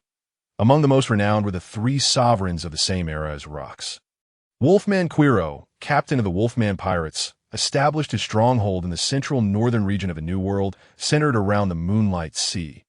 Golden King Donovan, captain of the Golden Pirates, had his base in the northeastern part of the New World, known as the Golden Sea. Donovan, who possessed the greatest wealth within the Rocks Pirates, commanded the largest number of subordinate pirates. The Golden Island within the Golden Sea was once famed for a gold mine that had been discovered there. However, as the mine was completely exhausted, the island gradually fell into decline. It is said that Donovan, utilizing the powers of his gold fruit, uncovered a hidden cache of gold beneath the abandoned mine, and subsequently established a golden fortress on the island. Violent King Kosa, captain of the violent pirates, ruled over a kingdom of pirates in the central New World. This pirate kingdom was built upon the remains of a non-member nation, with its nobility and royalty serving as sacrifices to Kosa. A proponent of strength, Kosa constructed a grand coliseum within his kingdom for pirates to engage in brutal combat. These individuals were all maritime overlords before the formation of the Rocks Pirates. As for the other notable figure, Deadshot Leon was a solitary gunslinger with the ability of the penetration fruit. Recognized as the world's foremost marksman, Leon possessed extraordinary strength, making him the most formidable threat among the sovereigns. His powerful physical combat seamlessly integrated with his sharpshooting skills, leaving no openings, whether in close combat or ranged attacks, and instead presenting a lethal menace. Typically, Leon resided on Hive Island, venturing out only occasionally. Below them were numerous pirates who later joined the Rocks Pirates. Some notorious pirates, despite joining the Rocks Pirates, did not disband their own crews. Their original territories remained under their control, albeit nominally belonging to the Rocks Pirates. Generally, unless there was a special operation, they would not linger within the confines of the Rocks Pirates, maintaining a high degree of autonomy that, of course, once orders were issued by the Rocks Pirates, they had no choice but to comply, lest they face absolute annihilation. A lesson learned by several who had met their end at the hands of the Rocks Pirates in a most brutal fashion. Meanwhile, the Navy had selected their intended target, Wendigo, the demolisher of the Rocks Pirates. Wendigo, a superhuman with the explosive powers of the bomb fruit, was the captain of the demolition pirates, not a particularly cruel thug. He relished using his abilities to witness the heads and bodies of others explode into fragments, even enjoying the spectacle of corpses piled high, admiring the sight of them being blown apart. His behavior was matched by formidable personal strength, with a bounty reaching 62 million berries. Not only did he possess the powerful explosive abilities of the bomb fruit, but he was also proficient in the dual color hockey, making him an exceptional combatant. Aside from him, the members of the demolition pirates were all bomb enthusiasts, delighting in destruction. Both his abilities and demeanor rendered Wendigo a target the Navy was determined to eliminate. His notorious reputation was one of the primary reasons the Navy sought him out. Moreover, Wendigo's territory, Flame Island, was situated far from Hakenosu. Provided the Navy could act swiftly, reinforcement from the Rocks Pirates would not be able to arrive in time. The Navy was poised to initiate their counterattack, though the specific target remained unknown. Several Navy warships stealthily navigated the seas, led by Admiral Daylight Davis. This news quietly reached Hades, who was seated in a tavern, gently swirling a glass of red wine, surrounded by pirates who dared not approach him. Following the conclusion of the battle at Kent Island, Hades' bounty had soared to an unprecedented 12 million berries. While Titan had a bounty of 1 million berries, that it could be said that Hades and Titan had attained fame, stepping over the fallen bodies of naval rear admirals to ascend to prominence. The vast majority of pirates refrained from provoking them, and those few who dared to view them as stepping stones had long since found their corpses hanging outside. Curiosity piqued, Hades wondered which unfortunate soul had caught the Navy's attention. If they were to strike, they would undoubtedly do so with complete assurance. After all, the Navy possessed intelligence and the initiative, allowing them to allocate their forces strategically. Incidents like Hades' were exceedingly rare. As for the reaction of the Rocks Pirates upon receiving the news, when they could not ascertain the Navy's intended target, it could only be described as non-existent. The structure of the Rocks Pirates dictated that they had always taken the initiative. Their passive defense was remarkably inefficient. Furthermore, without knowledge of the target, they were akin to headless flies. Pirates, clearly, did not possess the luxury of patience, especially given the scant camaraderie among members of the Rocks Pirates. Who would be willing to engage in conflict with the Navy over a pirate with whom they had little connection? Hades, however, paid this little mind as they continued their journey towards Hakenosu, approximately 5 days away from reaching the headquarters of the Rocks Pirates. "Let us depart, Titan." Draped in a black cloak that obscured his figure, Hades bore a sinister scythe on his back, resembling the harbinger of death. Titan, still clad in armor, with 2 hammers slung at his side, was undeterred in his movement. 3 Navy warships quietly approached the waters surrounding Flame Island. "Captain," "We have a problem. The Navy has arrived." Wendigo, who had been celebrating with his crew, embraced two scantily clad beauties. Suddenly, this shocking news jolted everyone awake at the banquet. "Captain, we must quickly seek assistance from the Rock's pirates," one crew member urged anxiously, although the Navy could only temporarily avoid direct confrontation with the Rock's pirates. They still remained a formidable entity in the eyes of Wendigo and his crew, causing trepidation among them. If the Navy dares to approach, they will undoubtedly deploy formidable forces, and we will be their target. "It is too late," Wendigo replied. Shaking his head, he understood the nature of the individuals aboard that ship, and he was no different. Rising to his feet, Wendigo tossed the woman in his arms aside. The two women fled in terror, realizing that remaining here could lead to peril. "Boys, we must prepare to retreat," Wendigo bellowed. "As long as we remain alive, we need not fear the loss of our treasures. Indeed, let us flee.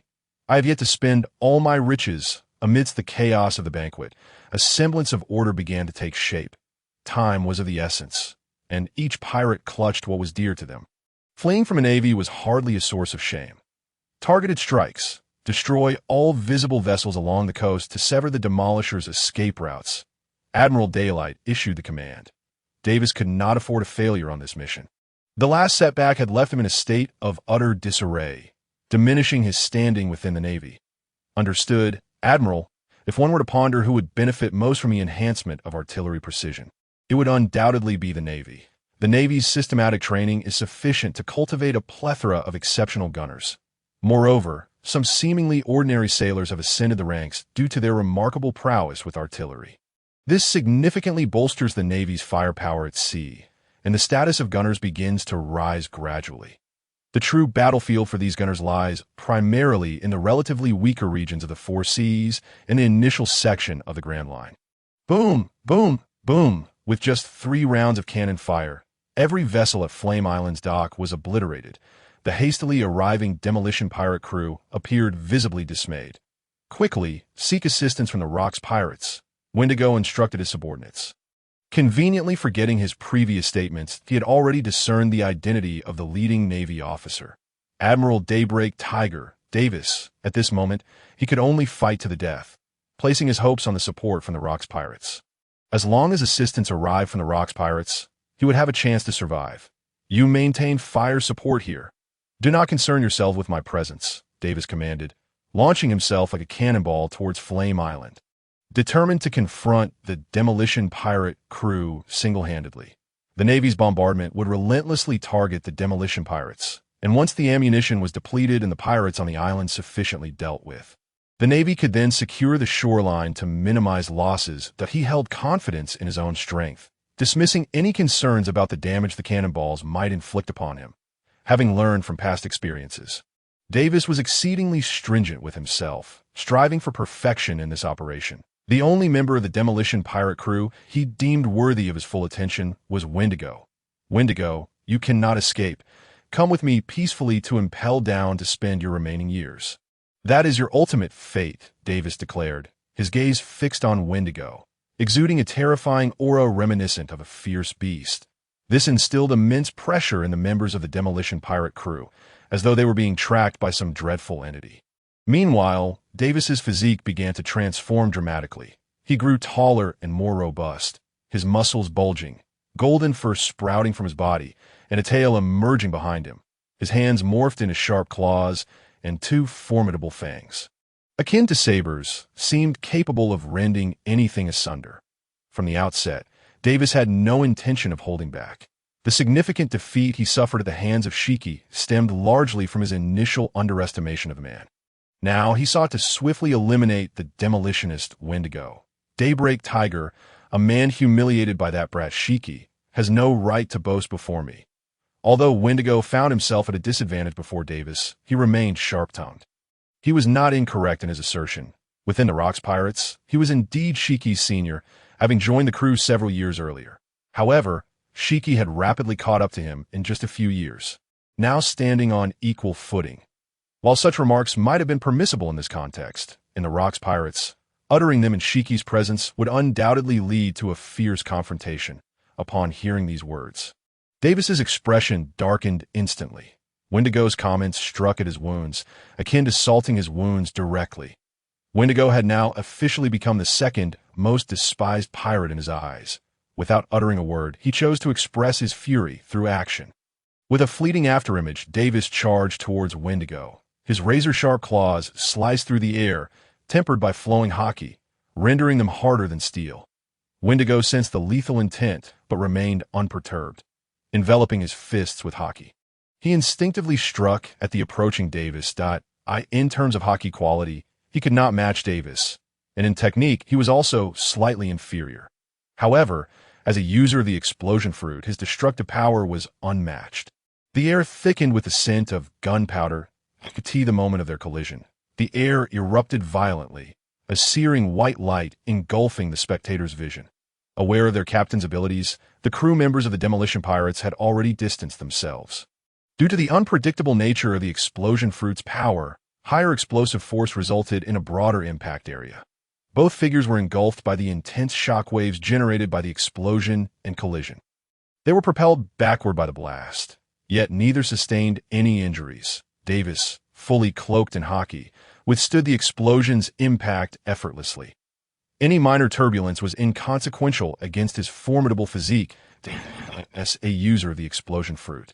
Wendigo, too, was immune to harm from his own abilities, and the force of Davis's powerful strike was mitigated by the overwhelming destructive power of the explosion. For Wendigo, the best defense was offense. In direct confrontation, he was no weaker than Davis. The impending clash was imminent as the two began their fierce struggle, one seeking to delay for reinforcements, the other intent on swiftly defeating his opponent and capturing him. The Rocks pirates were informed of the situation regarding the demolitionist Wendigo. For Wendigo, assistance was imperative, in the eyes of Rocks Jibek. Although Wendigo could not compare to Shiki or Whitebeard, who would undoubtedly rise to prominence as a formidable officer in the years to come. Moreover, the demolition pirate crew was an affiliate of the Rocks pirates. Failing to rescue them would leave a poor impression on the others. Even if the rescue was unsuccessful, it was crucial to demonstrate their stance. Is anyone willing to rescue Wendigo? In response to Jibek's inquiry, the gathered pirates remained silent, and no one wished to engage the Navy on behalf of another, especially not against an admiral. What if it cost them their lives? Furthermore, several members held grievances against Wendigo, relishing in his misfortune as the unfortunate victim. The Navy's counterattack was anticipated. Some astute pirates chose to remain in Hakanosu and the surrounding waters to avoid the Navy's onslaught. Let me handle IT. IT was the perfect opportunity to test out my new blade and have a bout with that fellow Davis. Shiki stepped forward, brandishing his new weapon, two exquisite swords procured from the noble collection of the Crocodia Kingdom. Named Sakura and Kushi, they ranked among the 21 great swords. Upon returning to Hakanosu, they had been presented to him. Shiki was quite pleased with these two blades. However, many were aware of Shiki's true intentions. As his strength grew and his status rose, Shiki's esteem within the Rocks pirates had reached new heights. He had begun to form factions within the crew early on, amassing considerable influence. His astonishing growth and unique charisma had drawn many pirates to recognize his potential, gradually aligning themselves under his protection. The ability to stand up for his comrades and boldly provoke an admiral was highly valued among pirates. Shiki's standing within the Rocks pirates had begun to be compared to that of his predecessors, John, Silver Axe, and Wang Ji.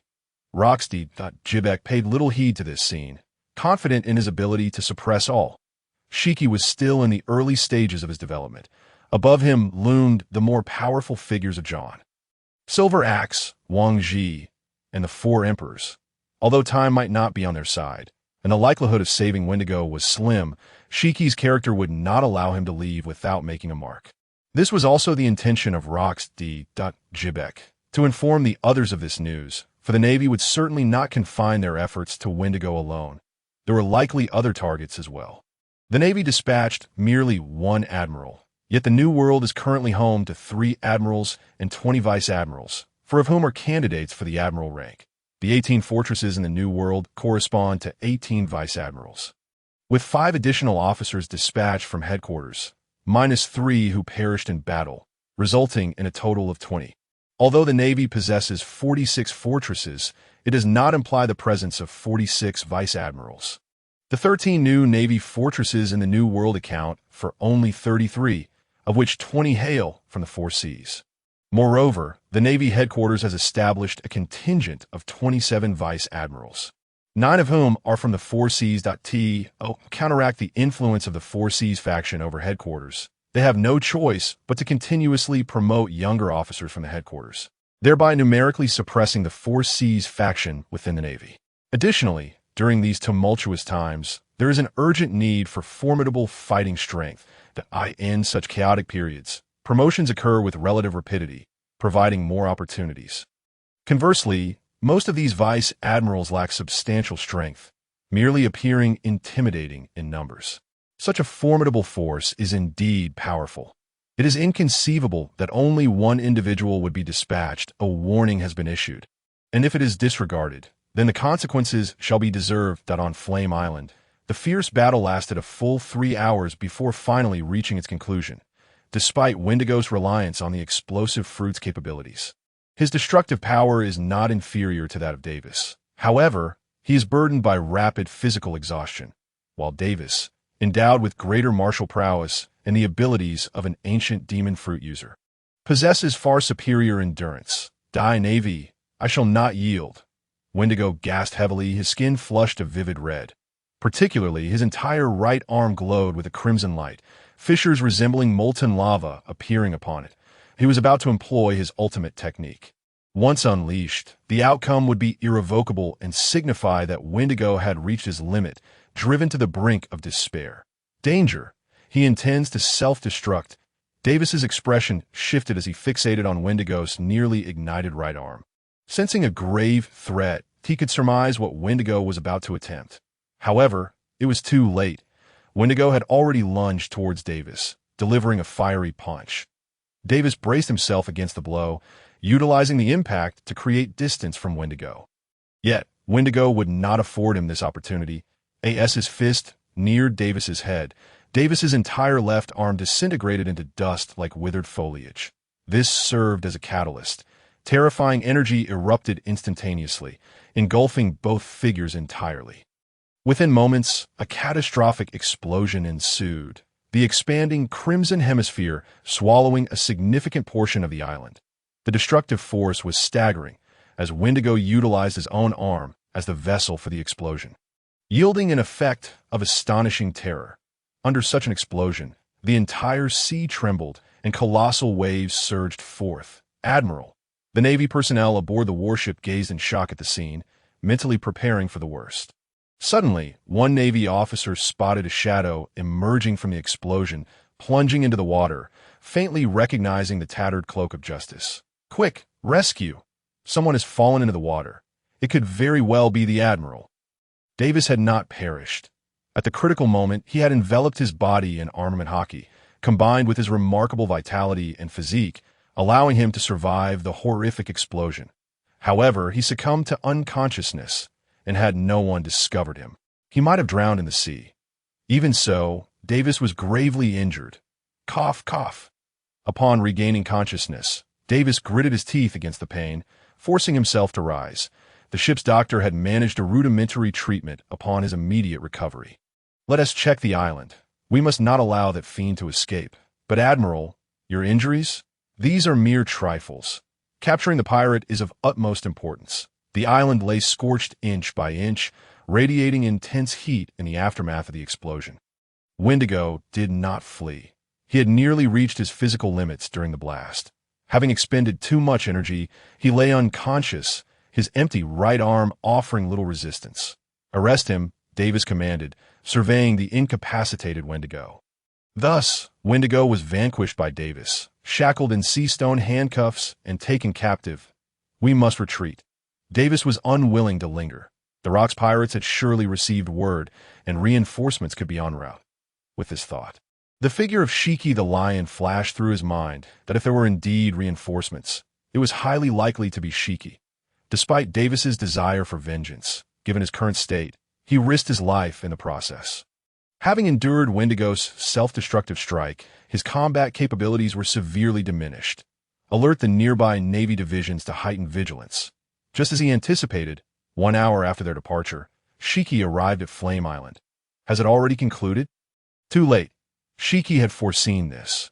Upon witnessing the devastated expanse of the island and the vast basin that had inexplicably formed, he felt a sense of melancholy. The intensity of the battle appeared to exceed his expectations. Due to Davis's severe injuries, there was no time to eliminate the remaining pirates on the island. By inquiring with the surviving pirates, he gleaned a general understanding of the situation. Given Shiki's nature, he would not allow this visit to be in vain. Without taking action, he would merely become a post-war reporter. Let us proceed to the nearest Navy fortress, the G-44 base, even with Davis's warnings. The nearby Navy bases adhered to the same protocol. Faced with absolute superiority, their efforts proved futile. At the G-44 fortress, Vice Admiral Scholes possessed no capacity to resist against Shiki the Lion, if even Admiral Jiu were to falter before him. How could this trivial Vice Admiral from the EC hope to stand against him? Scholes was ruthlessly slain by Shiki, whose blade, the renowned Sakura, severed his head. The entire Navy fortress was virtually annihilated. Though Shiki had yet to grow his hair long, his brutal demeanor already exhibited the dominance reminiscent of a Lion King. The Navy's special operations were far from over. The explosive pirate Wendigo was merely the beginning. Capturing just one infamous pirate would not suffice to deliver an effective blow to pirate morale. The notorious explosive pirate Wendigo was captured by Admiral Jiu, leading to the obliteration of the explosive pirates. The G-44 Navy base was decimated by Shiki the Lion, and Vice Admiral Scholes was beheaded. These two pieces of news spread rapidly, igniting a fervor across the world that a significant announcement erupted in the New World. 2 days after the incident on Flame Island, Admiral Shixiang Puyol also took action, apprehending a notorious pirate with a bounty nearing 500 million berries in another sea, the violent Bear Morani. This young and domineering pirate, captain of the Gray Bear Pirates and a cadre of the Rocks Pirates, emerged as a new star from the Rocks Pirates several years prior to Shiki and Edward Newgate.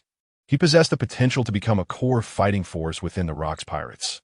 However, regrettably, it seemed that his excessively audacious behavior led him to be targeted by the Navy, marking him as the second target of their pursuit. It appears that his journey may have reached its conclusion, there to be confined within the formidable Impel Down, a prison that has remained unbreached since its inception. Uncertainty looms over the prospect of re-emerging into the vast ocean. However, in this era dominated by the Rocks Pirates, nothing is deemed impossible. The recent capture of 2 notorious pirates by the Navy has invigorated their ranks, a triumph that has certainly caught the attention of many. For some, it has been ages since they last heard any commendable news from the Navy. Yet, the story does not end here. Merely 2 days later, amidst the shock that still reverberated from the earlier announcement, the unparalleled duo from the West and North Seas, Macy, the Purple Lion, and Ronaldo, the White Mouse, joined forces. These 2 rear admirals decisively vanquished the infamous pirate brothers, Matty and Carter, both of whom bore bounties exceeding 300 million berries. This victory further elevated their prestige within the Navy, bolstered by the unwavering support from the West and North Sea fleets, unlike the majority of rear admirals hailing from the 4 seas. Macy and Ronaldo possess extraordinary strength, their ascension to the rank of rear admiral being a testament to their innate talent and prowess. Moreover, while they belong to the factions of the 4 seas, they are distinguished as rear admirals of the headquarters, rather than mere pawns of the 4 seas. Equally formidable figures include Admiral Puyol, Admiral Davis, and the candidates for the next generation of admirals, namely Cluey and Ferdinand. Even among the rear admirals of the 4 seas faction within the Navy, there exists a standard of formidable strength. The 4 seas Navy has managed to establish a firm foothold within the Navy headquarters, deriving its considerable influence from sheer power.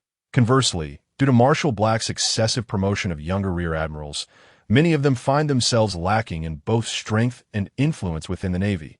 Marshal Black, alongside Admiral Kong, aims to elevate Garp and Sengoku as contenders for the next generation of admirals. Although the 4 seas Navy has shown signs of acquiescence, it is evident that a complete surrender is out of the question.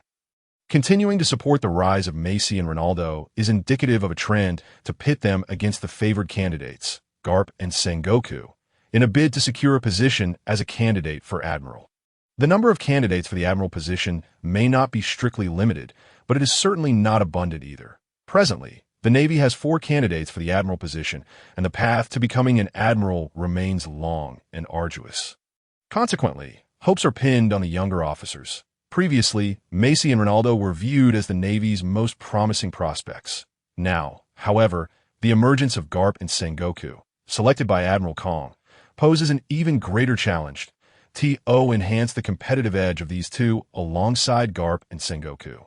The Four Seas Navy has deliberately provided them with 2 rare and powerful devil fruits. It is worth noting that the top-tier devil fruits from the Navy's secret vault have been appropriated by Kong. 1 hurricane fruit remains unaccounted for, and the Buddha fruit has undoubtedly been consumed by Sengoku. Such actions have incited considerable discontent within the Navy, particularly among those who had long coveted these 2 devil fruits, Macy for the Buddha fruit and Ronaldo for the hurricane fruit. Consequently, they are left to seek alternative devil fruits, the mythical Zoan-type lightning mouse fruit and the Paramecia-type motion fruit. The support from the great powers of the Four Seas is driven by a reluctance to witness the decline of the Four Seas Navy. As it serves to safeguard their own interests, they have even extended their reach into the Navy headquarters. The influence of the Four Seas Navy has revealed their potential to these powers, who continuously bolster the Four Seas Navy, aspiring to transform it into their own entity, establishing connections to challenge the Navy headquarters supported by the world government. Such maneuvers have elicited dissatisfaction from the world government, which is alarmed by the rapid development of the Four Seas Navy. The connections forged with various kingdoms have enabled the Four Seas Navy to somewhat detach itself from the control of the world government and the Navy headquarters.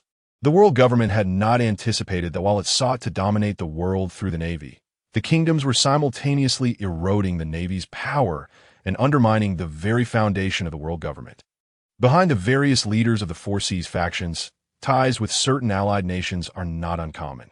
This situation poses a dire threat to the world government, symbolizing an erosion of its foundational strength. If this trend persists, there is a significant risk of the world government losing the Four Seas, its largest stronghold, thereby destabilizing its dominance. After all, the relationship between the world government and its allied nations has never been one of master and servant. The covert competition is exceedingly fierce, representing the allied nations' resistance to the world government and their desire to extricate themselves from its control. The grievances against the heavens have long been palpable.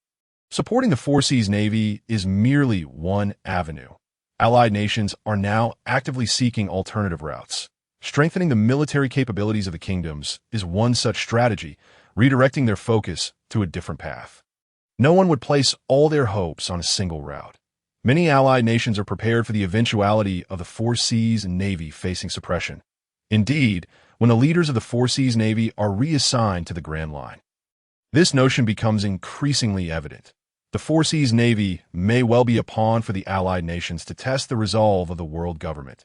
The intricate political machinations unfold on a global chessboard. The Navy headquarters' intent to suppress the Four Seas Navy remains unwavering, backed by the full support of the world government. Although this may yield unforeseen negative repercussions, the potential consequences are deemed worth the risk. In contrast to the conspicuous presence of Macy and Ronaldo, Garp and Sengoku seem to have their brilliance shrouded. In reality, this is a deliberate choice to maintain a low profile and ensure their protection. Sengoku diligently hones his skills under Kong's tutelage, while Crane focuses on deepening her expertise within the staff department. Garp, on the other hand, is afforded a degree of freedom, allowing him to confront the newly rising threat of the Roger pirates, whom he considers his lifelong nemesis. Simultaneously, this serves to subtly suppress the advancement of Garp and Sengoku, as their previous rapid ascent had drawn too much attention. Now, it is essential to cultivate discretion. This strategy aims to minimize exposure to the vast ocean's gaze while allowing them ample time to mature. Otherwise, given Garp's temperament, one cannot predict what tumultuous events he might instigate, such as the foresight of Kong. The greater the notoriety of Macy and Ronaldo, the more they risk becoming targets in the eyes of the Rocks pirates. The higher one ascends, the more devastating the fall. The Navy's counteroffensive has proven to be more vigorous than anticipated. The capture of 4 formidable pirates by the Navy is an unprecedented achievement in recent years. The world government and the Navy are unabashedly proclaiming the success of this operation, disseminating news across the globe. The Rock's pirates are poised to retaliate. Observing the reports in the newspapers, Hades remains unfazed. The Navy has never been so feeble. A counterstrike was to be expected. The loss of 4 pirates does not reach the level of crippling the Rock's pirates. There will be no second chance. The Navy's actions merely caught the Rock's pirates off guard, and they will swiftly adapt. Cunning pirates will not grant the Navy further opportunities for capture. The Navy is about to face the fierce retaliation of the Rock's pirates. The impending actions of the Rock's pirates herald the commencement of a new war. The Navy's counterattack signifies its readiness to engage, and this conflict has already ignited. However, none of this concerns him. Their destination, Hakanosu, is merely 3 days away. Soon, Hades will set foot on the land he has long yearned for. Titan remains silent, trailing behind Hades, occasionally surveying their surroundings. Their journey thus far has been rife with bloodshed. At this juncture, they are firmly within the sphere of influence of the Rock's pirates, with nearly every island, pirate ship, and even tavern displaying the flag of the Rock's pirates. Hades and Titan's objectives are clear. Their every move has drawn the gaze of many, and there are no shortage of those covertly instigating trouble or testing their resolve that, of course, the ultimate outcome is invariably the same. None survive the wrath of Titan's hammers. It appears that the victories at Kent Island have failed to instill confidence in all pirates. Kill them. A glimmer of death flickered in Hades' violet pupils. It mattered not whether there was hostility. His sole desire was to kill to slay until all were left in awe, instilling a fear that would command respect and authority as for the pirates. He bore no psychological burden. Moreover, he had Titan to assist him. In these vast seas, reputation was forged through bloodshed. The absurdity of the future costs incurred by not eliminating the generals was beyond comprehension. The journey from Kent Island to Hachinos was, in essence, a process for Hades to accumulate his renown. With a swift motion, Titan had already surged into the distance, requiring no justification, only a word from Hades. Along their path, Hades and Titan tread upon countless bones, having obliterated more pirate crews than he could count. Their ruthless slaughter and domineering style had spread far and wide. Fearful pirates had long since fled, while those who dared approach, emboldened by their own bravado, lingered to observe. Hades had grown weary of the condescending gazes that regarded him as a mere spectacle. In truth, he was indifferent, merely seeking to justify his inner turmoil. He acknowledged that, in his eyes, he did not regard these remnants as human. The trail he had traversed revealed the pervasive wickedness of the sea, allowing him to discern the true nature of the majority of pirates. However, did one truly need a reason to kill? Especially when faced with a rabble of scoundrels, he was learning how to be a competent pirate. The atmosphere of the Rock's pirates remained unchanged. News of a comrade's capture by the Navy did not dampen their spirits. Yet, each individual was acutely aware of their captain's temperament. He would never tolerate such humiliation. Rock's D. Zebek, with seemingly lenient ship rules, appeared indifferent to the happenings aboard, maintaining a measure of freedom. Yet, this Fade was built upon an absolute dominance that permitted no defiance of his will in response to the Navy's provocations. A reckoning would eventually ensue. It was merely a matter of timing. A new recruitment drive for the Rock's pirates was about to commence, promising another grand spectacle. Hachinos was a pirate's paradise, replete with all manner of revelry. However, excessive indulgence could lead to ennui. The annual recruitment events, with their fierce contests, invigorated the spirit.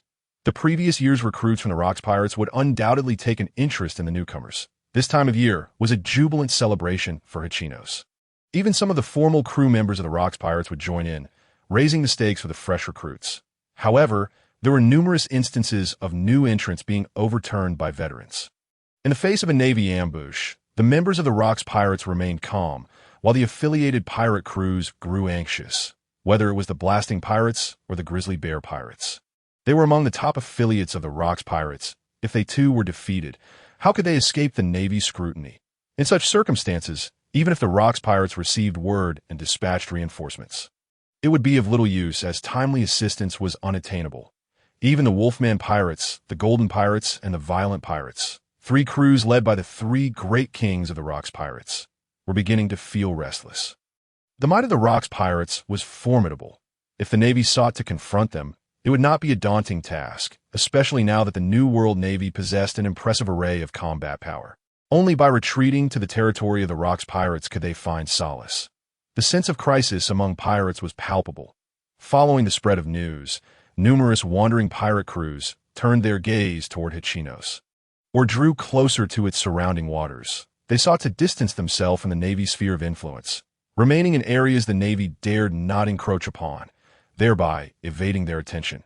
Even the three great kings returned to Hachinos. The Navy's actions had succeeded, yet it also resulted in a surge of pirates on Hachinos Island. The distribution of the Rocks Pirates-affiliated crews was tighter and more concentrated.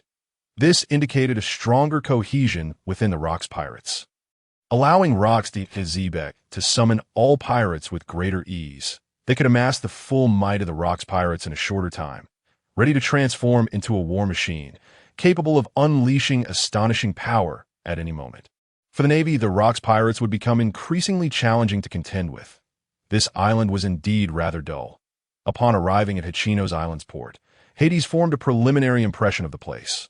Madness, slaughter, betrayal, and conspiracy coexisted. Unspeakable underground dealings seemed to encapsulate all the world's filth. Some activities were conducted brazenly, devoid of any hidden motives.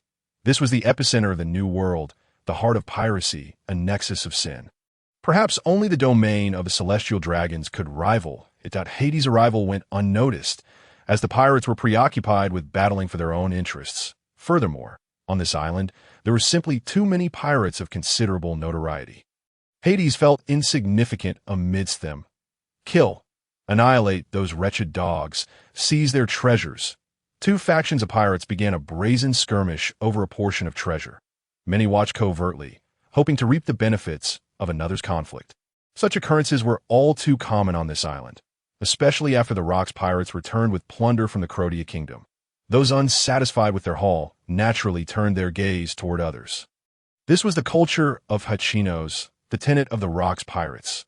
Power was paramount. As long as one was not a key asset of the Rocks Pirates, Rocks Hades would care little for their survival. Ha! This woman belongs to me now. This place is not for you small fry. You foolish brats can only boast with your mouths that I've seen enough of your kind over the years. Here is a word of advice. Once you arrive on this island, keep your heads down and survive for a while, so you can grasp your true, standing a burly man with a face full of flab and a robust physique, dispatch several clueless foreign pirates as easily as one would child. The onlooking pirates wore expressions of amusement, devoid of any pity that on this island, those who fell were not even afforded the dignity of leaving behind a corpse. Even the worthless had their uses. Their organs could be harvested and sold as goods at worst. Their flesh could serve as sustenance for the beasts of the gladiatorial arena. Shall we eradicate them all? Your Highness, upon hearing Hades' words, Titan's hands itched once more. Throughout their journey, he had either been on the path of killing or engaged in it. The name of the Blood Knight had begun to spread. Never mind. Let us keep a low profile. No. Continue the slaughter. Initially, Hades wished to avoid drawing attention, but suddenly halted mid-sentence, shifting his demeanor. Titan spoke unabashedly, his booming voice carrying for hundreds of meters around them. The air turned eerily silent, and hostile gazes fell upon the two of them. The atmosphere thick with murderous intent. Hades, a noble by birth, had never concealed his identity, naturally inciting animosity among the pirates. His arrogant demeanor only exacerbated their displeasure. Where were they? Hachinos, a pirate's paradise. How could a noble like him be allowed to act so brazenly? Moreover, Titan's words seemed to dismiss them entirely. Those daring enough to set foot on this island were, after all, individuals of great pride, whether they are newly arrived pirates or those native to Hachinos. The pirates of Hachinos Island possess a formidable collective strength. Even if they are not chosen to join the Rocks Pirates, they inherently carry a sense of superiority over the foreign invaders. The incoming pirates, driven by ambition, seek to carve out their own dominion on this island of piracy. Whether for glory or to recruit formidable crew members, Hachinos stands as the unparalleled choice. Crack. Hades shows no mercy, twisting his neck a couple of times, preparing to unleash his power. This island is his true battlefield. He ventured into the sea solely to grow stronger, aspiring to reach the pinnacle of this ocean, not to indulge in mere piracy. The port of Hachino's teems with pirates arriving from all directions. Even the slightest commotion quickly reverberates throughout the island. Hades and Titan have undoubtedly escalated the situation. Charge! Eliminate those two. A throng of pirates encircles them, transforming the area into an open arena as they relentlessly assault Hades and Titan with their blades. The pirates roar with excitement, treating Hades and Titan as their destined prey for execution. Yet, Hades and Titan are simply too powerful in the face of the attacking pirates. Titan crushes them one by one, while Hades dances through the onslaught, effortlessly evading strikes before delivering lethal counterattacks. The scythe of nightmares reaps through the fields. The pressure exerted by the Hachino's pirates far exceeds that of others, yet poses no threat to Hades and Titan. As time flows, the previously boisterous pirates gradually fall into silence, gazing in awe and fear at the two figures in the center of the battlefield. Do these two never tire? For a full 2 hours, Titan and Hades engage in relentless slaughter, with over 2,000 pirates already fallen, their bodies forming small mountains, blood pooling upon the ground. The number of daring pirates willing to charge forward dwindles, creating a veritable vacuum around them. Having come to recognize the terrifying strength of these two, the pirates who once thought they could exhaust them through sheer numbers now find that Hades and Titan remain unscathed. Titan possesses ample stamina. For him, this is merely a warm-up. Hades, equally robust, wields remarkable control over his physique to prevent unnecessary fatigue. Crucially, none of the pirates present are worthy of their attention. Let us end this tiresome farce. Hades declares coldly, casting his gaze around. No pirate dares to advance any longer. Regardless of how many may approach, they cannot escape death. With a scythe in hand, Hades swings the blade, causing the air to thicken. An ominous aura emanating from the sharp edge. The deathly strike symbolizes annihilation, spreading its influence outward, accompanied by a growing vortex of demise. Death hunt. The chilling voice echoes through the air. Within mere seconds, a vortex of death envelopes a radius of hundreds of meters centered around Hades. The potent essence of death, swirling within the vortex, invades the bodies of the pirates. Those who come into contact with it face their end. No, no, a pirate cries out in anguish, his voice rasping and fading. Utterly powerless against this dreadful force, he watches helplessly as his body ages rapidly, vitality consumed. Wrinkles form, his form withers, and he dies in despair. Yet this is not the end. Even the deceased are subject to further erosion. Flesh and blood gradually vanish, leaving only stark white bones, which soon shatter into dust, dissipating in the wind. The death hunt, inherited from Jaeger, reappears upon this ocean, bringing with it an endless shock. In an instant, thousands of lives flicker out before their eyes. Except for Hades and Titan, all life within the affected area is obliterated. It is as though they had never existed. It is difficult to fathom the sensation of witnessing a person vanish in such a brief time. For the vast majority of pirates, it is sheer terror. Absolute dread. It is not the brutal guard that incites fear, but rather this nobleman with purple hair. Is this the power of the death fruit? In the distance, a golden-haired youth stands in shock. What? Newgate, shall we test this out? He'll soon be boarding our ship. It would be prudent to gather some insights. Shiki observes Newgate with a smile. Spare me. That ability is too tyrannical. I need to consult with those veterans to comprehend his powers. The youth named Edward Newgate is no fool. He would never allow Shiki to probe Hades as a pawn. Life is far too undervalued in the face of the death fruit. When someone dies, there remains a corpse, blood, flesh, proof of their existence. Yet before the death fruit, everything vanishes. Facing Hades feels akin to confronting death itself. Edward Newgate senses the looming threat. Under this power, even with confidence in his own strength and the ability to exert his will to some extent against this formidable force, he knows better than to take risks without sufficient information. Moreover, he sees no reason to act. Hades appears youthful, Yet his strength is not to be underestimated. Compared to Hades, Newgate and Shiki are mere roughnecks. Initially, their fame upon the seas was primarily attributed to their innate talents. Only after joining the Rocks Pirates did their true potential begin to manifest. It was not merely the pressure of the environment, but also the diverse training manuals that supplemented their original foundations, allowing them access to more advanced powers. Although Roxdeed would not personally instruct them, it was not uncommon for pirates with favorable relationships to exchange insights. Hades, from a young age, was immersed in elite education, receiving guidance from renowned masters, establishing a solid foundation and growing at a pace surpassing that of Newgate and his peers. The disparity in their growth environments sufficiently narrows the age gap. Had they been of the same age, Hades would undoubtedly be stronger. Similar examples can be drawn from the future emperors of the sea, such as red-haired Shanks and the three marine admirals, one mentored by Rayleigh, laying a solid groundwork, and another under the tutelage of Zepha, avoiding many pitfalls and swiftly realizing their potential. They seem to be arriving, Shiki remarks, glancing into the distance, where several familiar figures are gathering. Observing from afar. After 2 hours, the situation has escalated significantly. Every member of the Rocks Pirates is now aware of the news regarding Jaeger's son arriving on the island.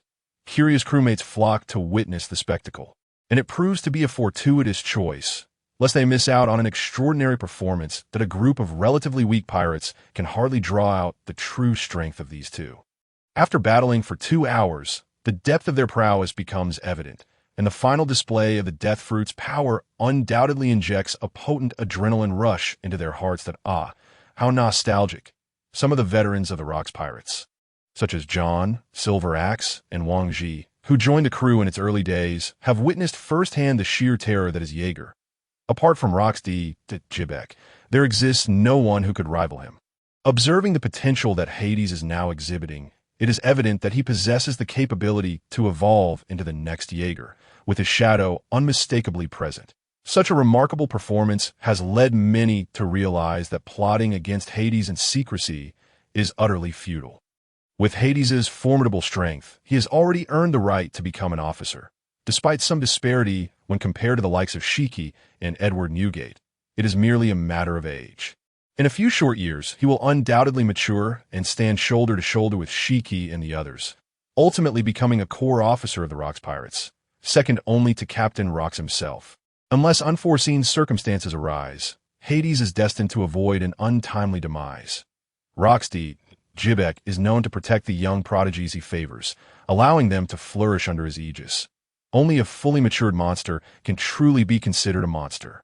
Such is the case with John, Silver Axe, Wang Ji, as well as Shiki, Edward Newgate, Charlotte Linlin, and the other extraordinary beings of the Rocks Pirates. This is precisely why the strength of the Rocks Pirates has been consistently augmenting over the years, particularly in terms of elite combat power. Although it remains unclear whether Roxdeed is simply a talent hoarder or has ulterior motives, the Rocks Pirates undeniably serve as a breeding ground for monsters. Provided one can attain a level of merit that catches their attention, even to the extent of offering precious devil fruits for cultivation, it is truly marvelous. The youthful Charlotte Linlin gazes excitedly at Titan. With her invulnerable physique and stature comparable to her own, it seems as though she has encountered a kindred spirit, a perfect match should they decide to bear offspring. Charlotte Linlin has long harbored ambitions of establishing a nation, as well as the desire to create her own faction. Unlike Edward Newgate, who stands alone, she, like Shiki, aspires to gather other pirates beneath her wing. Regrettably, being a woman, even as a monster, has deterred many from wanting to serve under her. The thought of being subjugated by a woman is unwelcome to many pirates. Recognizing this, Charlotte Linlin has altered her approach. Since no one is willing to become her subordinate, she shall produce her own. By giving birth to many, she aims to establish the Charlotte family, ensuring that her children will eventually carve out their own niche in the new world. Given her prowess, the offspring she bears will undoubtedly be formidable in the future. Yet, she has not taken concrete action. It is not for lack of trying, but rather due to repeated refusals. Individuals like John and Silver Axe have declined her without hesitation, as have contemporaries Edward Newgate and Shiki. They would never consider becoming mere breeding vessels for Charlotte Linlin. their offspring not even belonging to them, while additional burdens would only complicate their futures. No one is foolish enough to accept such a fate. Despite being rebuffed countless times, Charlotte Linlin remains undeterred in her ambitions, whether to establish a nation or to create the Charlotte family. However, she recognizes the necessity of acquiring greater strength and status. If the likes of Shiki are unattainable, then she must seek out lesser beings that, if all else fails, she is prepared to resort to force. Titan has evidently become a target of interest for Charlotte Linlin.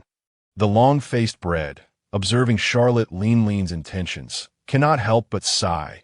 The identity of the son of Jaeger is not to be trifled with. He has long heard the legends surrounding Jaeger.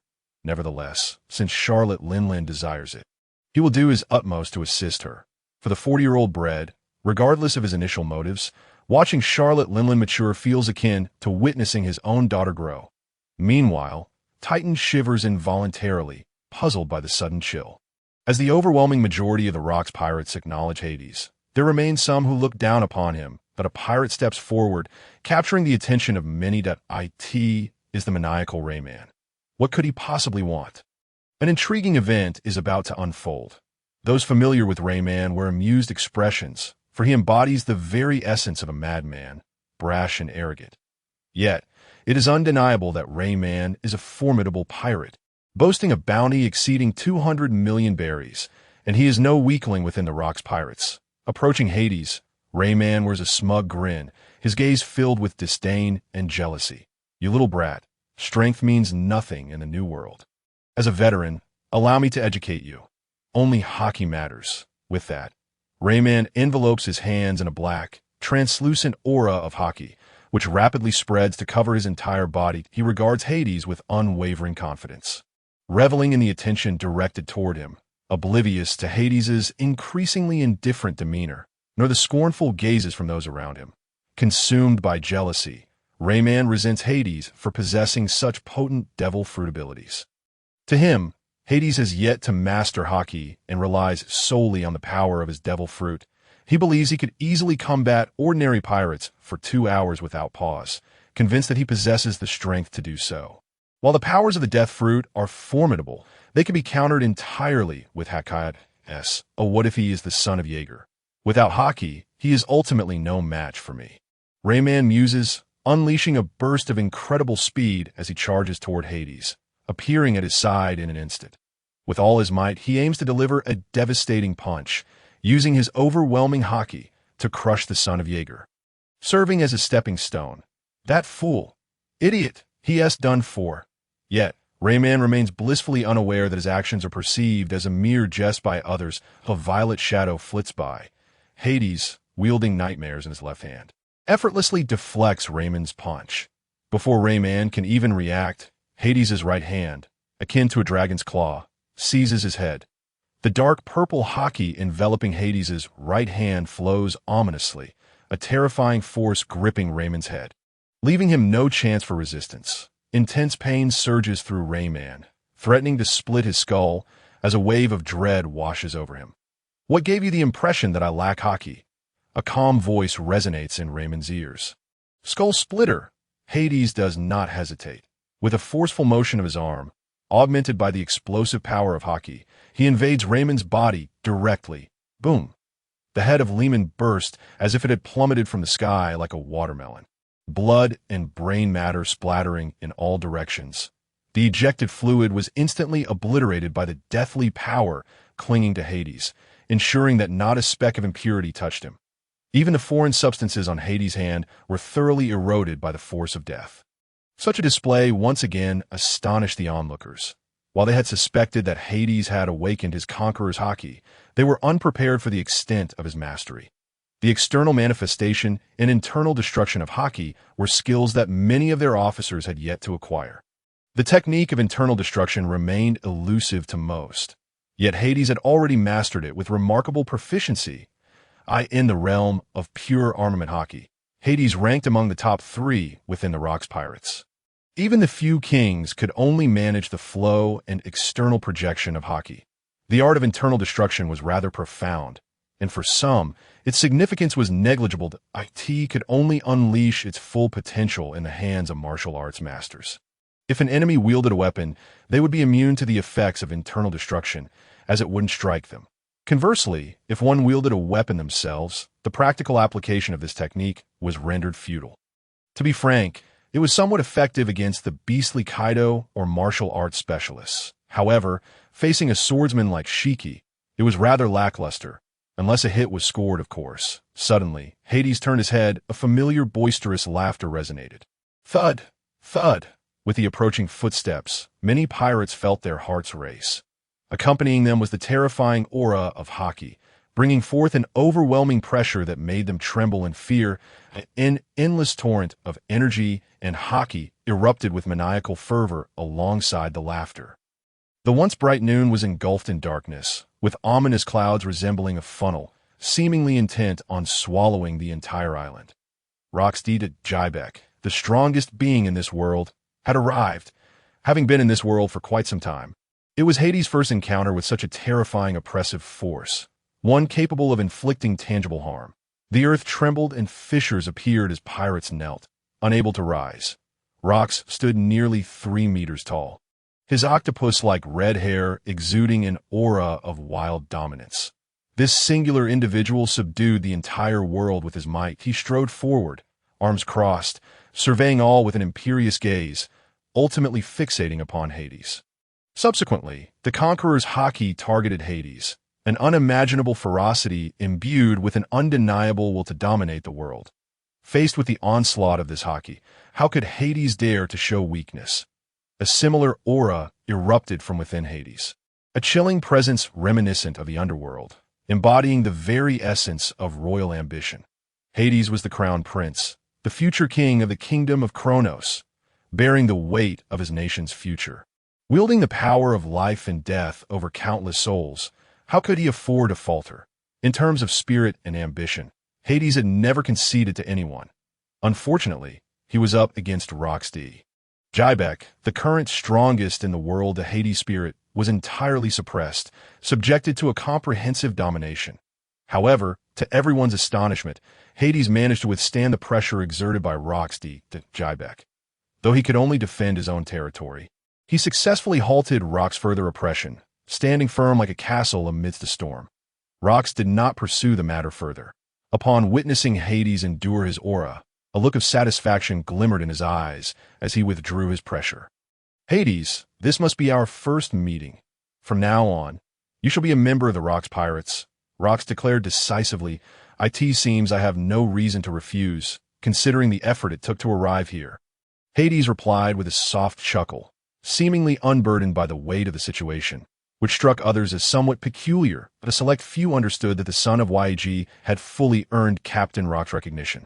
Hades, the name resonated among the crowd as they learned it through Rox's lips. Regardless, from this day forth, Hades officially became a member of the Rox Pirates. He is a Titan. It is quite agreeable to join forces. Rox acknowledged that he could discern the potential within the Titan, even surpassing that of YEG's companion. The addition of another top-tier warrior was advantageous. The success rate of future plans would undoubtedly increase. Before the Rox Pirates formally commenced their recruitment, Hades had already joined their ranks, having met Rox standards. Like a drop of water, Hades seamlessly blended into the Rox Pirates. There was no welcoming ceremony. The atmosphere in the island of Hachinos was a blend of tranquility and festivity, celebrating continuously in the days following his successful induction into the Rox Pirates.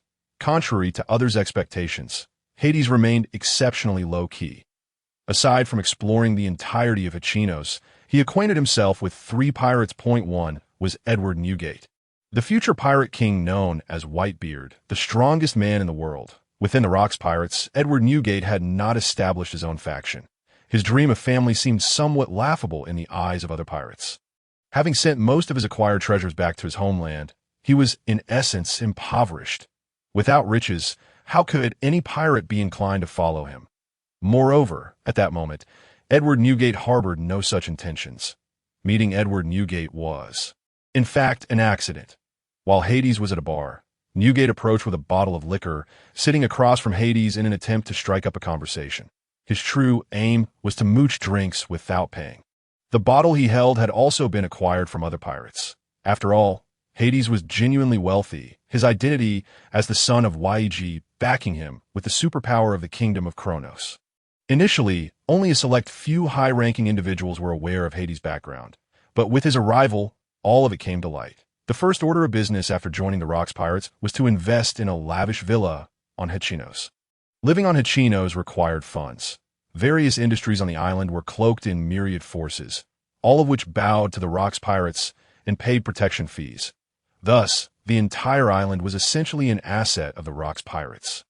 The development of the Rocks Pirates necessitated substantial financial resources. Without money, how could they proceed? Many have witnessed Titan extracting boxes of berries from his very own belly, seemingly without limit. Just 2 days later, a modestly opened currency exchange began operations. This establishment engaged in various currency exchange services, converting valuable treasures and items into berries.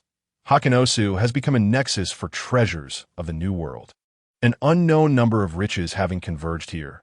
Transforming these treasures into berries represents a lucrative enterprise that on the same day, most of Hakanosu's currency exchanges announced their closure, leaving only a handful operational.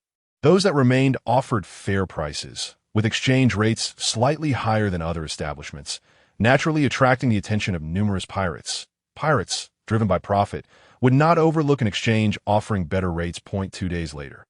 The remaining exchanges also ceased operations, leaving only the newly opened one in business, monopolizing the currency exchange trade in Hakanosu and acquiring the other exchanges. Such audacious tactics inevitably sparked debate, for behind these exchanges stood many rulers of the Dark World. Only a select few were aware that shadows of Hades loomed behind this particular exchange.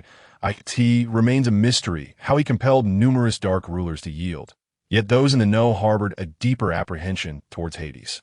Sensing an unfathomable aura, Edward Newgate received this intelligence through Shiki, igniting a spark of curiosity within him.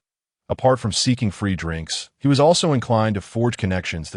It is known that Hades consistently ordered the most expensive wines at the bar, while Newgate, unable to afford such luxuries, typically settled for the cheapest options. Precious spoils and fine wines would not last long in his possession. With Hades' affluent backing, he could indulge in wine as he pleased in the future. Hades did not rebuff Newgate's overtures. A mere trifling sum of money held no allure for him. As conversations ensued, the two grew familiar. Newgate shared several insights about the internal dynamics of the Rocks Pirates, some of which Shaki had mentioned, yet none as detailed as what Newgate conveyed. It was evident that the currency exchange was operated by Hades. Victor, the king of arms and a core member of the underworld, was secretly controlled by the Tartaros royal family, by supplying other dark rulers with a batch of arms or allowing them to purchase arms at a discount. These dark rulers would undoubtedly grant Victor this favor, seeding the Hakanosa market. Moreover, the profits inherent in currency exchanges were not substantial, merely sufficient to deceive newcomers like the future Straw Hat Pirates. Pirates on Hakanosu, however, were seasoned veterans, many being fearsome figures that even the underground forces dared not offend. At times, the berries expended would exceed the value of the treasures acquired, rendering it a losing venture. For Hades, however, this was an immense gain. With the ensuing chaos of the seas, the world government would issue more berries to alleviate fiscal pressures, leading to a decline in the purchasing power of berries across the globe. This implies that berries would continuously depreciate. The more one retained, the greater the eventual losses incurred. Thus, while the world government might remain unaffected, citizens, factions, and allied nations utilizing berries would suffer losses. Pirates would be less impacted, as the berries they possessed seldom lingered for long, most being spent within a short time frame. The Kingdom of Kronos exchanged surplus berries for treasures and precious items through the currency exchange, shielding the kingdom from the depreciative effects of berries. This constituted a win-win scenario. Another individual, Shiki, was introduced to Hades through Newgate AS for the third figure, Charlotte Linlin. Her approach was markedly more aggressive than Newgate's. Her fervent gaze and avaricious heart seemed intent on devouring Titan. Hades could scarcely be unaware of Linlin's intentions. When she made her demands, he unhesitatingly declined on Titan's behalf.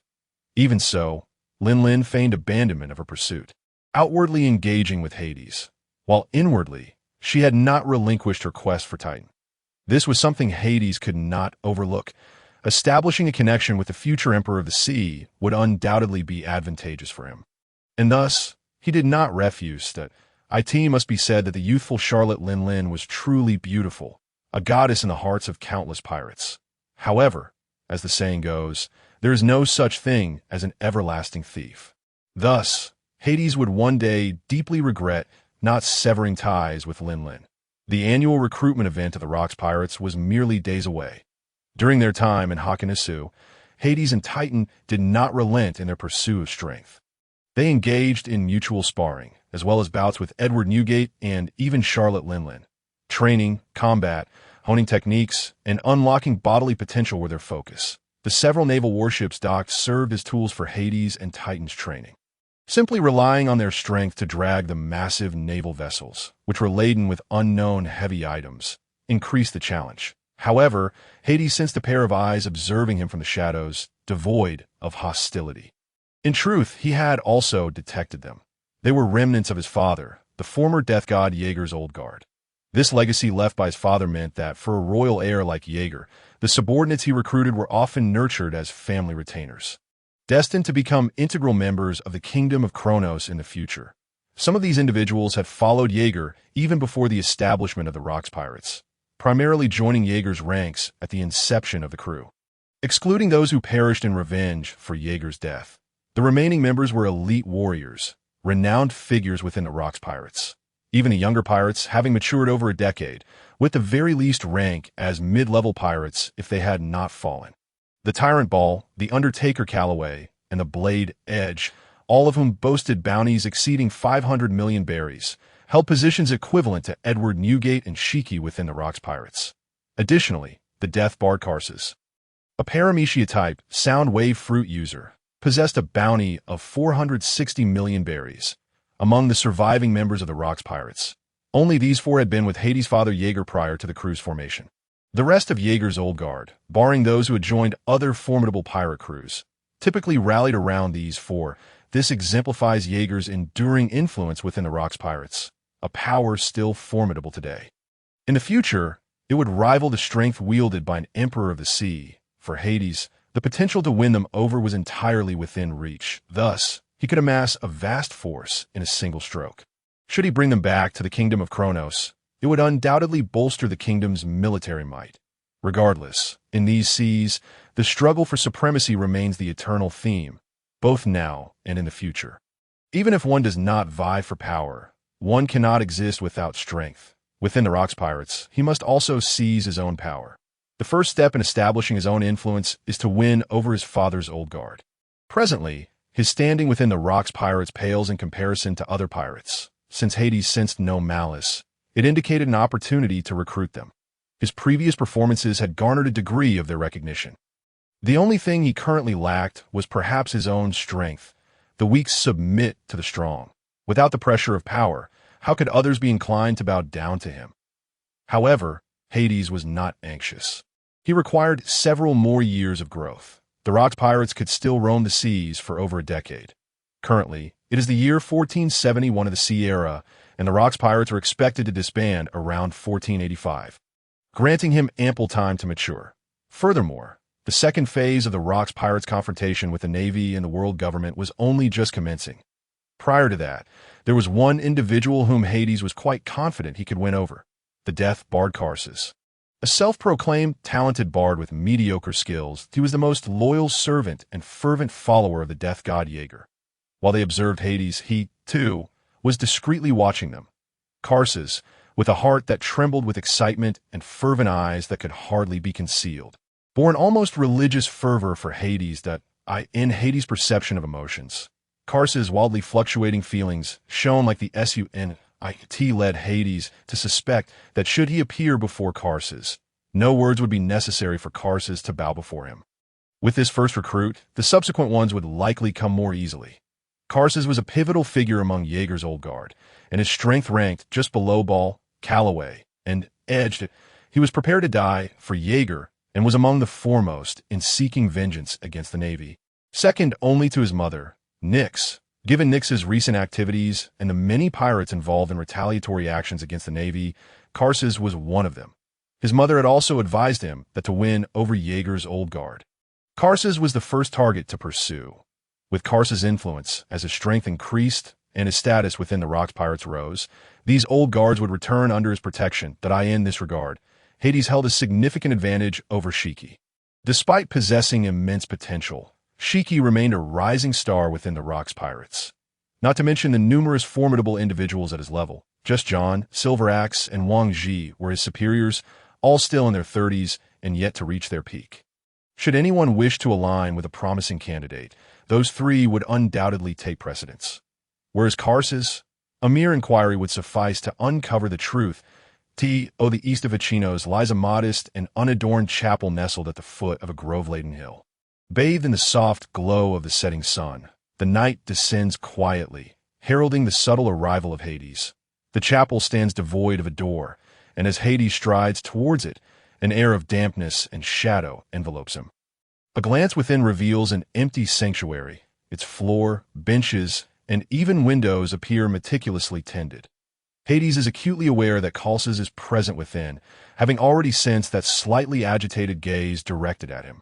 Upon entering the chapel and following that gaze, Hades spots Karsus, clad in a black robe, one hand cradling a Bible, poised by the pulpit. The interior of the chapel is stark, lacking any embellishments or carvings. Exuding an eerie simplicity, observing Karsus, Hades perceives him not as a wandering minstrel, but as a priest, a devout believer. In this moment, Karsus does not exhibit the madness Hades had previously sensed. Rather, he appears tranquil. His gaze towards Hades softened. This realization dawns on Hades, understanding that Karsus' attention was likely not on him, but rather on his father, Waiji. With a crisp sound echoing through the air, Hades advances down the central aisle. Lifting his leg to ascend the chapel's raised platform, standing beneath the solitary beam of light streaming through the high window, he reflects, "My heart is still and silent, awaiting the divine. My salvation comes from him." Karsus approaches slowly, allowing Hades to discern his features. A tall, slender young man with long hair and a somewhat pallid complexion. Though he is nearly 40, I have long awaited the arrival of the Grim Reaper. Karsus's words draw a slight frown from Hades, who wishes not to be seen as a mere stand-in for his father. Waiji, I am not the Grim Reaper, Hades replies, yet Karsus's expression does not falter in anger. Instead, a smile graces his face. As long as I have need, I possess a reason to live. Fulfillment is death. The throne of death has descended, and I shall offer all I have to crown you. Karsus's intent to submit is unmistakable, yet whose will does it represent? Is it that of his father? Waiji, my destiny is mine alone. I hold my fate in my hands, and its outcome shall be of my own making. Hades does not shy away from accepting aid from family. However, at this moment, a flicker of dissatisfaction arises within him. He is a king, always has been, and requires no reliance on others. He has never contemplated existing in the shadow of the Grim Reaper. An invisible yet terrifying aura erupts from within Hades, saturating the air with an overwhelming pressure, perfectly contained within the chapel's confines. The fearsome presence, reminiscent of the underworld, melds with the fierce spirit that resides within Hades, revealing the undeniable will of a king. Hades' proclamation. Karsus breaks into an exuberant, silent laugh. After some time, Karsus gradually kneels before Hades. Bowing his head, one hand grasps Hades' palm, placing the Bible atop it. My lord, one day my life shall reach its end, and you will undoubtedly be crowned king. Despite Hades' assertion, he is not yet a king, a reality grounded in both power and influence that he is yet to fully mature. The expectations of his family and kingdom fuel his relentless ambition, yet time is still required. Regardless, Hades achieves his objective. Karsus has submitted, becoming the first follower he has garnered since arriving in Achinos, thus enriching Hades' ranks with a formidable ally. Unbeknownst to him, three figures have appeared outside the chapel. Baal, Caraway, and Agi. They've been closely monitoring Hades' movements and, upon learning of his approach to the chapel, understood his intent. They behold the moment of Khalsis' submission to Hades, stirring a tempest of thoughts within them, igniting long-dormant passions. Quietly departing, with Khalsis' allegiance secured, how far can they be from joining him? Sensing the retreating figures, Hades offers a confident smile, knowing that his position is solidified. The emotional shifts within the trio are transparent to him. Matters are progressing more smoothly than anticipated. Congratulations, my lord. Shall I persuade them to join your ranks?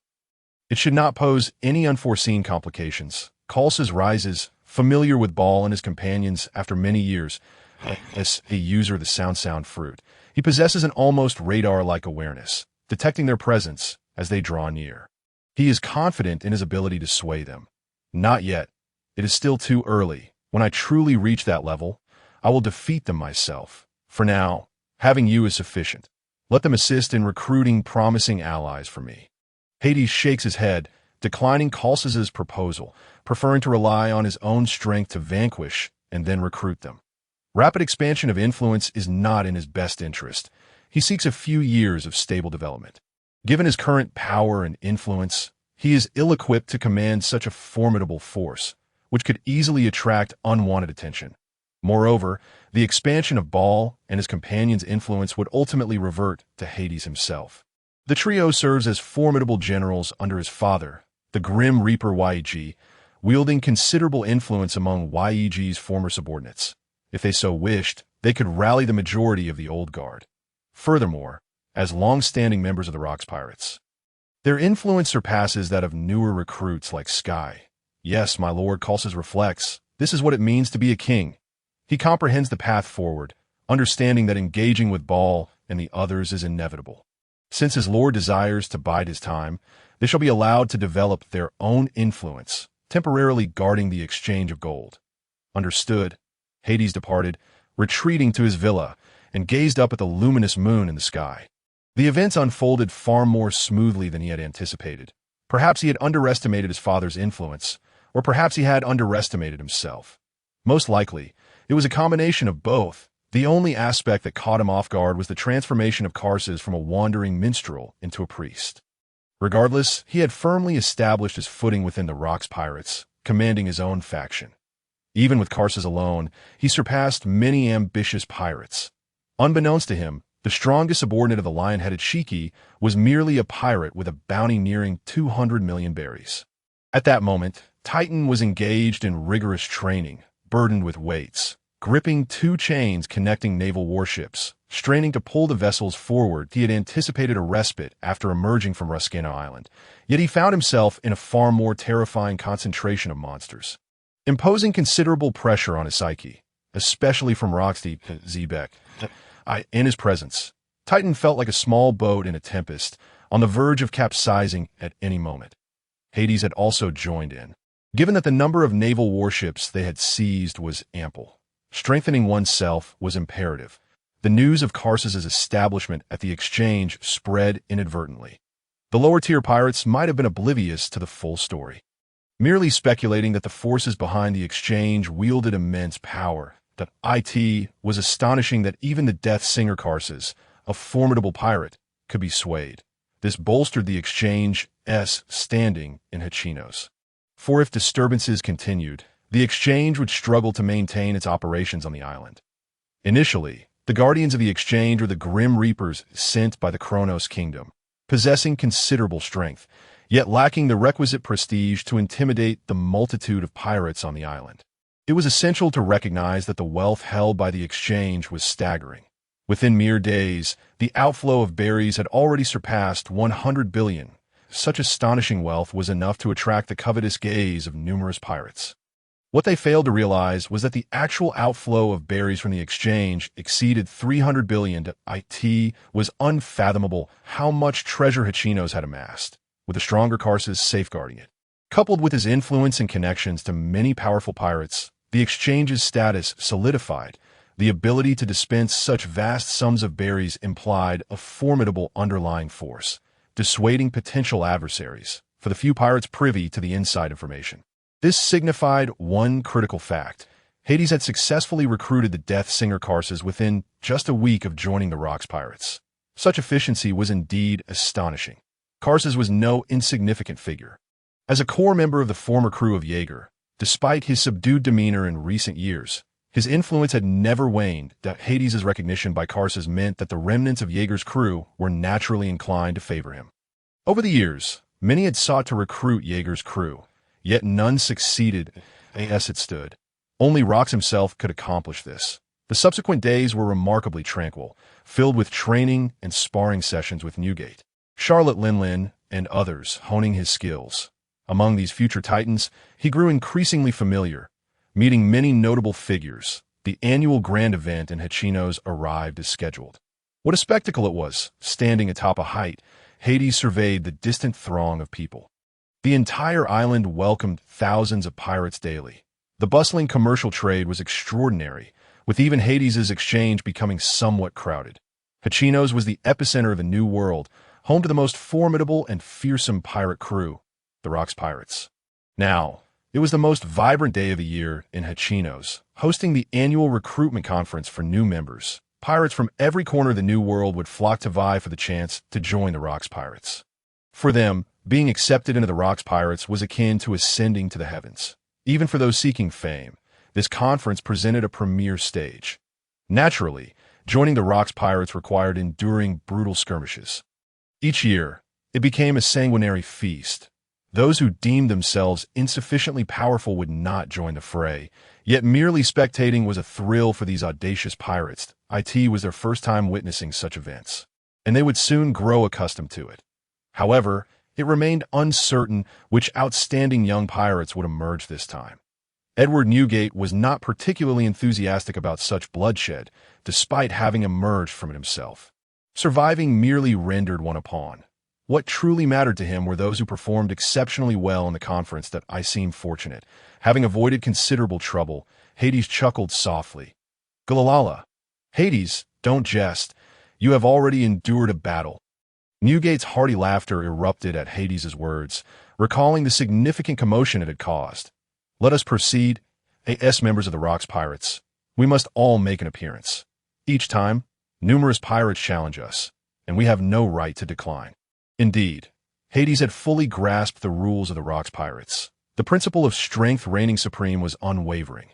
With figures like Hades, Titan, and Charlotte Linlin participating in the recruitment conference, they could easily dominate, usurping the positions of the Rox Pirates officers and swiftly ascending to power. Yet this would diminish the excitement, as the ultimate victor was all too apparent. Consequently, those of a certain caliber would be personally recruited by Rox D. Zebek or his subordinates, bypassing the recruitment conference altogether. Most pirates recruited through the conference were mere fodder, with only a select few managing to stand out. Should Hades compete, his death fruit abilities would allow him to eliminate them all. Some originally promising and potentially powerful individuals would be extinguished, detrimental to the Rox Pirates' growth. The Rox Pirates appeared chaotic, yet within that chaos lay a profound order, sustaining their expansion and fortification. Although internal strife existed, it was not absolute. Ah, is this the world's strongest man? Truly terrifying. In his presence, I feel utterly devoid of the desire to strike. It's suffocating. The atmosphere in Hachinos was nothing short of electric. As a multitude of pirates engaged in furious exchanges and confrontations that moment, a group of individuals approached, causing the entire assembly of pirates to erupt with excitement. The main members of the Rox Pirates had arrived, led by none other than Rox D. Zebek himself, who strode forth with a boisterous laugh, exuding an aura of dread that enveloped the gathering of pirates. As per usual, he made a grand entrance, his presence imposing as if heralding the end of days, casting an overwhelming shadow over the entire island and instilling fear among countless pirates.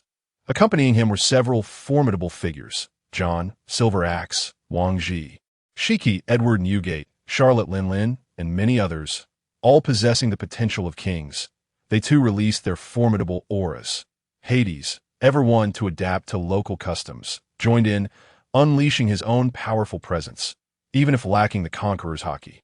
Waves of terrifying energy surged forth, creating a fearsome impact. The sky darkened with ominous clouds, and thunder roared, as if nature itself trembled under the weight of their collective wills, reminiscent of an impending calamity. This terrifying entrance painted a historical tableau of all-encompassing villainy, utterly astonishing all pirates present. The indomitable might and grandeur of the Rock's pirates instilled dread in the observing world government, navy, and numerous allied nations. In light of the Navy's targeted assault, the Rock's pirates were poised to unleash a ferocious counterattack, especially following the recruitment conference at that juncture, whether it be the Navy, the world government, or the allied nations. All would stand as potential adversaries to the Rock's pirates. The power demonstrated by the Rock's pirates was truly formidable, prompting certain allied nations to begin relocating their populations and wealth in preparation for a resurgence. The fall of the Crocodia kingdom had sounded a dire alarm within their hearts, revealing the unreliability of both the world government and the Navy. The Rock's pirates were utterly unstoppable, even more fearsome than the giant battleship pirates of 50 years prior. All present swallowed hard, gazing at this fearsome pirate crew. Most of the core members and officers of the Rock's pirates had gathered, and even the most ordinary members radiated an extraordinary presence. After all, the Rock's pirates, even excluding their affiliated crews and factions, boasted an impressive force of 8,000 pirates, a veritable assembly of elite from the New World. Even those considered cannon fodder were merely so in the eyes of the powerful. At sea, formidable strength and mastery of hockey were the absolute prerequisites. Rocks displayed a grin reminiscent of a demon. Younglings, let me witness your prowess. The rules are simple.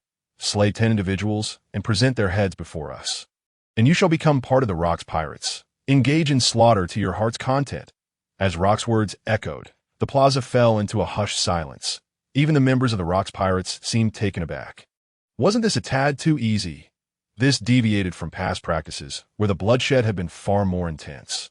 Typically, the number of participants had exceeded 10,000, with the Rock's pirates limiting their recruitment to 400 or 500 members. This year, the number of pirates was particularly high, drawn by the formidable reputation of the Rock's pirates, who had plundered an entire nation. After all, compared to previous years, the Rock's pirates had indeed been somewhat subdued. Hades estimated that around 30,000 pirates were participating, suggesting that about 3,000 would ultimately survive to join the Rock's pirates. This indicated a significant reduction in recruitment difficulty, providing these pirates with a greater opportunity to join the ranks of the Rock's pirates. Only 10 heads were required to gain entry. Wasn't that remarkably straightforward? Although it entailed killing 10 individuals for pirates, employing any means necessary was the norm. There had never been a stipulation that one must personally deliver the kill. Others could do it as well. War is about to commence, and we require more cannon fodder. Only those who survive the forthcoming conflict can truly call themselves one of us, Hades remarked, awakening Newgate and prompting the other pirates to come to their senses. Of course, they could recruit all these pirates, but doing so would lower the threshold for entry into the Rock's pirates, making some form of filtering necessary. Ultimately, the Rock's pirates sought the elite. 8,000 pirates may seem substantial, but when compared to the 200,000-strong Navy stationed in the New World, the disparity was immense in truth, the Rock's pirates had yet to account for their myriad affiliated crews and factions. If all were to unite, they would be far from something the Navy could confront head-on. Suddenly, someone took action, charging at a nearby pirate. "I'll kill you. Slay him." In mere seconds, the plaza descended into chaos. Pirates clashed wildly, and those who achieved their objectives soon found themselves ambushed and slain by others before they could present their heads to the Rock's pirates. "Ha ha, your spoils belong to me." The cunning among them refrained from exhausting their strength, seizing the heads obtained by others. Deceitful and treacherous, the malevolence of pirates was laid bare in this tumultuous battlefield. The question of how to transport their spoils to the Rock's pirates loomed large. The atmosphere on the battlefield felt surreal, as they warily regarded all surrounding pirates, each one an enemy. Those closest to the Rock's pirates had already completed their objectives and exited the fray. Some pirates set their sights on those watching from the periphery.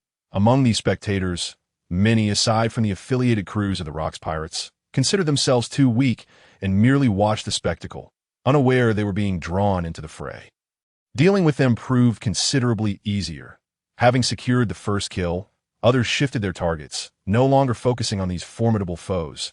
Consequently, the battlefield expanded, drawing in an unknown number of pirates. The turn of events surprised Hades. who had initially anticipated the number of survivors would fall below his expectations. However, under these circumstances, it appeared that the final count of joining pirates would exceed his projections significantly. Hachino's island was now host to hundreds of thousands of pirates. And following this unexpected turn, it was uncertain how many would be affected by the turmoil. Even some spectators from the affiliated crews of the Rocks Pirates found themselves ensnared. Affiliated crews only represented the strength of their captains, not the individual prowess of their crew members. The situation grew increasingly chaotic as the number of surviving participants expanded due to the influx of weaker targets. Ordinary pirates caught up in the melee now had an opportunity to join the Rocks Pirates. What had initially promised to be a trial lasting merely half an hour extended to a grueling 4 hours. Countless pirates successfully joined the Rocks Pirates, causing their numbers to swell rapidly. With an influx of over 20,000 new members, this equated to at least 200,000 pirates being swept up into the fray, and the actual number was likely even greater. Many powerful pirates were not content with merely slaying 10 individuals. They became frenzied, striving to showcase their potential and worth. Numerous pirates, lured by curiosity, found themselves trapped, serving as stepping stones for others to join the Rocks Pirates. The entirety of Hachino's island had transformed into a desolate expanse, littered with blood and corpses, while shattered structures lay scattered about. The brutal law of survival rendered life inconsequential. For some, it was their first encounter with the terrifying might of the Rocks Pirates. "Ahahaha! Prepare for a feast. Let us welcome our new comrades," exclaimed Rox de Zebek, his arms wide open in exuberant laughter, as if to embrace the entire world. Who would mourn the fallen pirates? Their demise served as a tribute to the establishment of the Rocks dynasty, a privilege indeed. They might remain nameless throughout their lives, mere flotsam of the sea. Yet the Rocks Pirates would forge an immortal legacy, with their contributions woven into its foundation. Nothing brings greater joy than a grand banquet. As the voice of Rocks echoed, all the pirates erupted in a frenzied cheers. Thus concluded the annual recruitment meeting of the Rocks Pirates. Following a fierce competition, the number of members in the Rocks Pirates surged dramatically, placing immense pressure on the Navy upon receiving the news, though the number of pirates in the New World has diminished due to their incessant infighting. The strength of the Rocks Pirates has undeniably grown in this chaotic world. The number of pirates continues to swell. Unless the Rocks Pirates are dealt with, the count of deceased pirates will inevitably return to former levels within a few years. In truth, with the rise of the Rocks Pirates, the influx of new pirates each year has been on the increase. Under the night sky, Hakinosu Island gleamed with lights, emanating an atmosphere of revelry. Despite the diminished difficulty of this recruitment, the square at the port remained the primary battlefield. True pirates, confident in their own strength, disdain engaging with the weak. The brilliance radiating from them is unmistakable. Noted by the prominent members of the Rocks Pirates, many ambitious officers have set their sights on these young and exceptional pirates, eager to recruit them. For once they mature, they will become formidable allies. This is indeed the simplest means of expanding one's influence. In terms of loyalty, they can be trusted as they are nurtured by oneself. Holding a bottle of red wine, Hades traversed through the throng of pirates. The surrounding clamor seemed irrelevant to him, as some pirates began to resolve their conflicts amid the festivities, oblivious to the consequences of excessive drinking. After this banquet, it was inevitable that some members would perish. Such occurrences are all too common. Even within the few days since Hades joined the Rocks Pirates, he had witnessed numerous conflicts. Particularly after inebriation, tempers often flared without regard. Titan followed closely behind Hades. As the pirates they passed instinctively made way. The two were undoubtedly the latest rising stars of the Rocks Pirates, having made a name for themselves upon the heads of Navy vice admirals. Personally invited by Rox de Zebek himself, they were not to be trifled with. Moreover, their accomplishments were on full display. Even the notorious pirate layman, with a bounty exceeding 200 million, could not withstand a single strike from Hades. Faced with such monsters, the only prudent course was to maintain a respectful distance. "Care for a drink?" Hades inquired as he approached a young pirate, settling beside him, the wine bottle lightly clinking against the table. The young pirate was Randy Orton, a newcomer with a bounty of 50 million berries, clearly catching Hades' attention. Pirates nearby observed Hades' actions and quickly grasped his intentions. What a fortunate fellow he was! To be noticed by a great pirate is a stroke of luck indeed. Following such a figure, the spoils of future plundering would undoubtedly be more bountiful. Yet do not underestimate this young man. He has already claimed the lives of over 300 pirates today. Indeed, his methods are ruthless. Looking for me, Randy Orton paused, taken aback by Hades' presence. Disbelief etched upon his face. Indeed, I have high hopes for you. Would you like to join me?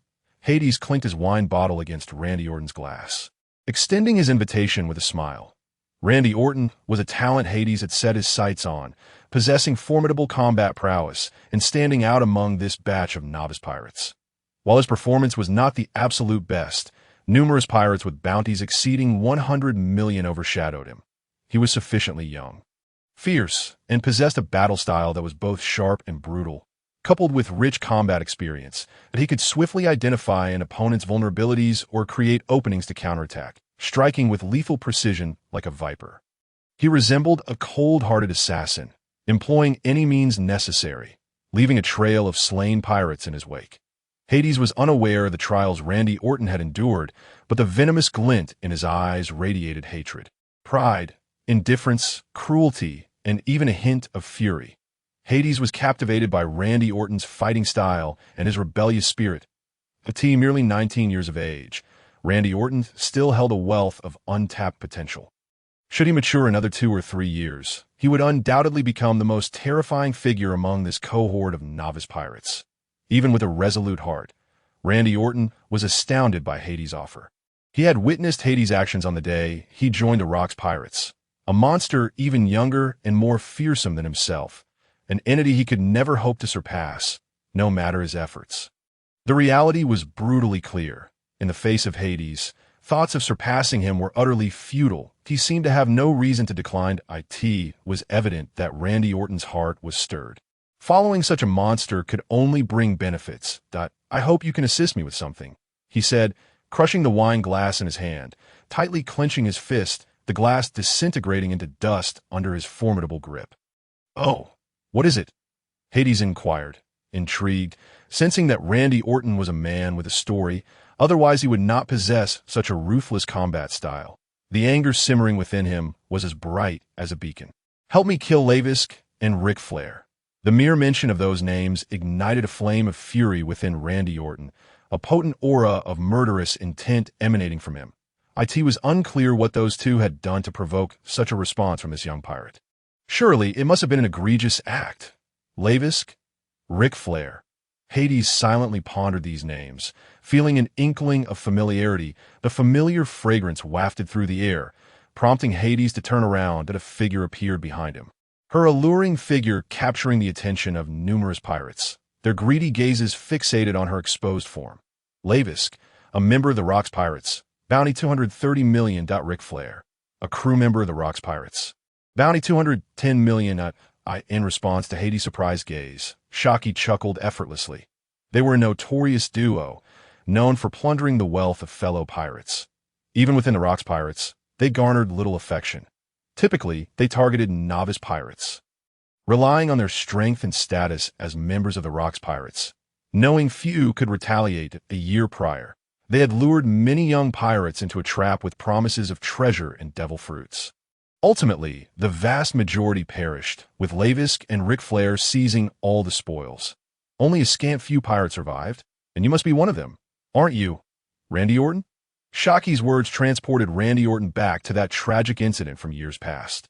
He was indeed one of the young pirates ensnared by that fate, which imparted a harsh lesson, costing him dearly. He had set sail a year earlier, establishing his own pirate crew, yearning for freedom and adventure.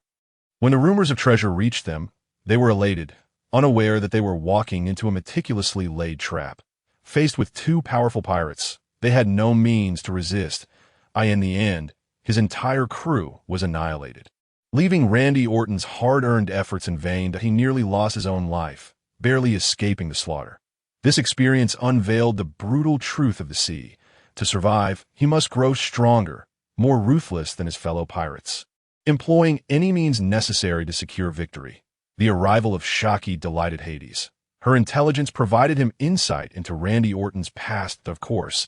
Assisting you in eliminating those two is no trouble at all. Hades' gaze was firmly fixed upon Randy Orton's eyes, observing the unmistakable hatred that could not be concealed. Yet, could this truly alleviate your vengeance? Two pirates, each with a bounty of 200 million berries, posed no challenge for him. He could dispatch them at any moment. You ought to seek revenge yourself, to personally eliminate them, to shatter their skulls with your own hands. Hades' voice echoed in Randy Orton's ears, gradually calming the tempest within him. What should I do? Randy Orton clenched his teeth. Hades was indeed correct. Enlisting the help of others could hardly be deemed true retribution. He needed to act on his own accord. However, his current strength was woefully inadequate. He was merely a figure of modest renown. Those two, after all, were officers of the Rock's pirates, commanding a significant number of subordinates that, of course, you must grow stronger. I shall grant you 3 years, during which you need not worry about those two targeting you. I have great faith in you. Should you fail to eliminate them after 3 years, it would merely signify that I misjudged your capabilities. Trust me, even if those two submit to other monsters, I shall bear the burden for you. Hades held a wine bottle in one hand and a goblet in the other, pouring himself a drink and downing it in one swift motion. He was eager to witness how Randy Orton would choose to proceed. Should he decide to take action, Hades would still embrace him. In such a scenario, Randy Orton's standing in Hades' eyes would diminish, indicating that the man was merely mediocre and of little use. Yet, the likelihood of that was slim. Hades was already aware of the choice Randy would make. He could feel the fervent, blazing fire of vengeance within Randy Orton. I will personally kill them. Orton solidified his resolve, impatiently yearning to rend them asunder. Your Highness, the title Orton used indicated his decision to submit to Hades and become one of his subordinates. Hades' status was extraordinary, and Your Highness was a title bestowed upon him by the Titans, a name that had already spread far and wide. It was akin to the title Son of Death that the Navy had placed upon Hades. The title Son of Death directly corresponded to Hades' abilities and his identity as the son of the Jaeger. But why not son of the Grim Reaper? It was well known that god was a taboo word for the world government. Only the world nobles were deemed descendants of the divine. Henceforth, I look forward to your guidance. Hades was pleased, for Randy Orton was the first pirate he had successfully recruited. Karsus had largely benefited from his father's influence. Whereas capturing Randy Orton was entirely a testament to his own strength, that Hades' demeanor also made Randy Orton feel somewhat at ease. He was not as arrogant as he had imagined. He was vastly different from the persona he had previously encountered. Might I be counted among you? At that moment, a somewhat rugged voice interrupted. Turning his head, he beheld a pirate standing in an impressive 5 meters tall, his muscular upper body exposed, with a fearsome countenance. He appeared formidable and not to be trifled with. Yet in the eyes of Hades and the Titans, he was merely another presence. Batista. Upon recognizing the pirate's silhouette, Randy Orton expressed surprise and involuntarily uttered his name. Oh, you know each other? Hades inquired with curiosity. In truth, he too had recognized the pirate who had stepped forward. Dave Batista, with a bounty of 60 million berries, was slightly below Orton but equally regarded by Hades as a promising young pirate. However, Hades had previously focused his attention solely on Orton. Overlooking Batista's existence, Hades' primary aim on this occasion was indeed Randy Orton. Compared to other notorious pirates, Orton's competitiveness was relatively modest. If an opportunity arose, Hades would undoubtedly extend an olive branch. Judging by his earlier expression, it seemed that this fellow had come to him willingly. Batista's circumstances mirrored those of Orton. Both were likely survivors of the same ordeal.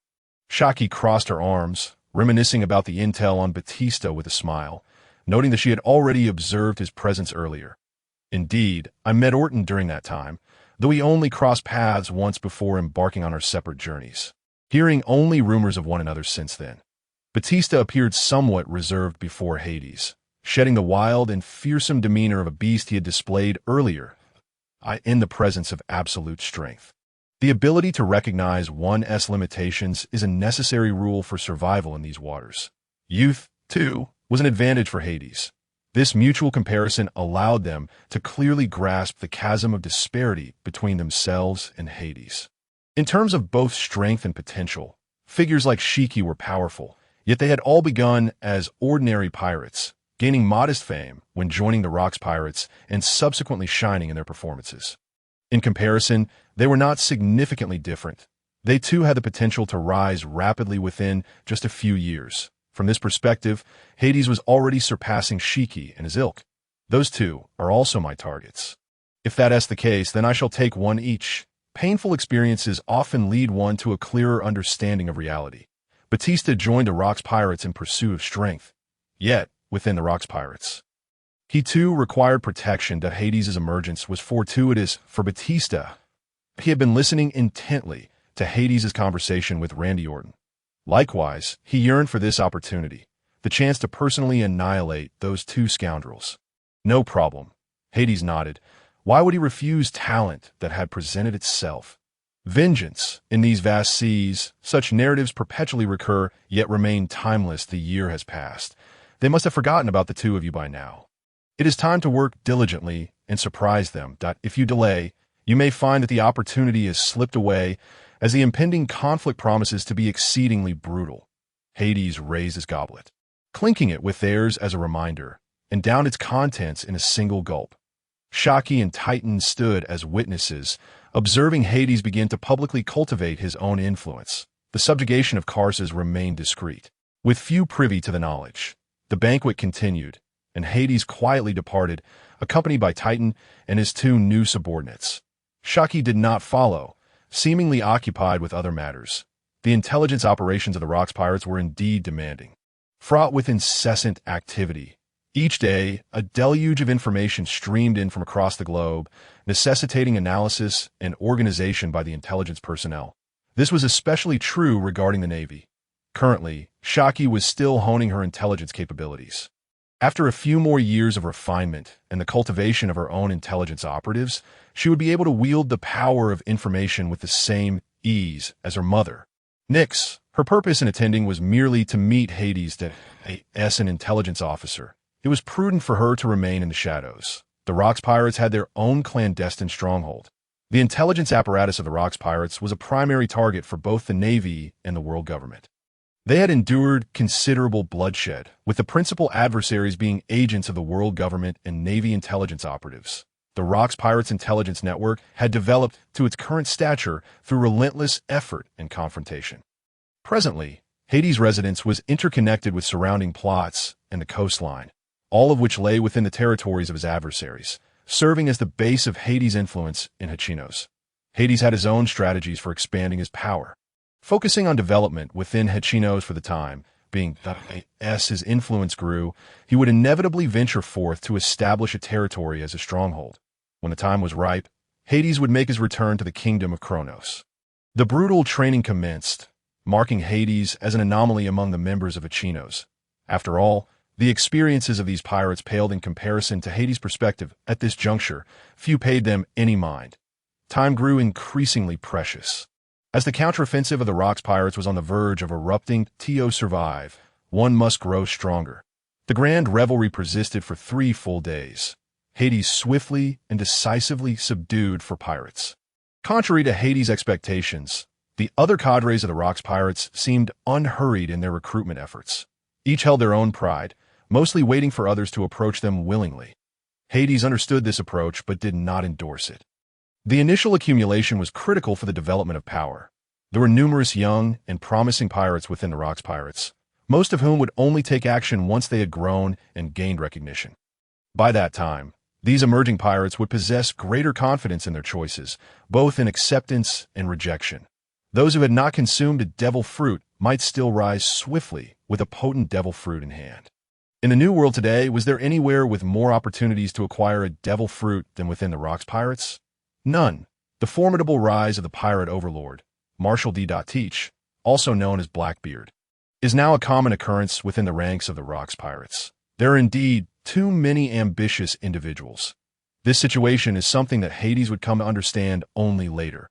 Many of the young pirates who have recently joined the Rocks Pirates are not in a hurry to pledge allegiance to any particular officer.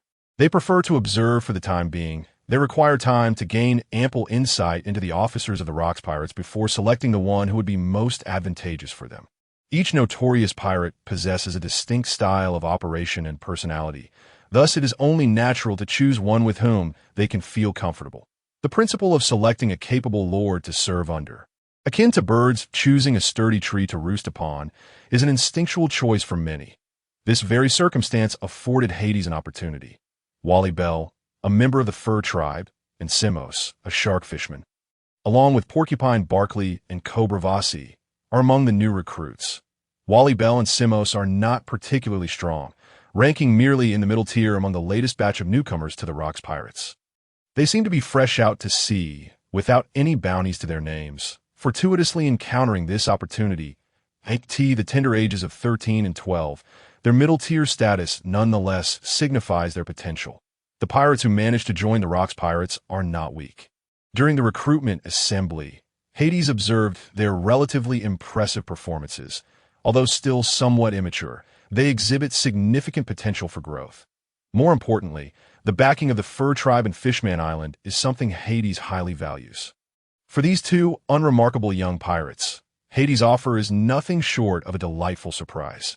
Despite the presence of numerous exotic races within the Rocks Pirates, there exists an undercurrent of exclusion, particularly towards those of lesser strength, such as the Fur Tribe and Fishmen, who are often seen as less than human. Naturally, they would not refuse the attention of this young prodigy. As for them, the most crucial matter is to join a crew as soon as possible. Lacking both strength and background, their lives would go unnoticed if they were to perish. Porcupine Barkley and Cobra Vasi, both newcomers with bounties nearing 100 million berries, possess strength surpassing that of Odin and Batista.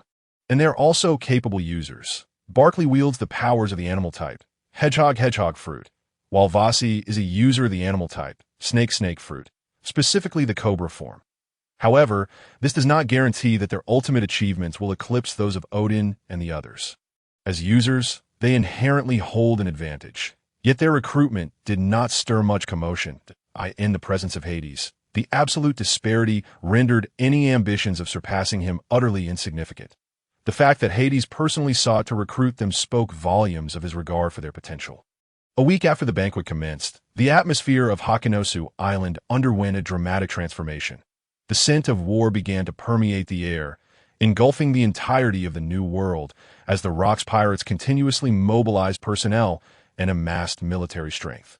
The Navy dispatched intelligence operatives to investigate the operational layouts of the Rocks Pirates, that if they could ascertain the targets of the Rocks Pirates sooner, they could prepare accordingly. The conflict between the Navy and the Rocks Pirates largely hinges on the battle of intelligence. A palpable tension hung in the air. Within the skeletal architecture of Hakanosu, the venue also served as the conference hall of the Rocks Pirates. Powerful pirates gathered, including the Four Kings, John, Silver Axe, Wang Ji, Shiki, along with Newgate, Charlotte Lin, and many other formidable members. Hades was present as well, though relatively inconspicuous, merely standing in a corner. With Karsa's positioned slightly behind him, he exchanged glances with Ike, Calloway, and Ball, awaiting the commencement of the meeting.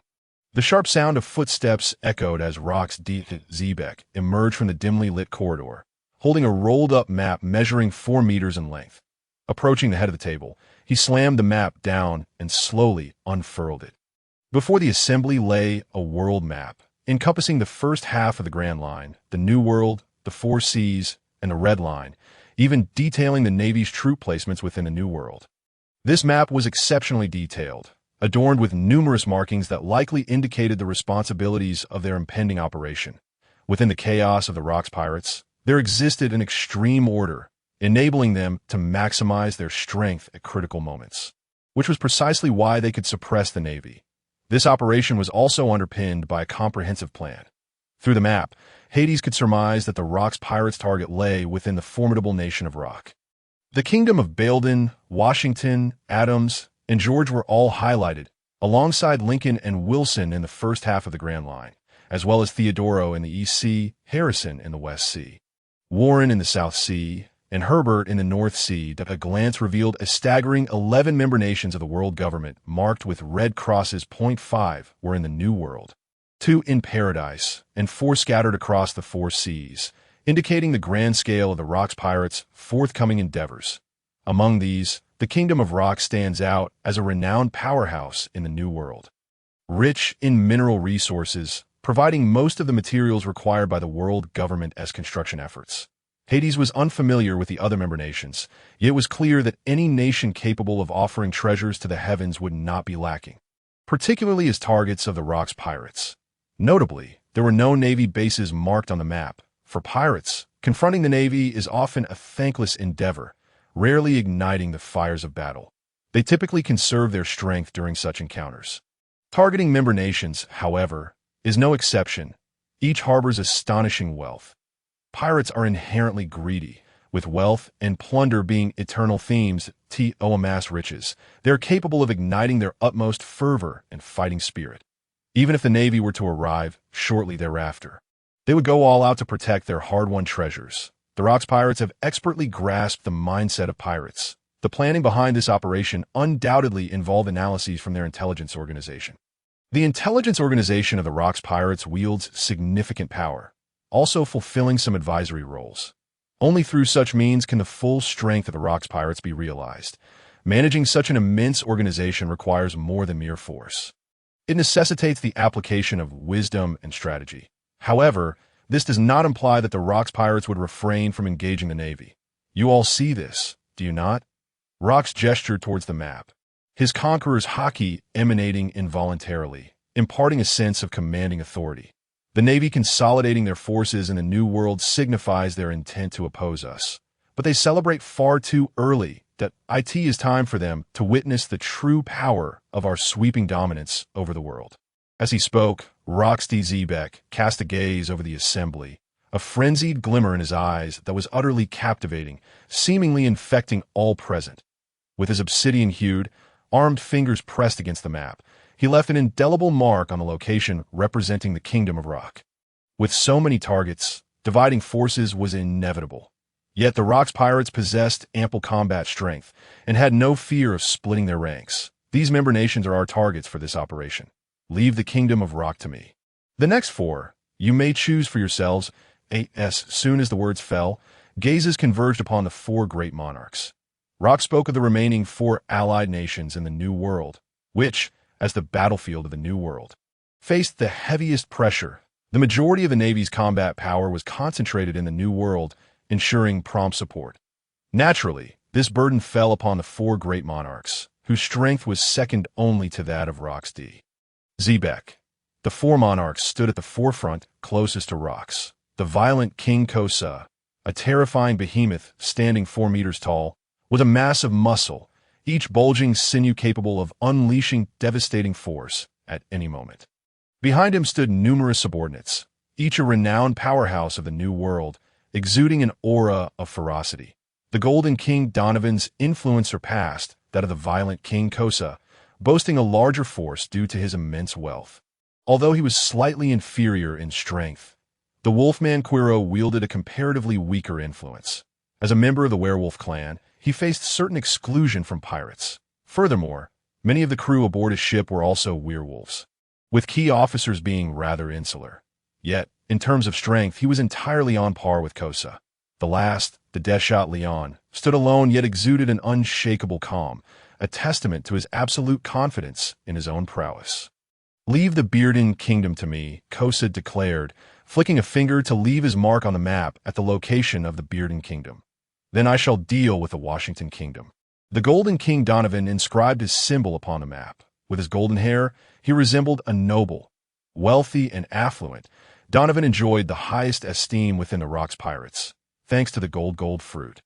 He possessed substantial assets and was never stingy with his treasures, particularly in the development of the gold fruit, which he had also awakened. Donovan's approach diverged somewhat from that of the future Golden Emperor. Besides the ability to control gold, Donovan could create it. The gold he produced was permanent, not merely a transient assimilation. There was no risk of the ability vanishing should the user faint or perish. Donovan had long reached the stage of gold synthesis in his manipulation of the gold fruit. His powers functioned akin to a synthesizer. With mere ores and metals, he could extract valuable elements to create gold of greater worth. This made Donovan fabulously wealthy, possessing treasures beyond count. The only potential consequence was the excessive influx of gold into the world, which, without a corresponding increase in demand, could lead to a decline in its value. Hades was acutely aware that Donovan had long been targeted by the superpower known as the Hilton Kingdom, a golden realm.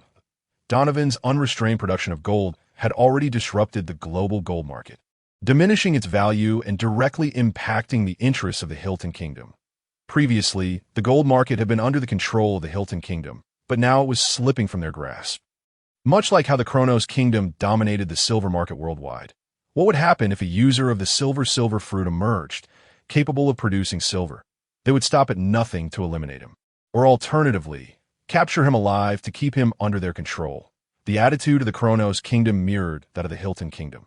However, the current situation was also one that the superpowers of the Hilton Kingdom wished to see. As they did not yet need to weaken the Rocks Pirates. On the contrary, they aimed to further bolster the Rocks Pirates to oppose the world government. The Adam's Kingdom, the Wolfman Quiros stated, revealing his target. Then I shall take charge of the George Kingdom, Leon chuckled, polishing his beloved firearm. In truth, apart from Leon, the other three monarchs had chosen allied nations relatively close to their own territories. In the waters surrounding these allied nations, naval fortresses kept a watchful eye on them. Upon commencing their operations, their first targets would not be the allied nations of the world government, but rather the naval forces that could interfere with their plans. These naval fortresses served as the Navy's eyes and ears. They could not allow the Navy to discern their true objectives at the earliest opportunity. Targeting naval bases would create the illusion that the Rocks Pirates were focused on the Navy, leading to potential miscalculations in troop deployments.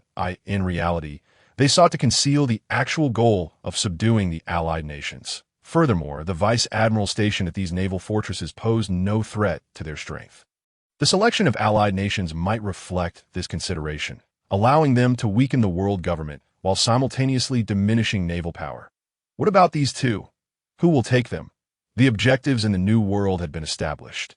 Now, they turned their attention to the first half of the Grand Line. The Lincoln Kingdom and the Wilson Kingdom were staunch supporters of the world government, having long been tamed by it. Compared to the New World and the Four Seas, the power of the world government and the Navy was significantly stronger in the first half of the Grand Line, enabling them to execute more actions. The Four Seas essentially constituted the foundational territory of the world government, possessing the most expansive seas, resources, and population, with a greater number of allied nations. In contrast, the world government and Navy exerted tighter control over the first half of the Grand Line. The two allied nations targeted in this region faced less pressure than those in the New World, albeit still significant. The strength of the dispatched allies must not be lacking. It was now the turn of John, Silver Axe, and Wang Ji, who were slightly inferior to the four great monarchs. In such a scenario of divided forces, the distribution of benefits and combat power was of paramount importance. John, Wang Ji, choose one allied nation for yourselves. Silver Axe will accompany me. Rocks decisively assigned their roles. The pirate fleet he led was destined to be the strongest in overall combat power.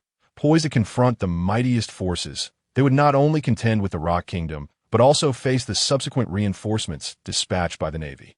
Currently, 3 admirals of the Navy were stationed in the New World, at least 2 of whom would be directly drawn to him. His ambitions extended beyond mere allied nations. The Navy was equally a target. In fact, from the outset, Rocks had aimed at both the world government and the Navy. The captain has spoken, they could not refuse. Moreover, selecting one from 2 options was far easier than attempting to divide 3 among 2. Ultimately, John would set forth to plunder the Lincoln Kingdom, while Wang Ji would target the Wilson Kingdom. For the allied nations in the Four Seas, they were relatively easier to handle. The Navy's elite forces had already been reassigned, leaving no one capable of obstructing the Rocks Pirates. Provided they were not those formidable nations, any officer dispatched could create considerable chaos. There were plenty of willing candidates among the officers eager to seize the opportunity in the Four Seas. Akin to a treasure hunt, the selection of personnel was swiftly concluded. Among them, Hades was only familiar with the blade-wielding edge. The other 3 were notorious pirates with bounties exceeding 300 million berries. This was merely a temporary appointment of a leader. Following the selection of key figures, a portion of the pirates would remain behind to guard, while the entire Rocks Pirates would be divided into 12 teams. The remaining cadre would be allocated among these 12 squads. Such matters were left to individual volition, naturally requiring a balance of combat strength and adjustments. Hades' choice fell upon Rocks himself, although the war against the Rock Kingdom would be more intense. Hades placed greater faith in the strength of Rocks D.Zebek than in other great pirates. Furthermore, the Rocks Pirates boasted the most terrifying strength on this path, including the fearsome Rocks D.Zebek, the already formidable Silver Axe, the Lion Demon Shiki, the innate destroyer Charlotte Linlin, the Undertaker Calloway, and the Tyrant Bar, among other powerful forces. Not to mention, Hades himself was no weakling, accompanied by Titan, and secretly supported by the commander of Hell. In terms of personal security, it was undeniably robust. It was time to witness the pinnacle of battle on these seas. The meeting concluded, and the entire Rocks Pirates crew maintained an eerie tranquility. While covertly mobilizing their forces, the Navy remained oblivious to the intentions of the Rocks Pirates. Monitoring the Rocks Pirates was no simple task, as certain areas served as forbidden zones, nearly inaccessible to both the Navy and the world government. Several pirates had mysteriously vanished, leaving the Navy unable to ascertain their motives. Various signs indicated that the Rocks Pirates had set their sights on the Navy, evidenced by leaked intelligence and a mobilization of their frontline troops. Simultaneously, the Rocks Pirates demonstrated astonishing countermeasures. One by one, intelligence agents affiliated with the Navy or the world government disappeared without a trace, rendering the Navy blind, as Hakanosu Island appeared shrouded in a thick fog. Only a select few were aware that this was the handiwork of Hades. That it was imperative to appropriately showcase one's capabilities and value. Frankly, the Rocks Pirates did not lack for combat prowess with him among their ranks. Hades' observation hockey possessed remarkable strategic value, preventing the Navy and world government intelligence personnel from infiltrating Hakanosu. With the meeting adjourned, the Rocks Pirates were in no rush to act. Recently, Shiki had been quite busy.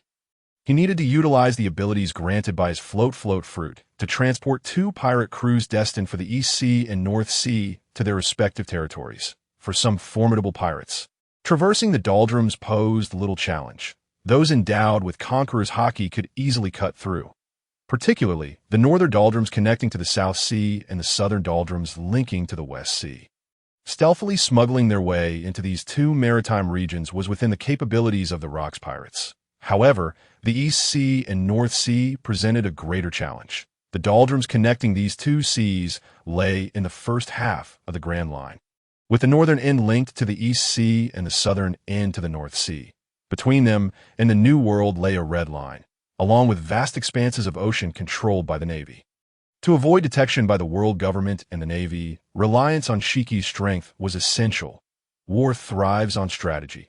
Should the Navy persist in treating the Rocks Pirates as mere ordinary pirates, they would undoubtedly suffer significant losses. After years of development, the Rocks Pirates had evolved beyond recognition. From the fragments of conversation with Shaki, Hades could surmise the extent to which the intelligence capabilities of the Rocks Pirates had advanced. The tides of this ocean surged relentlessly, heralding an inevitable shift in the foundations of the world government's dominion. The Rocks Pirates were akin to a colossal vessel, propelled forward by countless forces. Unable to turn back, crashing relentlessly towards the world government. How much power lay hidden within the Rocks Pirates? How many tentacles from various factions extended to support them, continuously supplying funds and meeting diverse needs? The resources and armaments from the Kronos Kingdom clandestinely bolstered the strength of the Rocks Pirates. Presently, the core crew of the Rocks Pirates included King Ji, a swordsman hailing from the East Sea and captain of the Woofing Pirates. As if emerging from the shadows, he maintained intricate ties with the ancient Daxia Kingdom, a civilization that had stood for 5 millennia. This superpower, Daxia, remained low profile, yet wielded a formidable strength that commanded the world government's cautious regard. Even the current Kronos Kingdom was comparatively weaker a century ago, long before the establishment of the giant soldier pirates. A mysterious man from the Daxia emerged, becoming the world's strongest with his overwhelming prowess. Earning the title of Sea Emperor, unmatched by any. The epic tale of his exploits requires no further elaboration. The world government paid a hefty price in their clandestine dealings with Daxia. only to face retaliation upon discovery. In terms of strength, he was likely not inferior to the current Rox D.Jibek at his peak. Crucially, he hailed from Dacia, and despite the passage of 100 years, that man was undoubtedly still alive. Such a monster living for over a century is not an insurmountable feat. Indeed, many creatures have lived beyond 200 years. This, of course, presupposes exceptional physical prowess, minimal hidden injuries, and acquired skill and longevity. The Tartaros family records state that the longest living member of their lineage reached the age of 212. Besides King Bane, 3 generations of the Tartaros family kings remain alive and well. The early development of the Rox pirates necessitated substantial funding, covertly supported by commercial enterprises controlled by the Hilton Kingdom. With the exception of the Holy Light Kingdom in the South Sea, nearly all superpowers extended assistance to the Rox pirates, even numerous members of the Elbaf giant tribe. Isolated from the sea since the dissolution of the giant soldier pirates, joined the Rox pirates. Within the entire crew, the number of giant tribe members exceeded 20, a formidable force surpassing that of the Navy. Additionally, various factions, those seeking to challenge the world government's hegemony, now aligned with the current world order, joined as well. Take care, Hades toasted with Newgate, both indulging in hearty gulps of drink. Newgate was departing, following the troops led by John. John and G were soon to set off, stealthily infiltrating the first half of the Grand Line. Utilizing cloaking techniques in conjunction with the Fishmen, they would dive into the depths of the sea, traversing Fishman Island to reach the Red Line and ultimately Paradise. This operational plan was remarkably thorough, nearly flawless, prompting Hades to marvel at the talent within the intelligence apparatus of the Rox pirates. Of course, it was not without its flaws. Yet, the reality was that the overall strength of the Rox pirates held an absolute advantage. Under such conditions, the offensive efficiency of the Rox pirates could be maximized.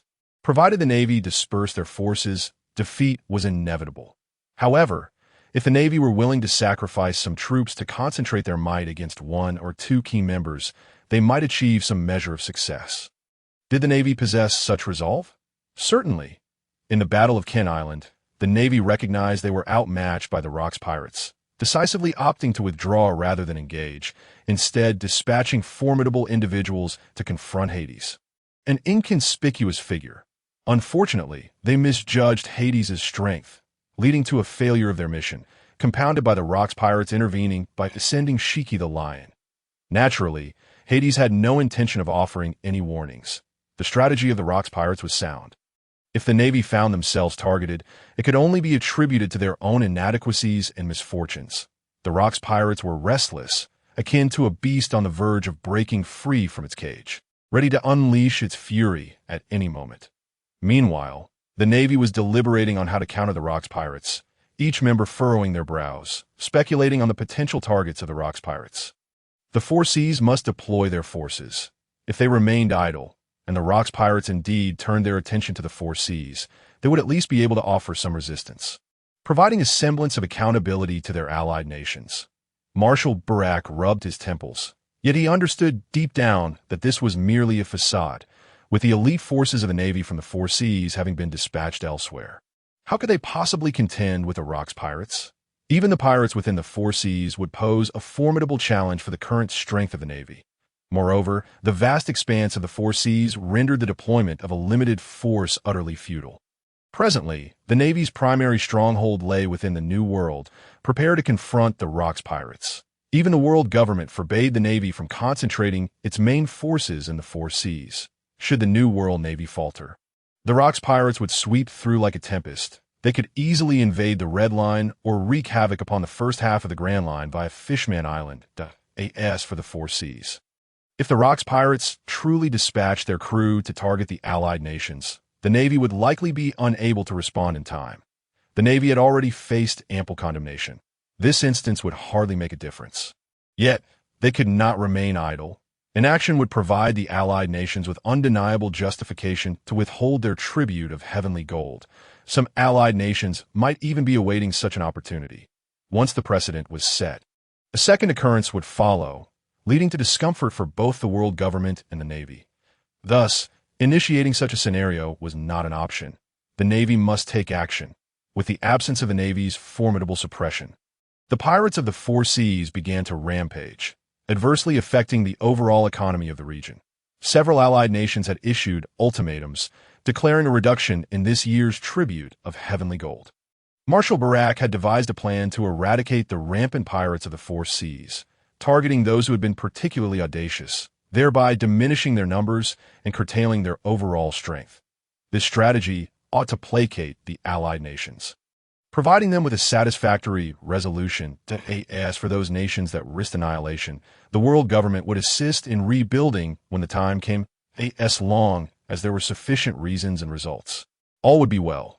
The matter of communication with the allied nations would be left to the world government, as Barak had no time to fret over such concerns in the first half of the Grand Line. 8 bases were prepared, patrolling the surrounding waters.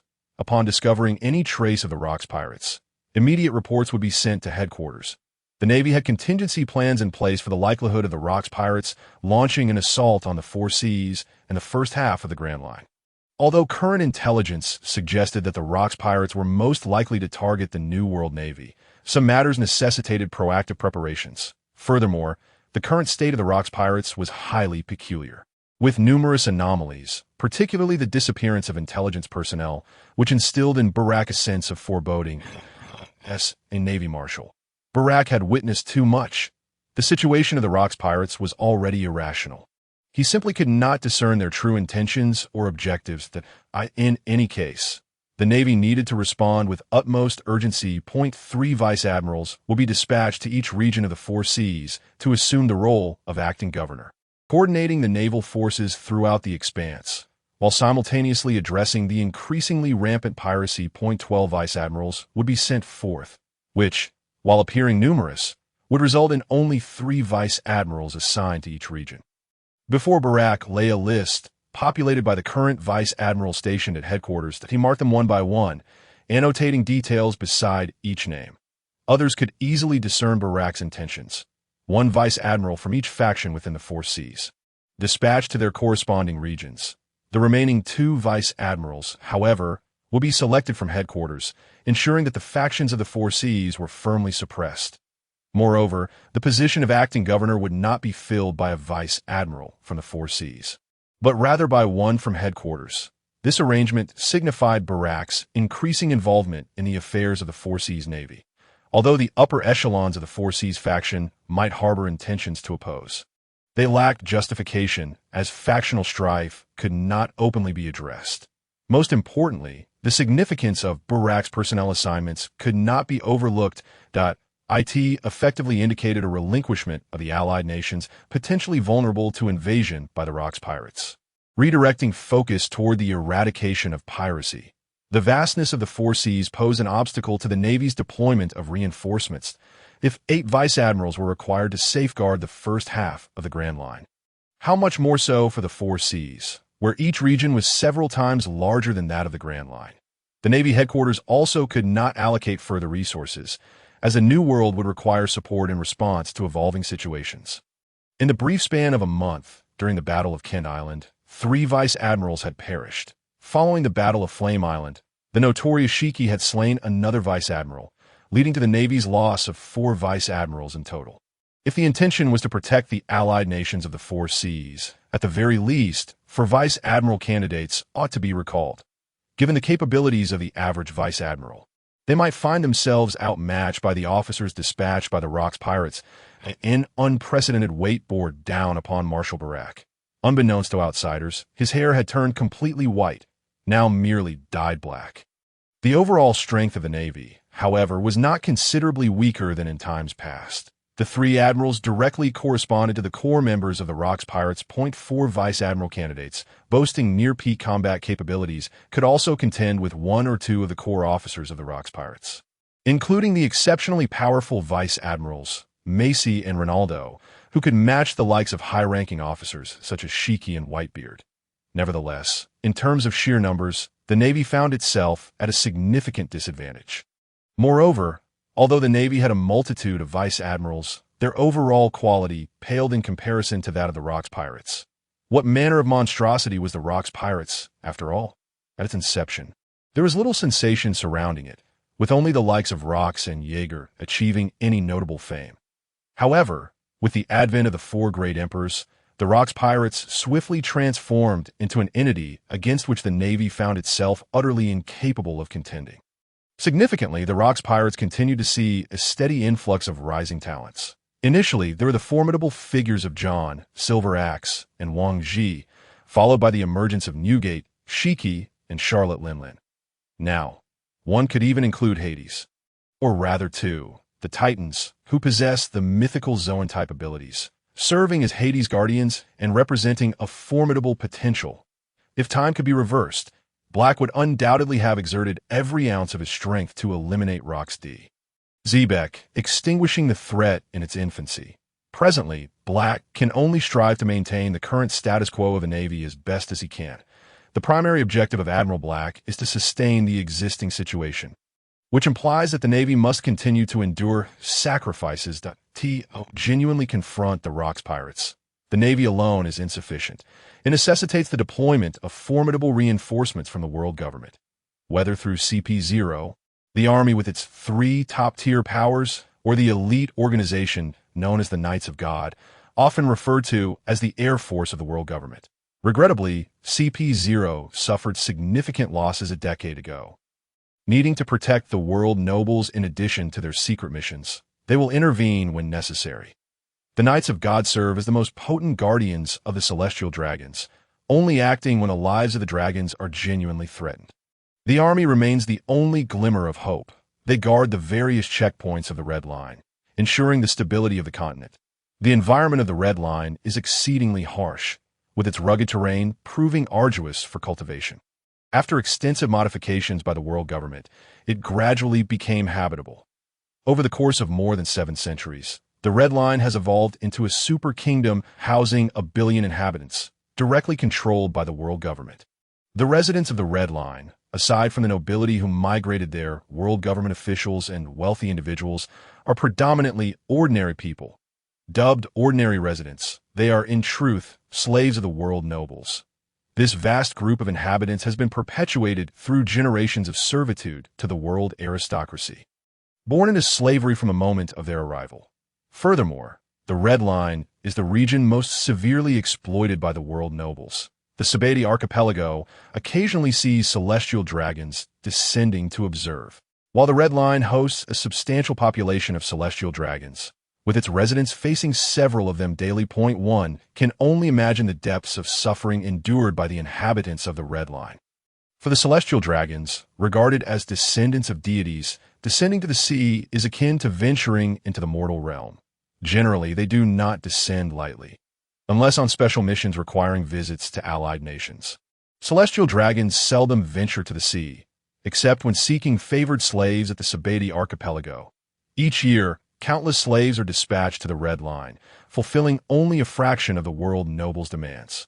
The primary necessity lies in the need for a substantial amount of free labor for the construction of the Red Line.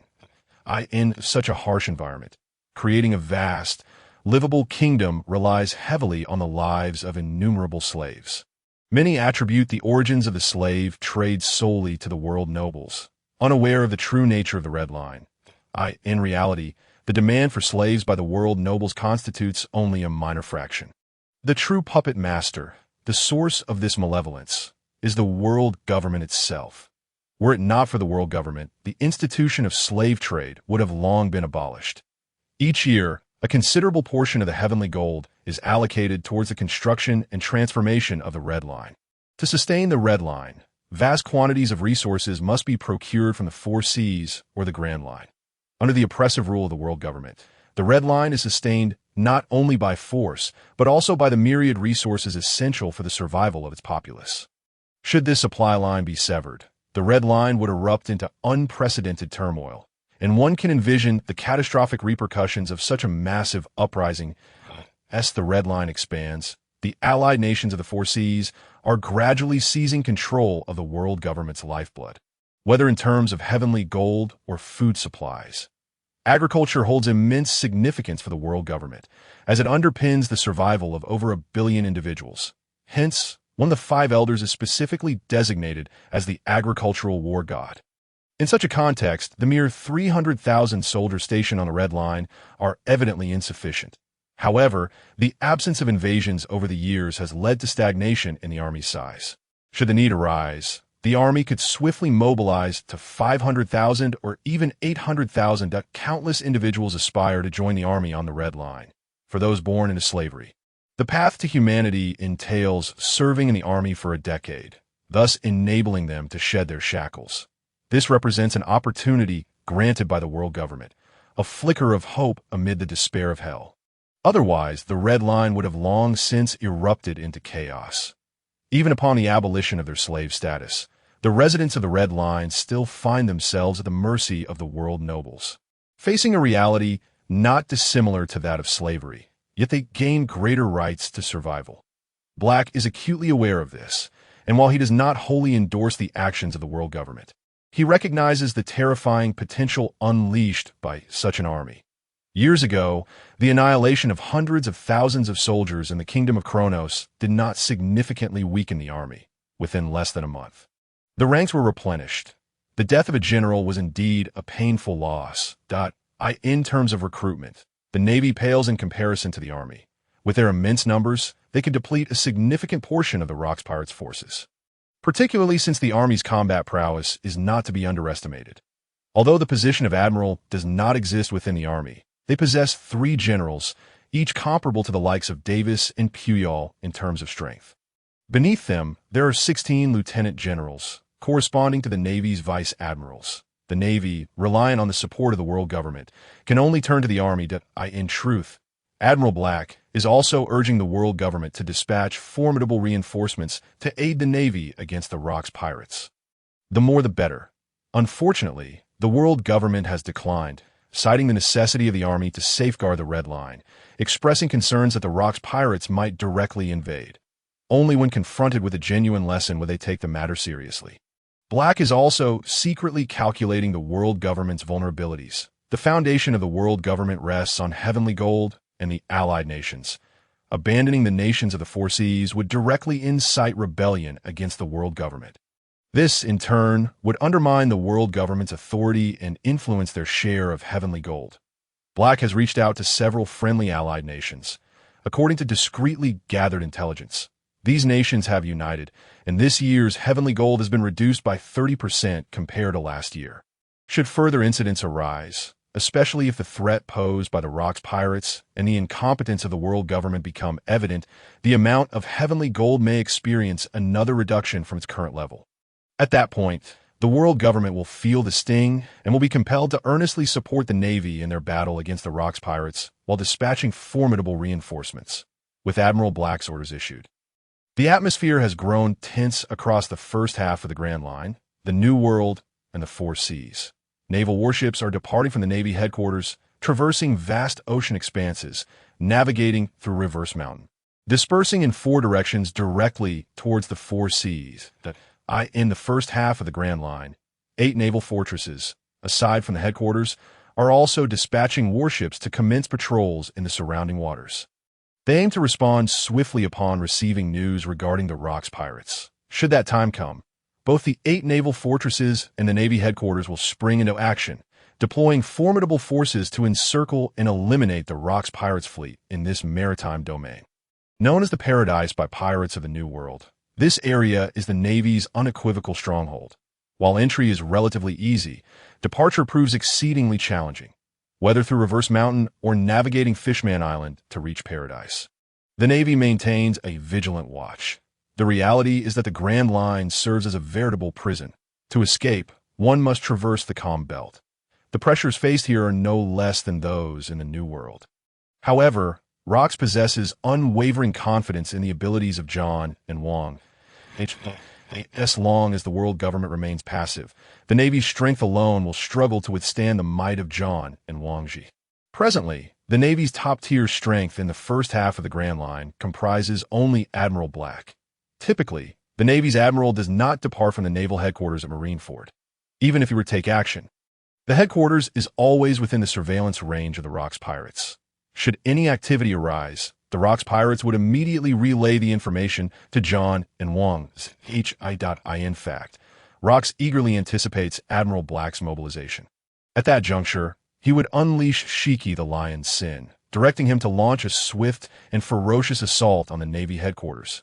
What could be more exhilarating than breaching the Navy headquarters? Striking a devastating blow to the prestige of both the Navy and the world government. The world government remains passive, not yet compelled to take decisive action. Without prior preparations, any attempts at support will be futile. The world government will require its Navy to dispatch warships for assistance. The Navy's movements cannot be concealed, which reflects its stance towards the Rocks pirates, as well as towards the world government and its allied nations. The Rocks pirates, however, remain indifferent to this, having devised a comprehensive plan that will be executed under the absolute dominion of Rocks D. Zebek. Moreover, in their eyes, the Navy's responses are far from impressive. The three admirals of the four seas appear merely as ornamental figures to some of the formidable powers. Even the first half of the Grand Line is not particularly daunting, considering that each division of the Rocks pirates, aside from its leading strongman, is home to numerous formidable entities. Among them are Edward Newgate, who stands alongside John in the same division, and Bill Russell, known as the Ring King, who fought alongside the Blade Edge Ajit. He is a rising star from 5 or 6 years ago when the Rocks pirates ascended, now boasting a bounty of 400 million berries, making him an indispensable senior officer of the Rocks pirates, endowed with tremendous potential. Both Bill Russell and Edward Newgate are merely representatives of a larger force. Given the current circumstances, each division of the Rocks pirates is unstoppable. How will the Navy respond? What will be the effectiveness of their actions? What will be the ultimate outcome? These factors will undoubtedly influence the global situation. The year 1471 of the C-Yuan calendar is destined to be extraordinary. After nearly a decade of silence, the Rocks pirates have once again declared war on the Navy, the world government, and the entire world. Similarly, the Navy, having suffered setbacks for over a decade and almost ousted from the New World, has, after a period of recovery, sounded the horn for a renewed assault against the Rocks pirates, proclaiming to the world that justice will never wane. Whether it is the offensive from the Rocks pirates or the counterattack from the Navy, this is merely the beginning. The Rocks pirates have made their move.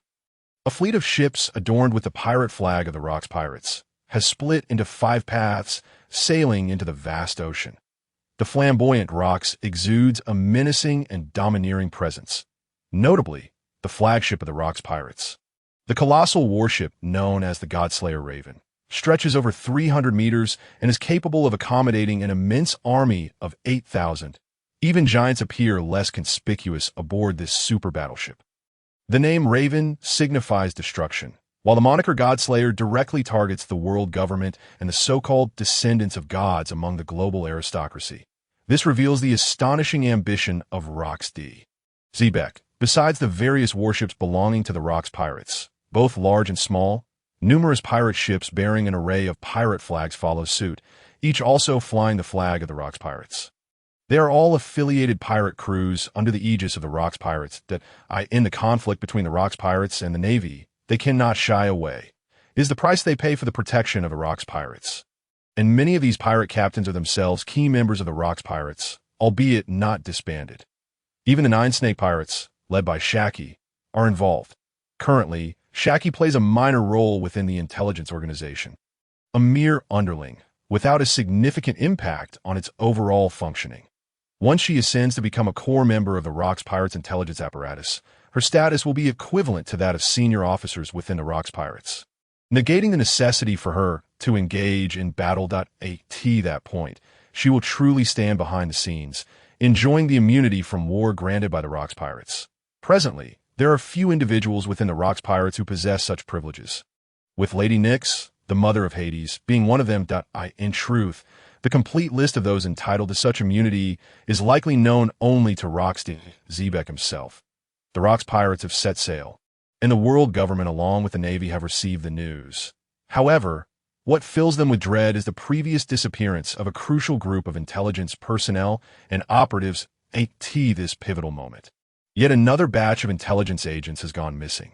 Hades has been exceedingly busy these days, tirelessly searching for potential intelligence operatives belonging to the Navy and the world government. Upon their discovery, rather than taking immediate action against them, he aims to psychologically undermine the world government and the Navy during this critical period. This, to a certain extent, could cause disarray in the steps of the world government and the Navy, creating a significant impact. Every intelligence organization is a voracious beast, consuming vast amounts of resources for the training and development of each operative. Through various legitimate means, they arrive in the territory of the Rocks Pirates, at Hachinos, or even integrate into the Rocks Pirates. The reality is far more complex than it appears on the surface. The loss of these intelligence personnel undoubtedly inflicts a severe blow to the Navy and the world government, with financial losses amounting to hundreds of billions, if not trillions, of berries. Particularly, the development of intelligence organizations requires time to accumulate. After this incident, the Rocks Pirates will leave many vital gaps in intelligence for the Navy and the world government over the next 5 years. In the realm of intelligence, they will find themselves at a significant disadvantage against the Rocks Pirates. Crucially, this raises doubts about their own capabilities.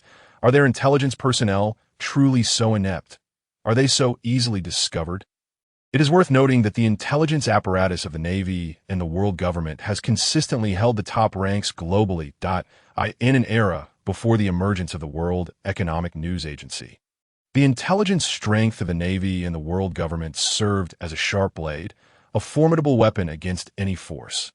Now, faced with the unconventional approach of the Rocks Pirates, they find themselves abruptly suppressed. How could this be? Where has all their funding been allocated over the years? Let them be acutely aware of the collective desire to immediately conduct a thorough purge of the intelligence department, to enforce a rigorous reorganization.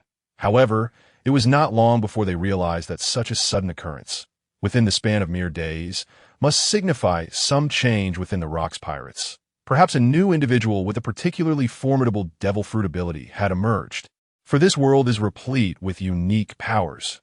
Regardless, this poses a significant threat to both the world government and the Navy, its severity only second to that of Rocks D. Zebek himself. Just a single person has rendered the intelligence capabilities of the Navy and the world government nearly incapacitated across half of the New World. Henceforth, it is imperative to capture this individual. The world government and the Navy have not suspected Hades, for he is indeed a user of the death fruit, a fact beyond dispute. The timing of Hades joining the Rocks Pirates does not serve as evidence either. The Rocks Pirates had lain dormant for a decade, and the influx of new pirates makes it impossible to discern when one might have clandestinely joined and subsequently gained Rock's favor, hidden from view. Hades' abilities are not invincible. His perception is ultimately a blend of emotions and his own judgments. Some emotions are deeply concealed, as if he genuinely considers himself a pirate, a member of the Rocks Pirates. He has forgotten his true identity, making it exceedingly difficult for the Navy or the world government to identify him. Of course, the vast majority of elite intelligence operatives within the Navy and the world government have reached such a level of mastery. The initial wave of the Rocks Pirates eliminated those relatively ordinary intelligence personnel. During these days, Hades has been tirelessly seeking traces of those deeper undercover agents. N01 can remain hidden indefinitely. As soon as there are signs of information leakage, the concealed emotions will shift, thereby becoming detectable to Hades. His formidable observation hockey envelopes the entire island. Once he locks onto a target, every movement and location is laid bare before his eyes. Like a human radar, he commands everything within the realm of his perception. The unique observation hockey, which Hades refers to as the divine intuition, astonishes Rocks, although the precise capabilities of Hades' observation hockey remain unknown. Its manifestations allow for a rough estimation of its effects. True to its name, it offers a perspective akin to that of a deity, a terrifying level of control. Indeed, every pirate on Hachino's island falls within Hades' gaze. Yet, he refrains from such overt actions. Should he deliberately fixate on a particular strong individual, it would become apparent. Naturally, only a handful of strong individuals possess the acumen to perceive this, no more than 5. Rocks and the Deadshot Leon are capable of accurately discerning Hades' direction, their observation hockey having reached its zenith. Alternatively, there are exceptionally perceptive monsters who, even if they sense scrutiny, can only detect a vague presence watching them. Even so, a minority of intelligence personnel remain undetected, perhaps having sensed the sacrifice of their comrades. Some psychological fluctuations are notably intense, making them prone to exposure, while others remain deeply hidden as the Rocks Pirates mobilize. Their opportunities for information transmission dwindle. The members of the Rocks pirates vigilantly supervise one another. The existence of spies from the Navy and the world government within the pirate crew is no secret. Under such circumstances, intelligence personnel find it exceedingly challenging to relay information, particularly during missions when ordinary members are typically forbidden from carrying transponder snails. This further eliminates the possibility of communication. The Rocks pirates have divided into 5 factions. Aside from this intelligence, the Navy and the world government can glean no further accurate information. The vastness of the ocean renders even the largest fleets insignificantly small upon the islands. The pirate armada forges ahead, deliberately avoiding routes that lead to islands, thus preventing spies on those islands from deducing the Rocks pirates' intentions. Currently, the Navy and the world government are left in the dark, continually dispatching patrol fleets to search for traces of the Rocks pirates within their controlled territories. One pirate ship after another sweeps across the ocean, exuding a terrifying aura that even the deep-sea sea kings dare not approach. The Godslayer Raven is positioned at the center of these pirate vessels. Hades leans against the railing, inhaling the sea breeze, his purple hair billowing in the wind. His heart is at peace, eyes narrowed as he absorbs the frenzied atmosphere of impending war, excitement, tension, exhilaration. Various intense emotions vividly manifest in Hades' mind. The only absence is that of fear or dread. The Rocks pirates are a band of madmen, where every pirate is unrestrained. They do not feel fear unless faced with imminent death or a formidable foe. Even those who are not inherently such will be influenced and assimilated by this atmosphere. Take Edward Newgate, for instance. He appears to possess a relatively calm demeanor, but this is only evident to those familiar with him. In truth, he is also quite domineering, a figure feared by many within the Rocks pirates. Externally, he is a renowned and formidable pirate. In the future, he will even reach a level where he silences the cries of children. Only in this manner can one secure their place within the Rocks pirates, instilling fear, and thus garnering greater rewards and a more substantial share of treasure. The notion of kindness being exploited is non-existent within the Rocks pirates. Titan stands like an iron wall, steadfastly by Hades' side. Not far off, Karsus, who has joined his ranks, stands alone on the other side. Randy Orton, Batistan, Woolabel, Simos, Cobra Wozy, and Porcupine Barkley form a tight-knit group. After several days of interaction, they have grown somewhat familiar with one another. As newcomers, partaking in a war initiated by the Rocks pirates has left them feeling somewhat anxious, surrounded by unfamiliar pirates. This sensation accelerates their acclimatization. Such is the nature of war. Even among pirates, an undeniable sense of tension arises. This tension is essential, particularly for rookie pirates, marking the beginning of their transformation. Of course, there are those like Hades who possess confidence in their own abilities. Even at such a moment, skirmishes still occur aboard the ship, albeit with restraint. Yet, unexpected incidents are inevitable. The pressure necessitates an outlet. For some pirates, bloodshed and violence often serve as the finest means of release. The pirates seen revel in excited cheers, needing such outlets to divert their own anxieties. Many pirates do not exude the confidence they appear to possess.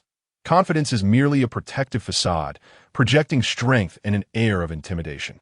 The slightest hint of fear could brand one as weak, a target for ridicule. The true nature of piracy continuously unfolds before Hades' eyes. Fundamentally, many pirates are novices, participating in such a grand conflict for the first time. As time progresses, the overall emotional landscape of the Rocks pirates shifts. The sense of tension diminishes accordingly. The appearances of Rocks, Shiki, Calloway, and other formidable figures instill a sense of security among all pirates. They are nearing the G40 base. Hades opens his eyes, gazing toward the distant sea, where a Navy patrol vessel navigates the waters, invisible to the naked eye. The first objective of this armada, led by Captain Rocks, is the G40 fortress, guarded by Vice Admiral Guidemuller.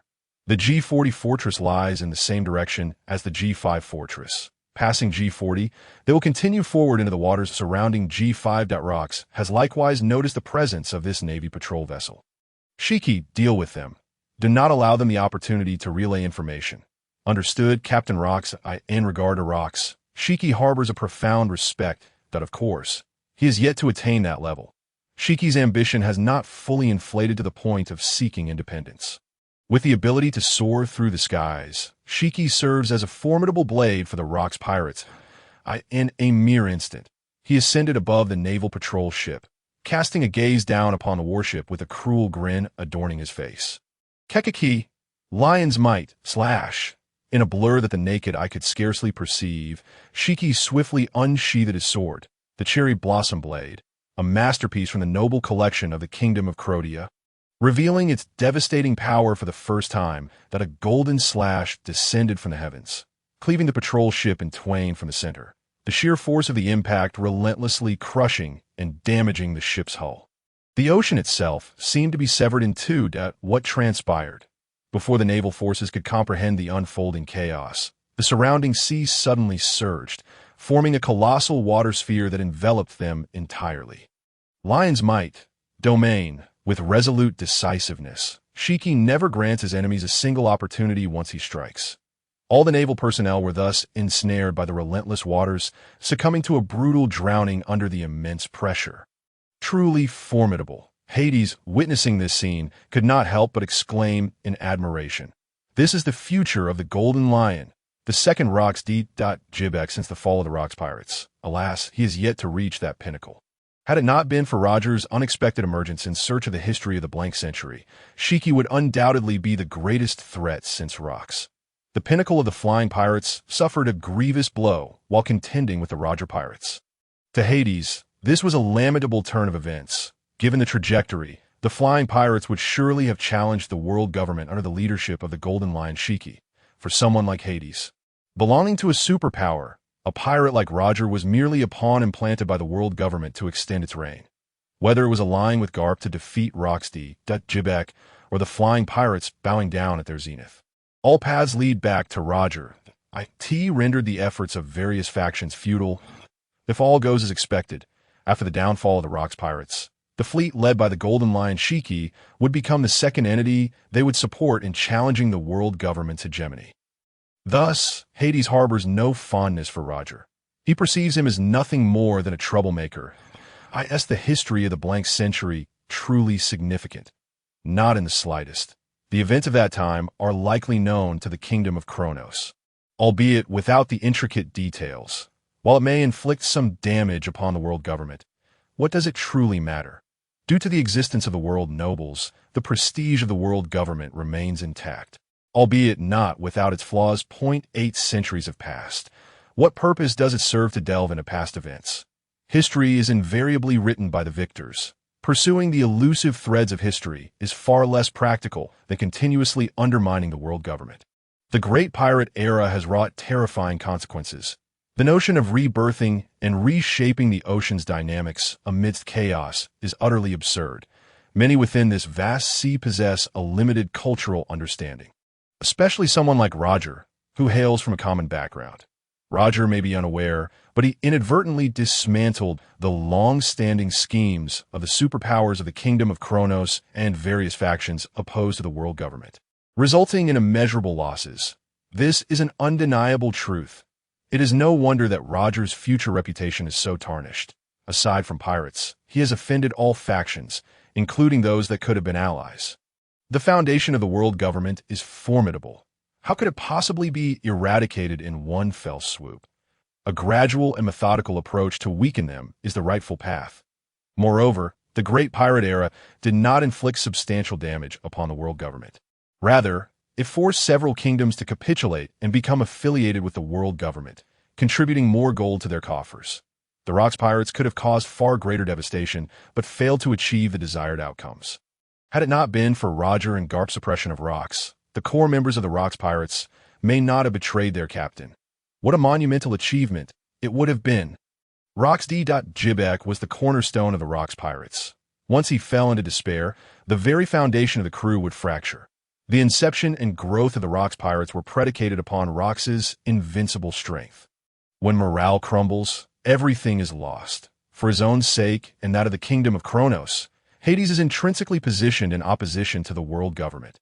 Calculating against the world government is an imperative task, as is fostering the growth of the Rocks pirates. Compared to the world government, the threat posed by Rocks is minimal. For superpowers like Hades, there are countless strategies to dismantle the Rocks pirates. Moreover, the very rise of the Rocks pirates to this level was facilitated by their influence, as for Roxty, Jibek. If the three foremost powers of the Navy fall short, then let it be five. If five falter, then nine. Furthermore, once Rocks perishes or ages, the era will inevitably belong to them. In summary, the impending battle at God's Island, marked by the arrival of the Roger pirates, is a pivotal moment that Hades has etched into his memory. In an unfamiliar expanse of ocean, a pirate ship sails swiftly across the waters. Achoo! The young Roger inadvertently sneezes. Who is cursing me? Is the captain feeling unwell? Huh. A crew member mocks from a short distance away. You still don't know the extent of my strength? Roger retorts, flexing his muscles. Not good, Captain. That guy Garp is catching up. A lookout cries from atop the mast. This revelation causes the faces of all the members of the Roger pirates to change. How can that dog nose be so fast? Run. Run. At 25 years of age, Roger has been at sea for 4 to 5 years and has already garnered a notable reputation as a pirate. Yet he pales in comparison to the Rocks pirates. Having been tempered for too short a time, the current disparity in strength between Roger and Garp is considerable, in the face of Garp's relentless pursuit. They can only flee at times. It seems as though Garp deliberately allows them to escape. The patrol boats of G40 Fortress have been obliterated, leaving no opportunity to relay messages. The massive fleet of the Rocks army advances unimpeded toward G40 Fortress. This is dire. The commander of G40 Fortress, Gademuller, frowns, feeling an increasing sense of unease. He has already received word of the patrol boats going dark. Communication between the patrol boats and the fortress occurs every 5 minutes. When the patrol boats go silent, it signifies impending disaster. Withdraw. Everyone retreat from G40 Fortress and alert the Navy. In the face of the Rocks pirates, fleeing is not a disgrace. What matters is minimizing losses. Only through unity can they genuinely confront the Rocks pirates. This point has been specifically emphasized by Admiral Black. However, it is already too late. The Rocks pirates are upon them. The next piece of news leaves Gademuller in a state of shock, his hands trembling uncontrollably. Yet he quickly regains composure, straightening his back. In front of his subordinates, he, as a leader, cannot afford to display any semblance of fear in such a critical moment. However, this resolve does not last long. As an overwhelming sense of despair spreads throughout the naval fortress, his heart sinks to the depths of despair, for they have realized that what they are about to face is the most formidable legion of the Rocks pirates. Led personally by Roxty de Jibek, the lion demon Shiki has long been eager to descend upon the skies above G40 Fortress, cutting off any chance of their escape. Relay the message to headquarters. Gademuller commands his aide nearby, his expression resolute. We shall fight to the death. Gademuller's unwavering conviction appeared to have infected the surrounding navy, thus elevating their morale, each sailor resolutely prepared to face death. It seemed noble, yet ultimately proved futile. In the face of overwhelming might, all was rendered void. With the arrival of the Rocks pirates, the formidable firepower and impregnable walls of Fortress G40 became as inconsequential as air. The navy within G40 was akin to lambs ensnared by a pack of wolves, slaughtered to the last within mere minutes. Vice Admiral Gademuller fell in battle. Confronted by several notorious pirates, he was ruthlessly slain. Utterly incapable of mounting a defense, the Rocks pirates, pressed for time, had no leisure to waste on a single navy officer. The fortress was thoroughly pillaged, treasures and powerful munitions stripped bare. Notably, Titan transformed into a voracious beast, devouring the naval warships docked in the harbor, a sight that left many pirates astounded. Yet to maintain an air of mystery, Titan remained shrouded in toxic mist, despite the fact that his identity as a mythical Zoan-type devil fruit user was no secret. According to the plundering tenets of the Rocks pirates, aside from treasures requiring distribution, anything else claimed by any individual became theirs by right. That, of course, one could also resort to theft, might dictate it all. However, who would dare to steal from Hades? The strong had no need, while the weak dared not provoke.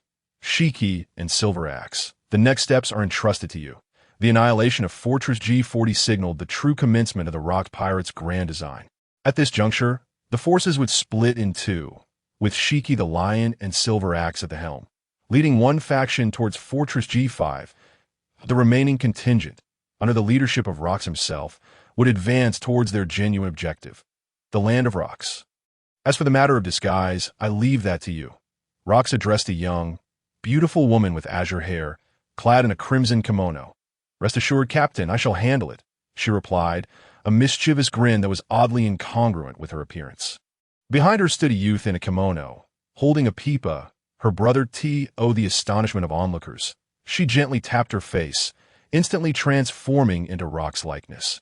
How is this, Captain Rox? She inquired, her voice mirroring that of Rox D. Jibek with uncanny precision. These two were among the cadres of the Rox pirates. The woman, an ordinary officer with the powers of a mimic fruit user, while the youth possessed formidable strength as a barrier fruit user, renowned for his absolute defense. However, both remained relatively low profile within the crew. Not far off, Hades observed the duo, deducing their identities. Kurizumi Mitsuki and Kurizumi Semu, scions of the decaying Kurizumi clan from Ueno. Now residing abroad, they would soon become the hidden hand aiding Kurizumi Orochi in toppling the Kazuki clan's rule. Little did he expect their early enlistment in the Rox Pirates. Such an alliance could indeed prove fruitful. Despite the Kurizumi clan's decline and persecution due to rebellion, they still concealed extraordinary power. Assisting Orochi's resurgence would not be a mere trifling endeavor. It would require the efforts of more than just 3 individuals. Hades had cultivated a rapport with Whitebeard, yet would show no mercy when necessary, particularly concerning Ueno. Hades had begun to contemplate the establishment of his own dominion, needing a stable territory within the next 2 to 3 years. The location had already been selected. When the time was ripe, he would seize it as a stronghold. For the moment, however, he harbored no immediate intentions of action, as he was merely a mid-level officer within the Rox Pirates. Lacking significant autonomy to ensure the smooth execution of his plans, Kurizumi Mitsuki would assume the guise of Rox. The distinction between having Rox and lacking him was as vast as the heavens and the earth. It was only then that all pirates realized the true aim of the Rox Pirates was not the Navy, but rather the Kingdom of Rox, one of the world government's affiliated nations. An inexhaustible bounty seemed to beckon them, igniting fervor and excitement among the ranks. The main force divided into 2 contingents. Meanwhile, the Navy remained oblivious to the true intentions of the Rox Pirates. Upon receiving news from Fortress G40, the naval headquarters speculated that the Rox Pirates' actual target might indeed be the G5 fortress, which was under the protection of Admirals Davis and Puyol. From the direction of the advance, everything aligned perfectly as for the fate of G40. They surmised its demise, but in such dire times, there was no room for sentiment. With both Davis and Puyol stationed at G5, did the Rox Pirates intend to deliver a devastating blow to the Navy? Highly likely. The Rox Pirates could very well be targeting the Navy's elite forces. Faced with this scenario, Marshal Black immediately issued a retreat order. Engaging the Rox Pirates head-on, especially the monster known as Rox D.Jibek, was not an option to IN summary. Black had little confidence in the capabilities of Admirals Davis and Puyol, a sentiment easily discernible to many. More crucially, time was of the essence. Relinquishing a naval fortress was a necessary sacrifice to consolidate the strength of various naval strongholds, allowing them to muster their most potent forces to confront the Rox Pirates. This strategy aimed to minimize casualties. Losing even a single admiral would entail losses that could not be compensated by the establishment of multiple naval fortresses. Marshal Black dispatched troops. Fortress G5 was abandoned, and all Navy personnel retreated to the next naval stronghold. Steelbone Kong at G1 also sprang into action. After many years, he would once again confront Rox D.Jibek. However, regrettably, his aspirations were destined to remain unrealized. Having discerned the Rox Pirates' objective, the patrol ships dispatched from G5 were stationed along this route, effortlessly intercepting the formidable fleet of the Rox Pirates. Simultaneously, they relayed intelligence back to headquarters. Then, there was no further action to take. They resembled a suicide squad, their sole purpose being to gather intelligence on the Rox Pirates. When they discovered the Rox Pirates, the latter likewise became aware of their presence. With a single move, Shiki ensured that none could escape. The corpses sinking to the ocean floor would serve as stepping stones on Shiki's path to ascendance, reduced to mere insignificant statistics. The naval headquarters harbored no doubts. For there was no time for meticulous observation. In fact, the Rocks pirates detected the Navy before they could react. The intelligence regarding the Rocks pirates division into 5 paths had reached the Navy from the outset. Even if the contingent led by Rocks were to further divide, they would not alter their predetermined strategy. Regardless of how they divided their forces, the Navy would remain no match for the Rocks pirates. Those naval units that had disengaged from the fortress, mobilized for action, left only a handful of reconnaissance personnel behind, while the rest were ordered to regroup under the directives of the naval headquarters. These fortresses were essentially relinquished. Even if the Rocks pirates were to breach them, the losses would be negligible. Rock's target remained Fortress G5. The other 4 kings should have made their appearances by now. Where were their objectives? Urgently facilitate their withdrawal. Kong communicated with headquarters via the transponder snail, advising Marshal Black. Though it felt somewhat disgraceful, retreating before the Rocks pirates was not an act of shame. Under the influence of Marshal Black, Kong began to adopt a more pragmatic approach, or rather, learn to be adaptable. Fortresses could be rebuilt, and the funding for reconstruction would ultimately come from the world government. Unless one wished to see the Navy cease to serve as a bulwark against the Rocks pirates, resources were assuredly abundant. Indeed, Black sensed Kong's growth, that once unyielding heart had begun to smoothen. And just as he prepared to commend him, an urgent call interrupted him, delivering news that caused Marshal Black's countenance to shift dramatically. The shock on his face was so vividly mimicked by the still-active transponder snail. "Marshal, what has transpired?"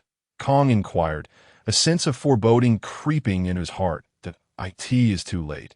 Our reaction has been sluggish. Since the intelligence network at Hachinos suffered a crippling blow, we have been at a profound disadvantage." The words of Brack were tinged with bitterness, as he began to comprehend the overlooked circumstances that had now come to light. Initially, the Navy intended to acquire the operational plans of the Rocks pirates before methodically strategizing and mobilizing their forces for a targeted resistance. From Hakinosu to the waters occupied by the Navy, ample time existed for adjustment. However, once the intelligence apparatus was largely decimated, the Navy's formation was thrown into disarray, lacking clarity regarding the Rocks pirates' operational plans.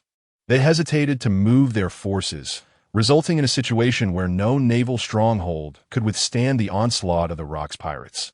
The naval fortresses marked for targeting by the Rocks pirates found themselves without sufficient time to evacuate. The loss of intelligence left him at a loss, leading to an entire scenario dictated by the rhythm of the Rocks pirates. The realization came too late. The pirate legion led by Kosa surrounded Fortress G34. While Donovan's forces encircled Fortress G39, Fortress G38 fell under the siege of the Cunning Wolf, Quiro, and Fortress G41 was targeted by the fearsome Deadshot Point 4 naval fortresses faced the relentless assault of the Rocks pirates. Ensnared and with no escape, Kong now grasped the gravity of the situation. The admiral stationed at Fortress G34 was the Vice Admiral Cluey, who was no match for Kosa. It was crucial to note that Kosa was a formidable adversary, not to be underestimated, akin to a monster who had not consumed a devil fruit in the era before the formation of the Rocks pirates. Kong had engaged Kosa on multiple occasions. At the helm of Fortress G39 was West Sea Governor Guardiola, a figure of considerable strength among the vice admirals, each a paragon of prowess or possessing the combat capability of a rear admiral. Yet, standing before the 4 sovereigns under Rock's banner, who were once maritime overlords, he was rendered inconsequential. Similarly, the base commander of Fortress G41, North Sea Governor Munoz, found himself in dire straits under the gaze of Deadshot Leon.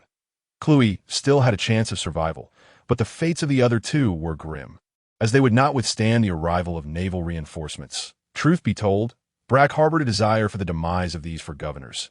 Yet such deaths must hold significance rather than being mere casualties of indifference. The commander of Fortress G38 was the Vice Admiral Ferdinand, who could not gain the upper hand against the wolf-like Quiro. The Navy's position in the New World could be described as utterly compromised. At this juncture, neither Brack nor Kong knew what course of action to take. The 5 naval fortresses targeted by the Rocks pirates faced inevitable destruction, signifying a loss of 5 high-caliber forces for the Navy. two of whom were vice admirals. This was merely the initial onslaught from the Rocks pirates. The profound sense of defeat washed over them, accompanied by an undercurrent of fear. Nevertheless, both men were resolute individuals, unwilling to surrender so easily, and quickly regained their composure.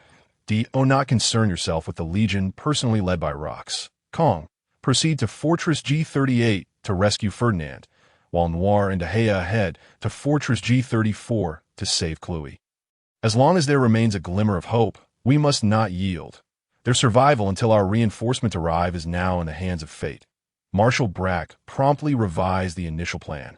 Prioritizing the rescue point, one naval admiral and two vice admirals could still be saved if they arrived in time. However, confronting the Rocks Pirates Legion with merely two naval admirals would be insufficient.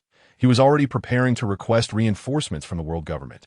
Once the Rocks Pirates reached the Red Continent, the world government would have no choice but to ACT such a critical juncture. It was unacceptable for the world government to withhold its strength, allowing the Navy to bear the brunt of the conflict. Brack felt a surge of anger towards the world government, his dissatisfaction palpable. Meanwhile, the two governors were tacitly overlooked by Brack, that, if blame were to be assigned, it lay in their weakness, for they could not endure until naval support arrived. The Navy's combat capacity was limited, necessitating a focus on rescuing the more valuable T Fortress G39. A brilliant golden light enveloped West Sea Governor Guardiola, encased within a colossal sphere of gold. This was a golden realm, the domain of Donovan, the apex of this golden space. Donovan reclined upon his throne of gold, a magnificent seat secured by chains of gold extending to the edges of the realm. With a casual flick of his wrist, Donovan toyed with Guardiola, directing a relentless assault of gold upon him. The entire golden sphere spun rapidly, shifting between solid and liquid, radiating intense heat. Golden spears erupted from the ground, forcing Guardiola to evade or shatter them with hockey. For the moment, he could endure, but Donovan's ceaseless barrage of gold left him no respite. Desperately seeking an opportunity to escape this gilded prison, he found no weaknesses in Donovan's defenses. The only potential flaw lay with Donovan himself, yet he was acutely aware of his own inferiority in comparison. This was a cage, and any efforts made within it felt futile, akin to a cornered beast fighting in vain. Eventually, the cacophony of battle outside the Golden Realm faded. All the Navy personnel at Fortress G39, except for Guardiola, had been slain, Donovan having lost interest in the game. Declared, everyone harbors dreams of wealth. Let me transform it into reality and indulge in it. As the golden liquid surged from all directions, it swiftly engulfed Guardiola entirely. The erratic flow of gold toward his body, forces from every angle, rendering him unable to resist. The continual friction of the gold generated searing heat. It was this meticulous control that allowed the gold fruit, typically associated with manipulation, to touch the essence of creation rather than mere assimilation. Among the four sovereigns, Donovan was not the strongest, yet he was the one most feared by the Navy and the world government. When wealth reaches a certain threshold, the power it manifests is terrifying. Guardiola felt as though he were submerged in a pool of magma. Gradually, he became immobile, the gold infiltrating his body, consciousness sinking progressively.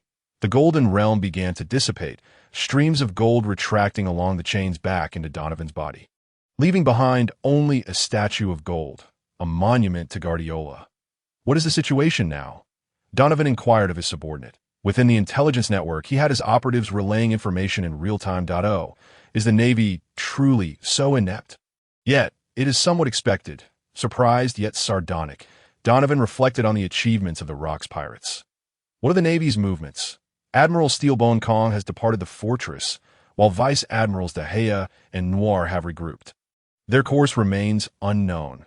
Listening to his subordinate's report, Donovan's disdain deepened. Such cowardly naval forces.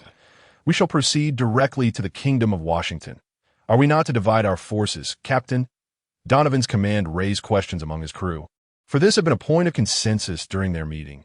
Should they falter, and word reach Captain Rocks, their fate would be dire. The feeble Navy dares not confront Rocks. Kong and those two vice admirals will undoubtedly target us for. Among the naval commanders, Cosa and Quiro are the only ones worth saving, leaving us unconcerned with the rest. The remaining navy possesses no strength to impede us. Should we divide our forces, we risk being overwhelmed by an enraged navy. In this scenario, division is unnecessary. Donovan, hailing from nobility, was most formidable not for his abilities or strength, but for his intellect, effortlessly discerning the navy's maneuvers and adapting his strategy to make optimal decisions. Shall we inform those two? No need. Being captured would be preferable, sparing us the annoyance of watching. He is hardly that benevolent. Even within the ranks of the Rocks Pirates, their frictions are far from negligible. As for harmony, one might as well not mention it. Should one of them perish, a banquet would likely ensue in celebration. Truly, what a feeble figure this governor is. The forces led by Deadshot Leon have made landfall, while the naval morale at 4G41 has utterly collapsed, lacking even the capacity for resistance. This is due to the prior demise of the base commander, Munoz, who fell victim to Deadshot Leon's sniping from several kilometers away. With his terrifying marksmanship and formidable observation hockey, he effortlessly pinpointed Munoz's location. The formidable capabilities of the penetration fruit imbued Leon's bullets with extraordinary penetrative power, allowing them to traverse the air unimpeded by wind or atmospheric resistance. The bullets, enshrouded in hockey and empowered by the penetration fruit, functioned akin to armor-piercing rounds, capable of breaching even the defenses of Busashoko Hakai. In essence, Munoz's hockey defense was utterly inadequate against Leon's bullets. Indeed, as Munoz was sniped from afar, he sensed the imminent danger, yet his body failed to react in time. His instinctive attempt to harness hockey was effortlessly shattered by the might of the penetration fruit. The hockey-cloaked bullet pierced through Munoz's heart, extinguishing the life of this North Sea governor. Leon caressed his beloved firearm, Deadshot, a weapon named after his moniker, custom-made for him. This Deadshot was a top-tier sniper rifle crafted as a prize for his service to the Fire God Company. Far surpassing the performance of his previous weapon, in his hands, its efficacy reached its zenith, significantly augmenting Leon's prowess. Deadshot Leon stands as the most formidable threat among the four great monarchs on the battlefield, his exquisite marksmanship rendering him nearly invulnerable. Coupled with the penetration fruit, which aligns perfectly with his abilities, each shot possesses the lethality to end the lives of the most powerful adversaries. The battle at 4G41 concluded swiftly. One of the fastest among the fortresses. With the death of its linchpin, how much resistance could remain? The Navy retreated. They would execute the plan and return in an hour. News of a nearby naval fortress and the withdrawal of its forces reached them. Even as the Navy struggled to halt their advance, Leon continued to execute his mission as planned. T4G38, the entire stronghold had devolved into a battlefield, having sustained over half its destruction. The cacophony of combat was relentless, mirroring the plight of other battlefronts, with the Navy falling entirely to the disadvantage. Especially for the Admiral candidate Ferdinand, the pressure was at its zenith. The werewolf Quiro, or rather the werewolf Quiro leading the werewolf pirates, is the most troublesome adversary among the four great monarchs. This is due to both Quiro and his subordinates adhering to pack tactics, favoring overwhelming numbers, regardless of facing strong or weak opponents. Ferdinand found himself ensnared in such a dire predicament, confronted by the mightier werewolf Quiro, alongside those who had dispatched their targets and gradually joined the fray. The werewolf pirates cadre posed a significant threat. Quiro commanded three exceptionally powerful subordinates, all notorious pirates of the New World. Wolf King Garnet, an ancient Zoan-type user of the dire wolf fruit, with a bounty of 600 million berries. Bloodwolf Spraywell, a user of the wolf fruit in its forest wolf form, boasting a bounty exceeding 400 million berries.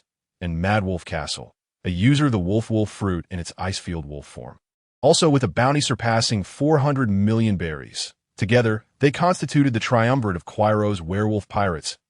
This moment, Ferdinand faced the onslaught of the monstrous Quiro and the three werewolf lieutenants.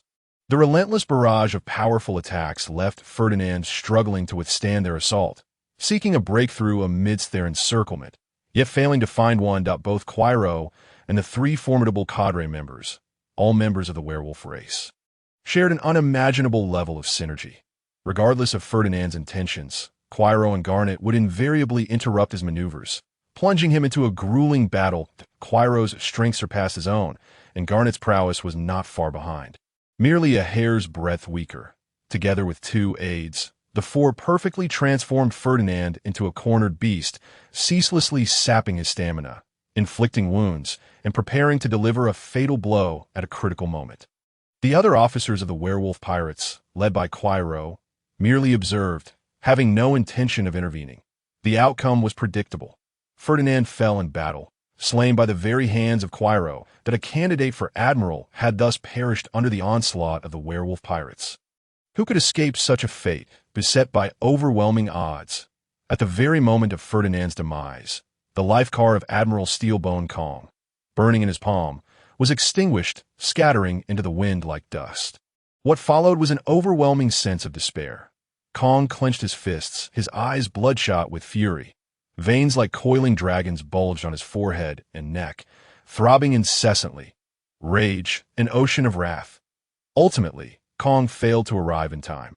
Although he had anticipated this, it was Ferdinand who faced the infamous werewolf T that moment. The transponder snail at his chest buzzed, and without needing to look, Kong knew it was the headquarters calling. "What are the orders, Admiral?" Kong suppressed his inner fury, striving to maintain his composure. His original objective was to rescue Ferdinand at Fort G38. Now that Ferdinand had perished, his mission was inevitably a failure. The naval headquarters received the news simultaneously. The state of Marshal Black on the other end of the transponder snail was far from favorable. "Kong, immediately head to Fort G34. Go alone." Marshal Black issued a deathly command. "No more sacrifices must occur. You should understand. Furthermore, under no circumstances allow that rascal Kosa to escape. Whatever the cost, Kosa must be captured." Black was also spiraling into madness. Extreme measures were imperative at this juncture. Despite being mentally prepared, the reality was still hard to accept. An admiral candidate, nearing or already achieving peak combat prowess, represented the Navy's elite strength. Such a loss would further widen the chasm between the Navy and the Rocks pirates. In contrast, the sacrifice of ordinary Navy vice admirals would amount to little against the vastness of the Navy's ranks. While their quality might be lacking, promoting 100 vice admirals would pose no issue. After all, the Navy's hierarchy is filled with individuals who have climbed the ranks through experience and military merit. Especially in this era, the Navy has had to promote a considerable number of vice admirals of moderate strength. Far from the elite of the future, with 4 naval fortresses fallen, only Fort G34, under the siege of the violent Kosa, remained steadfast. How much longer it could hold was uncertain. Kosa had undoubtedly become the Navy's target. For the sake of accountability to the world government and the Navy itself, they needed to present convincing results. The Navy ships sailing across the sea suddenly tilted as if struck by a terrifying force, the bow plunging at a 45-degree angle into the ocean. This was merely the result of Kong's charged impact. Propelled like a cannonball into the sky, he exhibited astonishing speed, abandoning the Navy vessel to rush towards Fort G34 alone. The situation was dire, and time was of the essence. Upon receiving the news, Dihaya and War sped towards the scene. It was over, utterly over. After hanging up the phone, Marshal Black retracted his outwardly tough demeanor. Collapsing into his chair, as if all strength had been drained from his body, he was perplexed by this sudden turn of events. Perhaps it was the obliteration of intelligence operatives by the Rocks pirates that had led to this disarray. The Navy now found itself in a state of complete imbalance in its engagement with the Rocks pirates. The overall strategy of the Navy had crumbled, moving forward regardless of the Rocks pirates' objectives. The Navy would struggle to keep pace. Retreat was the only option, a continuous withdrawal. He could only hope that Kluge would hold on. And Kosa, he absolutely could not allow him to escape. That a wave of pressure nearly suffocated Black. Pressure from the world government, from the allied nations, from across the globe, and from within the Navy itself, compounded by the strain brought forth by the Rocks pirates. Ever since he ascended to the rank of Fleet Admiral, it seemed that there had been no respite. He pondered how future generations would judge him. If things continued on this trajectory, he would undoubtedly be remembered as the most incompetent fleet admiral in the history of the Navy. Yet, he wished to avoid such a fate. He must eradicate the Rocks pirates. In the remaining years of his life, he would dedicate himself to this cause. With this thought in mind, Black rallied himself. Adjusting his breathing to regain a sense of calm, T Fortress G34. The fierce battle between Vice Admiral Kluji and the violent King Kosa raged on. Kluji, a user of the Paramecia type, soft fruit, could soften his body, significantly mitigating damage. He could even soften the ground beneath him, affecting the explosive power of his opponents during combat. Undoubtedly, Kosa found Kluji's abilities to be quite repulsive as a user of the muscle fruit.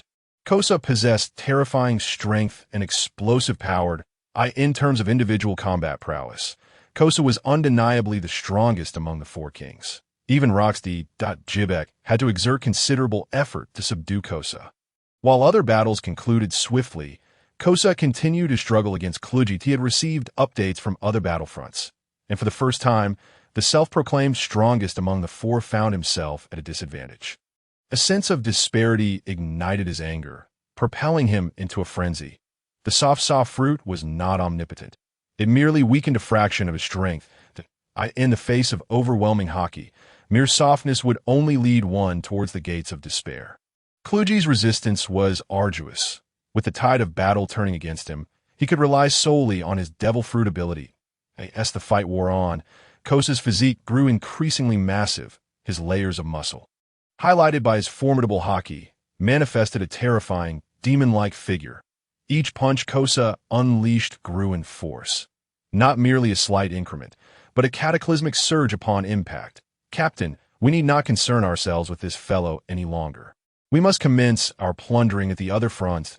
If we delay, we will surely draw the Navy's attention, exclaimed one of Kosa's subordinates. Stewman the Beast, he was acutely aware of the discontent brewing within their ranks. Though they dared not voice their grievances openly, it was palpable in their words. The tension of the battlefield had begun to unsettle the hearts of the crew. The waiting pirates grew increasingly impatient. They had dispatched all their foes, while Kosa remained engaged in combat, seemingly intent on prolonging the conflict. News from other battlefronts only heightened their restlessness, particularly among those privy to the true objective of their mission, treasure plunder.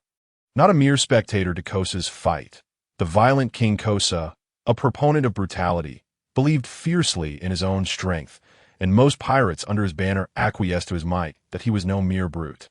Rather, he embodied the essence of a tyrant, with little loyalty among his followers. Many pirates aligned with him sought greater riches, and the current situation jeopardized their prospects. Even members of his own violent pirates were beginning to express dissatisfaction, with Stewman merely one among several. Others, like the Savage Counts and the Bone Crusher Anseld Weiss, were notorious pirates with bounties exceeding 400 million berries. Stewman was not concerned about offending Kosa. In fact, he was indifferent to the prospect. Kosa revered strength, which is why he had submitted to Rox after his defeat. If someone were to vanquish Rox, he would similarly yield to that individual. His violent pirates shared this sentiment, devoid of true loyalty. Even if they crossed Kosa, they could easily sever ties with the violent pirates. Essentially, they were all members of the Rox Pirates, and with numerous factions available.